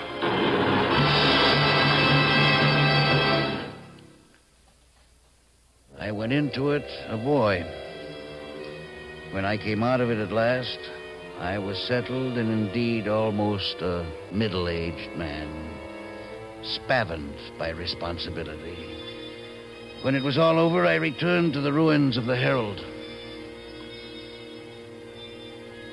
It was easy to find the place where my desk had been. The desk itself was a heap of white dust. My clippings were gone, my poems, rejected short stories, spare collars, and trolley passes. Even my collection of pieces of hangman's ropes, I had always intended to present it sooner or later to the Smithsonian. I did find my old copy hook, twisted as if it had died in agony. I took it with me. I was a man. I was 24 years old. 2 years later, in 1906, by then managing editor, I was to read to my staff a notice from the publisher. Notice. Tomorrow, the property of the Herald Publishing Company will pass into new hands, and there will be no further publication of the Sunday Herald, the Evening Herald, or the Weekly Herald.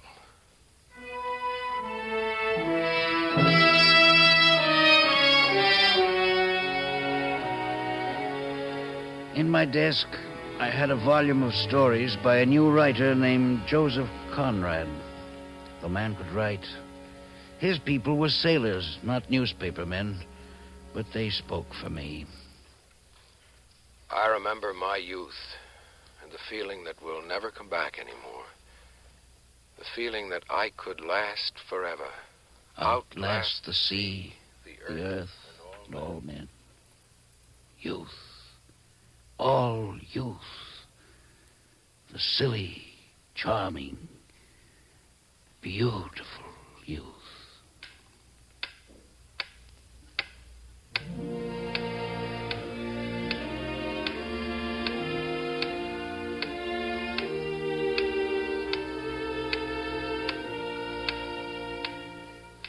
The man on the bed has had a stroke, but he shifts his eyes. They fall on a twisted, agonized, old-time copy hook nearby on his desk. The eyes find fire somewhere, perhaps purloined from the past.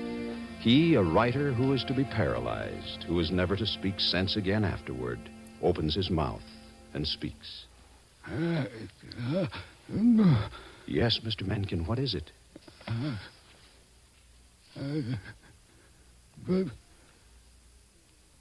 Bring on the angels.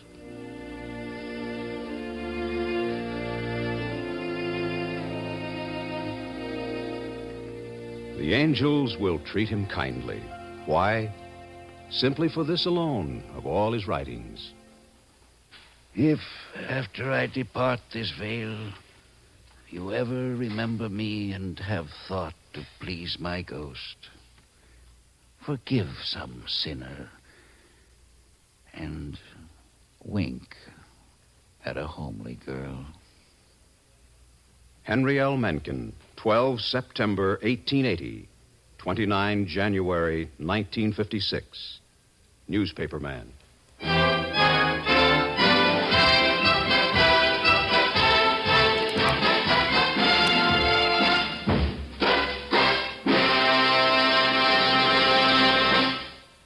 The CBS Radio Workshop has presented Bring On the Angels from the notes of Henry L. Mencken as dramatized by Alan Sloan and produced and directed by Paul Roberts.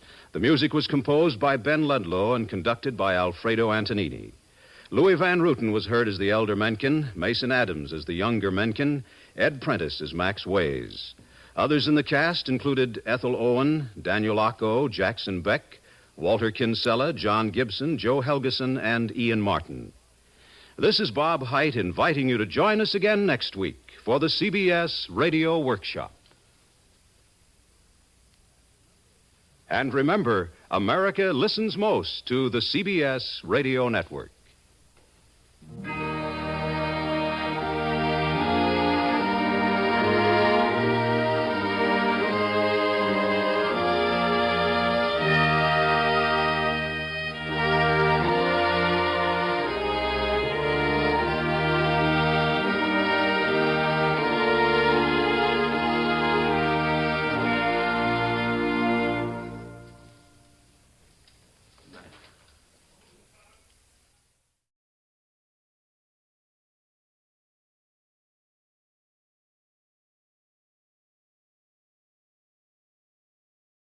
Radio Mystery Theater presents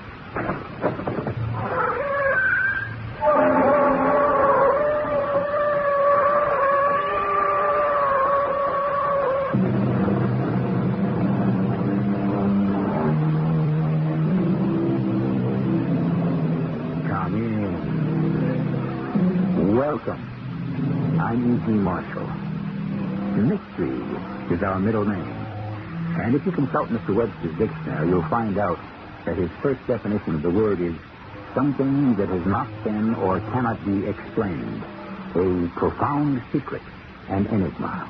That's exactly what you'll find at the heart of today's story. A profound secret, an enigma. Something that must be explained if a human life is to be saved.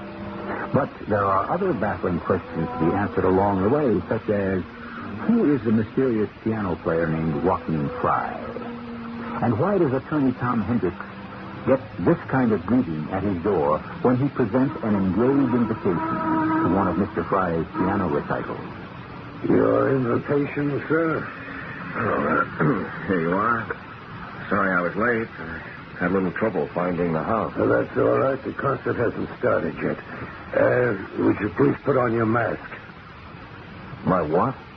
Your mask, sir. But, I don't have a mask. Well, you better have one, buddy, or you ain't getting in here.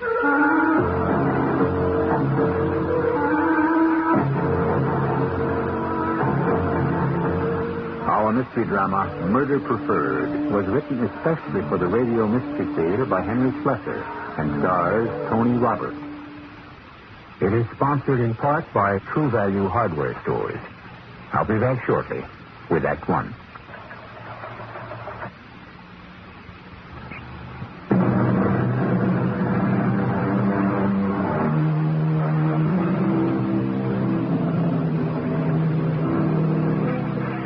The name on his business card reads C. Thomas Hendricks, attorney at law. Everybody calls him Tom, and Tom Hendricks likes it that way, especially because the C stands for Clarence, a name not very popular these days. But it was the first name of Clarence Darrow, the famous criminal attorney, and Tom's father, a lawyer himself, admired him enough to name his one and only son after him. Tom is a criminal lawyer, too, but fame hasn't yet reached his tiny office. But who knows? Perhaps that beautiful woman entering it right now may be the beginning. Please, sit down, Mrs. Haven. Thank you. It may be a bit late for condolences, but I'm sorry about your husband. Thank you.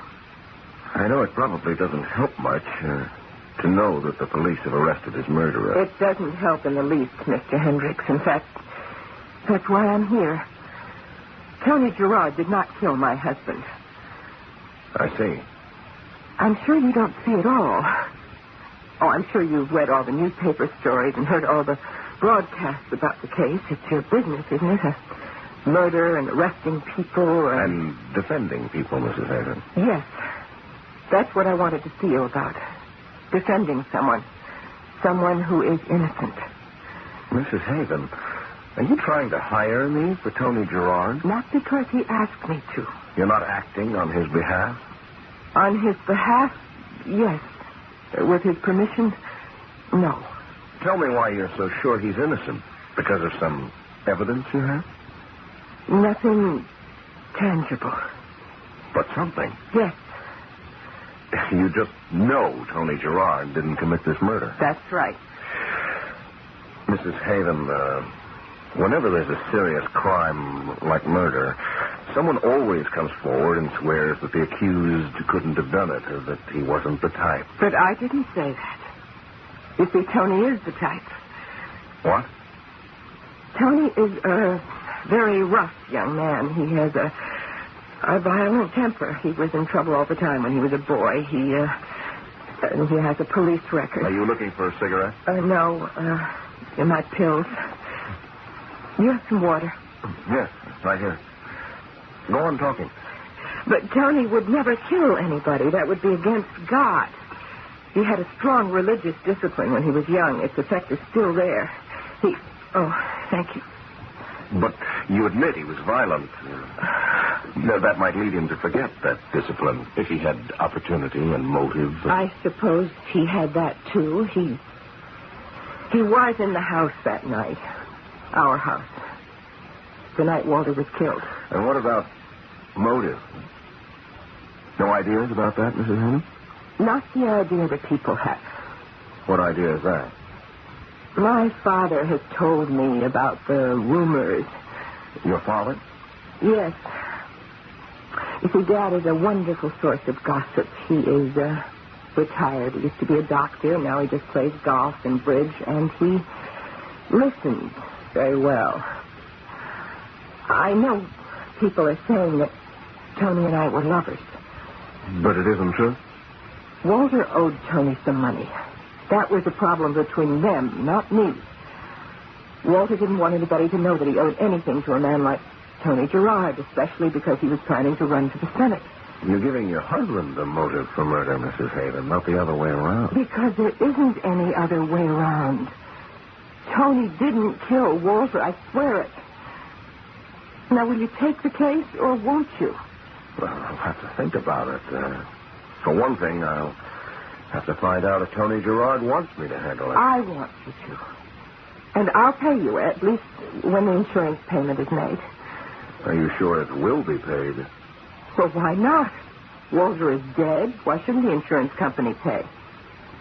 That's a very good question, Mrs. Haven.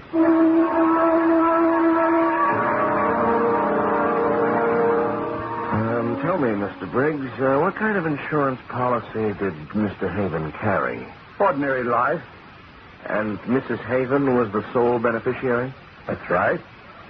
I understand Walter Haven wasn't exactly rolling in money. How could he afford a policy that size? It was a substantial premium, I guess, but what the heck? He only paid it for a year. And now look what he's getting for his money. You mean what his widow is getting? Well, let's put it this way. What his widow would get. Unless we stop her. What? Mr. Hendricks, my company isn't going to pay that lady $500,000. Because, you see, we don't believe in rewarding murder. Are you saying you think Adrian Haven killed her husband? She's the beneficiary. That's one reason. You got a better one? Tony Gerard. That's two. Want another one? She didn't love her husband. Want another? She was a poor girl who thought she was marrying a rich man until she found out that Walter Haven had a grand old name in politics. Hardly a grand in his bank account. You know, of course, the police have arrested Tony Gerard for this murder. I also know that Mrs. Haven had a perfect alibi. She was 20 miles from the house when the gun was fired. But you know what I think, Mr. Hendricks? I think it was still her pink index finger on that trigger. Figuratively speaking, of course. You think they were in it together, huh? Gerard and Mrs. Haven? Bullseye. Mr. Hendricks, how would you like to make $10,000? How? Hop over to our side. Help us prove what we know is true, that Mrs. Walter Haven killed Mr. Walter Haven for the sake of her lover boy. That way, they get rid of the guy. Tony collects the money he was owed, and Adrian baby gets a nice bundle to keep her for the rest of her life. Everybody's happy. But not my company, Mr. Hendricks. I'm sorry, Mr. Briggs. I don't think I could do such a thing to a client. I thought you said she wasn't your client yet. She is, now.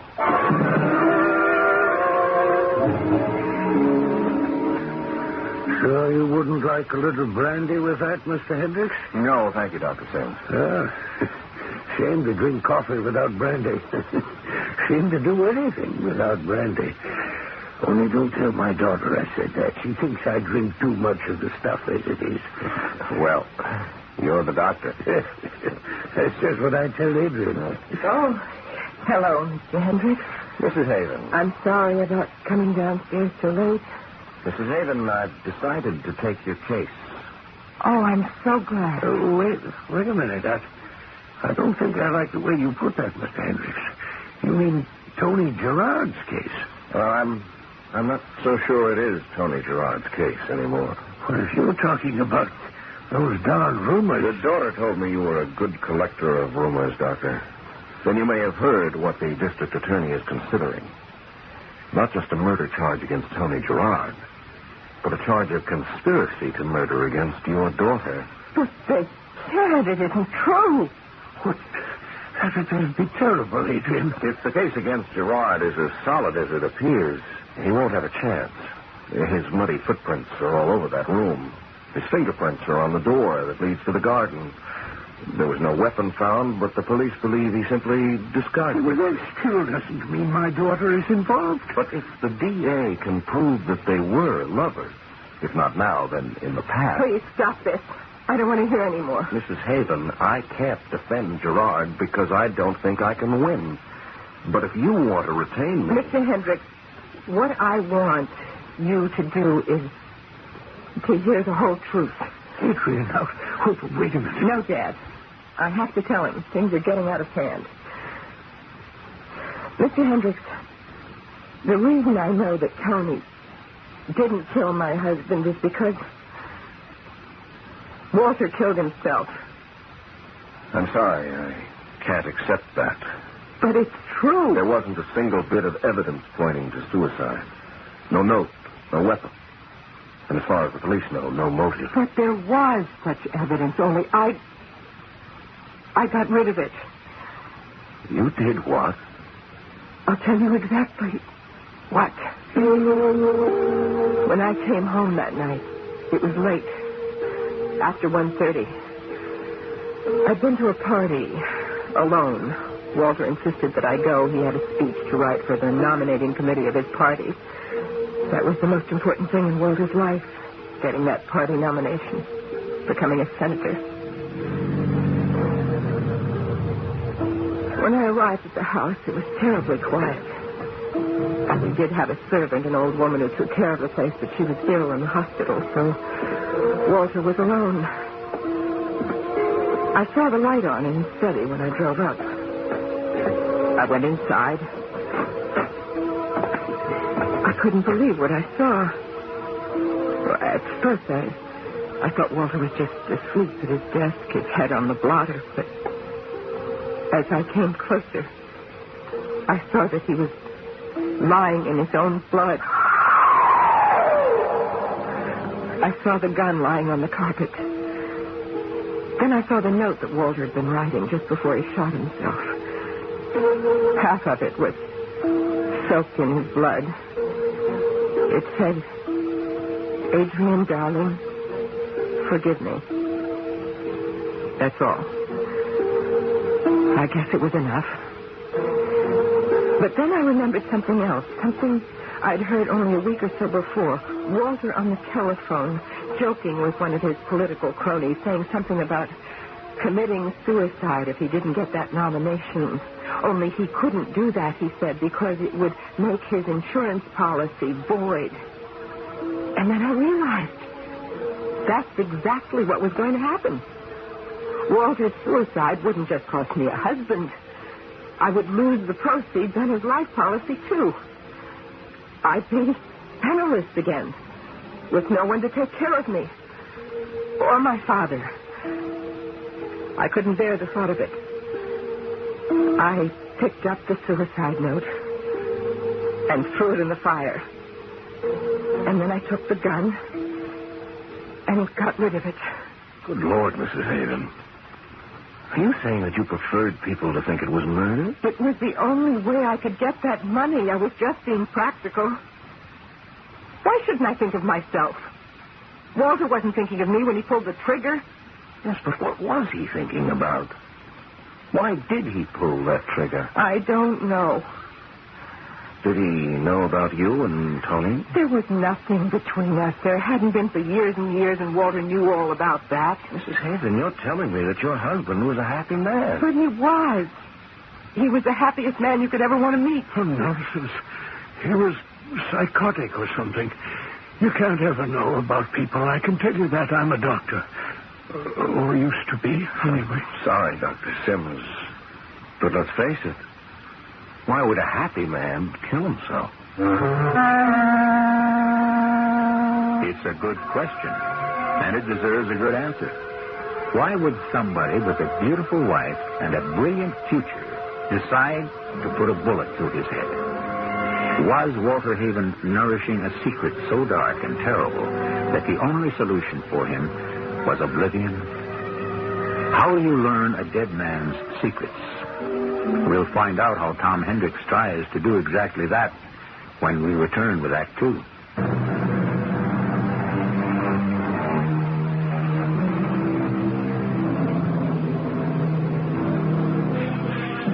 Attorney Tom Hendricks is a man with a problem. His client, Adrian Haven, has told him a story that no one could possibly believe. She has described a suicide note that has become nothing but ashes. She has described a gun that lies at the bottom of a river. She has claimed that her husband, Walter Haven, had killed himself, despite the fact that he had everything to live for.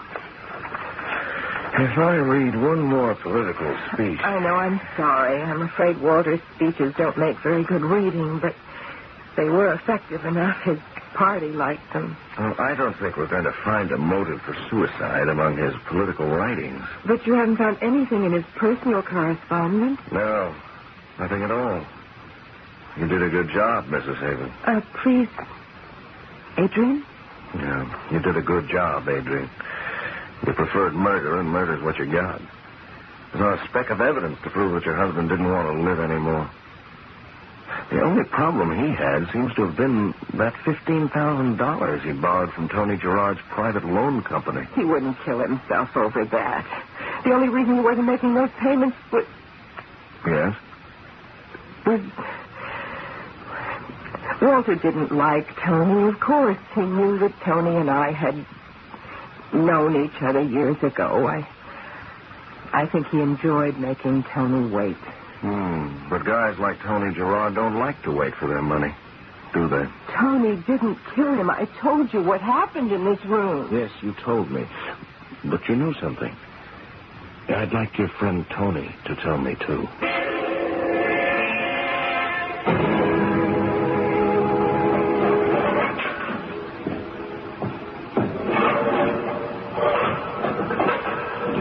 you are.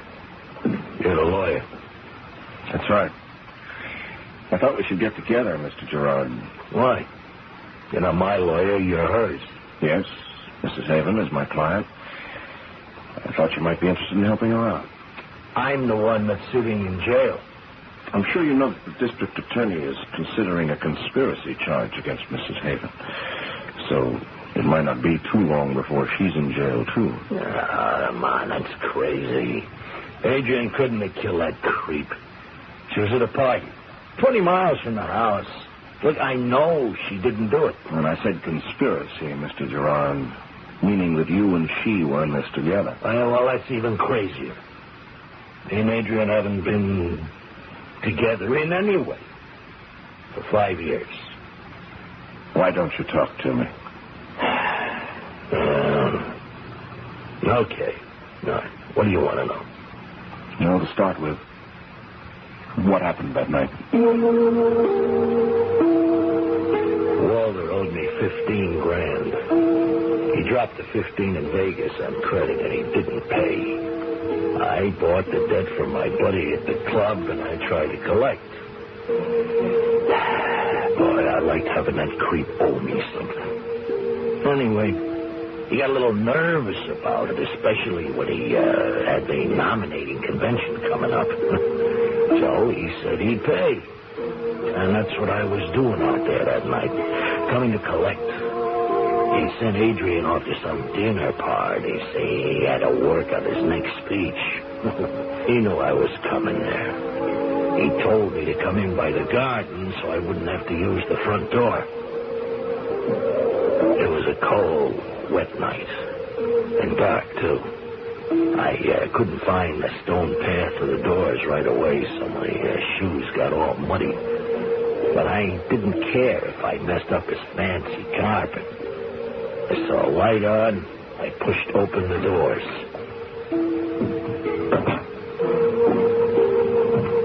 For a minute, I couldn't believe what I was looking at. Haven was at his desk. There was blood all over it. Blood on the papers, blood dripping down the sides. There wasn't much left of his head. I knew it was a bullet that did it. I felt sick when I saw him, but I walked up to the desk and I saw the gun lying there, and I knew that he must have shot himself. And you know what I thought? That the guy had waited for me. That he had planned to kill himself that night and figured I might be blamed. I thought any minute the cops would bust into the place and arrest me. Only I wasn't going to wait for that to happen. Oh, no, thanks. I turned around and got out of there just as fast as I could. And that's all. That's all. Understand? Mr. Gerard, did you see the suicide note? No. You do know that Adrian says her husband left a note. Well, if she says it, it's true. And you actually saw the gun. The one she says she threw in the river. Oh, it was there, all right. But you realize how it looks, don't you? It looks like murder because that's the way she wanted it to look. It was suicide. He knocked himself off. Why? How should I know? Because somebody's got to know. You can't think of any reason in the world why Walter Haven might have been unhappy? Are you kidding? He had Adrian, didn't he?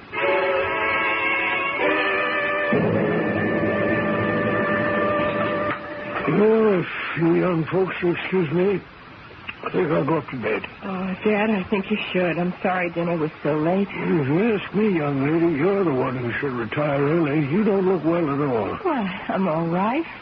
Well, say good night, then. Good night, Dad. Good night, Doctor. We still don't have a lead on a suicide motive. Oh, that reminds me. I found a few more things in Walter's desk. A few bills and an invitation. It doesn't sound too promising, but I might as well look through them. Here they are. It's just bills, as you said. And this invitation.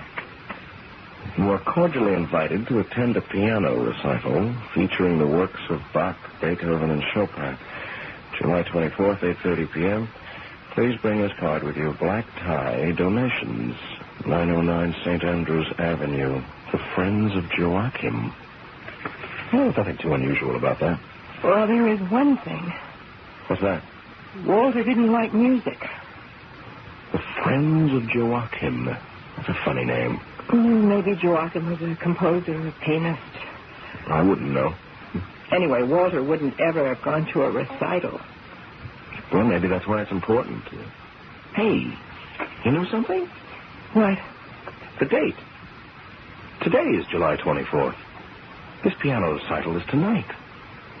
What are you thinking of? Maybe it's time I got a little more musical education.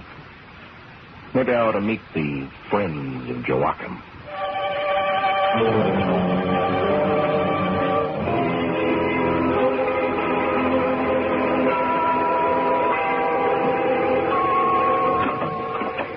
Good evening, sir.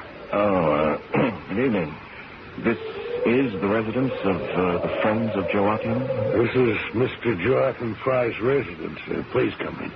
Thank you. Your invitation, sir? Here you are. Sorry I was late. Had a little trouble finding the house. That's all right, sir. The concert hasn't started yet. Would you please put your mask on? My what? Your mask, sir. But I don't have a mask. Well, you better have, buddy, or you ain't getting in here. Oh, I'm sorry. I didn't know this was a costume party. You mean Mr. Fry didn't tell you? No, he didn't. That's funny. Well, okay, buddy. I think I got one here. Yeah, here it is. I put it on. Then go inside and sit down.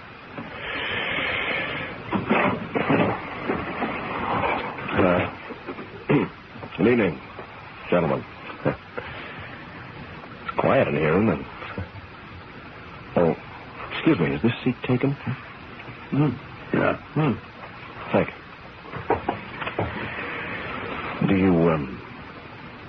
you come here often? How do I can help it? It's not too big a crowd, is it? And I suppose there are more than half a dozen of us here? Did Mr. Fry tell you to bring your mask? Of course. What's the idea, anyway? I mean, I feel a little foolish sitting around with a bunch of masked men. Ladies and gentlemen, good evening. Who's that? Joachim. You mean you don't know? Welcome, friends of Joachim. Thank you for your attendance this evening. I've planned a very special program tonight. My first offering this evening is a familiar group of preludes and fugues called The Well-Tempered Clavier by Johann Sebastian Bach.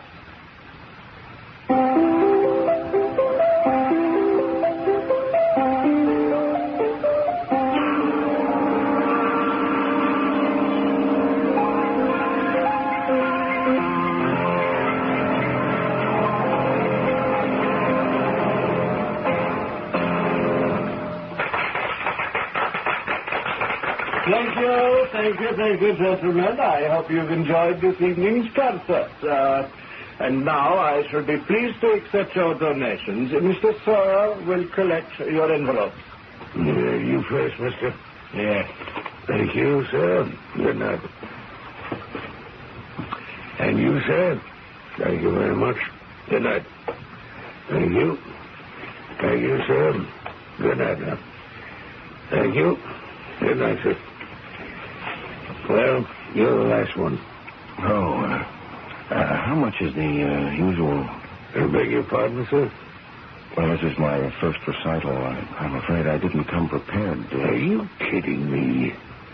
No, it's true. Let's have that mask. Yeah. Fry, come out here. What is it, Sawyer? We got a gatecrasher here. Do you know him? I never saw him before. Well, the truth is that it wasn't exactly me who was invited. He had an invitation. He gave it to me. Where'd you get that invitation, buddy? I found it. How dare you do this? This is a private recital.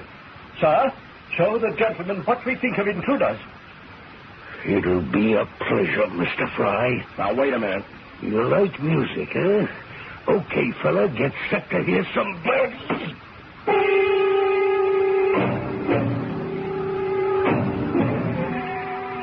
Much as we deplore violence, I'm sorry to say C. Thomas Hendricks has just become the victim of it. What's even worse, Tom Hendricks has taken this punishment without coming much closer to the solution to his problem. What connection is there between the suicide of Walter Haven and a piano recital attended only by men wearing masks? Perhaps when Tom recovers consciousness, he'll be able to make that connection. We'll find out when we return with Act 3.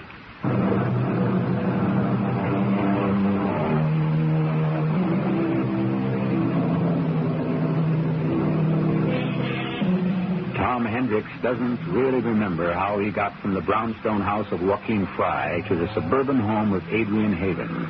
But when he came to his senses, he found that he had a ministering angel at his bedside. But Tom was lucky. It was only his cheek, his nose, and his ego that were bruised. And when he was well enough to think, he found that his aching head was still clear enough to make some interesting assumptions. It has to be the answer. Everything points to it. Don't you see? No, I don't. All I see is black and blue. Tom, shouldn't you do something about these people? Adrian, I figured it all out. I know why your husband killed himself. You do? Well, almost. You see, I know what was going on at that so-called recital. What? Well, it wasn't for the sake of the music, I can tell you that. The name of the song Joachim Fry was playing was Blackmail. Blackmail?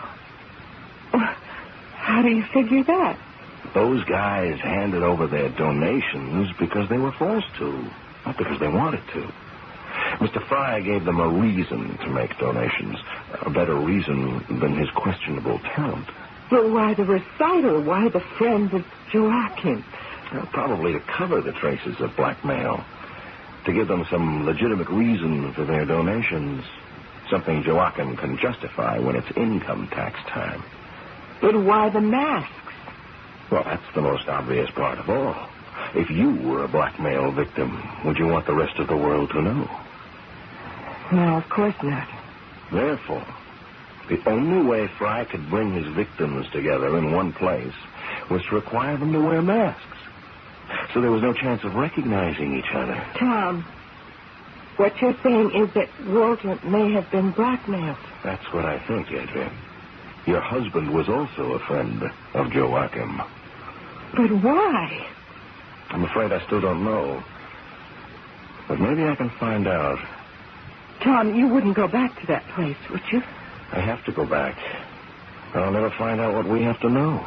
But what makes you think they'll tell you anything? I'll just have to be very convincing, won't I?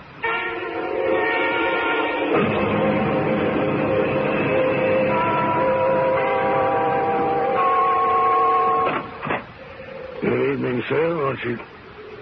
Hey, what is this? Are you back again? Yeah, that's right, Mr. Sawyer. Maybe you didn't get the message the last time. You're right. I didn't have the whole message, but I know a lot more now than I did then. Let me give you some advice. Do you have another recital tonight? Maybe, but you're not invited. Even if I brought a donation... A what? Here.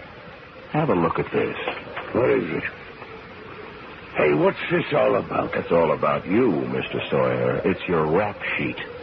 A friend of mine at police headquarters was good enough to give me a copy of it. So, you see, I know more about you than you do me. I know you've been arrested 4 times for dealing in what they refer to as toxic substances. Drugs to you, pal. Hey, who are you, anyway? A friend of Joachim, that's all. Tell me, Mr. Sawyer, is that how you and Mr. Fry develop your list of blackmail victims?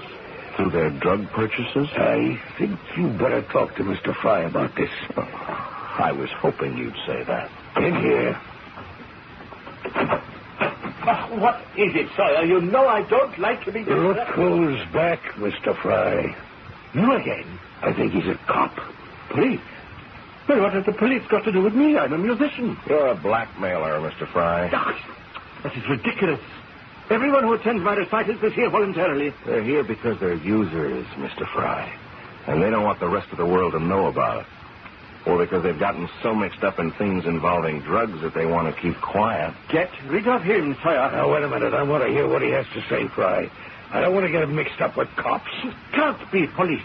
He would have flashed his badge the last time he was here. You're right, Mr. Fry. I'm not with the police.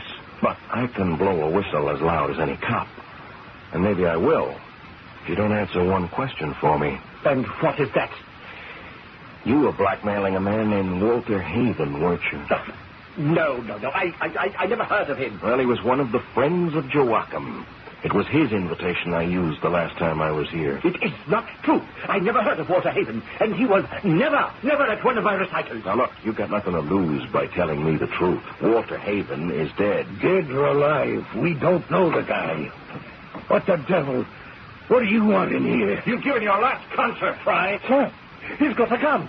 Take it easy, mister. You're never gonna play another note. Leave that gun, you crazy...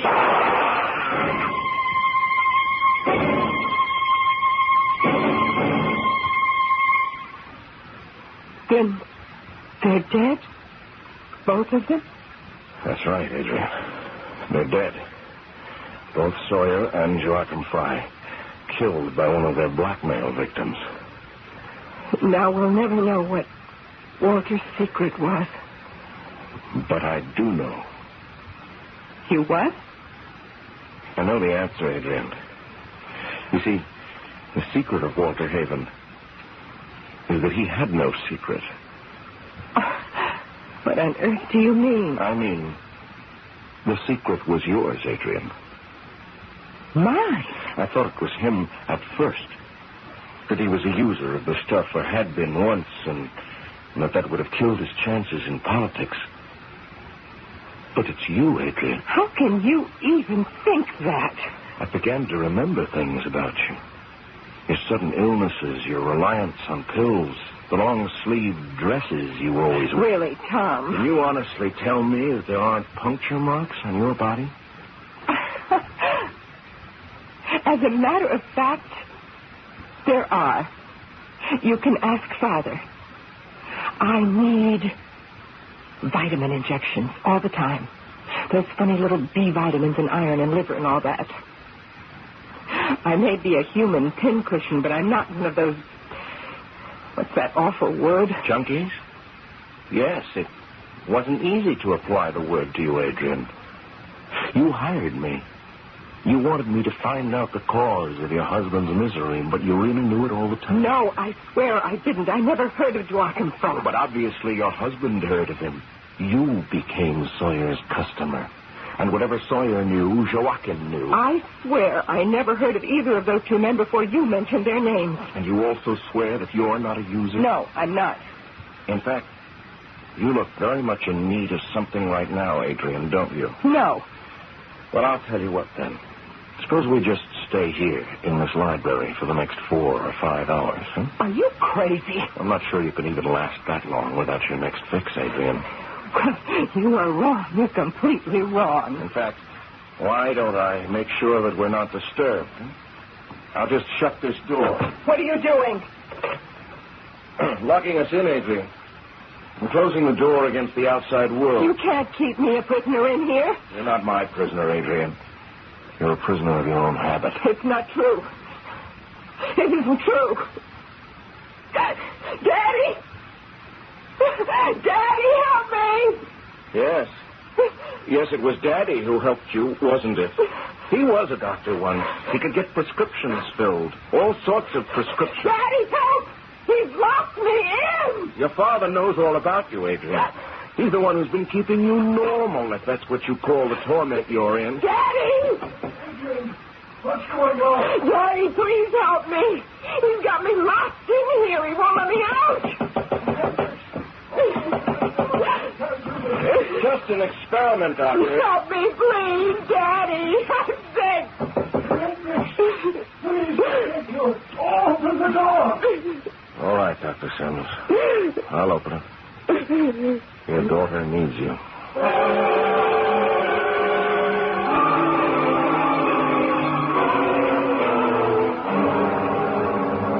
Please try to understand. I love my daughter. She's all I've got in the world. When she left home 5 years ago, it was as if the sun went down and the stars never came out. And when she came back home, Dr. Sims, she was an addict, wasn't she? Yes. Can you imagine what I felt?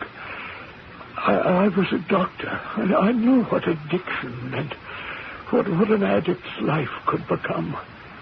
Didn't you try to cure her? Oh, I tried. She was hard to handle. She didn't want cures. She wanted peace. I couldn't bear her anguish. So you supplied her? Yes. At the time, drugs were easy for me to obtain. She didn't have to consort with criminals to get what she needed. But later, after I lost my practice... You didn't just lose your practice, you lost your license, didn't you? No, I was charged with misuse of drugs, but I resigned before there was any public scandal. And then I had a more difficult time keeping poor Adrian supplied. Then I had to deal with these criminals. So you were Sawyer's contact? Yes, I had to deal with him. Walter Haven didn't know the truth, did he? Walter didn't know. I bore Adrian's secret myself, and her expenses as well. It was no small burden. And after she married Haven, did you still have the burden? An even greater one. Because this man Sawyer brought someone else into my life. Joachim Fry. Joachim Fry? I was the friend of Joachim. He threatened to tell Walter and the whole world about my poor child's affliction. He forced me to contribute $1,000 each time he staged one of his recitals. I had to wear a black mask to conceal my face from the others. So that invitation was yours. But what was it doing in Walter's desk? It was there because I gave it to him. Well, then he knew the truth. I had to tell him. I simply ran out of money, don't you see? And what was his reaction? It wasn't what I expected. He was horrified. He screamed at me, narcotics, blackmail, the publicity, the damage it would do to his nomination for the Senate. And then he said a terrible thing to me, Mr. Hendricks. What? He said he would have to cut Adrian out of his life. You mean he was going to leave her? Yes. He was going to leave her immediately. Before the world knew about her addiction, he was going to disassociate himself from everything she represented. Right before my eyes, he sat down to write her a letter. Good Lord. He wrote, Adrian, darling, forgive me. The suicide note. I couldn't let him finish that note. I remembered the gun Walter kept in his desk. I took it, thinking to frighten him. Instead, he became angry. He stood up and plunged at me. I found myself squeezing the trigger. I shot him in the head. He fell back into the chair, and I dropped the gun on the carpet and ran away. And when your daughter came home, she made murder look like murder. How would you like a new client, Mr. Hendricks? Call me Tom, Dr. Sims. Or you can even call me Clarence.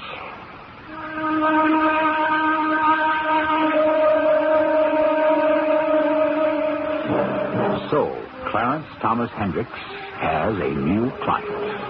And even if the defense of Dr. Sims doesn't make him as famous as Clarence Darrow, he still had the satisfaction of knowing that an innocent man has been set free. But what happened to Adrian Haven's father at the trial? Well, we'll be back to tell you what the verdict was shortly.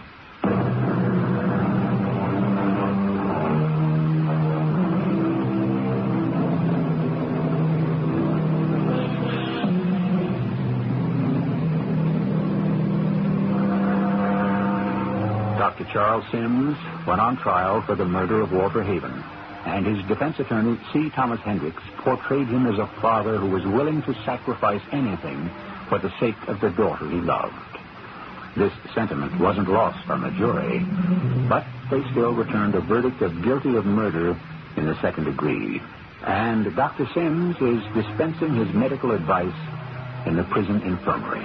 Well, you can't win them all, Clarence. Our cast featured Tony Roberts, Terry Keane, Court Benson, and Earl Hammond. The entire production was under the direction of Hyman Brown. This is E.G. Marshall inviting you to return to our Mystery Theater for another adventure in the macabre. Until next time, pleasant dreams.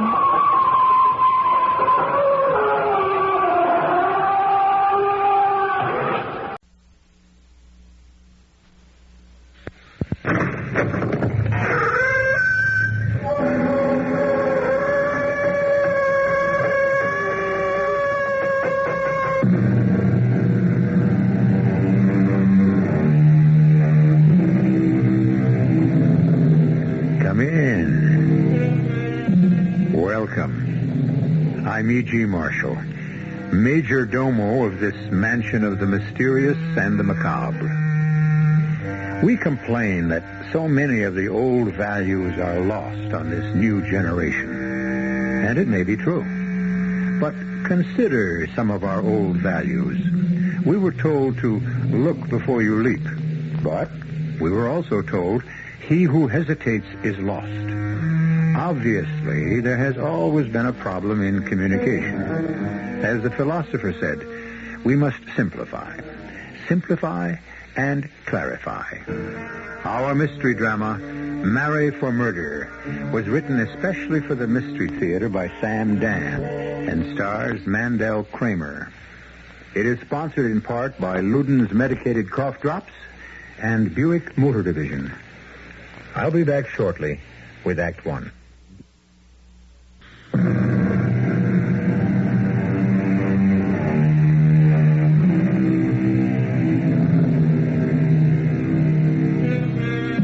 All of us are looking for something, and if we want it badly enough, perhaps we might visit the office of James Kellogg.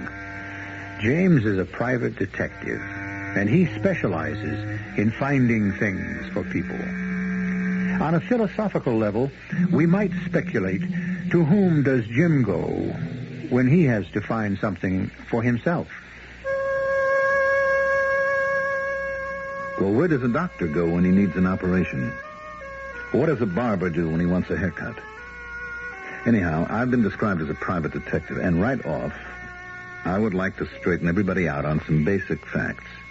Fiction has made a pretty good thing out of my profession. You know, the luscious blonde with the inviting eyes who enters the office all afire with passion. I don't get cases like that. I don't get sapped on the skull and wake up in the arms of a gorgeous redhead. You want to know what I get? I usually get what just walked into my office this morning. Fat and 50-ish. And what do you think her problem is? I want you to know, Mr. Kellogg, I investigated you thoroughly before coming here. As indeed you should, Mrs. Melvin. An influential member of the family personally discussed the matter with the district attorney and asked him to recommend someone. Your name was suggested. Now that you're here? I shall explain exactly why we deemed it advisable to engage a private eye. One moment, Mrs. Melvin. I am not a private eye. I am a private detective or a confidential investigator. Please continue. Here is our problem. Our problem? I am acting for the family, my two brothers and myself. We decided this would be the wisest course of action. We have a sister who was about to make a dreadful mistake. Yes? Anne's husband died a year ago. He was in the hardware business and left a large amount of money. How large? Is that germane to this discussion? One never knows. After taxes, $2 million. That's large. Continue. Anne intends to marry again. This is the dreadful mistake? Yes. Well, how old is your sister? Oh, just 40. Well, isn't she mature enough to know what she's doing? Oh, she's a babe in the woods.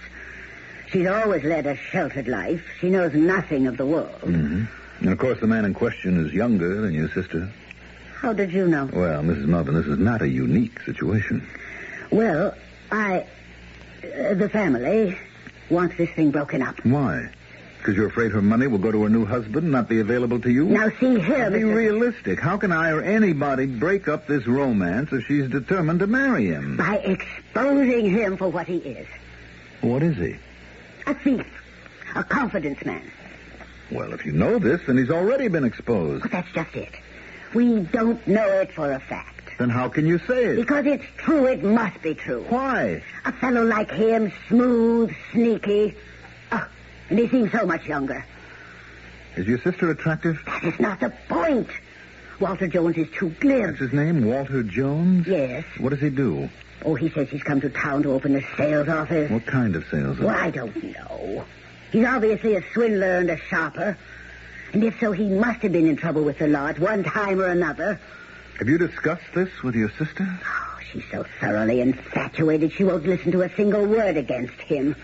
But if you could come up with solid evidence of a criminal record, I am convinced we could nip this thing in the bud. Well, suppose he has no criminal record. Impossible. One look at his face. It could take a great deal of my time and your money to find out. I consider that money well spent. It's an investment in my dear sister's happiness. On the other hand, even if this evidence does exist, it may not do you any good. What do you mean? Well, suppose your sister's so much in love with this man that she decides to marry him anyhow. You just find that evidence. Well, I'll need... I know what you'll need. I prepared a sheet of paper listing this infamous person's address, the places he frequents, and so on. Here's his photograph. It's an excellent likeness. You've come well prepared. I'm paying you for your time. I won't have you waste one single moment. I expect a detailed report of your progress. That's one thing you can be sure you'll get out of all this, Mrs. Melvin. A report. A nice, neat, concise, leather-bound report.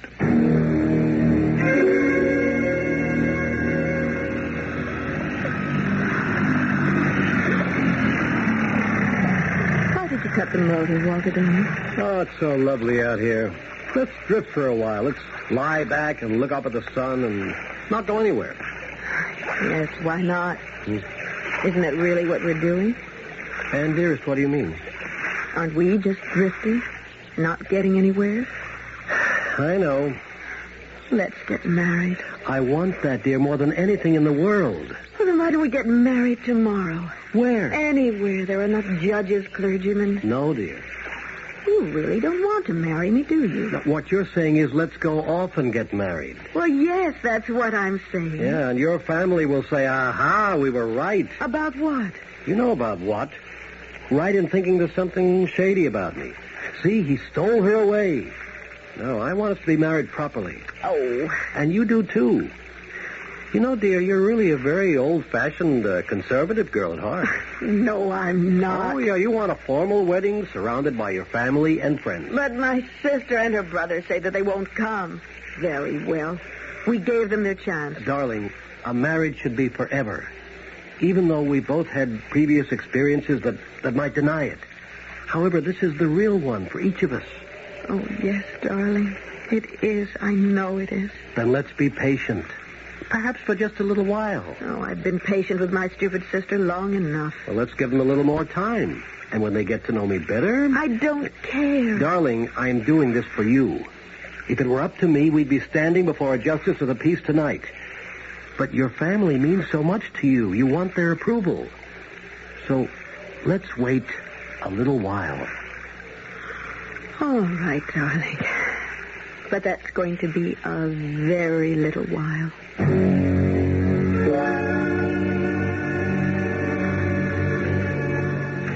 Greetings, Lieutenant. What can I do for you, James? Well, I'm looking for a baddie. That is, he may be. Walter Jones. The name ring a bell? No bell at all. Walter Jones. But, Edgar. In the big file under J. Jones. First name Walter. See if there's a make. Yeah. Name could be a phony.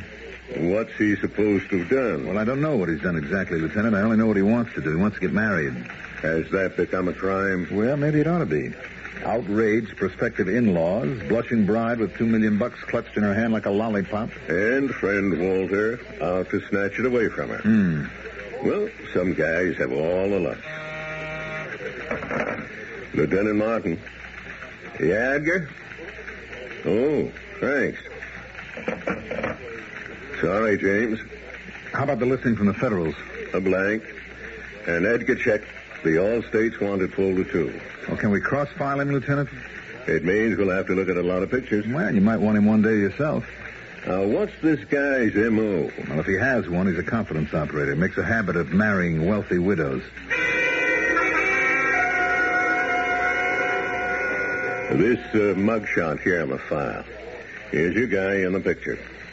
Walter Jones. It's his real name. Age 33. Did 2 years for stock swindle.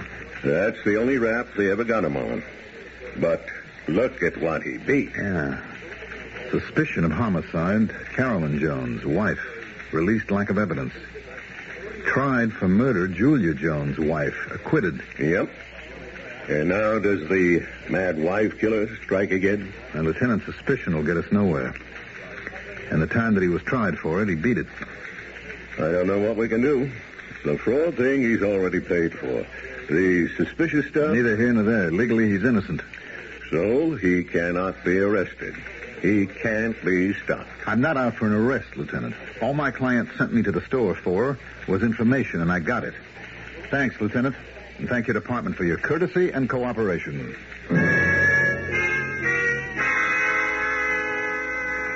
This piece of paper is even more than I dared hope for. Not only is he a thief, he is also a murderer. Now, that hasn't been proved. What do you plan to do with this information? Rest assured I shall use it in a manner which I deem to be most effective. Well, then I'd say the case is closed. You'll receive a bill for my services. And I'll wager all you did to earn your exorbitant fee was to go down to police headquarters and ask a few simple questions. Well, Mrs. Melvin, it's not just a question of who you know. It's what you know.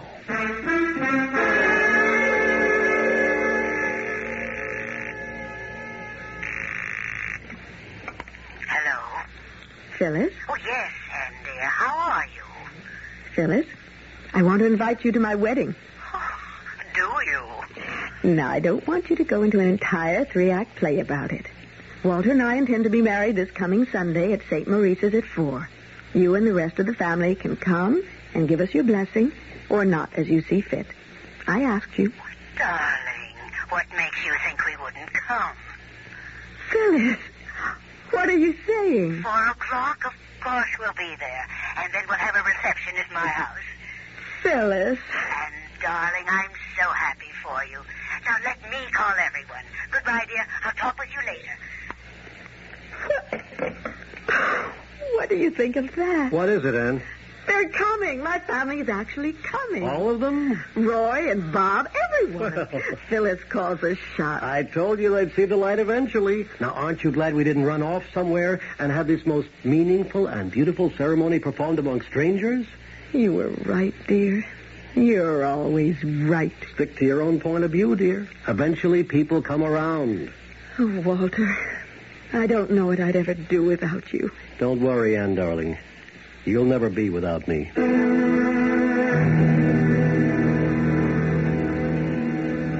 Phyllis? Yes, dear? What's keeping him? Oh, he may have been delayed in traffic. He's late. Now, dear, you must calm yourself. Something's happened to him. Nothing has happened to him. You did something to him. Me? Why, what could I possibly do? I don't know. Something. I can tell by the look on your face. Oh, now, Anne. I know that look since we were children. You've had that wise, superior, all-knowing look. I don't know what you're talking about. Whenever you were trying to put something over on me. But what could I be putting over on you? You're at the bottom of this. Of what? Of Walter's disappearance. Who says Walter's disappeared? Well, why isn't he here? No, Phyllis, you did something. You swore that you would break this up. But that was before I got to know Walter. This is your doing. It's not going to work, though. Somehow, some way, I am going to find Walter if it takes me the rest of my life. And every dollar that I have in this world. I'm going to find Walter. Nothing can keep us apart. Nothing. Nobody.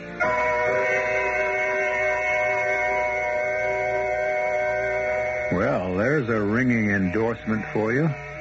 But what did happen to Walter Jones? You know perfectly well he's not going to show up at the church. But why not? Assuming the information on him in the police files is correct, isn't that his thing? Doesn't he marry rich women? Obviously, we have a lot of ground to cover, and the second act will be with you in just a few moments.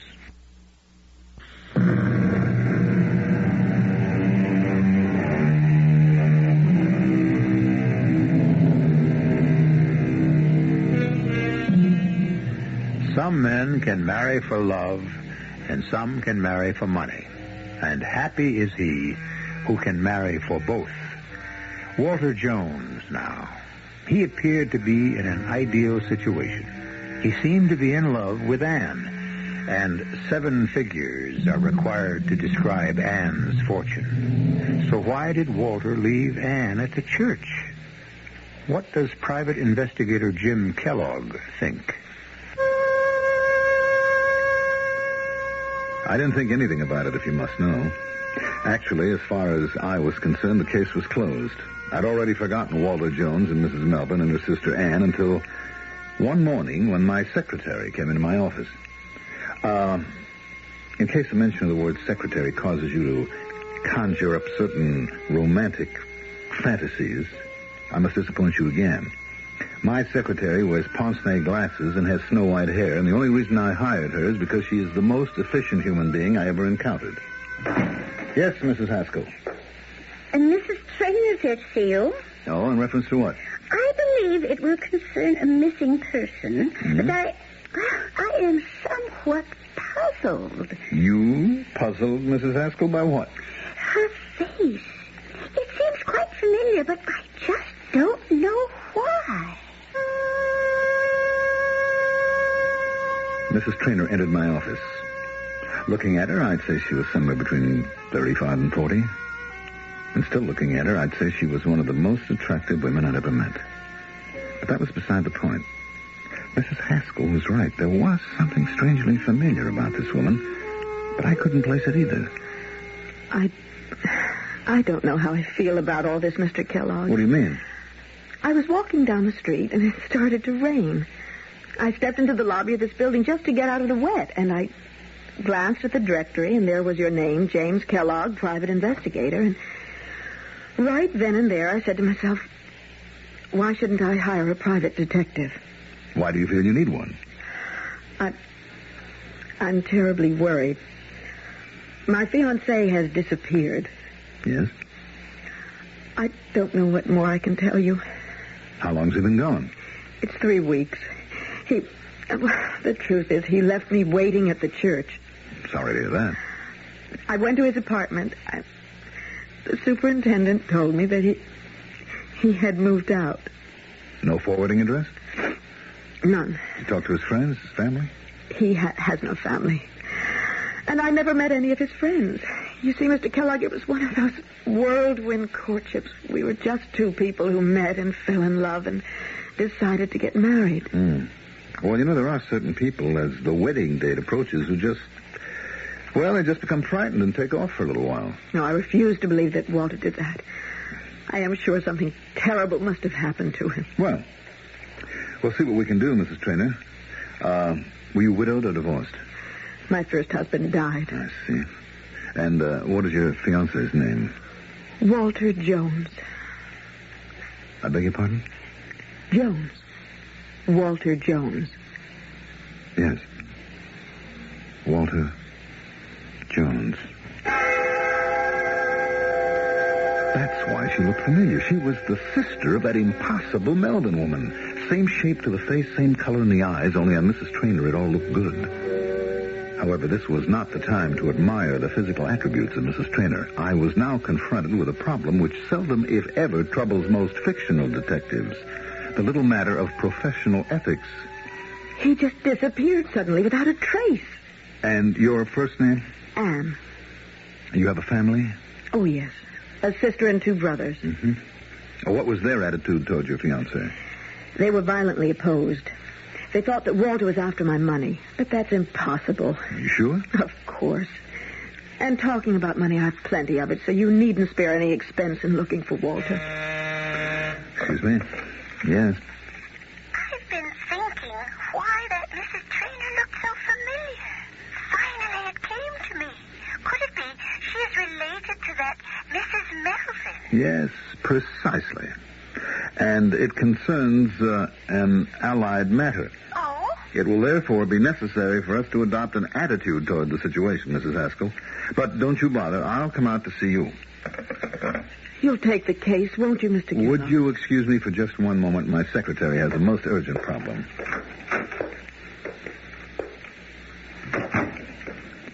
Guess what she wants. I would assume she wants you to find her fiancé. Obviously, her sister, Mrs. Melvin, didn't tell her that she hired me earlier to dig up Walter's past, nor any of the specifics of that past either, or she would have mentioned it. The question is, can I accept Mrs. Trainer as a client? Oh, why not? Well, wouldn't that be the same thing as working both sides of the street? But not at the same time. Mrs. Melvin hired me to break up the marriage. Did she? Well, maybe not. I mean, I never agreed to do that. Oh, of course not. How could you? All I was required to do was to secure certain information concerning Walter Jones. Exactly. And your client was satisfied. Now, another client, quite by coincidence, also wants information concerning the same Walter Jones. Specifically, his whereabouts. Now, is there any legitimate reason why I shouldn't take the case? None that occurs to me at the moment. Only one thing puzzles me. Yes? What can a woman with her looks and charm see in a phony like this Walter Jones? Tell me, Mr. Kellogg, is that a legitimate area of curiosity for a private detective? Well, I'm talking now as a man. Mrs. Trainer, tell me everything you know about Walter Jones. I don't know very much. I only know I love him. Well, shouldn't marriage require a firmer foundation? Such as? Well, I would assume knowing something about each other's habits, tastes, attitudes, so forth. And how much did you know about your wife before you married her? I've never been married. Well, then you hardly qualify as an expert. Still, it would seem that a successful union is based upon mutual interest, knowledge of each other. You keep saying it's important to know all about the person you intend to marry. I say nonsense. Pure, unadulterated nonsense. Love at first sight. That's what it was between Walter Jones and me. Love at first sight. It's the only real way.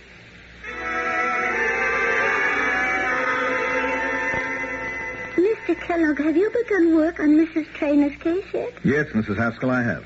Well, do you suppose you have any operational reports from each type? Seems a shame to turn a man like Walter Jones loose on Mrs. Trainer. That's not our problem, Mr. Kellogg, is it? No. Do you want me to hire some temporary operatives? Mrs. Haskell, do you believe in love at first sight? Oh, I remember 45 years ago, I was standing on a street corner. A young man drove past and splashed mud all over my legs. I didn't think women showed their legs in those days. I had lifted my skirt to step over the puddle.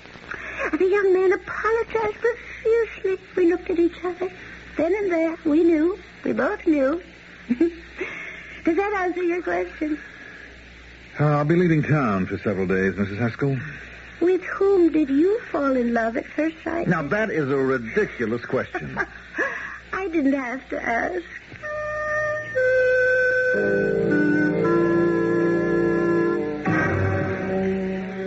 Sergeant, I understand about 7 years ago you were the arresting officer in the Julia Jones murder case? Yeah. Well, as it turned out, it wasn't a murder, so it never even got to be a case. What happened? Oh, she was an older dame. They went out in their boat. She drowned. He claimed she fell overboard. Pretty heavy insurance there. And so the relatives started pointing fingers. How'd it work out? Well, I just booked him on suspicion. The DA figured he didn't have enough for an indictment. The thing just dissolved. Mm-hmm. Now, what do you think? Well, I guess we'll never know, huh? Mr. Thorpe, I understand you're the attorney who prosecuted Walter Jones a few years ago for the murder of his wife, Betty?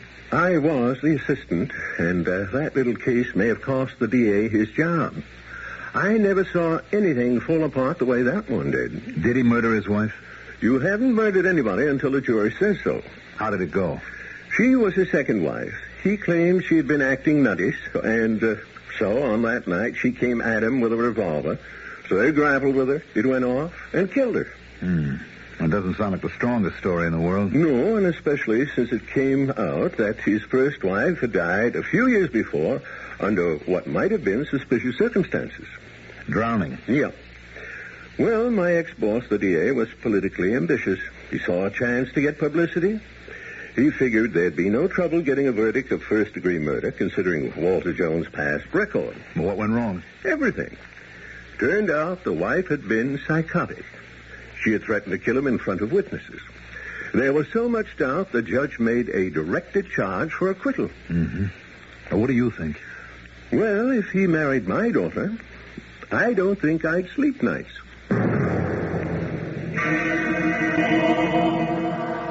Well, Mr. Kellogg, what have you discovered? I've discovered that we can't take a chance. Oh, on what? No, that should be on whom? On Mr. Walter Jones. How do you mean that? He may or may not be a murderer. He may or may not have murdered his previous wives for their money. Is this what your client is paying you to find out? I was under the impression she wanted you to find him. And if I do, she'll marry him. Oh, it's a free country. But I can't take that chance. I mean, suppose he kills her, too. She's very rich. Well, why not show her the record? Now, that won't stop her. She'll say he's being framed. Then what do you propose to do? I don't know. She's a woman who has a terrific sense of loyalty. Then why not drop the case? No, I couldn't do that. Why not? Because she'd just go somewhere else, find somebody else to find Walter Jones. Well, what happened to Walter Jones? No, he'll turn up. What makes you so sure? Anyway, right now, I have a really pressing problem. Oh, what? When it suits his purpose, Jones will show up to marry Ann Traynor. There's only one way I can save her. How? I have to make her forget Walter Jones. Once again, Mr. Kellogg. How? How? Well, there's only one way. By making her fall in love with me.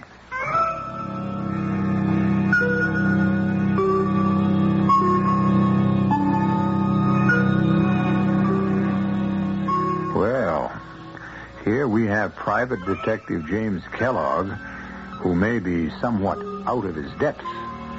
From what you know of him, he's not the swashbuckling romantic hero. And yet, he is proposing a most swashbuckling romantic ploy. Well, he's never done anything like this before, which means that Act 3 should contain surprises for all of us.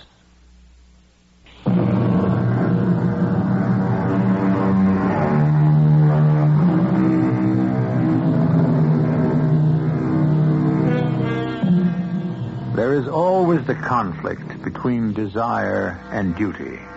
For instance, duty compels Jim Kellogg to find Walter Jones. Desire would have Jim make sure Walter never shows up at all. Most people finally decide to yield to desire or heed the call of duty. Jim, on the other hand, has decided to do both, which means he will try to find Walter Jones and not find him at the same time. I'm not really sure I heard what you said, Mr. Kellogg. I said I would make Mrs. Traynor fall in love with me, Mrs. Haskell.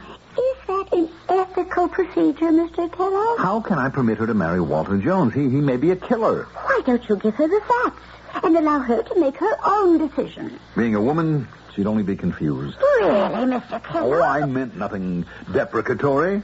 I have every respect for a woman's intellectual capacity. Oh, thank you. But a woman in love is a strange creature. That's because love itself is not a rational state.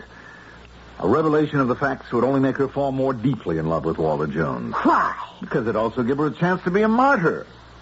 She could say, you see, the whole world is against him, but I shall stand by him. From a practical point of view, Mr. Kellogg, how do you intend to make Mrs. Traynor fall in love with you? Well, I hadn't thought about that, but... There are several difficulties you would have to overcome. For instance? Well, Walter Jones is quite tall. You are, average. Height isn't everything. Mr. Jones is strikingly handsome. Whereas you... Well, people are like fruit. It's not the outer husk or the shell, it's the kernel, the meat.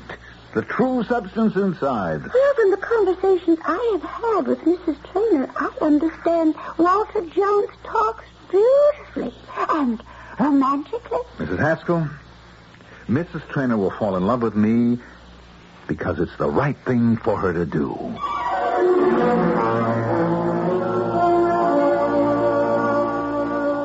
I've been trying to reach you for these past few days to see if there's been any progress. Oh, I was out of town, Mrs. Traynor. I'm so worried. Is it possible for a person to disappear without leaving a single trace? Look, it's noontime. I'll take you to lunch. No, I'm not hungry. I can't think of food. We might be able to discuss some important matters. Oh. If we're going to talk about finding Walter, then that's something else. I think that this is the first full meal I've had in weeks. I've been so nervous about everything since Walter disappeared. You know, you look very attractive when you eat. Yes? Oh, my goodness. Do you realize that was what Walter said to me? Walter?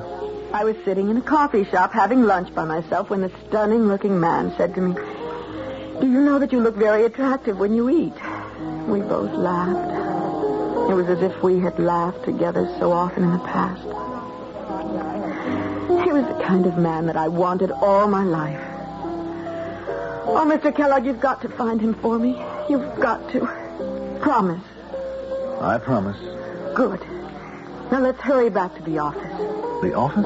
Yes, it's the most important place in my life right now. Why? Because it's the brain center, the place where the strategy to find Walter is being formulated. The phone should be ringing. Undercover men should be coming in and out. Well... I've no patience to do anything else or be anywhere else, and I want to help. Help? Please. Let me. I could answer the phones, take messages, assist Mrs. Haskell. But... Please. Let me be a part of it.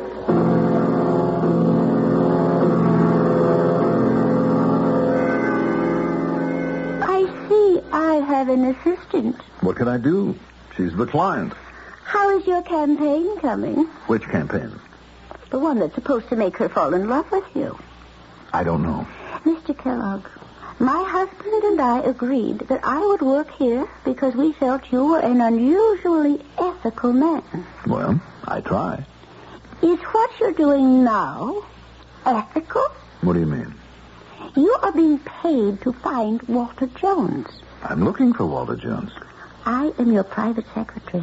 If you're doing any investigating, it isn't apparent to me. Well, what should I be doing?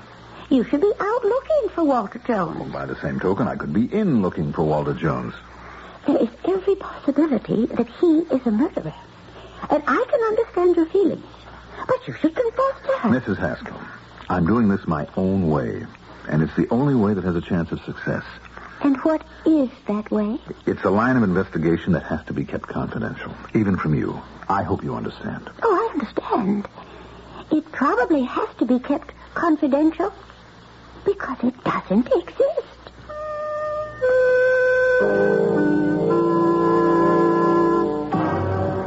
Oh, I don't think I could concentrate on tennis, Mr. Kellogg. Well, fitness, that's a must for a detective. And right now, you are a detective. Well... Come on. You need some air, some sun, some exercise. That's right. I must be strong for Walter.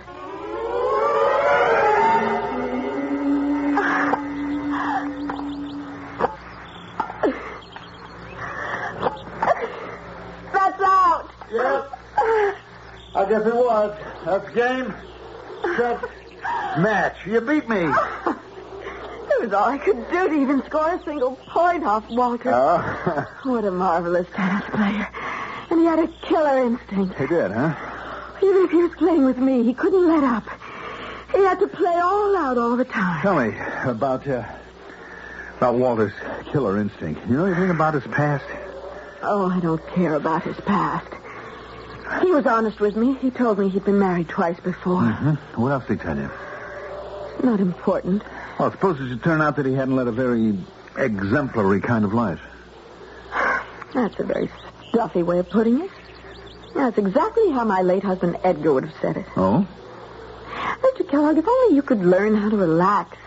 You and men like Edgar. Why don't you call me Jim?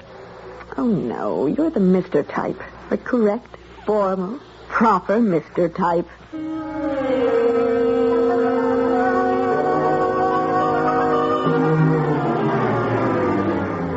Good morning, Mr. Kellogg. Good morning, Mrs. Haskell. I don't mind telling you that however lofty your motives, I thoroughly disagree with your tactics in this case. Ordinarily, I would have resigned in protest. I assure you, Mrs. Haskell. However, sir, you are about to receive your comeuppance. What do you mean? Mrs. Traynor is waiting in your office. Hmm? And I would say she appears to be somewhat miffed. Miffed? Surely you knew you were headed for trouble? Well, sir, it has finally arrived. What are you talking about? Why don't you ask her? Good morning, Mrs. Traynor. Mr. Kellogg, may I have the bill for your services rendered to date? Why, Mrs. Traynor? You've been very pleasant. You've taken me to lunch, to dinner, to tennis, golf, theater. You've done everything but look for Walter Jones. But I have been looking for... Oh, please. I was married to a businessman for over 20 years. I know when things are being done in a business-like fashion. No work has been done in this office on Walter Jones. There have been no phone calls, no reports. It dawned on me that you're not looking for Walter. I asked myself why, and then I realized. You're in love with me, Mr. Kellogg. Do you admit it? Yes. Well, it's impossible. Why? Because I love Walter. It's quite possible he murdered 2 wives. It's impossible. I can show you the record. I have seen the record. Walter was completely honest. He told me the police were suspicious, and he agreed that they had cause to be. How did he account for his first wife's drowning? She fell overboard. It was foggy. He couldn't find her. You believe that? The authorities believed it. They refused to prosecute. 1 accidental death I might accept, but 2? He was terribly lonesome. He needed companionship. He married in haste, and... Oh, she was a psychotic. It was obvious. And how will they account for your murder? I think that's despicable. All right, Mrs. Traynor, I am in love with you. See what I mean? You're in love with me, and you call me Mrs. Traynor. You weren't trying to find Walter Jones. But I was. Excuse me. Yes? Mr. Kellogg, I want to apologize. You were looking for Walter Jones after all. Billy Smith just called and said he's living at 19 Gladstone Oval. His phone number is 555-8308. Thank you, Mrs. Haskell. I want to settle up our account. Send me a bill. I shall hire another detective who will really look for Walter. That won't be necessary. I just found him for you. What are you saying? You want to know how? Your sister hired me to dig up his past, and I found his past record. I gave it to her. She obviously decided to confront him, scare him away. She probably paid him off. It doesn't make sense. If she has this record, why should she pay him off? The scenario. She shows him the record. He says, Anne won't care. She says, can you take that chance? Settle for a little, Walter. Take a few bucks and beat it. So he takes it. But he's going to keep coming back and taking more and more. And when he's drained it dry, then he'll show up and claim you and the main fortune. This is a most despicable lie. How do you think I found Walter Jones? I had a man watching your sister's house. Walter's been calling on her. I refuse to believe it. You don't want to believe it. Where is his phone number? Here, on this pad. Finally. Finally. And listen to me. He doesn't love you. He's alive. He's safe.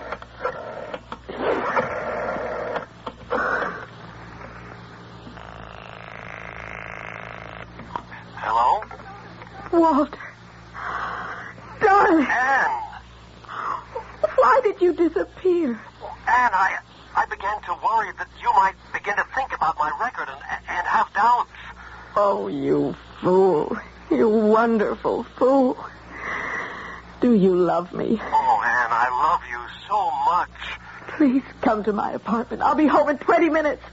I love you. I am so grateful to you, Mr. Kellogg. Send me the bill. He doesn't love you. He does. I can prove it. How could you prove such a thing? It's impossible. You don't want me to prove it. It can't be done. Walter and I are completely in love. All right, you're afraid, and I don't blame you. What would I be afraid of? Afraid to put his love to the test. What test? I say that all he wants is your money, and I propose a test that can prove it. But you're afraid. Now, I am sick and tired of the cynicism showed by you and my sister and my brothers. And everybody wants to brand Walter Jones for life. I'd like to wipe that self-righteous smirk right off your face. You know, if you have a legitimate way to put his love to the test, I'll give you the chance to go wrong.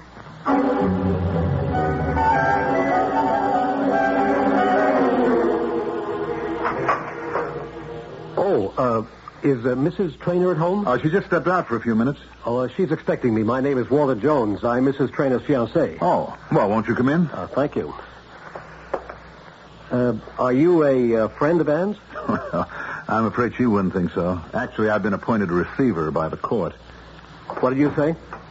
Well, since you're Mrs. Traynor's fiancé, surely you should know what's going on. Say, what is going on? Who are those men? What are they doing? Easy, boys, easy, will you? For heaven's sake, don't chip that table. Well, it should be obvious, Mr. Jones. I'm the receiver in bankruptcy, and the men here are removing the furniture. You can put two and two together. No, wait. I'm not sure I understand. Well, it'll all be in the papers tonight anyway. It wasn't generally known. But Mrs. Traynor's husband left the company in bad shape when he died. They've declared bankruptcy. We've been ordered to attach Mrs. Traynor's assets, too. Mrs. Traynor's? Yeah. You know, her bank accounts, jewels, spurs, furnishings. She was on the books, you see, as an officer of the corporation. Now, wait a minute. According to the law, an officer of the corporation is not responsible for... I see you know your law. That's true, ordinarily. But in this case, we have reason to suspect fraud. Oh? I think she'll be stripped clean. But she's lucky. She had you to take care of her. Me? Yeah, you said you were a fiancé, didn't you? I'm sure you misunderstood. I said I was a friend of her fiancé, and I was passing through, and I just thought I'd say hello. Well, sit down. I mean, she'll be right back. I'm sure she could use some cheering up. Oh, I wish I could do that, but I have a plane to catch. But I'll tell her you were here. Thank you. Goodbye. Jim. Walter Jones dropped by to say hello. So I heard. I'm sorry. You win.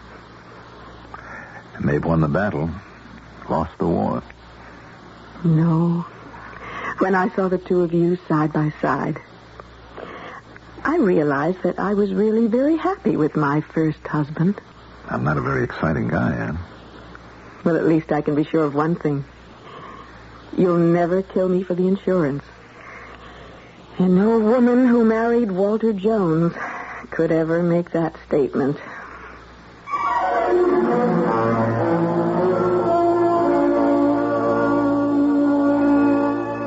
Proving that we should all be grateful for small favors. Walter Jones is presumably still at large, happily married or happily bereaved.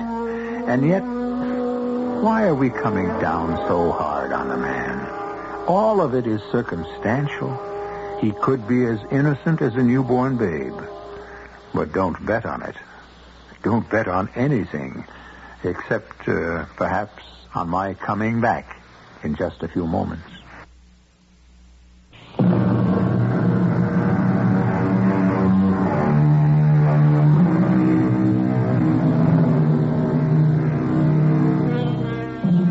We look down, perhaps, on a beautiful girl who marries an older man for his money. But do we ever stop to consider why he marries her? True, she wouldn't marry him if he were poor, but would he marry her if she were old and repulsive? Why do people marry people? In retrospect, we have presented a story of marriage. And the moral is any one you care to take away with you. We present these cautionary tales complete with morals 7 times each week. Our cast included Mandel Kramer, Patsy Bruder, Evie Juster, Arthur Anderson, and Dan Ocko. The entire production was under the direction of Hyman Brown. Radio Mystery Theater was sponsored in part by Buick Motor Division and Luden's Medicated Cough Drops. This is E.G. Marshall inviting you to return to our Mystery Theater for another adventure in the macabre. Until next time, pleasant dreams.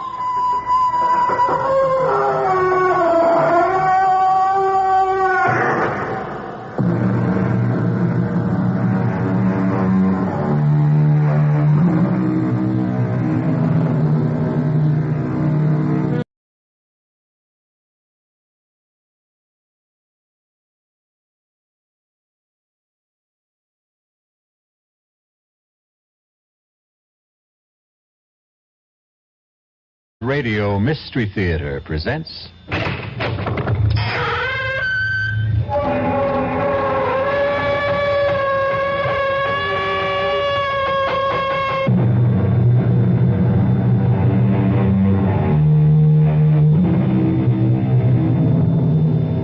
in. Welcome. I am E.G. Marshall. Welcome to the terrifying world of your own imagination. I have an unusual story about foreign intrigue, murder, and love. Interesting combination. You know, that great mystery writer Edgar Allan Poe once wrote that the best way to hide something was to leave it in full sight. And that's what this story's about. Steve Nash, agent for the Federal Narcotics Bureau, was awakened from a sound sleep by his chief. Steve, Manny and LaFaro got it tonight. Wounded? Dead. Oh, no. Manny's wife just had a baby. She's still in the hospital. Start packing a bag right now, Steve. Am I going somewhere? Paris, and anywhere else you feel it necessary to go from there. Paris? Now, don't get happy. It's not exactly a vacation, Steve. You're in for plenty of trouble.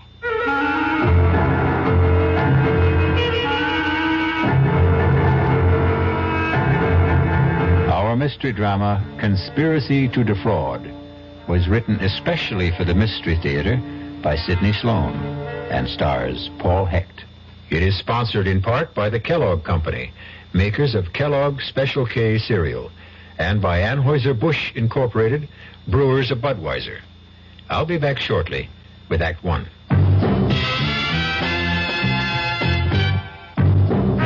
Ever had a tall, frosty glass of Amplitude? Well, if your beer is Budweiser, you've had it often. Amplitude is a fancy word for the entire taste phenomenon, the total experience of flavor. Next time you take a healthy swallow of Bud, watch what happens. Think about the sensations you're experiencing. Notice how the flavor of Bud comes on nice and easy. Not too strong, not too quick. Just right. Notice the clean, crisp togetherness of Bud's taste. Everything in perfect balance, with no single element jumping out at you. And there'll be no aftertaste either, no hanging on. And you'll be refreshed and ready for another glassful. Actually, Bud drinkers have been experiencing Amplitude for years, but they never phrase it that way. They just say Budweiser, and that says it all. Anheuser-Busch, St. Louis. Hello, this is Steve Allen. You are? Then I must be Jane Meadows. I hope so. Now, do you want to tell them, darling, or shall I? Ladies first, sweetheart. The microphone's all yours. Okay. Well, we have some good news. Steve and I are the honorary chairman of National Goodwill Week. That's May 5th through the 12th. Mm-hmm. And we're very pleased to be associated with this organization. Yes. Because it's the #1 rehabilitation facility in the country. You see, Goodwill believes in people, and its business is helping the handicapped help themselves. Mm-hmm. And you know, Steve, with most of us these days devoting a good portion of our time combating the energy crisis, we tend to forget about the battle that handicapped people face every day just to survive. Very true. But that's where Goodwill Industries comes in. It offers them a chance to learn a trade, earn a living, and regain their self-respect. Yes. Well, our time's about up, Jane, so remember, folks, be good to Goodwill. Especially during the week of May 5th through the 12th.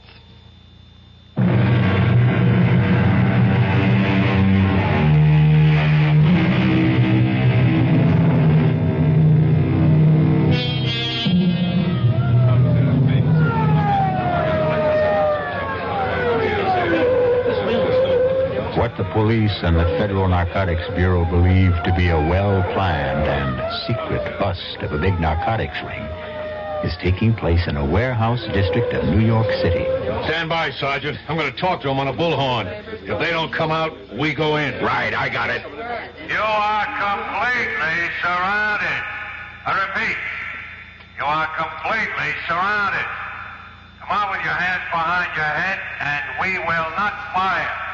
Come out with your hands behind your head, and you will not be harmed. Keep the windows covered. I'm going to blast the lock on the door. That's got the door. Let's go. Looks like there's nobody here. Careful, it might be a trap. This is your last chance. Come out with your hands behind your head. Cover me. Hit the lights. Wait a minute. There's a body. Careful. Careful. Chief, it's Manny. He's dead. Manny. LaFaro may be here, too. He's here, Chief. Still alive? No. Dead. They got him, too.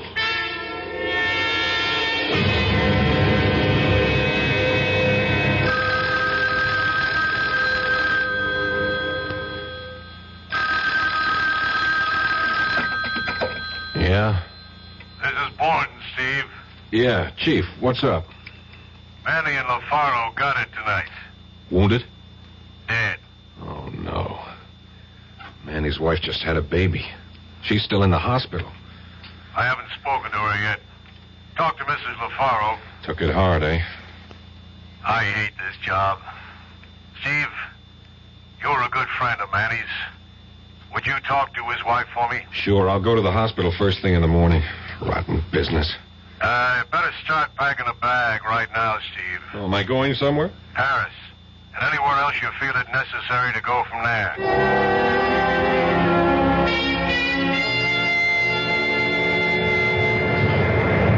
I beg your pardon? Yeah. What? This seat. Seat? Oh, I'm sorry. Am I in the wrong seat?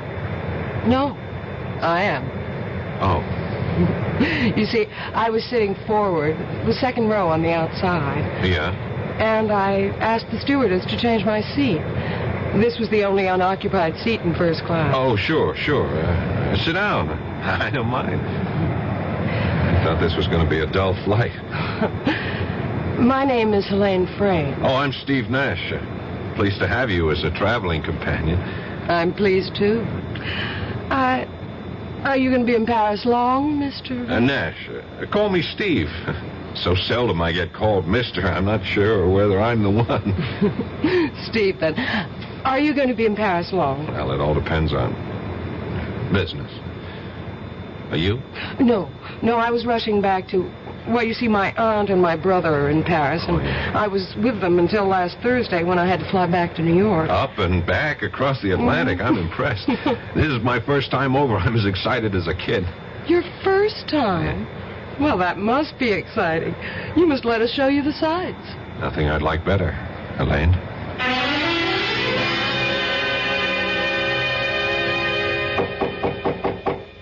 Entrez. Inspector Boivin? Oui. You are Stephen Nash, Federal Narcotics Bureau? That's right. Entrez. Come in, please. I've been expecting you. May I say that we are not pleased by this visit? I'm sorry, I didn't set it up. Oh, it is not personal, you understand. But we feel that France is, how shall I say it, is being insulted by the charges that we are the center of the illicit narcotics trade in Europe. Inspector, a lot of heroin is getting into the States. We know it's coming from France. Well, that is doubtful. In the last 6 weeks, we have intercepted and destroyed over 100 pounds of refined heroin coming into New York alone. From France? Definitely. 3 men from my department have died in the operation, and that is no exaggeration. Well, as you say, it is foolish for me to fence with you. That is not my job. As I understand it, Inspector, your job is not to question nor to argue. Your job is to cooperate. And that was the information handed down to my boss from the State Department. You may be assured of our cooperation.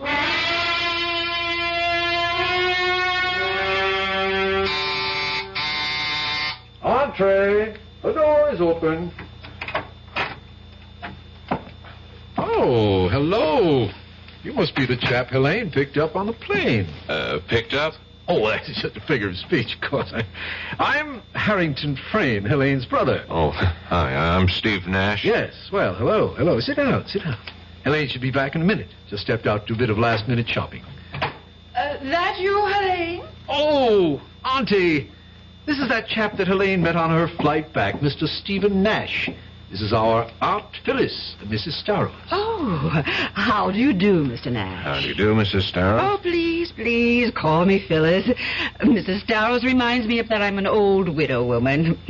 You going to be in Paris long, Stephen? 2, 3 weeks, perhaps longer. Auntie thinks of herself as an unofficial tourist bureau, feels she must take her fellow countrymen under her wing and show them her Paris. Oh, you be quiet, Howard. I just want to be pleasant. Don't you like people who are pleasant, Steve? Yeah, of course. I don't suppose that Harrington or Helene has told you of our trouble. Oh, good Lord, Phyllis, must you tell everyone you meet? Mr. Nash has only been here a few minutes, and you want to burden him with the story. Well, I must say it's rather a traumatic experience, wouldn't you say, Stephen? To lose emeralds worth $150,000. $150,000? Oh, that must be Helene. Let her in, Harrington. Phyllis is angry with me. She always calls me Harrington when she's annoyed. Oh, Helene. Mr. Nash here yet? Oh, indeed, yes. Phyllis and I have been staging a little domestic spat to keep him amused. Well, I wasn't amused, and I'm sure that this nice Mr. Nash wasn't amused either. I'm certain he wasn't. Hello, Steve. Helene. Sorry I was late and allowed my abrasive brother and aunt to put on a show for you. I enjoyed every moment, Helene.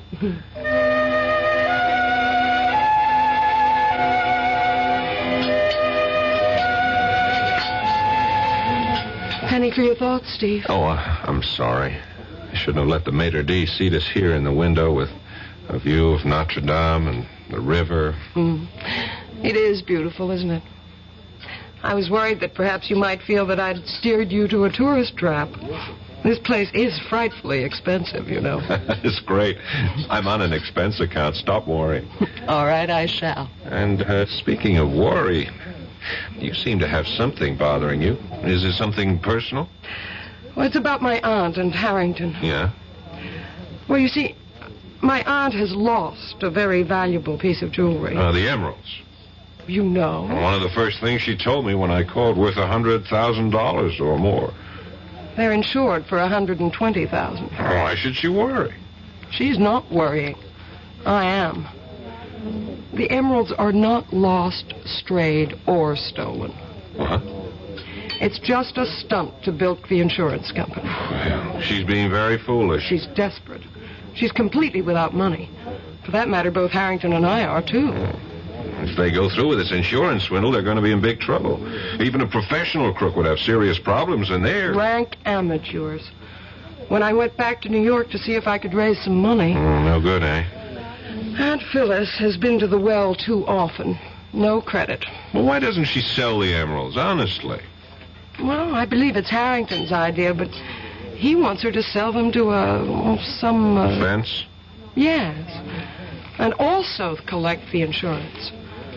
He's made several tentative moves in that direction. He's spoken to several mysterious callers. I don't know how far the transaction has gone.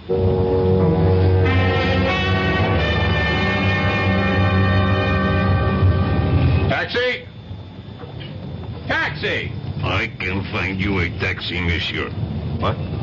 You want a taxi? I can get one for you. No thanks, sir. What a town. Even the taxi drivers have agents. You will not make a move, monsieur. It is a revolver that is pressing into your back. Oh!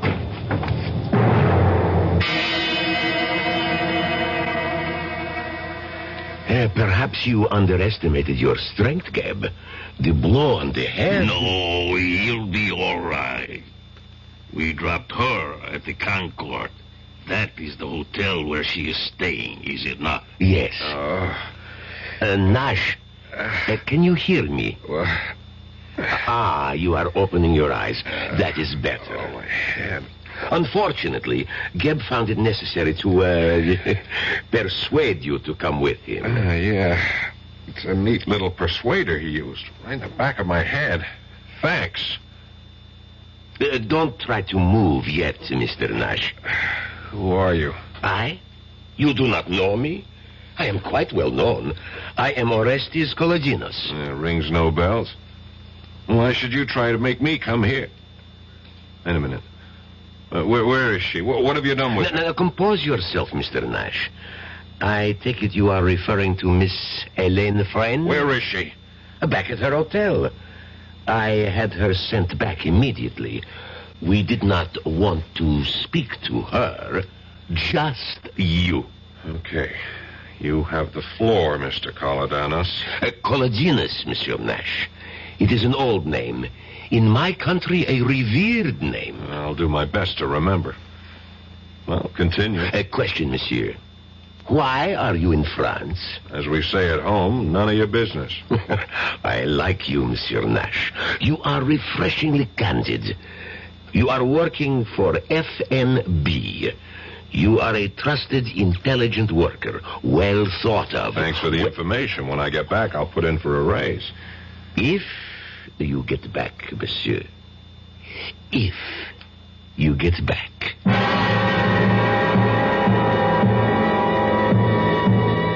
There is no doubt in Steve's mind that Colodinos would and could carry out his threat. 3 men had already been permanently silenced, and it was not likely that Colodinos would hesitate at the 4th. I'll be back shortly with Act 2. Great taste in the morning. Kellogg's has that wholesome taste to get you up and grinning. This is Jerry Coffer for Kellogg's Special K. You know, for years we've been talking about the Special K breakfast, a great way to start the day if you have a weight problem. You may have seen or heard our latest commercials, which symbolize the problem of being a few pounds overweight by using this ball and chain. That's the sound effect. But so many people have come to know the Special K breakfast that can help solve weight problems, they sometimes forget that Special K is America's favorite high-protein cereal. It has 8 essential vitamins and iron, and so delicious that lots of folks, kids as well as adults, eat Special K just for the sheer good taste of it. So we don't want you to think that you have to wear a ball and chain to eat Special K. All you need is an appreciation for the finer things of life, a 1-ounce bowl of Special K, 4 ounces of skim milk, tomato juice, coffee, and maybe a little sugar. The Special K breakfast can't help you lose weight all by itself, but it really is a good start. The Marine Corps Reserves are looking for a few good men to help keep the peace. We're looking for men who understand that nobody likes to fight, but somebody has to know how. We want men who want to see their children grow up in an age of peace. Men who will do more than wish for it. Men who will work for it. Men who don't need the draft to know there's a job to be done.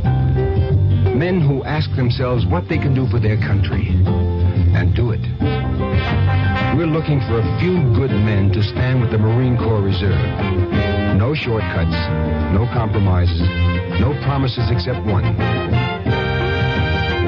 You'll be a Marine, and you'll be ready. That's the job of a peacekeeper.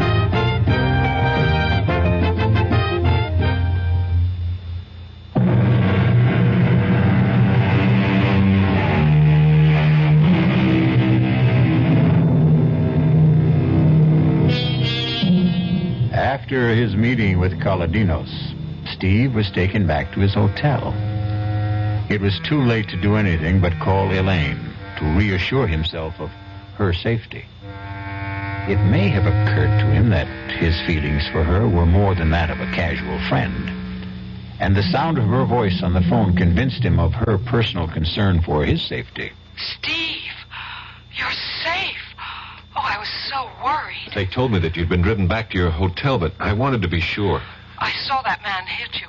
There was a car waiting, and he forced me into the car, and they dragged you in. Oh, you were so white, I thought... With my hard head, you needn't have worried. I'll tell you all about it when I see you. Well, when? When will I see you? Oh, there's so many things to ask you. I'm sorry, I can't tell you what time. I'll call you again. Okay, Steve. Till then, bye. Bye, darling.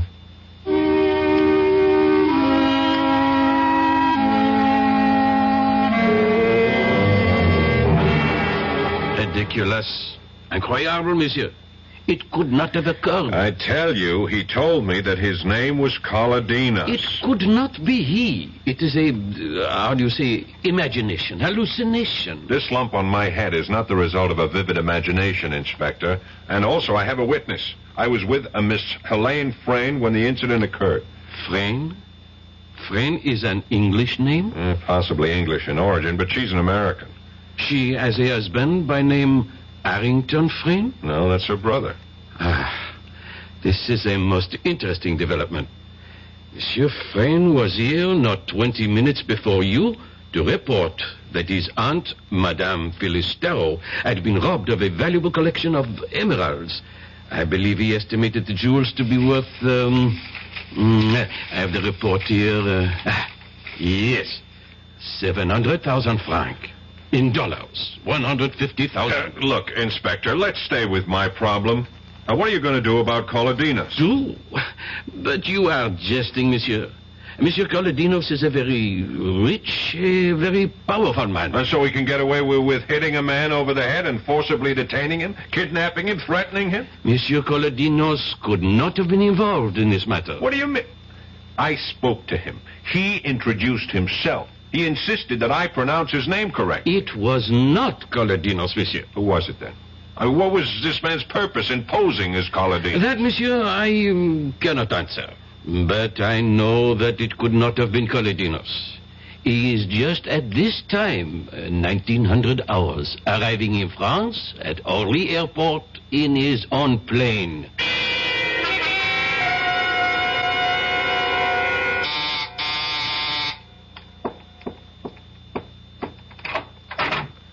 Steve. Darling.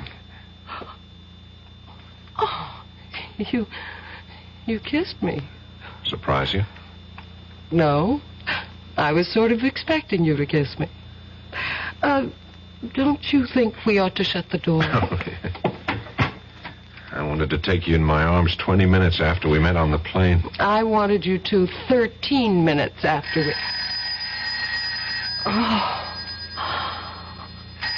Oh, damn, let's ignore it. You better answer it. Oh, dear. Yes? Yes, he's here. Steve, it's for you. New York calling. Oh, yeah, I left word at my hotel where I was going to be. Here, darling. Oh, thanks. Hello? Steve, this is Hal Borden in New York. Oh, right, Chief. You get my cable? Yeah, and I have all the info you requested, but I can't give it to you where you are. Incidentally, where are you? Oh, Suite 1013 at the Concord Hotel. It's all right, it's a friend. All right, now go to the railroad station. Gare du Nord. Near the ticket window on the south side of the station, you'll see a line of 10 telephone booths. Counting from left to right, you go to booth 3 at 3 o'clock your time. You better get to it 15 minutes early to be sure it's available. Now, wait a minute, Chief. Let me see if I got it all. Gare du Nord, 3 o'clock, third booth on the south side of the station, counting from the left. Correct. Why all these precautions, Chief? Steve, you are being watched, followed, bugged 24 hours of the day. Don't trust anyone. I'll talk to you later. Bye. Bye, Chief. Well, what was that all about? Oh, it's nothing. It's the business I'm in, Helene. Oh, it sounds very mysterious. Rushing off to the Gare du Nord to receive a phone call at 3 o'clock in booth 3. Oh, I almost forgot. What? When I came into the hotel just now, the clerk at the desk, he gave me a message for you. Hang on, I got it here someplace. For me? I think it's for your brother. What did I do with it? Ah, darn it. Well, don't be upset. It's probably nothing important. Hang on. I can remember it. It was very short. Just call El Morey. What? Yeah, it was, sounds sort of Arabic. El Morey. E-L-M-O-R-E-Y. Did you ever hear of it before? Oh, no. Maybe. I'm not sure. You seemed a bit upset when I mentioned it. Well, I was, actually. I think it's the man Harrington has been trying to contact. About the sale of the emeralds? Yes. We've had several calls. I've heard him deep in muffled conversation on the phone at least 3 times in the last week. Helene, you can't let them... You've got to help me. I'm desperate. I can't think how I can stop them. Except by going to the police, as you said. Oh, not that. No. That would be the last resort.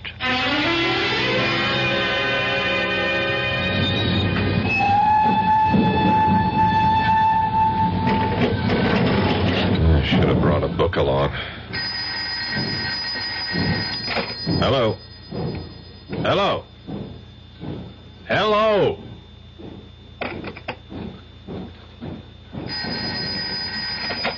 Hello? Hello, Steve? Yeah, Borden. Steve Nash. Steve, is that you? Yeah. Good. I'm glad you got to the booth early. I'm 7 minutes and 35 seconds early. Now Exactly. listen, we have reason to believe that we may be bugged right here at headquarters. Now, here's the info on Colodinas.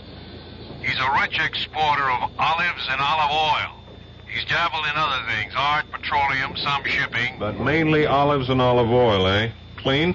Well, who knows? Then explain why he picked me up, brought me to this place, and gave me more than a gentle warning to get the hell out. I don't get it. He's reputed to be one of the richest men in Europe. Now, here's what I wanted to tell you. We have it on good authority that a very large shipment of raw opium came into Marseille yesterday. It'll take a few days to process, and then the refined product will be slipped out of France for here. Do the French know? They're just being told through official channels. We've asked them to check all personal baggage going out of France. Going out?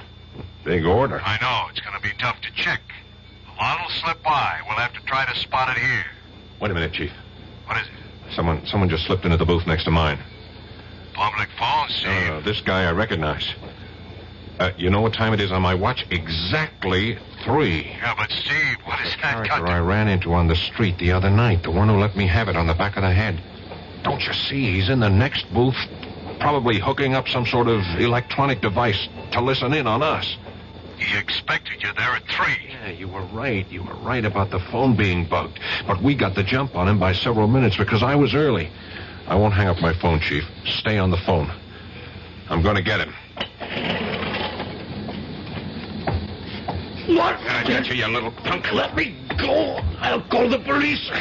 You call the police. Good. Save me the trouble. But before they get here, I have a little something I owe you from the other night. You're quitting so soon? Come on, buddy boy. Don't play unconscious with me. Uh-oh. Looks like we're going to have some company. Hello. Chief, are you still there? Yes, Steve. What's going on? I just nailed our eavesdropper, and I was right. He is one of Colodinas' boys. Now, you better get in touch with the French police and point the finger at Colodinas, and while you're getting Colodinas into trouble with the police, you might tell them that they got me locked up. I don't think I'll be able to explain. Locked up? What are you talking about? You're not locked up. No, but by that time I will be. Here comes the gendarme now. Bye, Chief.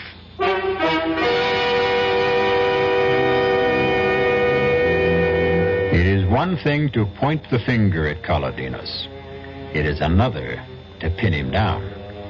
Colodinas is a man used to wielding great power, a very cunning and wily antagonist. We'll be back shortly with Act 3. Hello, this is Goldilocks. It seems like only yesterday that I was a little girl tasting porridge. You know, this one's too hot. This one's too cold. And now I conduct taste tests on diet drinks. And there's one I must tell you about. Sugar-free diet 7-Up. It has a fresh, natural, delicious taste. It drives my taste-o-meter crazy. Sugar-free diet 7-Up. This one's just right. Hi, I'm Nanette Fabre. 11 million Americans have an untreated hearing problem, including 3 million school-age kids. I was one of those kids, but I got help. Most hard-of-hearing people can be helped either medically or through amplification. There is a Better Business Bureau booklet that may help you, and it's free. Write Better Hearing Institute, Box 1840. That's 1840, Washington, D.C. You ought to hear what you're missing. Your contributions to care have given help and hope to millions of needy people around the world. When they were hungry, you nourished them. When they were thirsty, you brought them safe water to drink. When they were sick, you made them well. When they were homeless, you provided them shelter. When they could not read, you helped build their school. When they were without hope, you showed them how to help themselves. CARE, the International Aid and Development Organization. By helping one human being anywhere, you help mankind everywhere. People who need care need your help. Please send your dollars to CARE, Department 2, New York 10016.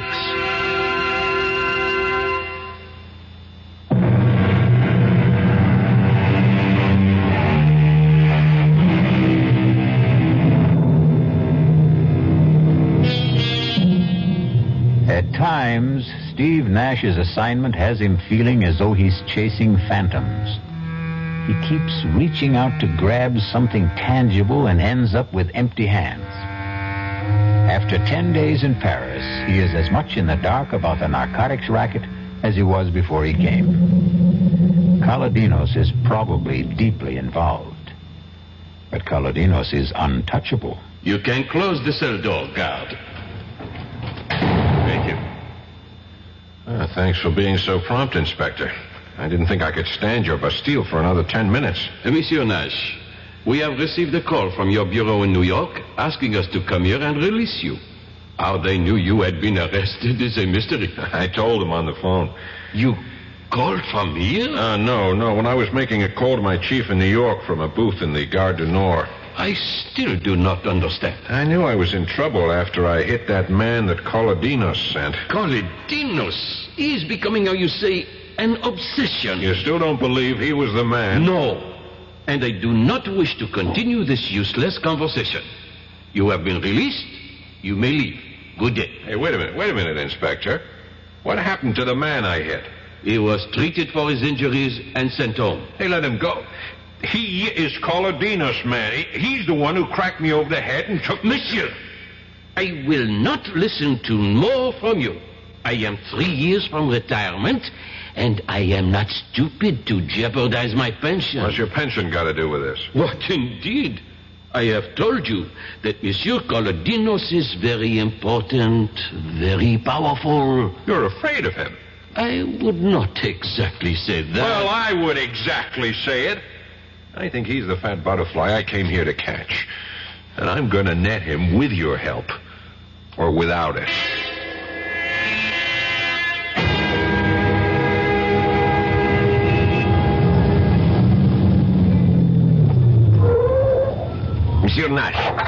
Monsieur Nash. Here. Well, Mr. Kaladinos, fancy meeting you here. May I give you a lift? No, thank you. My head still aches when I remember my last ride in your rolls. Get in. We're tying up traffic parking here. Come on, you're perfectly safe. Okay. Good. Drive on, Andre. As a matter of fact, I was anxious to see you, Kaladinos. Really? I am flattered. You wanted to say goodbye? Goodbye? Yes, because you are leaving Paris. Where did you get that information? I mean, how come I haven't heard? You will, monsieur. You will. And you are very lucky, you know? Go on. You are alive.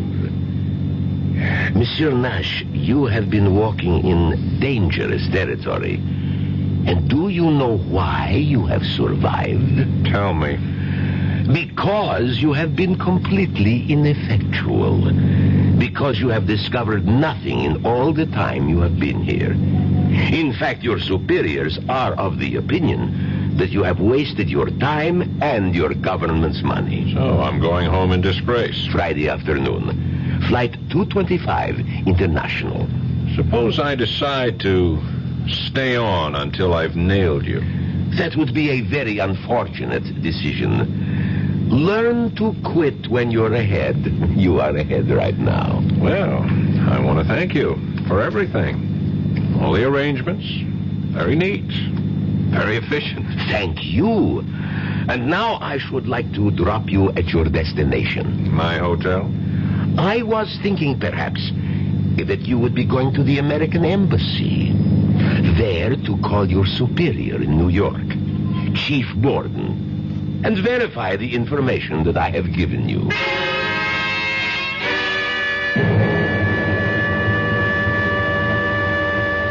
Gordon here. Steve? Right, Chief. Been trying to reach you all day.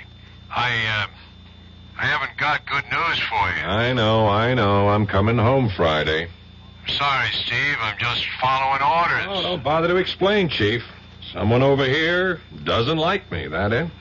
That's about it. Maybe because I'm getting close to something, beginning to press where it hurt. Well, if you want it straight, we got the info that you're having a big thing with a certain Miss Helene Frayne, spending government bread on her fancy restaurants, things like that. Yeah, no mention of Orestes Kolodinos in all the memos on me. No, not a thing. Marvelous. It's simply astounding how that overweight olive salesman can be everywhere at the same time. Wield influence strong enough to get our government to back down and still not show himself. Steve, I'm sorry. Yeah. I'm not fired yet, am I? No, not yet. It's nice to know where you stand. I'm still employed until Friday. That gives me 3.5 days. I'll do what I can for you, Steve. Thanks, Chief. I knew you'd say that. Now listen, call on me for anything I can do from here. Any time of the day or night. Now, here's my home number. Don't hesitate to call.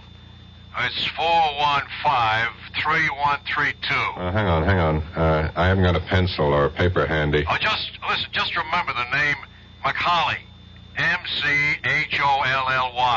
That's how I remember all telephone numbers. I convert them to names. Oh, you use the letters on the telephone dial instead of the numbers? Yeah, it's an old trick. You remember, Steve? Can't forget. Macaulay. Okay, good luck, Steve.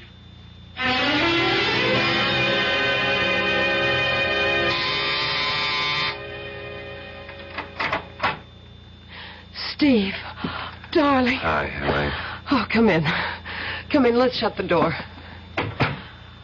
Oh, I called you all day yesterday. I left messages. I was in jail. Jail? Yeah, I ran into the buzzard who hit me that night. Oh, that night? Yeah, I was making that overseas call in the Gare du Nord when I noticed him getting into the booth next to mine.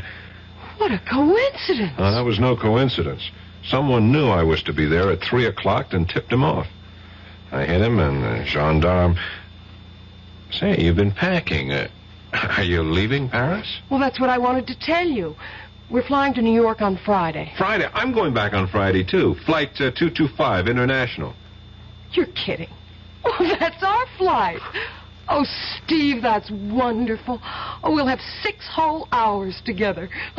Speaking of coincidence. I'm beginning to wonder if it is really that, or if someone isn't programming my whole life to suit his own wishes. I don't understand you. I'm just talking to myself. You're going to be a wee bit overweight, Helene. All these boxes and packing crates, are they going with you? Oh, heavens, no. We'll just carry suitcases. This'll all be sent by freighter. Oh, I see. Ship via SS Andreas Bordeaux. Huh, is that a French ship, Helene? I wouldn't know. Harrington made all the arrangements. Oh, speaking of your brother, how's his little swindle going? I'm afraid that it's all been settled. He sold it, eh? Well, he seems to have a great deal of money on him. And Auntie's out shopping at the most expensive couturier in Paris. What about you, Helene? I couldn't do it, Steve. Couldn't turn them in. Oh, the whole thing's a mess. I feel helpless. Well, take heart. They may get caught yet. Wait till they try to collect money. Oh, Phyllis. I am exhausted, utterly exhausted. One doesn't realize how tiring shopping for clothes can be. Oh, hello. You're Mr. Nash, Mrs. Starrow. Oh, of course. Nash, Philip Nash. Now, where did we meet, young man? Right here, Phyllis. Not more than 10 days ago. And his name is Stephen, not Philip. Oh, yes. And? And he's the man I'm going to marry. If you'll have me. Will you, Steve? Will I? Darling, I thought you'd never ask.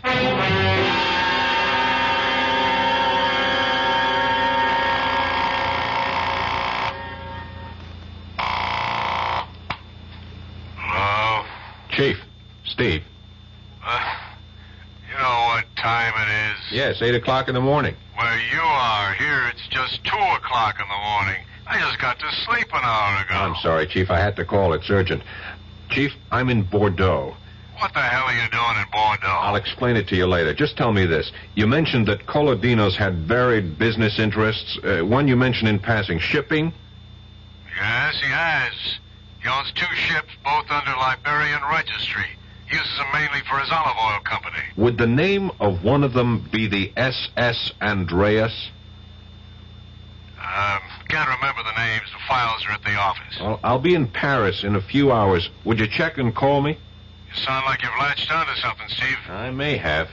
I'll tell you about it when I see you. I'm flying home this afternoon, remember? Yeah. If I have anything, I'll have you to thank. Thanks for the tip, Macaulay.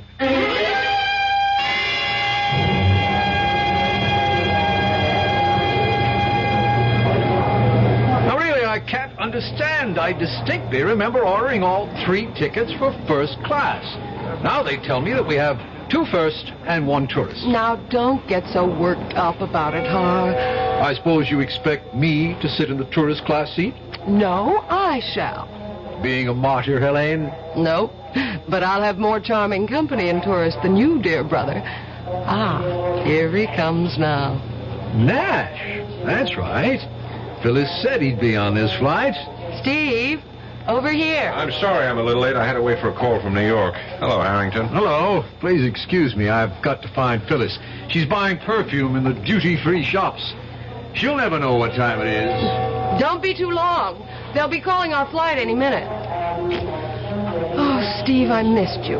Where have you been for the last 2 days? Oh, a few things to wrap up before I left Paris. I wanted to take a look at a little more of the country. I may not be back for years, if ever. Well, why didn't you tell me? I'd have gone with you. Mademoiselle, monsieur? Oh, Inspector Boivin. Come to see us off, monsieur? Not exactly. Mademoiselle, Madame Starrow and Monsieur Harrington Frayne should also be present. They are here? They're here, Monsieur Boivin. My aunt is doing some last-minute shopping. Oh, here they are. Oh, I've had the most glorious time, Helene. Oh, Mr. Nash and Monsieur Boivin. Well, I'm afraid I'm way over my quota. I have bought some big gallons and gallons. Pardon, madame, but we have very little time, and it is necessary that all your luggage be examined before you board. Be examined? At this end? We're going out, not coming in. I am sorry, monsieur. Regulations, if you will be so kind. Regulations? Since when? Tuesday this week. All luggage must be examined before departure. Red tape, bureaucratic red tape. If you'd stop arguing, we'd be through it in a matter of minutes. Quiet, Harrington. Now, Monsieur Boivin, where do we go? Please, be so kind as to follow me. You too, Monsieur Nash.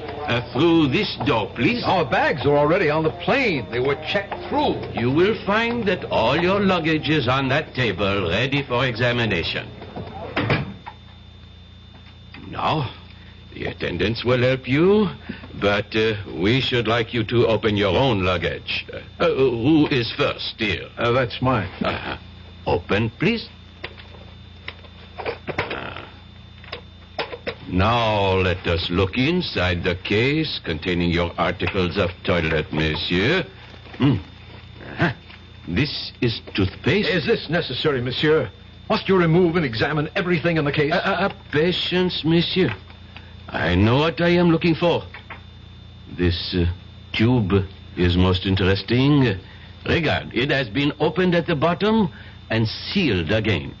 When one presses firmly on the tube, one discovers that there are unnatural lumps within.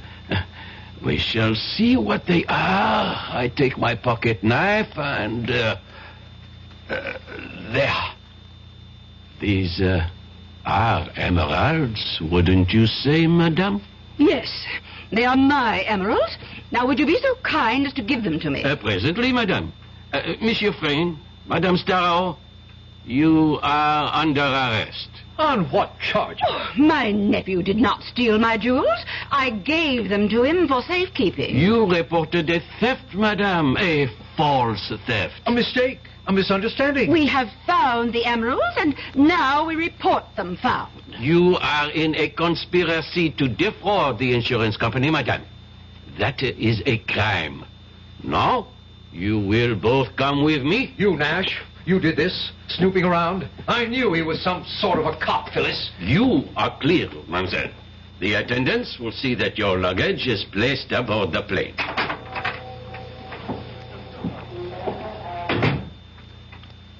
So you finally decided to do it, eh, Elaine? Yes. I discovered that the emeralds hadn't been sold yet. Also that Phyllis hadn't reported the loss to the insurance company. I knew the charges couldn't be too severe and would probably be dismissed. Of course, they'll probably never forgive you. Oh, I think they will in time. And I'll have you to console me, Steve. They'll be calling our plane now. Too bad Phyllis and Harrington's tickets won't be used. Oh, look, there's Boivin. Huh, he's alone. I guess he sent them off to the Bastille. I don't envy them their visit. My experience was pretty bad. Will Mademoiselle Elaine Frey come to information, please? Oh, you're being paged, Elaine. I can't imagine what it is. Elaine Frey come to information, Let's please? find out. Come on. You have a message for me? Oui, madame? Elaine Frey? Yes? Ah, oui. Oui, I have it here. Thank you. Merci. Oh, what is it, Elaine? You look worried. Nothing. Nothing, Steve. I just got to make a telephone call that I neglected to. There's a booth over there. Do you want me to come with you? No, wait for me here.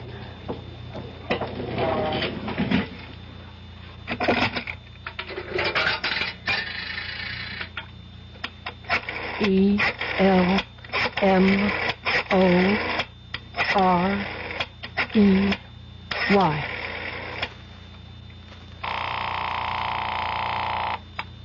Yes? This is Elaine. I'm at the airport. I got your message. What message? The message of information. I was paged. What message? The usual. Call El Morey. You fool. You little fool. I sent no message. You've been trapped. You are caught. And so am I. They will be waiting when you come out of the booth. You have involved me, you stupid fool. Thank your American lover for this. You are under arrest, mademoiselle. Would you be so kind as to accompany me? Yes. Monsieur Nash, I leave the prisoner in your custody. Your plane is already boarding. You do not have much time. Thanks, Inspector. Steve, Don't cry. It can't change matters. Steve, I won't try to defend myself. You were planted on the plane I came over on, weren't you? Yes. This whole business of the stolen emerald was a diversionary move, eh? Harrington and Phyllis would be caught and the police satisfied with the capture. This would allow you to slip through. Yes. It's true. It's all true. We were the clearinghouse. The crates we sent to Bordeaux. I know. Narcotics. The ship SS Andreas belongs to Colodinas. I checked it out. Sailed yesterday for New York. 12 gallon tins in the cargo contain heroin, not olive oil. They'll be found when the ship docks in New York. I've wired ahead. I'm sure you have. So this has all been a performance. A charming charade to throw dust in my eyes. No, that isn't entirely true. Come on, Elaine. It started that way, I admit. Please believe me. I love you. Mademoiselle? Yes, I'm ready. Goodbye, Stephen.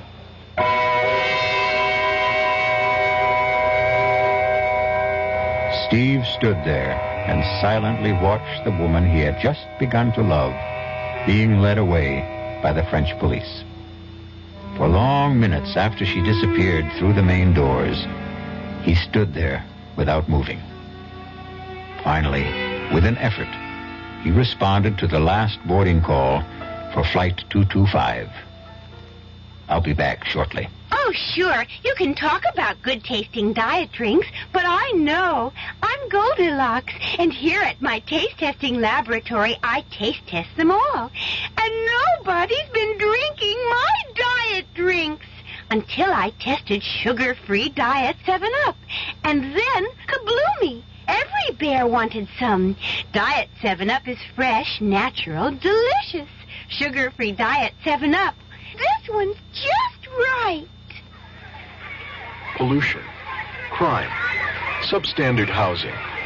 Law Day, May 1st, reminds us that if we don't like these conditions, our system allows us to do something about it.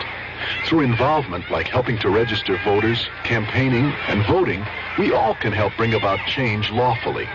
With nearly half the population under 25, Law Day urges young America to lead the way. A public service message of the American Bar Association and your state and local bar associations.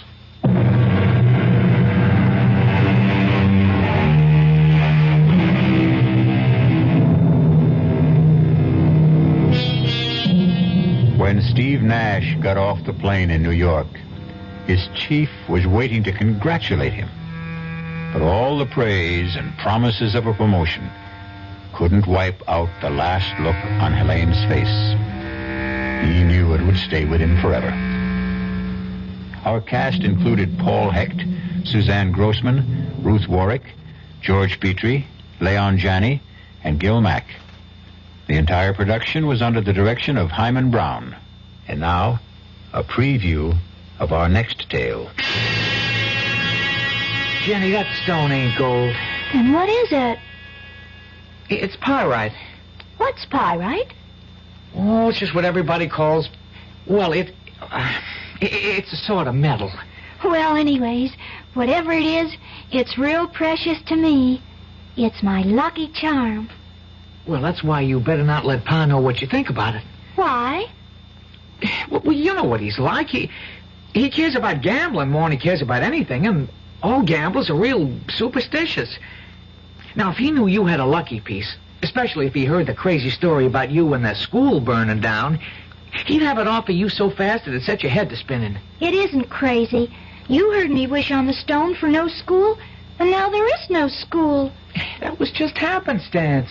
You don't think it happened just 'cause I wished it? Of course it didn't. Then I'm going to prove it to you. Radio Mystery Theater was sponsored in part by new sugar-free Diet 7-Up.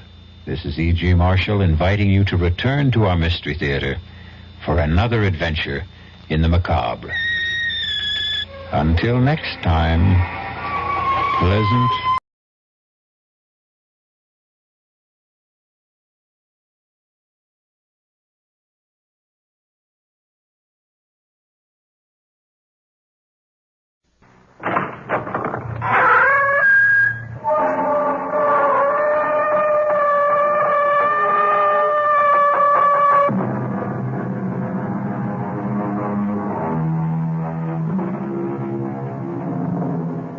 Come in. Welcome. I am E.G. Marshall. Welcome to the sound of suspense, to the fear you can hear. What do you think about witches? Not the bony hags and atrocious crones of Shakespeare and legend, or the poor unfortunates of Salem, but witches who are young, witches who are beautiful, witches who even fall in love. Excuse me. Who let you in here? Well, I hope I'm not disturbing you. I'm only trying to make a deadline. Well, if you're in the news business, I've got something for you. It better be good.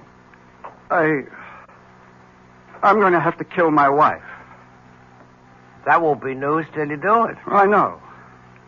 I want you to know why. Okay. Why? Because she's a witch.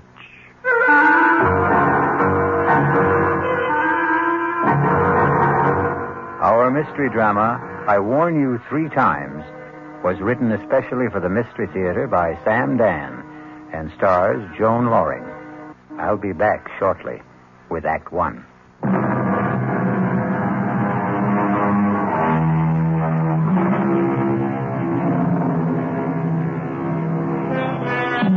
one of those miserable, stormy nights in the dead of winter.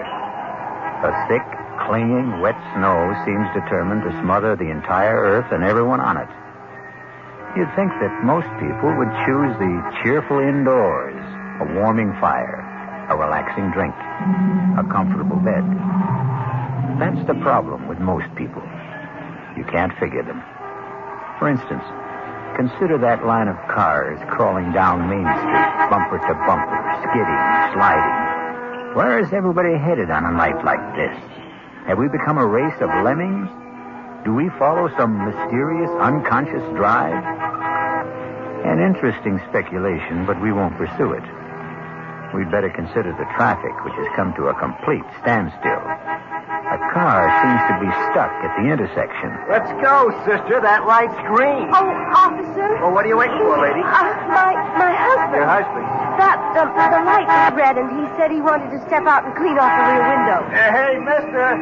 You finished back there? He just stepped out. It was a moment ago. Tom? Well, maybe he slipped in the snow. Tom, are you all right?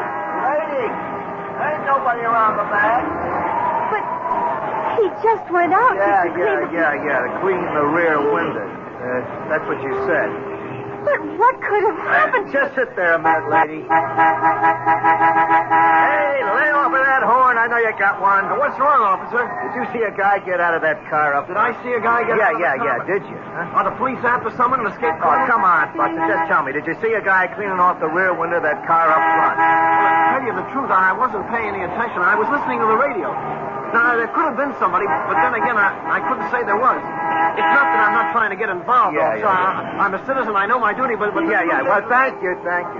Officer, where is my husband? He was just there. Lady, he disappeared. How could he disappear? I don't know. I do know he ain't here. What am I going to do? Well, you can't keep blocking traffic, lady. You got to move on. Where? Well, it beats me. But you must find him. Look, you got troubles with your husband. That's your problem. But when you hold up traffic, that's my problem. Will you feed her a little gas, please? Come on, let's go. But I can't. Lady, you got to go somewhere. I can't go anywhere. I don't know how to drive.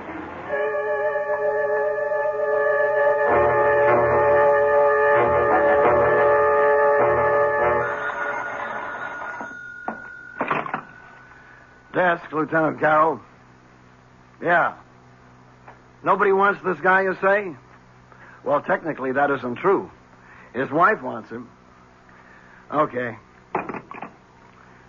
Well, look who's here. Lieutenant? You won't win any Pulitzer Prizes around this joint tonight, Peterson. I was hoping you might have a little bone to throw me. Page 1. I'll settle for 2 inches on the bottom of page 38. If you promise to remember 2 R's and 1 L. First name Irvin, not Irving. Lieutenant Irvin Carroll. We may have something shaping up. Ah. I don't know where it can go. Everywhere or nowhere. What have I got to lose? Sitting over there on the first bench. Ooh, that's nice. And married. Well, you win, you lose. A very, very weird story. Tell me about it. No. Let her tell you about it. Why don't you ask her? Excuse me. Oh. My name is Fred Peterson. I'm a reporter for the Union Messenger. Oh, no, I don't want to talk to a reporter. Why not? Because you're afraid? Why? Could you put Tom's picture in the paper? Well, that depends. Has Tom done anything? He's disappeared.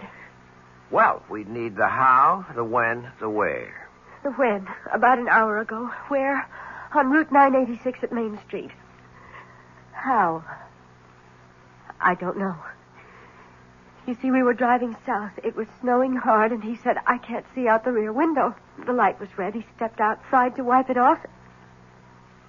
He didn't come back. Where did he go? I don't know. Well, where could he go? I don't know. In that snow. And there's nothing around there? Could you give me a why? I can't imagine. I don't know what to do. I sit here waiting. Look, my name is Hetty Parsons. Tom and I, we've been married 5 years.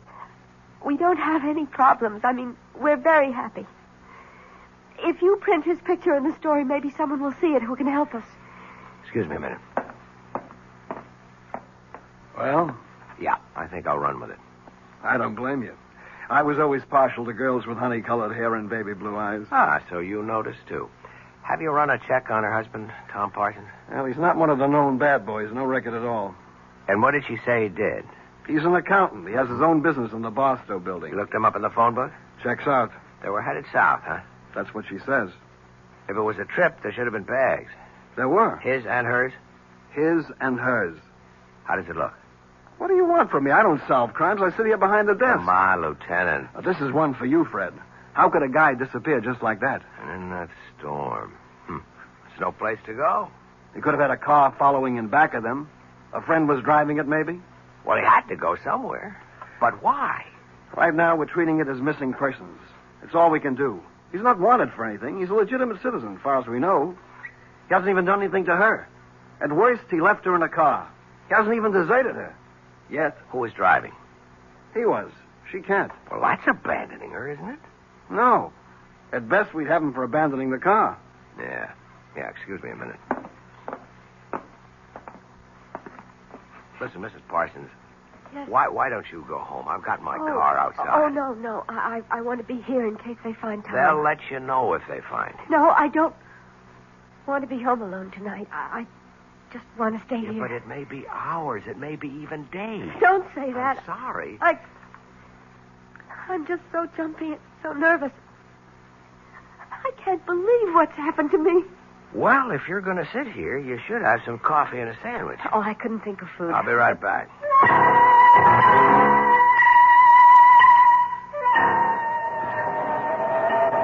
Hey there, Officer Dennis. Well, look who's here, the friendly reporter. Yeah, listen, that girl. Yeah, I was going to ask what girl, but I won't. Yeah, I want to start at the beginning. Oh, well, you know, Lieutenant Carroll's got 2 R's, but Patrolman Dennett's got 2 N's. Yeah. What did happen? Well, like she said, he went out to clean the rear window, and he was gone. Anybody see him? I checked the car and back, but who looks, who notices? Where could he have gone to around here? Well, on the south side, you got open fields. On this side, a couple of warehouse buildings locked up. Night watchman? Yeah, he's a retired cop. No sign of anybody trying to break in, to hide, or whatever he may have wanted to do. Okay, so what could have happened to the guy?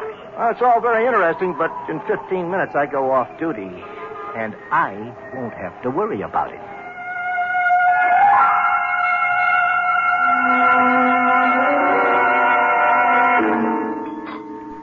Oh, thanks. I didn't think I could touch a thing, but I must have been starving. Has there been any word? Yeah, you'll hear the minute they know. Now listen, Hetty, I can help you, but you have to help me. I'll do whatever I can. We have 2 basic roads to explore. 1, somebody was out to get your husband. Oh, no. No. Tom is the mildest, sweetest, most obliging guy on earth. He has absolutely no enemies. That you know about. Tom and I have no secrets from each other. Everybody has at least one enemy. Tom is incapable of hurting anyone in any way.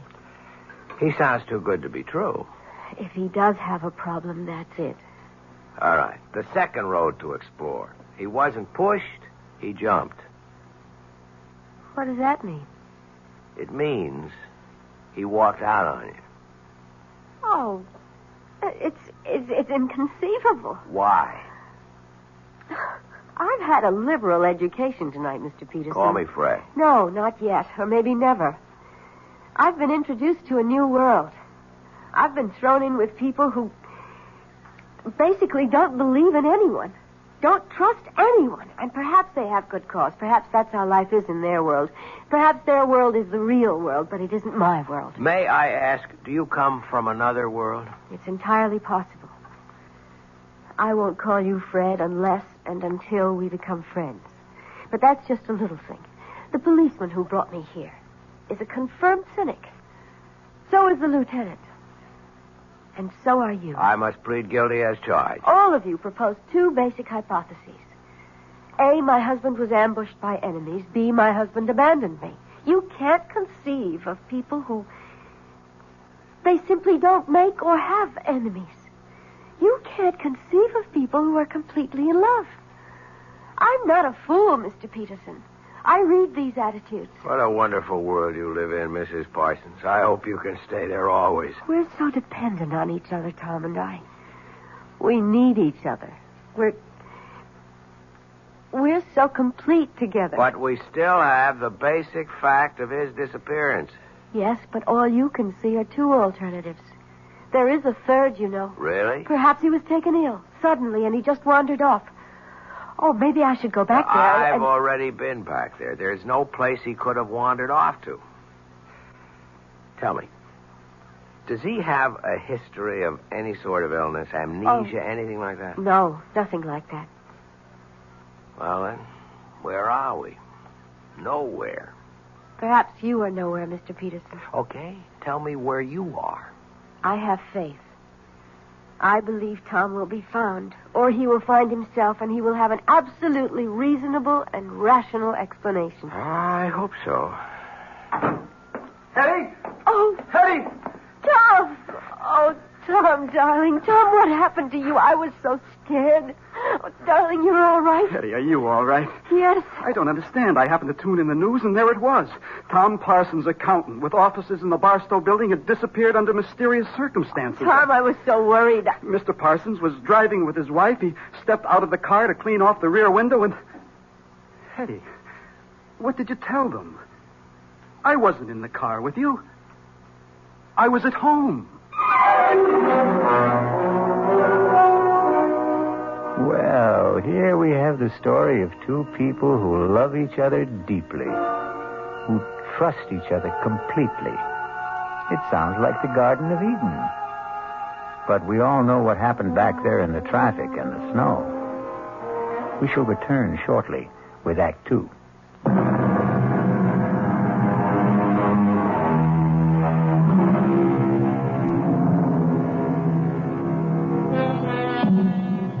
You've seen these couples, or rather heard of them. They dwell in a sea of perfect harmony, never a ripple of discord. But when they do have a disagreement, well, it's a beaut. Here we have Fred Peterson listening to Hetty and Tom Parsons having a fantastic difference of opinion. Tom, how can you say that? Hetty, darling, I was not in the car with you. I was home. Home. You said, let's get out of this miserable cold and snow. Let's head south for a couple of weeks. Hetty, when did I say that? How could I say that? You know I'm swamped with work at the office. You came home this afternoon, Tom. You said, how would you like to leave for Florida tonight? And I said, give me an hour to pack. Excuse me. Who's he? Oh, he's just... I'm just Fred Peterson of the Union Messenger. A reporter? Oh, please, don't be alarmed. I assure you it's a thoroughly respectable profession. Well, I see no point in emblazoning this all over the newspapers. Is there anything to emblazon, as you put it? This is a private affair. Tom, tell me what happened. What happened to you after you left me? Hetty, I told you I never left. Tom. How could I have left you? I wasn't with you. Oh, no, Tom. This time I have witnesses. The police officer, he knows you went out to clear the rear window. How does he know? Because you told him. Mr. Parsons, now, obviously your wife seems distraught. I would suggest... Keep your suggestions to yourself, Mr. Peterson. Don't you dare imply that I'm overwrought or nervous or hysterical. I am completely calm, extremely rational, and absolutely in command of myself. I know what happened this evening. Mr. Peterson, this is obviously a private matter between my wife and me, and nobody's business but ours. What did you mean, Mrs. Parsons, when you said that this time you had witnesses? Have there been other times when... Hetty, it doesn't do us any good to air this in public. All right, Tom. Take me home. Let me talk to that officer at the desk there. Find out if there's anything we have to do. Well? Well, what? Friend, husband, Tom. He didn't turn out to be quite as advertised. And what is that supposed to mean? He isn't quite the sweetest, mildest, most obliging guy on earth, is he? He is to me. I guess it's all a matter of how these words are defined, isn't it? And about this oh-so-complete understanding between the two of you. Won't you at least admit you're having a difference of opinion right now? I don't have to admit anything. Okay, don't shoot. I'll go quietly. Are you sure you really want me to go? Please. Regardless of what you say to me. You are in trouble. No, don't deny it. Well, what if I am? I'd like to help you. Why? Because... Would you want to help me if I were middle-aged and fat and sloppy and ugly? It isn't 10 minutes ago. You accused me of living in a world where no one trusted the next fellow or believed in him. You accused me of being a confirmed cynic. Is it possible you don't remember what you say from 1 minute to the next? I'm sorry. Don't be. There's a great deal to what you said. You're kind, but no one can help you. I could try. And no one should try either. Why not? It's too dangerous. That was the wrong thing to say to me. I'm warning you. You're only getting me in deeper. Please, For Fred. openers, my business is to take chances and get myself into... Hey, you know what happened? What? You called me Fred. Oh, I'm sorry. I shouldn't have. But you did. And that means we're friends. Look, I only want... You're the one who set up the ground rules for this thing. First names are for friends only. Please, forget what happened here tonight. I warn you. You've already warned me twice. It won't work. I can only warn you 3 times. Do you mean you keep score? Please don't joke, Fred. You keep saying the wrong word, or I should say the wrong name. The wrong name is Fred. You can't call me Fred and expect me to forget everything. I warn you. I warn you for the 3rd time. Forget all about tonight for your own sake, for your own safety. And after saying all that, you still expect me to forget about it. Tell my husband I'll wait for him outside in the car. Wait a minute, Hetty. I warned you, Fred. I warned you 3 times. Now, goodbye. Where's my wife? She said she'd meet you in the car. Mr. Peterson, if I were you, I'd forget everything that happened tonight. Is that a threat? No. A warning. That's all I've been getting around here, warnings. Well, for your own good, take them seriously. And if I don't? You'll regret it for the rest of your life, which may not be a long one. You still insist that you're not threatening me? I'm only trying to help you. Really? And why should you do that? Why? I don't know why. Maybe it's because the last guy tried to help me. What last guy? I didn't listen to him. The last guy? What do you mean? Nothing. Forget it.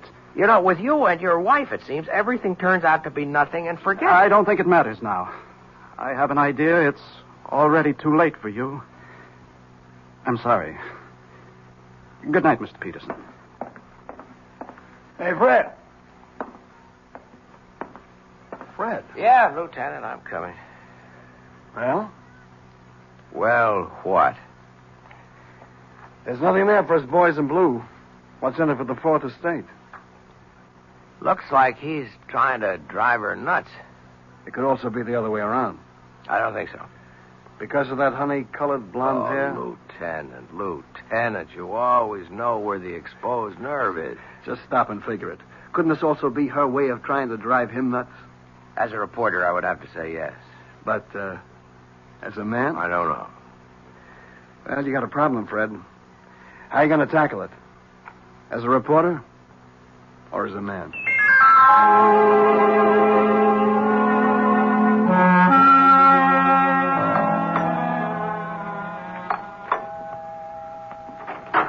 Good morning. Oh, Fred, what are you doing here? Won't you ask me to come in?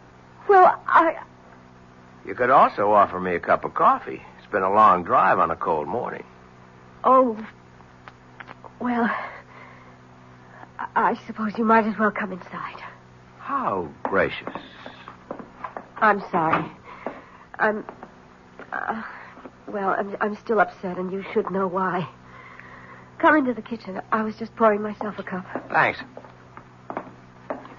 Charming place you have here. Thank you. I suppose Tom is generous enough when it comes to money and things. The implication being that he is not generous when it comes to what? Fred, if you insist on talking about Tom, I'll have to ask you to leave. Okay, let's talk about you. No. We can't talk about me either. What can we talk about? The weather, politics, sports. You'd be surprised. I'm a very well-informed person. We could talk about art or literature. I didn't come here to talk about those things. I know why you came here. Do you? Fred, I'm a married woman. But you're not a happily married woman. I'm happy enough. Okay. Let me tell you why I'm here. As a reporter, that is. It doesn't happen very often that you get a chance to be in on a story before it's a story. You follow me? No. Last night, all I could have gotten out of it might have been a squib on the back page, or maybe nothing. But something's happening here. Something's building. I don't know what it is. But one of you is lying. One of you is trying to destroy the other. And you think you can stop it? Oh, no, that's not my job. But there's going to be an explosion. And I want to be there when it blows. Because then I'll have a story. And that's all this is. That's all I am to you. A story. I was talking as a reporter. But as a man... Yes? As a man, I'd like to help you, Hetty.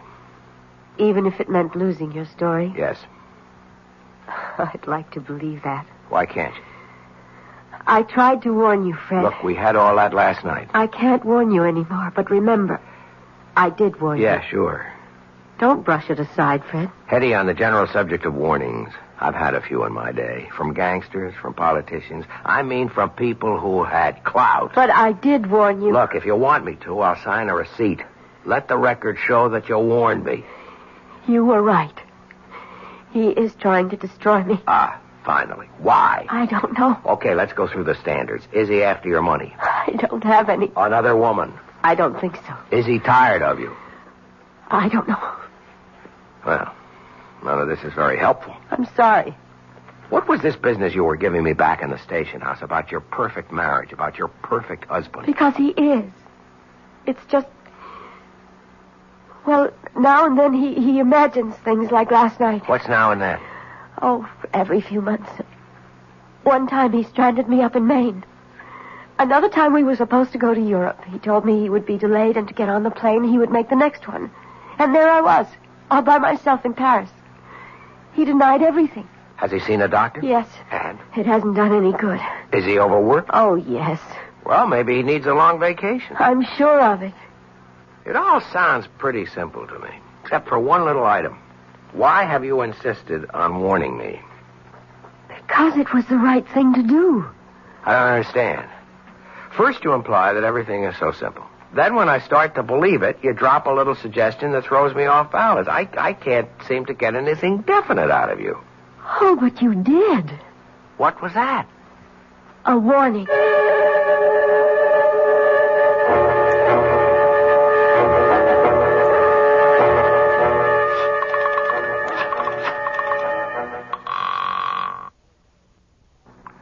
Lieutenant Carroll? Hey, Lieutenant. Hey, how goes the Parson case? How did you know I was going to ask you about the That part? honey blonde hair. Does it really show that much? Pal, you are hooked. You know something? That's true. And she may even be playing me like a fish. So what can I do for you? Well, no crime has been committed yet, but you can bet there's one on the way. Well, till then, we're handcuffed around here. Sure, but you got all the facts. What facts? I mean, you can get at them in a routine way. Work up both of them, some past histories. That's spending the taxpayers' money. You spend the taxpayers' money every day. Something's ready to blow up there. Just be ready for it. That's all I'm asking. Actually, Fred, if you want the truth, we've already started. And? Keep in touch. Yeah? They said you're in this office. Well, look who's here. Tom, the piper's son. Come on in, son. Mr. Peterson, I've decided to tell you everything. Because I know you're in love with my wife. Oh, wait a minute. Now, there are all kinds of meaningless expressions. Wait a minute, see here, hold on, or a few. Let's dispense with them. You can't accuse me. I don't accuse you. I state a fact. Well, now, let's be fair. I only met your wife last night. I admit she's attractive. I don't even know her. That's what I told him. That's what you told who? The last guy. The last guy she was married to. I wish I knew how to start this. Well, start at the beginning. Okay. I'm an accountant. You're a reporter. Both of us are men of the world. I mean this world. You live on facts. I live on figures. So how can I tell you? How can I expect you to believe me when I say that Hetty isn't a human being at all? She isn't? No. She's a witch.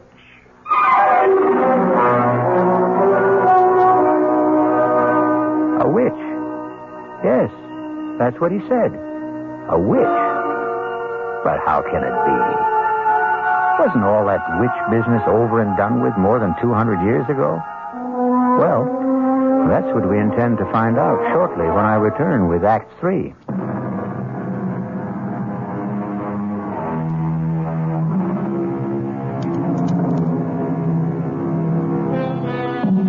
Tom Parsons and Fred Peterson sit in a newspaper office. Both are young, alert, stylishly dressed, every bit the modern, sophisticated men of today. And yet, the subject, the very serious subject under discussion is witchcraft, of all things. Well, it isn't every day a man accuses his wife of being a witch. It isn't every day a man finds out he's married to one. I can only say it's incredible. I know. That's what I said when he told me. When who told you? The last guy. Tell me about the last guy. I met Hetty on a cruise ship about 5 years ago. She said her husband had just somehow disappeared. She was distraught. You know, she does the distraught bit to perfection. I know nothing of the kind. What happened? Had he fallen overboard? Well, that's what she made everybody think. Till we got a radiogram from shore. He claimed he knew nothing about the trip. Well, either he had boarded the boat or he hadn't. Okay, let's get all of that cleared away. There was a ticket in his name.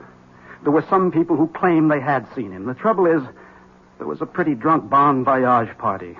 Most everyone was in no shape to remember anything. Oh, yes, the steward did claim to have seen him aboard, but... But? I'm convinced the steward was bribed. So I bought her story. I fell in love with her. Just as you did. And I helped her kill him. Just as you're going to help her kill me. You know what I think? I know what you think. You think I'm a nut. You could look it up. 5 years ago, Stacy's Mountainville Lodge in the Adirondacks. She called me. She was desperate. Come up here. He's going to kill me. I flew up. I found them. They were near a cliff. She was screaming for help. I started fighting him off. I guess he slipped. He fell over the side. He was killed. Look it up. Coroner's office. You'll see. An accident. Let's assume I buy all this. How does it make her a witch? Oh. She told me. She'll tell you afterwards. She's a witch. She falls in love with men, gets tired of them, and destroys them. I think you must be... I know. I'm here to warn you. But I'm going to kill her first. Let me get you a cup of coffee. You're a fool. I'm here to save your life. Sure. Okay. Look her up. I mean that. See if you can find a trace of her. See if you can find out where or when she was born, who her parents were. She has absolutely no background, I tell you. Don't get excited. Lord, this is all so familiar. All of this is what he said to me. And what I said to him. Back there, before I killed him. Now, nobody's going to kill anybody. I don't know you. But you look like a nice guy. Take my advice. Save yourself. Save yourself.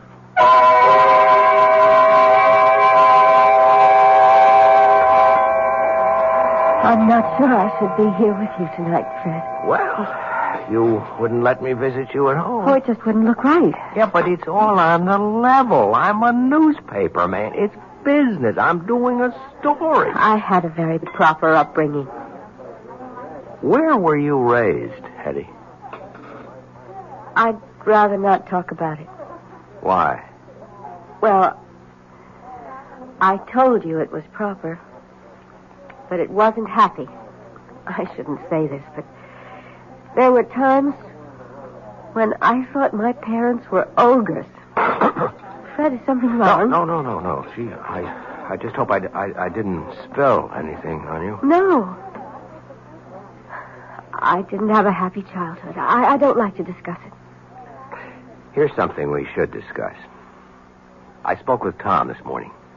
I think I know what he told you. So far out, I even hesitate to mention it, but obviously he believes it. I insisted that he see a psychiatrist. In fact, we both went. And it's the doctor's opinion that Tom is riddled with guilt. You see, he thinks he murdered Larry. Larry? My first husband. But Larry was a brute. I was very young, and we're really too young to know anything about people. Larry was a drunk. I didn't know that either. And when he had a few, he would abuse me. Well, I shouldn't have done it, but I was terrified. I called Tom, and he came up and got into a fight with Larry, and, well, there was that accident. But why should he get that far-out notion about you? According to the doctor, it had to be something... Well, something he could live with, something that could justify what he did, and he really has a vivid imagination. Strikes me as a very sober-minded person, aside He was a lit major at college. He became an accountant because he had to make a living. I don't know what I'm going to do about him, Fred. I've had so much trouble in my life, and he's really a wonderful guy, and I love him. Why does he want to destroy us? Why should he have a guilty conscience about Larry? Whatever happened was in self-defense. Well, look, everything will turn out all right. Oh, you're only saying that because you have to say something. No, I believe it. Hello? Tom? Yes, it's Tom. But you said you were working late. Well, I am. I just took a break for dinner. Join you? Please. Fred, you obviously didn't hear a word I said this morning, did you? I heard every word. Heard them all and listened to none? Tom, you're not well, and I think we... Oh, I know what you think. You think we should go away for a rest and all that. Forget it. I know what I have to do, and I'm going to do it. Poor Fred. I feel sorry for you. You're in love with her. To keep the record straight, I'm a reporter. There's a story here. I aim to get it. Sure. That's what you tell yourself. Let's go along with you, Tom. Suppose what you say is true. Suppose she's what you say she is. Why not walk out, get a divorce? I can't. Why? I hope you never find out. You see, she destroys you. She takes away your capacity to love, your feelings, your mind. It's as if you're only just nourishment for her. And when everything you have to give is gone, she discards you for someone else. Tom, for your own sake, I think you should be under a doctor's care in a hospital. I suppose I should. But I want to save you. It'll make up for Larry. I must apologize, Fred, for exposing you to all this. I shouldn't have come here. But you wanted to expose him to all this. That's why you came here. You knew I always eat here when I work late. Tom, I'll do anything you want. Just tell me. Disappear. As a supernatural person, you can arrange that without any problem. Please, Fred, go now. Leave us alone. But I don't want to... He's my problem. I have to live with it. And if you stay, well, an audience always excites him.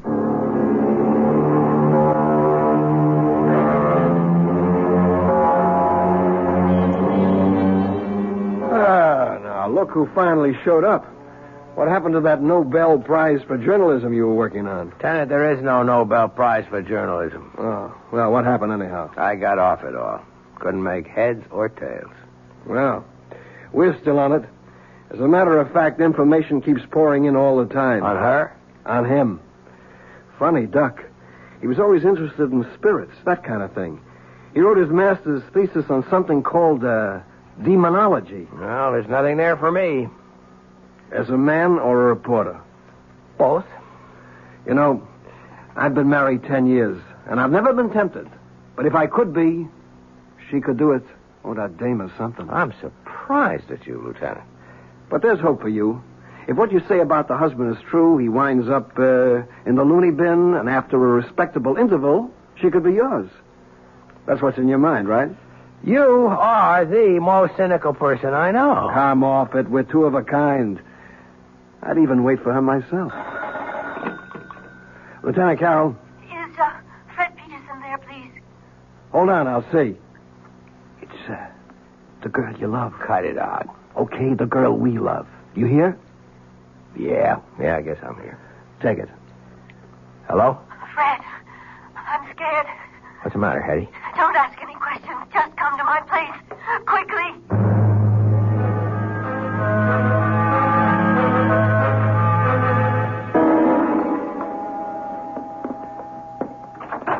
Come in, Fred.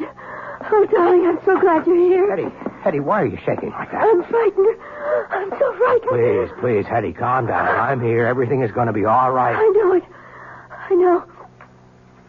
It's wrong for me to talk to you like this, to feel like this. But I can't help it. No, we'll work it out. Somehow we'll work it out. Now. Why are you scared?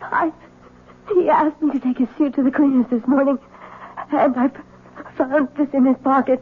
It's a receipt. Read it. From Carrington's, 1 double-action Danforth Wilson revolver, caliber .32. He bought a gun.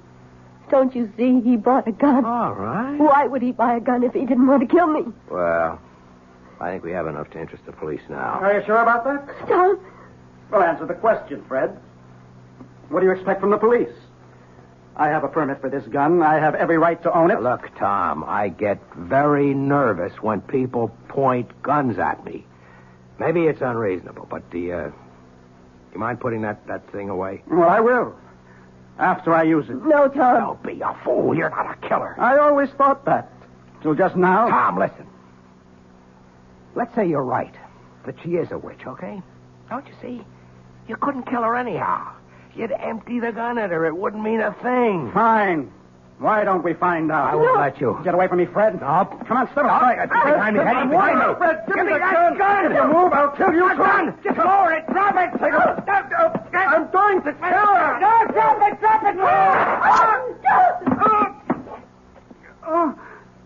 Tom! You did it. Again, Eddie. It did it. Again. Call a doctor, Hetty. What for? You poor sucker. You think she's not worth it. You think she's paradise? She is. She is. But it doesn't last. It doesn't last. And then she'll kill you. She'll kill you, too. Tom. He's dead.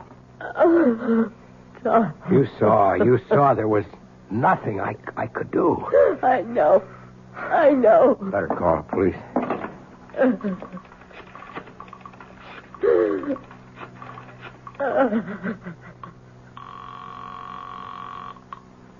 Lieutenant Carroll? Lieutenant, it's Fred. Hey, Fred, I got news for you. What I mean is I have absolutely no news for you. Lieutenant, listen to me. You know, we drew a complete blank on that dame. We traced her back to St. Louis City Hall, where she married a guy named Larry Bellows. She gave her home address as Charterville, Illinois. But there's no such place. Listen, Lieutenant. It's as if this dame just materialized out of thin air. No background at all. Wait a minute. Hetty. Who are you? Hello? Oh, Fred? Fred, why did you call? Who are you, Hetty? Fred, what's on your mind? Hetty. I warned you 3 times, Fred. I warned you 3 times.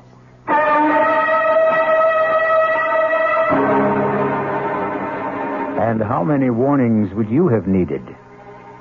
Or heeded? That's the trouble. When they have honey blonde hair, it's so hard to take them seriously. A mistake. You should always take every woman seriously. We'll be back shortly.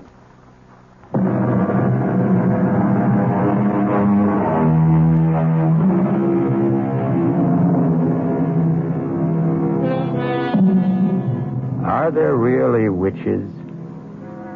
Everyone must keep his own counsel on the matter. However, if you should happen upon a damsel in distress, and she has honey blonde hair and baby blue eyes, remember, we warned you 3 times. Our cast included Joan Loring, Mason Adams, Tom Keena, Alan Manson, and Sam Gray.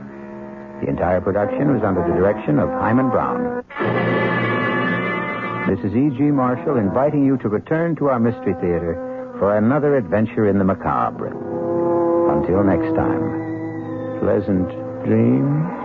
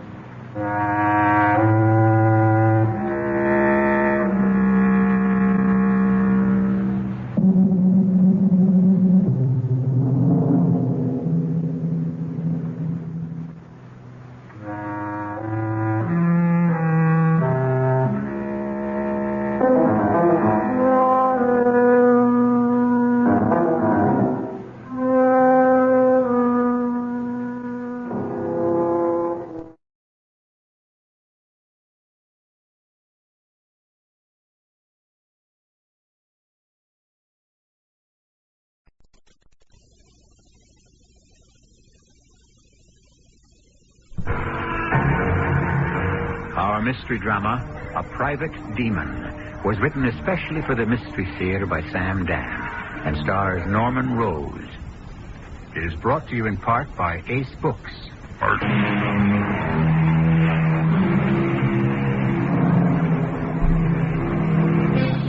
Where there is charity and wisdom, there is neither fear nor ignorance.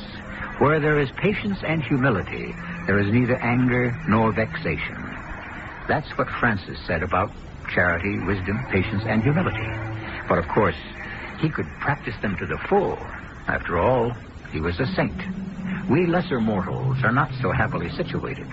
The things of this world, fame, success, the adulation of the crowd, too often, these are the guiding lights and the driving forces, even in the most remote and abstruse fields of endeavor. There's some of the roast left, Professor. Ah, that's good, Mrs. Lufkin. Although you really shouldn't have anything more this evening. That's true. Oh, and there's some beer in the refrigerator. Ah, thank you. But you shouldn't drink it. I understand. Oh, and if you want to go out for a walk later tonight, your heavy sweater is in the hall closet. But I shouldn't go out because I can catch my death of cold in the night air. Yeah, that's absolutely true. Do you suppose you could end this seemingly limitless litany of illicit activities and tell me perhaps what I am permitted to do? Well, I would start working on my acceptance speech. Huh? Which acceptance speech is this? The one you're going to make in Stockholm next month, when you accept the Nobel Prize. Oh, I wasn't aware that I'd received it. Oh, you will. You overestimate my importance. Well, I don't see how you can be overlooked. My field of activity is simply too, well, let's say, specialized. Too restricted to a single, rather shadowy, almost prehistoric people. I hear all the gossip on the campus. I shouldn't be at all surprised. And I hear all those big-time professors say Jeremiah Soames is the foremost pure historian in the world. The Nobel Prize. And why not? Because it is a highly complex situation, and there are all sorts of political implications. Write the speech. It could be your year. Mrs. Lufkin, why aren't you on your way? I'm going. Oh, would you look at this floor? Well, what's wrong with it? It needs a good scrubbing. Nonsense. It's absolutely spotless. I didn't get around to it Tuesday morning. Maybe I'd just better take care of that before I go. You will miss the bus. That might be a good idea. You should stay another day or two with your sister-in-law. No, thank you. One night with my late brother's relic is more than sufficient. Good night, Mrs. Lufkin. Good night, Professor. Oh, and don't get into any mischief while I'm gone. Mischief? Me? I think I'll snack on some of that roast beef. Oh, Professor. Mrs. Lufkin, back already? Oh, I almost forgot. Yes? A gentleman called you, a Mr. David Porter. He asked if you would be home tonight, and I said yes. He said he would stop by to see you sometime after 8, and I said it would be best for him to make an appointment. He said it was a most vital matter, and that it couldn't wait, and then he hung up. A Mr. David Porter? Do you know the gentleman, sir? Oh, I never heard of him. I don't know how I came to forget that. I don't know either. Good night again, Mrs. Lufkin. Oh, but you look at you. What now? You wore that shirt again. I feel quite comfortable in it. But it has to be laundered. Now, please, don't wear it again tomorrow. They'll put it aside tonight, and I'll do it as soon as I return. Yes. You promise? You have my solemn oath. And now for the third time, good night, Mrs. Lufkin. Good night.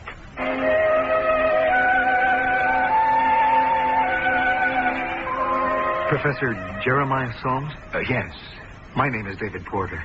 I must speak with you, sir. Well, please, come in. Oh, thank you. Have a chair. Well, Mr. Porter? I'm an instructor in ancient history at Southern State. I'm writing my doctoral thesis on the people of Chetor. I was inspired to do research in the field because of you, Professor Soames. Oh, well, thank you. You were the one who discovered the people of Chetor. Yes, the people of Chetor. I read your work in college, your definitive work. It had more influence on me than anything I'd ever read before, or since. It actually guided me toward my own field of endeavor. It has become my life, just the way it's become yours. Yes. The people of Chetor, a little-known, dimly perceived tribe who appeared briefly at the very early, perhaps even the false dawn of history, and then disappeared, leaving behind a few artifacts from which you, sir, have so brilliantly constructed their daily lives. Well... And you have those artifacts here, in this room. The flint knives, the axes, the drills, the bowls. May I? Oh, yes, of course. They were meant to be touched. And the little serpent carvings. Yes. Chetor. Meaning serpent. Yes. They would be serpent people. Yes, Professor. You are the discoverer of the people of Chetor. And you were the leading authority. I was the leading authority, Mr. Porter? There's talk of a Nobel Prize, isn't there? Mr. Porter, exactly what have you come here for? You were my idol. You inspired me. Because of you, I found my life's work. I couldn't wait to do my thesis. And so I went there, into the incredible desert wilderness that lies between Iran and Afghanistan. I went to the place where you had discovered the people of Chetor. How long ago? How young I was. And these were the people who formed the link between the late Cro-Magnon and the earliest modern man. Is this what you have come to tell me? I've come here, sir, to tell you, in sorrow, for you have been, and you always shall be, my idol, that you have been wrong about the people of Chetor. I beg your pardon? The people of Chetor are not the transition people. Mr. Porter, just what are you up to? Had you gone further into the country, had you dug deep... Now, see here. Yes, you found their early artifacts, but they went beyond those. They developed these. And what, may I ask, is that? A dagger. I see that it is a dagger, but what does it have to do with... This is a Chetor dagger. Oh, that's impossible. Why? It's made of metal? Yes. A primitive bronze. Well, this discredits you immediately. The Chetor were a late Stone Age people. You are convinced they emigrated south and west and were wiped out by the stronger tribes they encountered in Asia Minor. That isn't true. Sir, I see no need to prolong this pointless discussion. Read my notes. I have neither the time nor the inclination to humor every charlatan who barges in here. I challenge you. I say they went north and east. They never died out. Their descendants still live in the remote fastness beyond Karakum. Oh, that's nonsense. Why are you afraid? Read these. You'll see. They show, they prove, I have found the Chetor. They speak the language, the very language you put together. You claim the language and the people died and disappeared, but here, read this. Why are you afraid? Why should I be afraid? Then read.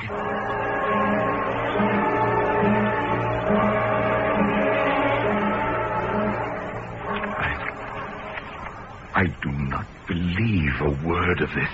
You know it's true. Why have you shown me this? I want your blessing. My blessing? As of right now, you are the authority. I want you to sponsor me. Sponsor you? Why? I am carrying your work forward. You are denying everything I ever held to be true. But I'm building on your foundation. You discredit me. Your place is secure. But now you must yield to men who have gone beyond you. It happens to all great discoverers. Darwin, Freud, Einstein. Yes, but not yet. Not now. Not this year. Wait till I'm dead. Professor! This dagger destroys me. This bronze-bladed dagger destroys me. Why did you have to find it? Because it was there. Why did you have to bring it here and show it to me? Because I wanted you to be the first to know. The first to know that I'm disgraced? Professor, that isn't true. Oh, I could kill you. What are you I saying? could kill you with this dagger. I could kill you. The work of a lifetime. Professor, you've gone mad. You stabbed. I'm bleeding. Help me. Help. Help you? After what you tried to do to me, I'll help you. I'll help you.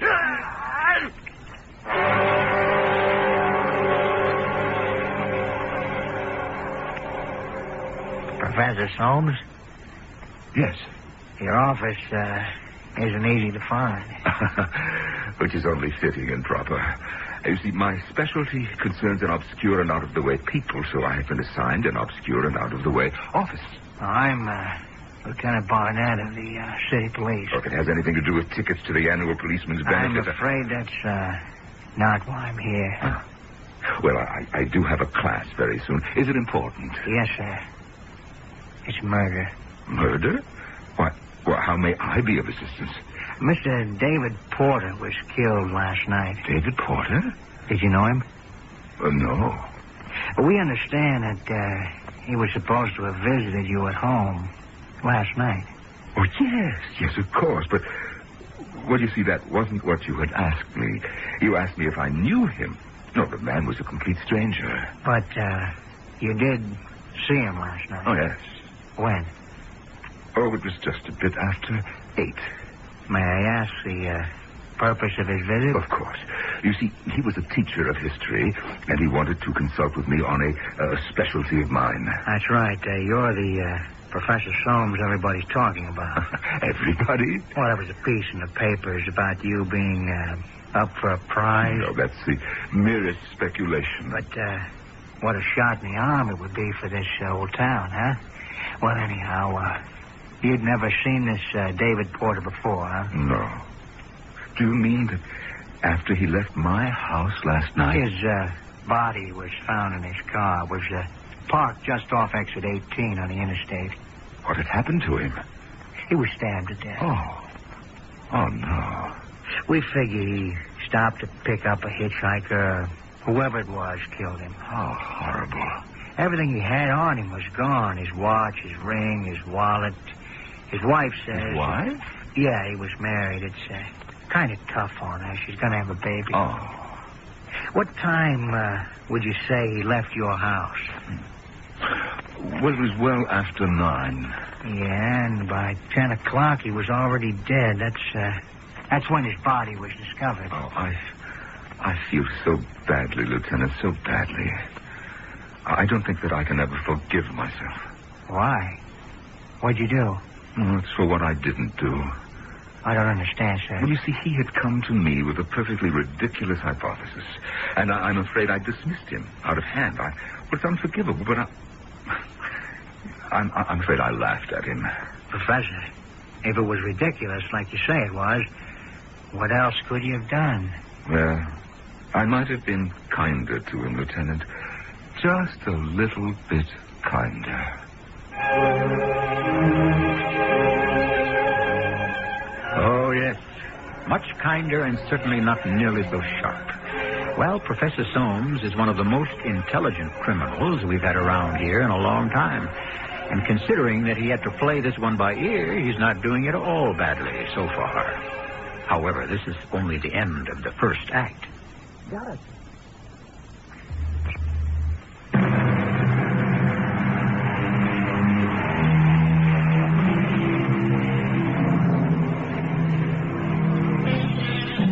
Using one of the most ancient of weapons, literally, our professor has committed one of the most ancient of crimes, murder, for some of the most ancient of reasons. A, jealousy, which is why Cain killed Abel, and B, for the protection of one's turf, which is why Romulus killed Remus. Things are not really too much different today, are they? Oh, Mrs. Lufkin, you're back home already, I see. Yes. One night and one morning with my sainted sister-in-law is punishment enough for the most hardened sinner. Oh, I see you ate all the roast beef. Guilty as charged. And you drank all the beer. You were not here to preach temperance, Mrs. Lufkin. And you also disapproved of my housekeeping, Professor Holmes. How can you say such a thing? It's obvious. You actually scrubbed the floor. What? Who did? Well, you can see for yourself. Here, this part here, near the table. It wasn't nearly this clean when I left. And it's certainly much cleaner than this part on the other side of the room. Oh. Well, you could have waited for me to come back. Oh, well, I see the brush marks. You know, you must have gotten down on your hands and knees. Oh, now really, Professor, what on earth ever made you do a thing like that, huh? I had spilled something on the floor. What? Coffee. Coffee? Oh, that's impossible. Why do you say it's impossible? Because you never drink coffee. You're not allowed to. Yes, I know, but, well, you see, I had a guest. Oh, yes. This, David Porter? And he had been driving a long way to get here, and he really wanted a cup of coffee. I suppose you used that as an excuse to have some yourself, In bringing it to the table, I must have tripped. No, I didn't. I slipped. Yes, that's what I did. I pitched forward slightly, and I spilled the coffee. Quite a bit of it landed on poor Mr. Porter's jacket all over the front. Oh, my goodness. And a great deal of it just spilled down all over this part of the floor. Well, why didn't you just wipe it up and forget about it? You know I did that this morning. Well, I understand that coffee leaves a stain. And when you would see that, you'd know that I'd been indulging in forbidden fruit, as it were. You know, there is no getting past you, Mrs. Lufkin. You managed to find me out. I always do, Professor. Yes, Mrs. Lufkin? Professor, there's a detective downstairs to see you. His name is Lieutenant Barnett. Oh. I suppose it's about that terrible thing that happened to that poor Mr. Porter the other night. Yes. To think I'd spoken to him on the phone just a few hours before he... Well, what sort of person was he, Professor? No, a nice enough young man. It's a pity. I told the officer that you were very busy, but he insisted on seeing you. Oh, it's all right. I don't understand. What does he want to bother you for? Tell him that I'll be down directly, Mrs. Lufkin. Yes, sir.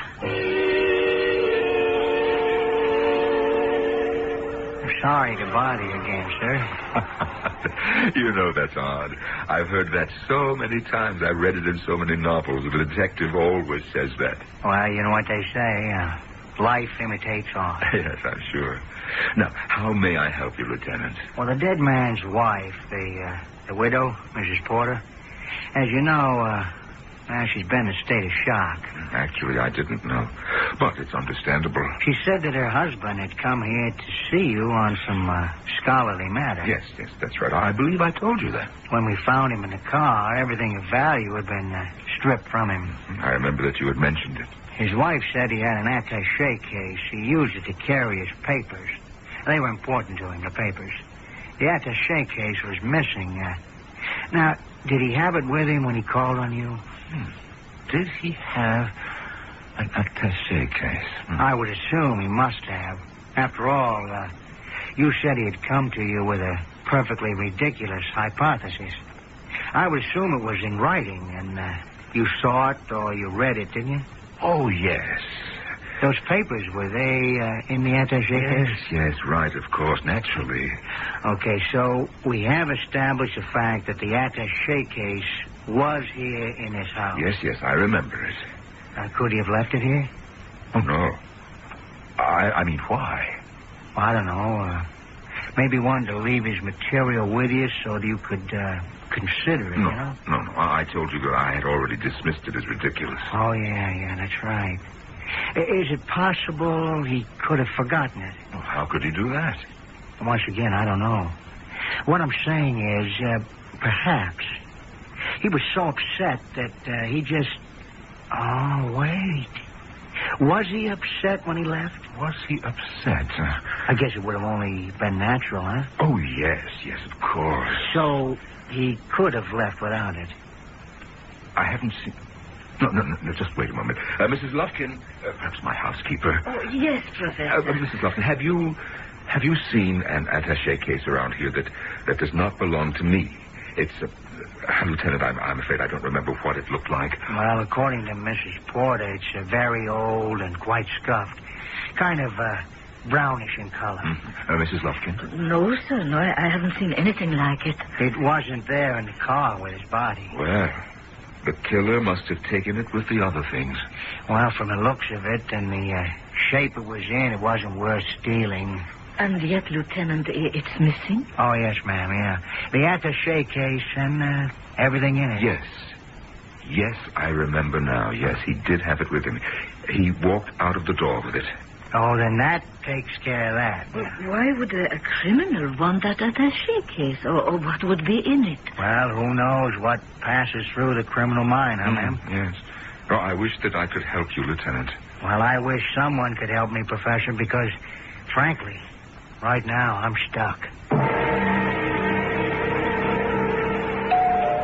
It's the doorbell, Mrs. Lufkin. Can't you hear the bell? What is the matter with that woman? Is she deaf? All right out there. I'm coming. Yes, ma'am. You wish to see me? I'm Professor Jeremiah Soames. Please excuse me, Professor. I shouldn't have kept ringing your bell like that. Certainly not. I'm very sorry. I'm not at all myself. You see, my husband, he was murdered. Oh. His name was David Porter. And I understand that you may have been the last person to have seen him alive. That is, of course, with the exception of the murderer. Mrs. Porter, won't you come in? I really don't know why I'm here. Now, won't you have a chair? Thank you. Mrs. Porter, what can I do for you? What can you do for me? Well, now that I think of it, nothing. There's nothing anyone can do for me now. Even if they catch the person who murdered my husband, it won't change anything. It won't bring him back. I'm very sorry, Mrs. Porter. I'm not really Mrs. Porter anymore, am I? Well, legally. Well, legally. And I mean, I'm talking about actually, physically, definitely. How can I be Mrs. Porter when there's no longer a Mr. Porter? You had a talk with him the other night, didn't you? Yes. What did you think of him? I mean, as a scholar. Please, don't try to spare my feelings. Well, I listened to him. I examined his alleged findings. Alleged? Well, you see, I questioned their validity. Are you implying that the evidence, the artifacts he brought back from Asia are not genuine? Oh, no. I only questioned whether they were relevant. Did they belong to the people of Chetor, or whether the product of a different people, and other people who appeared on the scene later on? And in your opinion, they were not appropriate? That is correct. But that was only your opinion. You know, ever since he read your earliest book about Chetor, those people became his... Well, I could say his reason for existence. I'm flattered. We went to the site of ancient Chetor on our honeymoon. Can you imagine? We traveled north with the mosquitoes and the dust and the rocks and the biting winds. And every day he would see something else. He would find something else. And we reached that place where, according to you, the people of Chetor were supposed to have turned west and south. Yes. But he said to me, look, what if they didn't? That's ridiculous. They did. Well, I'm only telling you what he said to me. And so we kept going north. He was looking for the trail of the people of Chetor. There is no such trail. Yes, that's what he was beginning to think after a while. And then He found it. What did he find? The dagger. A Chesterton dagger made of bronze. There is no such dagger. But he showed it to you, didn't he? That's what he came here for. Just a moment. He showed me a dagger. With the serpent carved on the hilt. He was deceived. Now, he knew that he had found the trail. That dagger pointed the way. And as we went north, we saw the carvings and the cave pictures, all with that serpentine design. I tell you, he had deceived himself. He was in a daze. He was a man who received the shock of tremendous revelation. And he said to me, Soames is wrong. He is wrong about the people of Chesterton. Your husband simply did not know what he was talking about. He said, I have it here. We can go home now and publish. But first, I must show it all to Soames. Yes. Yes, he did. He showed it to me. Oh, believe me, Mrs. Porter, I tried to be nice to him. I tried to let him down as gently as I could. Like a fool, he came here. In him, you saw the man who was about to take away from you everything that made your life worth living. It hit you. It struck you like a bolt of lightning, and in one sudden, uncontrolled spasm of fury, you killed him. Mrs. Porter, what are you saying? Professor Jeremiah Soames, I accuse you of murder. How could I have murdered him? You killed him with that dagger. The dagger that would have cut you down from your pedestal. What did you do with the dagger? Mrs. Porter. Mrs. Porter, how can you ever hope to prove such a monstrous accusation?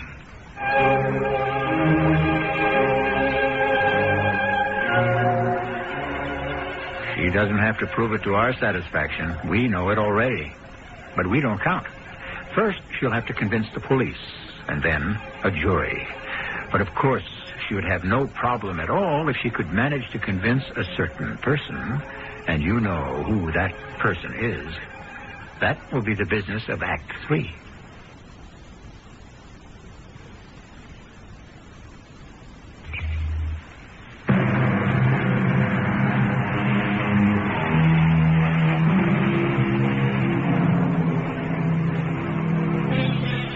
Sometimes we make what we like to call a logical assumption. We say a thing is so because it seems to make sense. But does it make sense because that's what we want? So many times we say we are seeking the answer to a question. But is that true? Don't we start out with the answer already in mind? And isn't our quest merely to find the evidence that proves it? You murdered my husband. Mrs. Porter. No! Don't touch me. Don't come near me. You do not know what you're saying. That isn't true. I know what I'm saying. I know what I'm saying. I'm saying something terrible. And I had to say it because this way I could believe that my husband was right and that you would murder him because of it. But the fact is, a gentle, elderly scholar like you can't be a murderer. Oh, Mrs. Porter, please. And therefore, my husband was a man who believed in something that just wasn't so. And I've been fighting it because I don't want to accept it. I can't do it anymore. I had to explode at somebody. I'm sorry. I apologize. Now I'd better go. Excuse me. Mrs. Porter. Mrs. Lufkin. Mrs. Lufkin. I am here, Professor. You don't need to shout. Where were you? But I was downstairs in the basement. What were you doing in the basement? I heard that poor woman. What she must be going through. Oh, it's dreadful. I'm sorry for her. Well, I'm sorry for her, too. Professor. What are you looking at me like that for? What am I supposed to do about it? Professor, I didn't say anything. What can I do about it? I'm sorry. I said I was sorry. I'd give anything for a thing like that not to have happened. Why did I have to answer the doorbell? I told you, Professor, I was in the basement. You are supposed to shield me from people who intrude on my time. I was doing the laundry. That woman has upset me. I cannot concentrate on my work now. I'm sorry. If you have to bury yourself in the basement where you don't hear the doorbell, I would rather you sent the laundry out. What did you do with your shirt, Professor? Oh, please don't change the subject. Well, I asked you to leave it out for me. You couldn't possibly wear it another day. I've never been so embarrassed. Where is the shirt you were wearing the other night? When I left for my sister-in-law's house, I can't find it anywhere. Where is it? Where is what?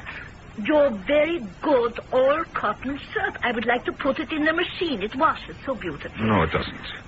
I beg your pardon? It doesn't wash at all. And that's why I had to get rid of it. You got rid of that beautiful, practically brand new shirt. I told you what had happened. I had made a pot of coffee, and when I brought it over to the table, I slipped and spilled it all over everything and everybody, including myself. Oh. I thought I would leave the shirt for you to wash, Mrs. Lufkin. You should have. And then, well, I remembered about the coffee stains. Once they set, you can never get them out. So I started to scrub at the stain, but obviously it was too late. It wouldn't come out. I see. Actually, I scrubbed so hard, I must have weakened the material, and I made rather a large hole. That's too bad. The shirt was obviously ruined, and so I simply threw it in the garbage, and it was picked up this morning. Oh, I'm sorry you did that, sir. I could have used it for cleaning around. Yes, I didn't think of that. But I suppose you had to do quite a bit of scrubbing, what with the floor and your shirt. It's just that everything was so unsightly. What are you sniffing at, Mrs. Lufkin? Did you have a fire going last night? Yes, as a matter of fact, I did. I was rather chilly. Last night? Seemed rather warm and humid to me. Well, I'm probably coming down with something, and I thought that I might enjoy a fire. Yes, sir. I mean, it's my house. It's my fireplace. And if I want to enjoy a nice, cheery blaze, am I required to request anyone's permission? No, Professor. What am I doing here? I must get back to my work. And you listen to me. If the doorbell rings, I am not at home. To anyone. Now, is that clear, Mrs. Lufkin? Of course, Professor.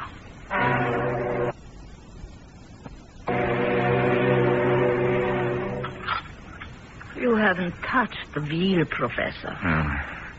I'm not hungry, Mrs. Lufkin. You haven't been hungry for the past 3 days. Are you trying to make something out of that? No, Professor. If a man doesn't feel like eating for a while, it doesn't have to signify anything. We all eat too much anyhow. A little judicious fasting now and then would be the better for it. What do you say to that, Mrs. Lufkin? Well, all I want to say is that if you're going to let food go to waste, tell me in advance, and I'll prepare something cheaper. The hunters and gatherers of Chesterton, you know what? They would grab a handful of wild wheat from the stalk, and they would munch on it as they traveled. And that was dinner. That and the meat of an animal that they might have been lucky enough to encounter and kill. Yes, fruits, nuts, berries. I could serve you fruits and nuts and berries, Professor. But I'm not sure I can go hunting for meat. Mrs. Lufkin, I must ask you not to look at me like that. I wish you would describe the look. And I will take pains not to assume it any longer. You are siding with her. Her? That woman. His wife, Mrs. Porter. You are taking her part. You think that I treated her badly, huh? No, I thought you had been placed in a very uncomfortable position. You thought that I had been cruel to her. But what was I to say? To do? You know, she had actually accused me of murdering her husband. Now that's ridiculous, isn't it? But tell me, don't you think that that's absolutely ridiculous? Yes, Professor, yes. It does sound ridiculous. Yes. Now, I'm going upstairs. I have work to catch up with. Oh, aren't you going to take your mail upstairs? Oh, there's a card from your friend in London, Dr. Hodges. And you read it, I suppose. Well, if he had wished for privacy, he would have written a letter. He says there are strong rumors that you are in the running for the prize this year, I know. And nothing had better happen to spoil my chances.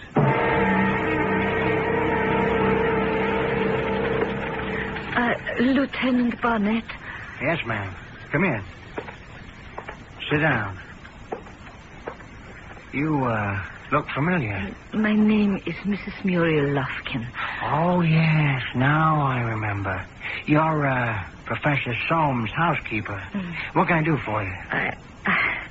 I'm afraid I don't know how to begin. Well, let's just start at the beginning and go on from there, huh? Well, that wouldn't help much, because even after I could get beyond the beginning, I wouldn't know where to go. Well, let me put it this way. What is there that you know that could be of interest to the police? Well, right now, I don't know anything. But you're here. Yes, I am here. I would like to solicit some information from the police. Such as, Well, there is something I must know for my own sake. Yes? Lieutenant, when the body of David Porter was brought to wherever they bring bodies, I would imagine that there were some blood stains on his shirt. Well, obviously he was stabbed. Were there any stains on his jacket? Blood stains? Coffee stains. Why do you ask? I must know.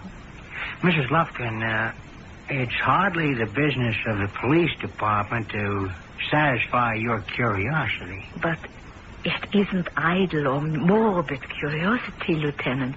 Or perhaps if you could tell me why. I can't. Well, if I could tell you, would it help my investigation? Perhaps. I read detective stories, Lieutenant. I know how you people operate. You collaborate with all sorts of questionable characters. Can't you trust a reputable citizen for a change? Well, what can I expect in return? Perhaps nothing. And perhaps everything. Let me check with the lab.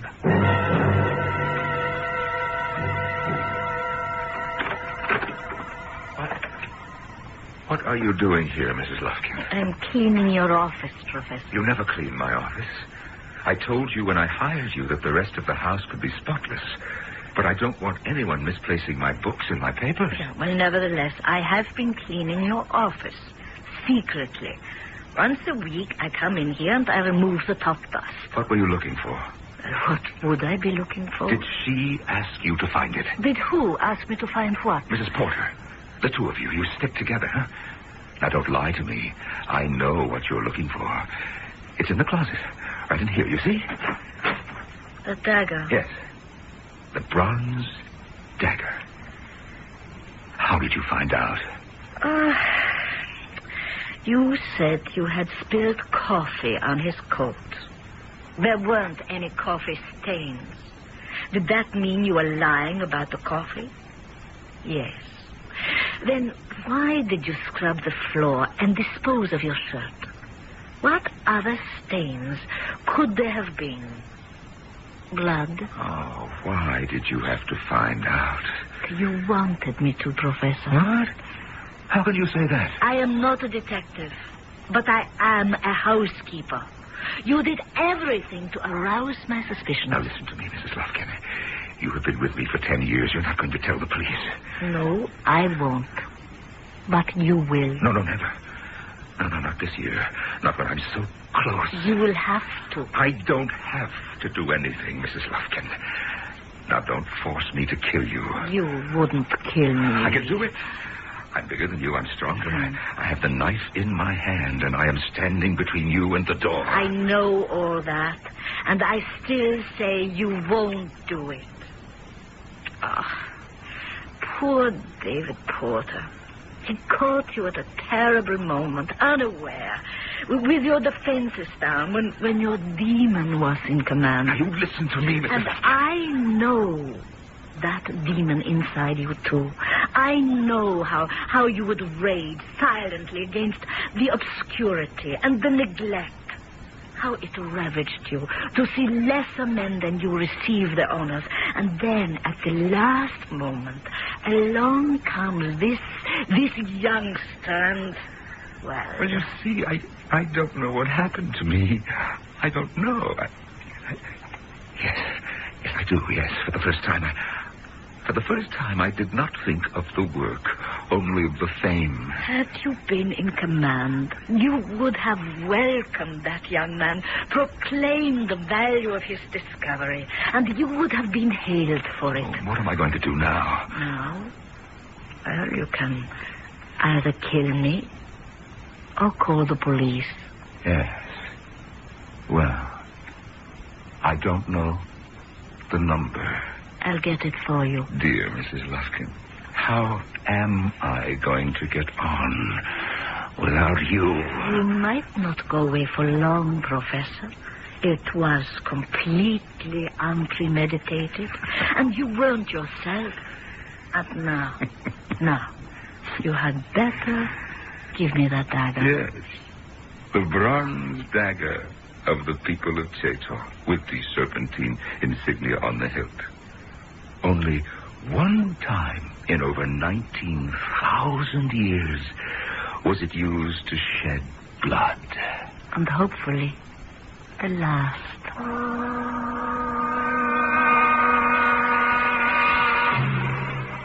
Think back to the first time the dagger was used. It was clenched in the fist of a man who can be fairly described as a primitive savage. Some 20,000 years later, it is once again clenched in the fist of a man. But this one is a highly educated product of a most advanced society. And yet, each was driven by the same passion and blinded by the same fury. In so many years, have we really changed so little? I shall return shortly.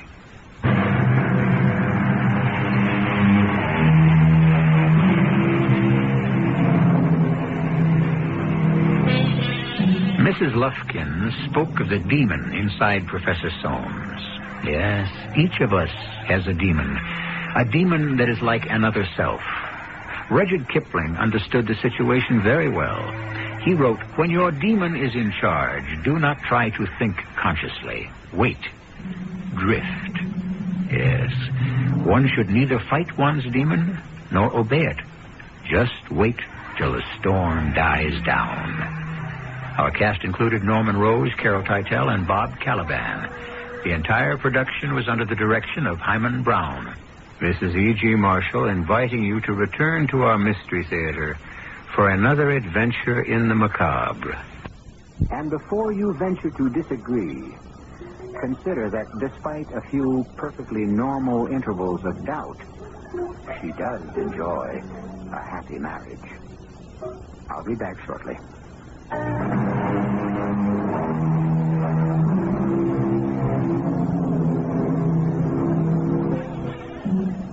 I posed a little problem at the beginning of our story. How is the child molded? What makes him the man? Two youngsters. Why does one become a ruthless killer and the other a dedicated cop? Our modern wise men study, analyze, experiment, but their answers leave us no wiser. On the other hand, the ancient wise men dismissed the problem by saying that all of us are playthings of the whimsical gods. Why isn't that as good an answer as any? Our cast included Howard Da Silva, Terry Keane, Robert Dryden, Leon Janney, and Bryna Rayburn. The entire production was under the direction of Hyman Brown. And now, Marshall inviting you to return to our Mystery Theater for another adventure in the macabre. Until next time, pleasant dreams.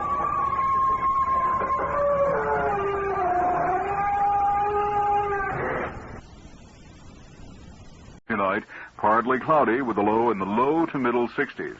Friday, a partly sunny, windy, and very warm day with a high in Chicago in the upper 80s or the low 90s.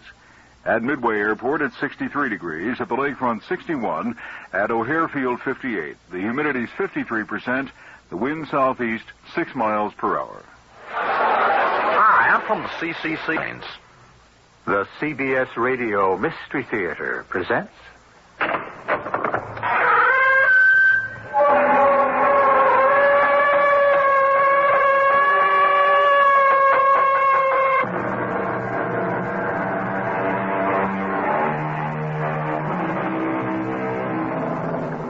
Come in.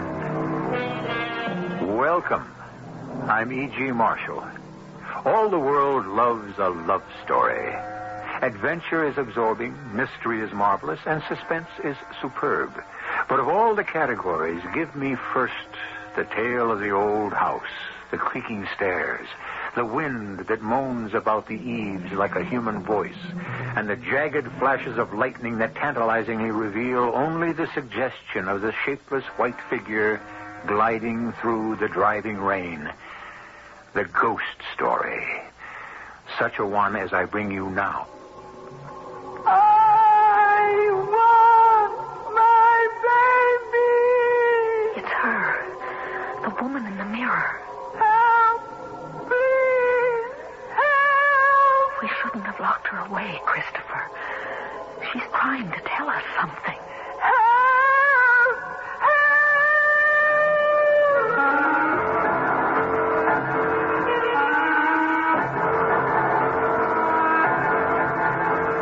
Mystery drama, Legacy of Guilt, was written especially for the Mystery Theater by Ian Martin and stars Roberta Maxwell. I'll be back shortly with Act One.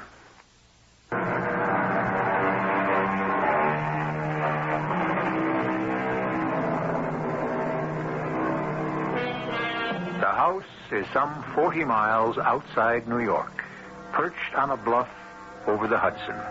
An easy hour's commute. It is a perfect example of American Victorian, with fancy gingerbread moldings, surrounded by a wide porch, the steep roof crowned by a useless tower room. It is rambling without being large, and stands in considerable disrepair. A situation that Tom and Angie Barr, two young New York actors who have just become parents as well as new householders, intend to repair. What are you doing? Oh, I overcut one of the shelves a smidge, so I'm backing it off with a wood rasp. I don't mean that.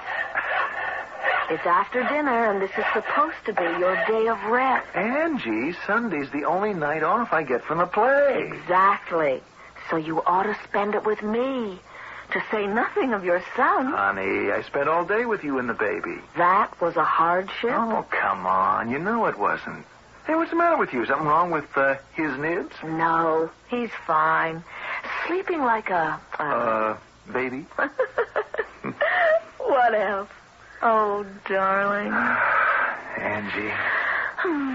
Tom, darling, I don't care what you do with your spare time. You just have so little of it. But I do want you to relax. Look at who's talking. You can't kid me anymore since I had the baby. It took Christopher to teach me how to slow down. This time off from the soap opera has been invaluable to me. This building and remodeling is good for me. It's sort of therapy. It looks like hard, tiring work to me. But it isn't. It's a joy. It's a real challenge. Like these shelves I'm building into these two alcoves. They're going to be wonderful.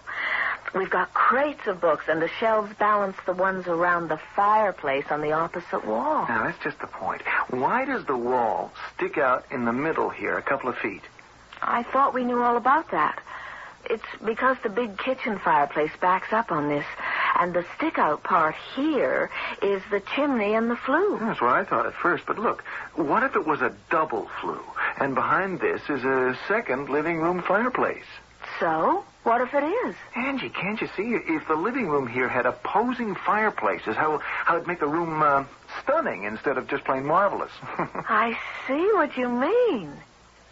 But wouldn't it be a terrible amount of work? I'm not suggesting we start tonight. Good. Because I want you to come up to the attic with me. I've been finding all sorts of interesting stuff up there. Like what?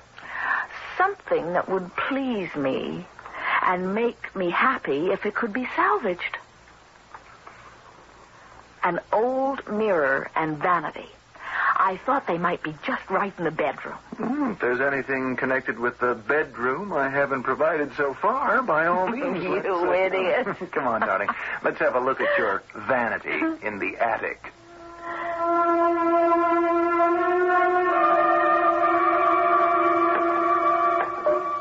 I suppose what I found is ours. Didn't the house come as is? As far as I know. Well, it isn't all that great. I'll show you. See, there's a light somewhere. It's overhead, right in the middle. Half a sec. There. Oh, gesundheit. Boy, there's enough dust. I don't think anyone's been up here except me in the last 50 years. More like the last century. There's a little lost alcove over here between the eaves and the chimney wall. The stuff's in here. Shall I drag it out? Would you mind? Now, here's your vanity thing. Ooh, heavier than it looks. Gesundheit! Turnabout is fair play. Still, maybe some tortured spirit from the past is trying to tell us something. What? Amidst the dust of ages, from out the grave I cry, open not the pages, let sleeping vanities lie. What's that from? I made it up myself. Okay, I lugged out your dressing table. Does it still grab you? You know what it is? That's mahogany inlaid with rosewood. And look at that marvelous 3/4 length oval mirror. What about the rest of the junk in here? I don't think it's anything we'd want. Except maybe the trunk. What's in there? I don't know. I didn't know if I should open it. Or could. Oh, let's have a look. Oh, my. What is it? Faded old baby clothes. Oh, aren't they sweet? All handmade. And? Well, they've never been used. Any of them. At least, I'm pretty sure not. Anything we can use for Christopher? No. They're practically disintegrating. They must be 100 years old. Anyway, I don't want Christopher in any hand-me-down. Honey, I was only kidding. Oh, look at this. What? An old photograph. Isn't she beautiful? Let me see. Yeah, she is. You know why? What do you mean? She looks a lot like you. You see it? She does. Sort of. Only I'm not that pretty. Oh, don't you ever believe it. She looks awful sad, though. Her eyes are kind of haunted. Gives you a shivery feeling. I wonder what got her so uptight. Maybe these clothes were for her baby. And she lost it or something. So, what do I do about this dressing table? Oh, just leave it till we know if it's ours to use. Yeah, check into it first thing tomorrow morning.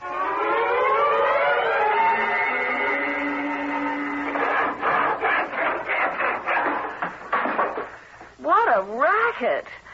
It's a wonder I ever got the little king off for his nap. I'm sorry, Angie. I just wanted to get this last shelf up before I get back to my other profession. I came down to remind you it's time to get showered, shaved, fed, and off for the theater. Okay. Now, just one last thing before I go. What? Stand back. I can't resist this. Are you crazy? What are you doing? Just proving I'm right. There. You see, there is a fireplace behind here. Okay, you convinced me. But did you have to make all this mess? I just had to convince myself. Leaving me to clean up. Well, I'll do it. You haven't time. Oh, darling, I'm sorry. Don't be. I'd work my fingers to the bone for this house. I love it. Are you sure? You know, it's going to be a tough commute once you're back on the TV series again. You working days, me nights at the theater. We'll be lucky to meet each other coming and going. It won't always be like that. And it's worth it. This is all I ever wanted. Oh, by the way, who was on the phone? Huh? That was Marge from Copley Realty. She got in touch with Mr. Keever. Who? McChesney Keever, the old boy who owned this house before we bought it. Says he doesn't know anything about the things we found in the attic, and we're welcome to him. That's wonderful. Now, you want to lug your famous vanity down to the bedroom before I go clean up? Doesn't it look magnificent? There's no question it's a handsome piece of furniture in its way. I know it's old-fashioned and Victorian, Tom, but that's its charm. It fits the room. It just sits there by the wall as though it belonged there. If you like it, I like it. And I really do, anyway. It's an unexpected bonanza. Hey, I can't hang around here admiring it. I'm going to miss half hour tonight. Go on and have your shower. What are you going to do?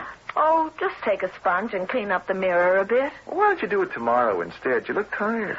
Oh, I have it away. Don't know what it is. Although your son and heir did keep me up quite a bit last night. Well, maybe he's having a tooth? Oh, 4.5 weeks? Idiot. Go shave. Okay. Okay, old mirror. Let's see what a little elbow grease and soap can do. Come on. You've got to do better than that. It's like looking at someone underwater. Come clean. That's better. That...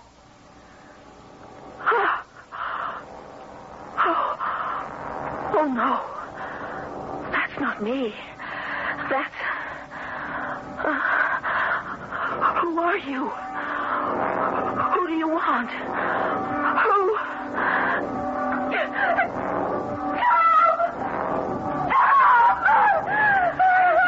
Angie, what's wrong? Look. Where? In the mirror. What? Can't you see? Well, yes, the reflection. It's not very good, sort of wavy, but... Well, who is it? Who is it? Well, you, darling, of course. No, it's not me. Can't you see? It's her. Her? Who's her? The girl in the old faded photograph. The one in the trunk. What's the matter with you? Can't you recognize her? Angie, here. Now, come away from that for a minute. No, I can't. Don't you see? She's trying to say something to me. Lie down for a while. Here, let me hold you. Don't make me leave here. She's counting on me. Just rest for a moment. You've got nothing to worry about. All right. If you'll just do one thing. What? Look in the mirror again. What? Well, sure. If it'll make you feel better. What do you see? Well, nothing but my own reflection, half shaved, with soap sticking to my face. I don't believe you. Let me look. All right. What do you see? Angie, what do you see? Nothing. But my own reflection. But a moment ago, Oh, Tom, what's the matter with me? Am I going out of my mind?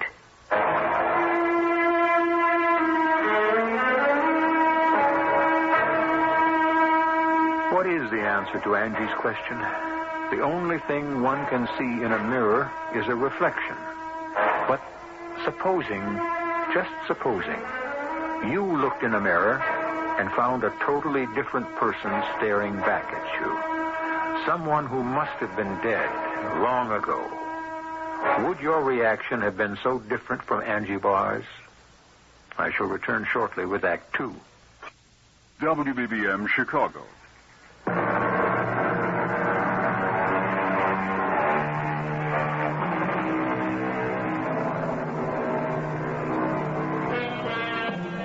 In the quiet bedroom, Tom sits holding Angie's hand.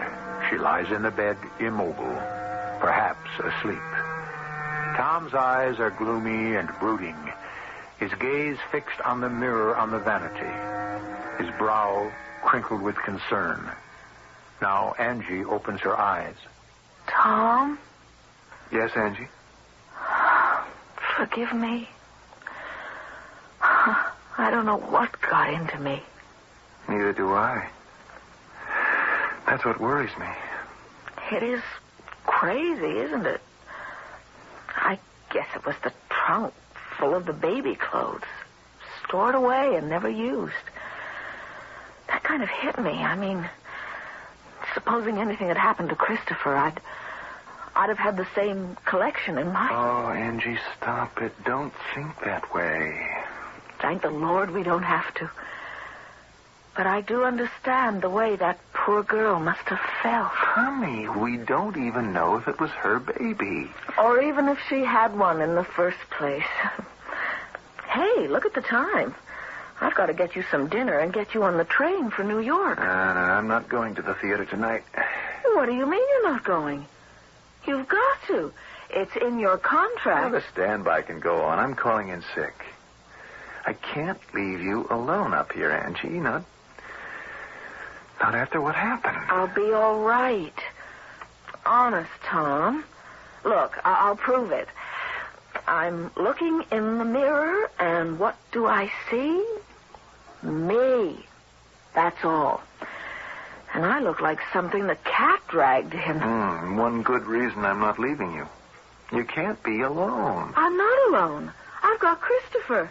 Well, suppose you had another wingding. Who'll take care of him? All right. I'll get someone over here to be with me. Marge or someone. But I can't let you miss a performance because of me. Please, Tom. I'd never forgive myself. Okay. Just so long as there's someone here with you. Oh, isn't he a killer? Hey there, Tiger. Say hello to your Auntie Marge. Look, what does this kid weigh? 8 pounds, 12 3/4 ounces. Oh, you better call the Giants. They could draft him for defensive tackle. He's not going to be a football player. Come on, Marge. Give him to me. It's his bedtime. Yeah. Oh, this man is raring to go. He's not going to sleep. He will once we leave. I want to take a gander at this famous mirror in the vanity. I think maybe I don't want to be around it anymore tonight. Oh, okay. Skip it. But, as the realtor who sold you this house, I feel responsible. Well, just because I had a sudden attack of the crazies? I don't know what got into me. Oh, neither do I. Oh, that is a beauty. Any idea of what this thing's worth? I didn't think about that. I just had an urge to bring it down here into the bedroom. Of course, the mirror's pretty well shot, but you can have that replaced. I don't wonder you saw visions in it. It's like looking down a well. It's not that bad.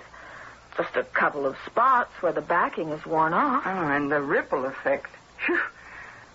I know I'm no beauty, but get a load of that rattled old bag that's staring back at me. Let's see what it does for you. Go on, go ahead. Sit down. I'm, not so anxious to look in it. You might as well. Get used to the fact that it makes everybody look like someone else, more or less. That isn't a pretty one. my face I'm looking at. Just as good as you What's are. she trying to say to me? And that it wouldn't. Why does she reach out her arm? Angie? Angie, what happened to you?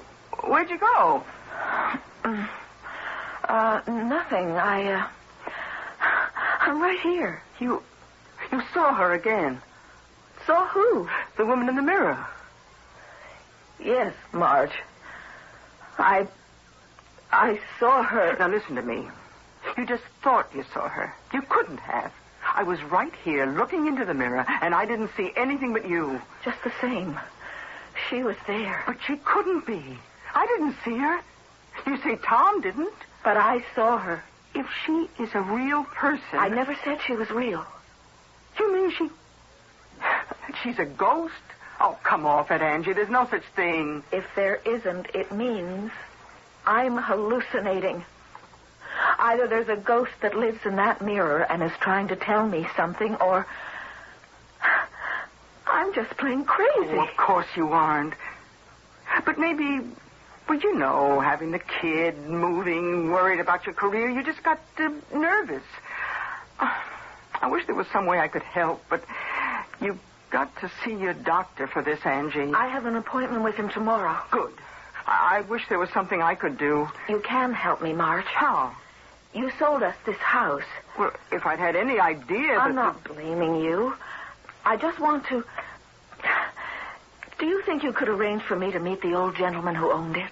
Oh, honey, I never even met him myself. It was all done through lawyers. Can I meet the lawyer so I can get around to seeing him? Well, what do you want to see him for? I want to ask him about this vanity and the mirror and a trunk with some baby clothes and who it is in the picture I have.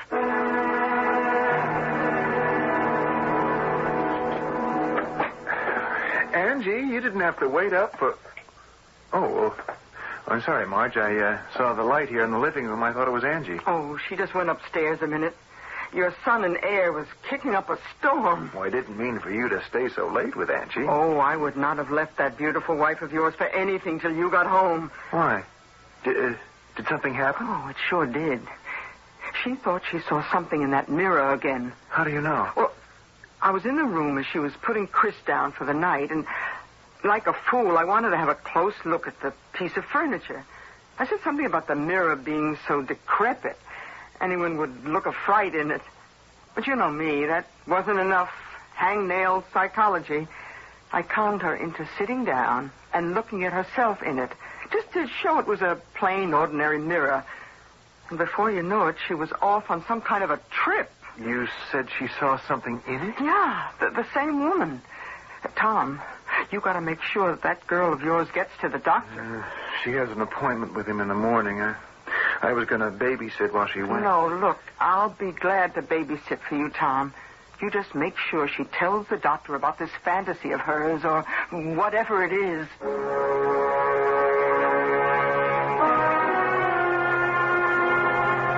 And this reflection in the mirror, or this woman who seems to appear, isn't anyone you know?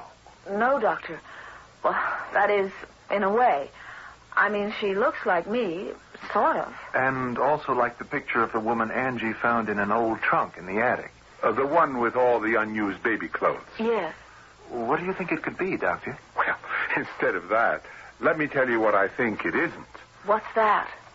You're a relatively new patient for me, Mrs. Barr, but all the records I've received on you from Dr. Frazier, they indicate that you're a healthy, well-balanced young woman.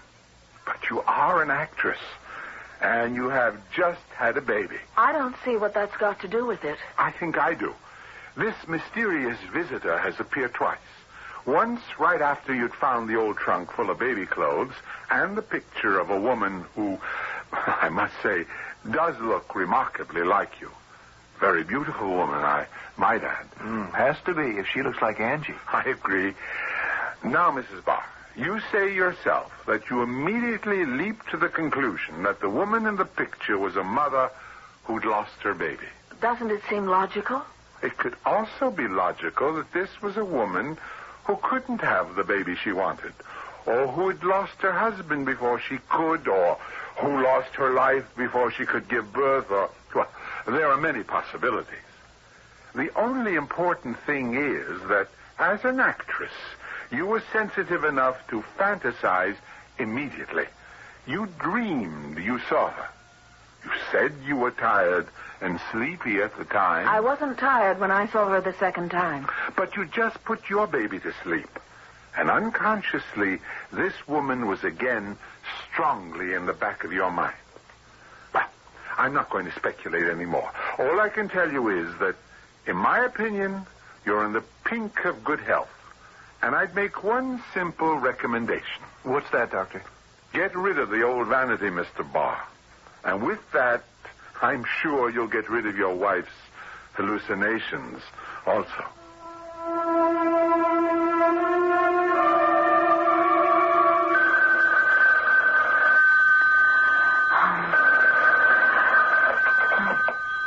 Hello? It's Tom, Angie. Are you all right? Tom, where are you? Aren't you at the theater? Yeah, it's intermission. I was worrying about you, so I just thought I'd call. What are you doing? I just finished feeding the baby, and I was putting him to bed. Everything okay? Tom, We took the vanity back up to the attic, even though I felt kind of silly about it. So what could be wrong? Well, I don't know. I'm perfectly all right. I hope. Just wish I'd gotten a nurse for the baby so there'd be someone with you. Cheer up. She comes next Monday. I promise you I'll make out till then. Yeah, well, oh, hang, they're calling places. Angie, don't stay up for me. I won't. As soon as I get Chris off, I'm going to bed myself. And stop worrying about me. I'll try. Angie? Yes. I love you. And I love you. Oh, Mother's little darling. Were you jealous because I said I loved another man? You know Mommy loves you just as much. She knows just how wonderful you are and how much you mean to her. Don't cry, honey. Mommy has you safe in her arms. What's that? Why, it sounded as though someone cried out.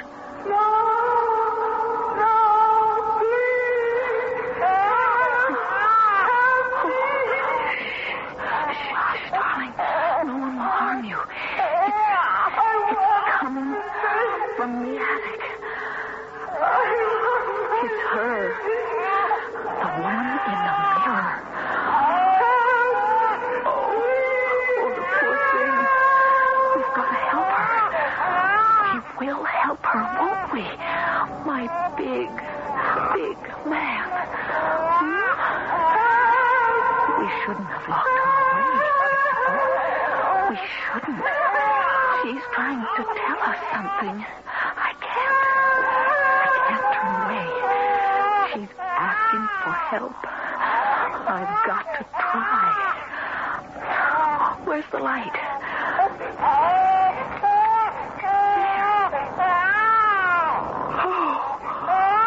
Oh, you can see her in the mirror. Her back is turned. She's searching for... Wait. She turned around. Oh, no! No! You can't have him! You can't have my baby!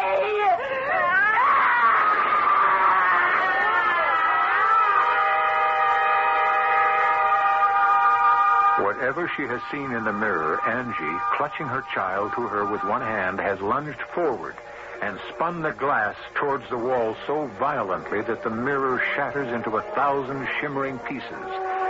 Like a wild animal, Angie rushes headlong down the stairs from the attic to lock herself and her baby in her bedroom. I shall return shortly with Act 3.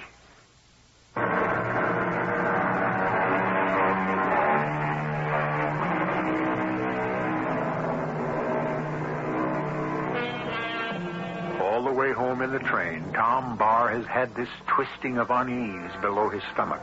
Most of us have felt this premonition at one time or another about someone we love, this kinetic feeling that can only be explained by ESP or simple hunch.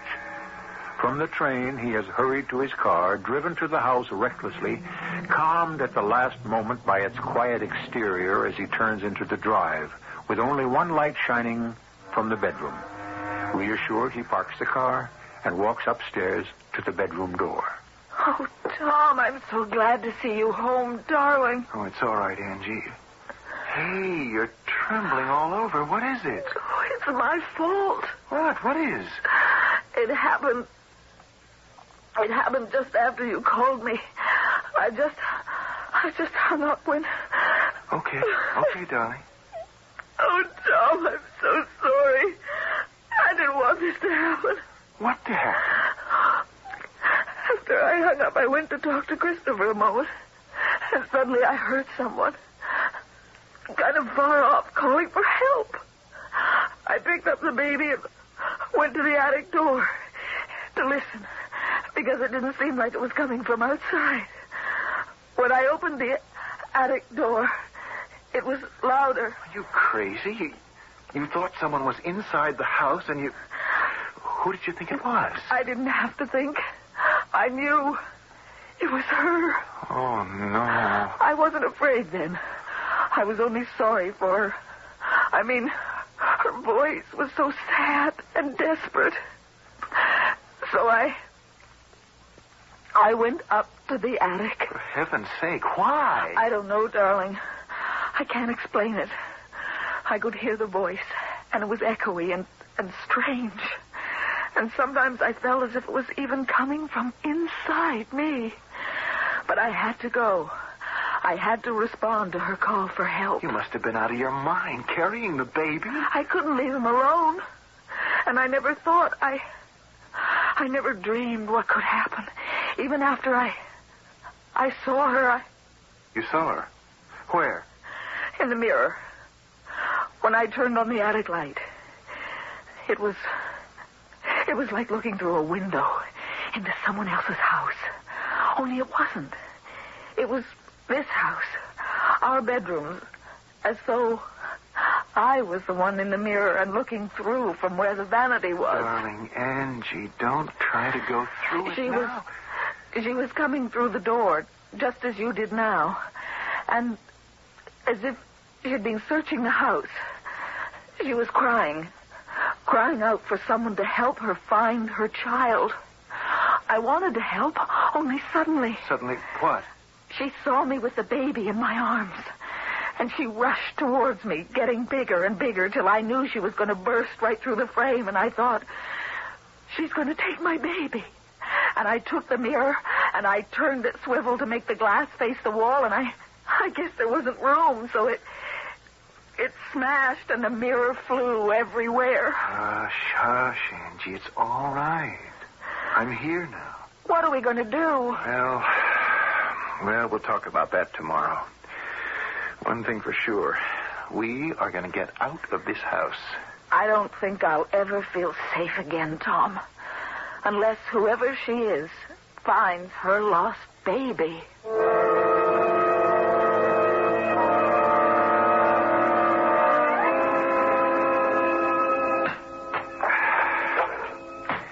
Tom? Oh, Angie. What are you doing? Oh, indulging in some emotional therapy, I guess. Anyway, since we'll have to sell a house, I've got to fix up this wall I broke through to the fireplace. I don't want to move, Tom. This is our house. Why should we be chased out of it? Well, I should think you could answer that easier than me, Angie. I can't help what I saw last night. What I heard. I didn't say you could. I'm not going to be driven out of my house. I won't let it happen. This is a problem that's got to be solved right here. Oh, by the way, Marge called. What does she want? Oh, something about McChesney Keever. You know, the old boy who owned the house before we bought it. She said he was anxious to talk to us. Well, to you. Did you ask her to contact him? Yes, I did. Why? Because he's my only hope to establish that there really is a ghost in this house, and perhaps give us a clue how she can be exorcised.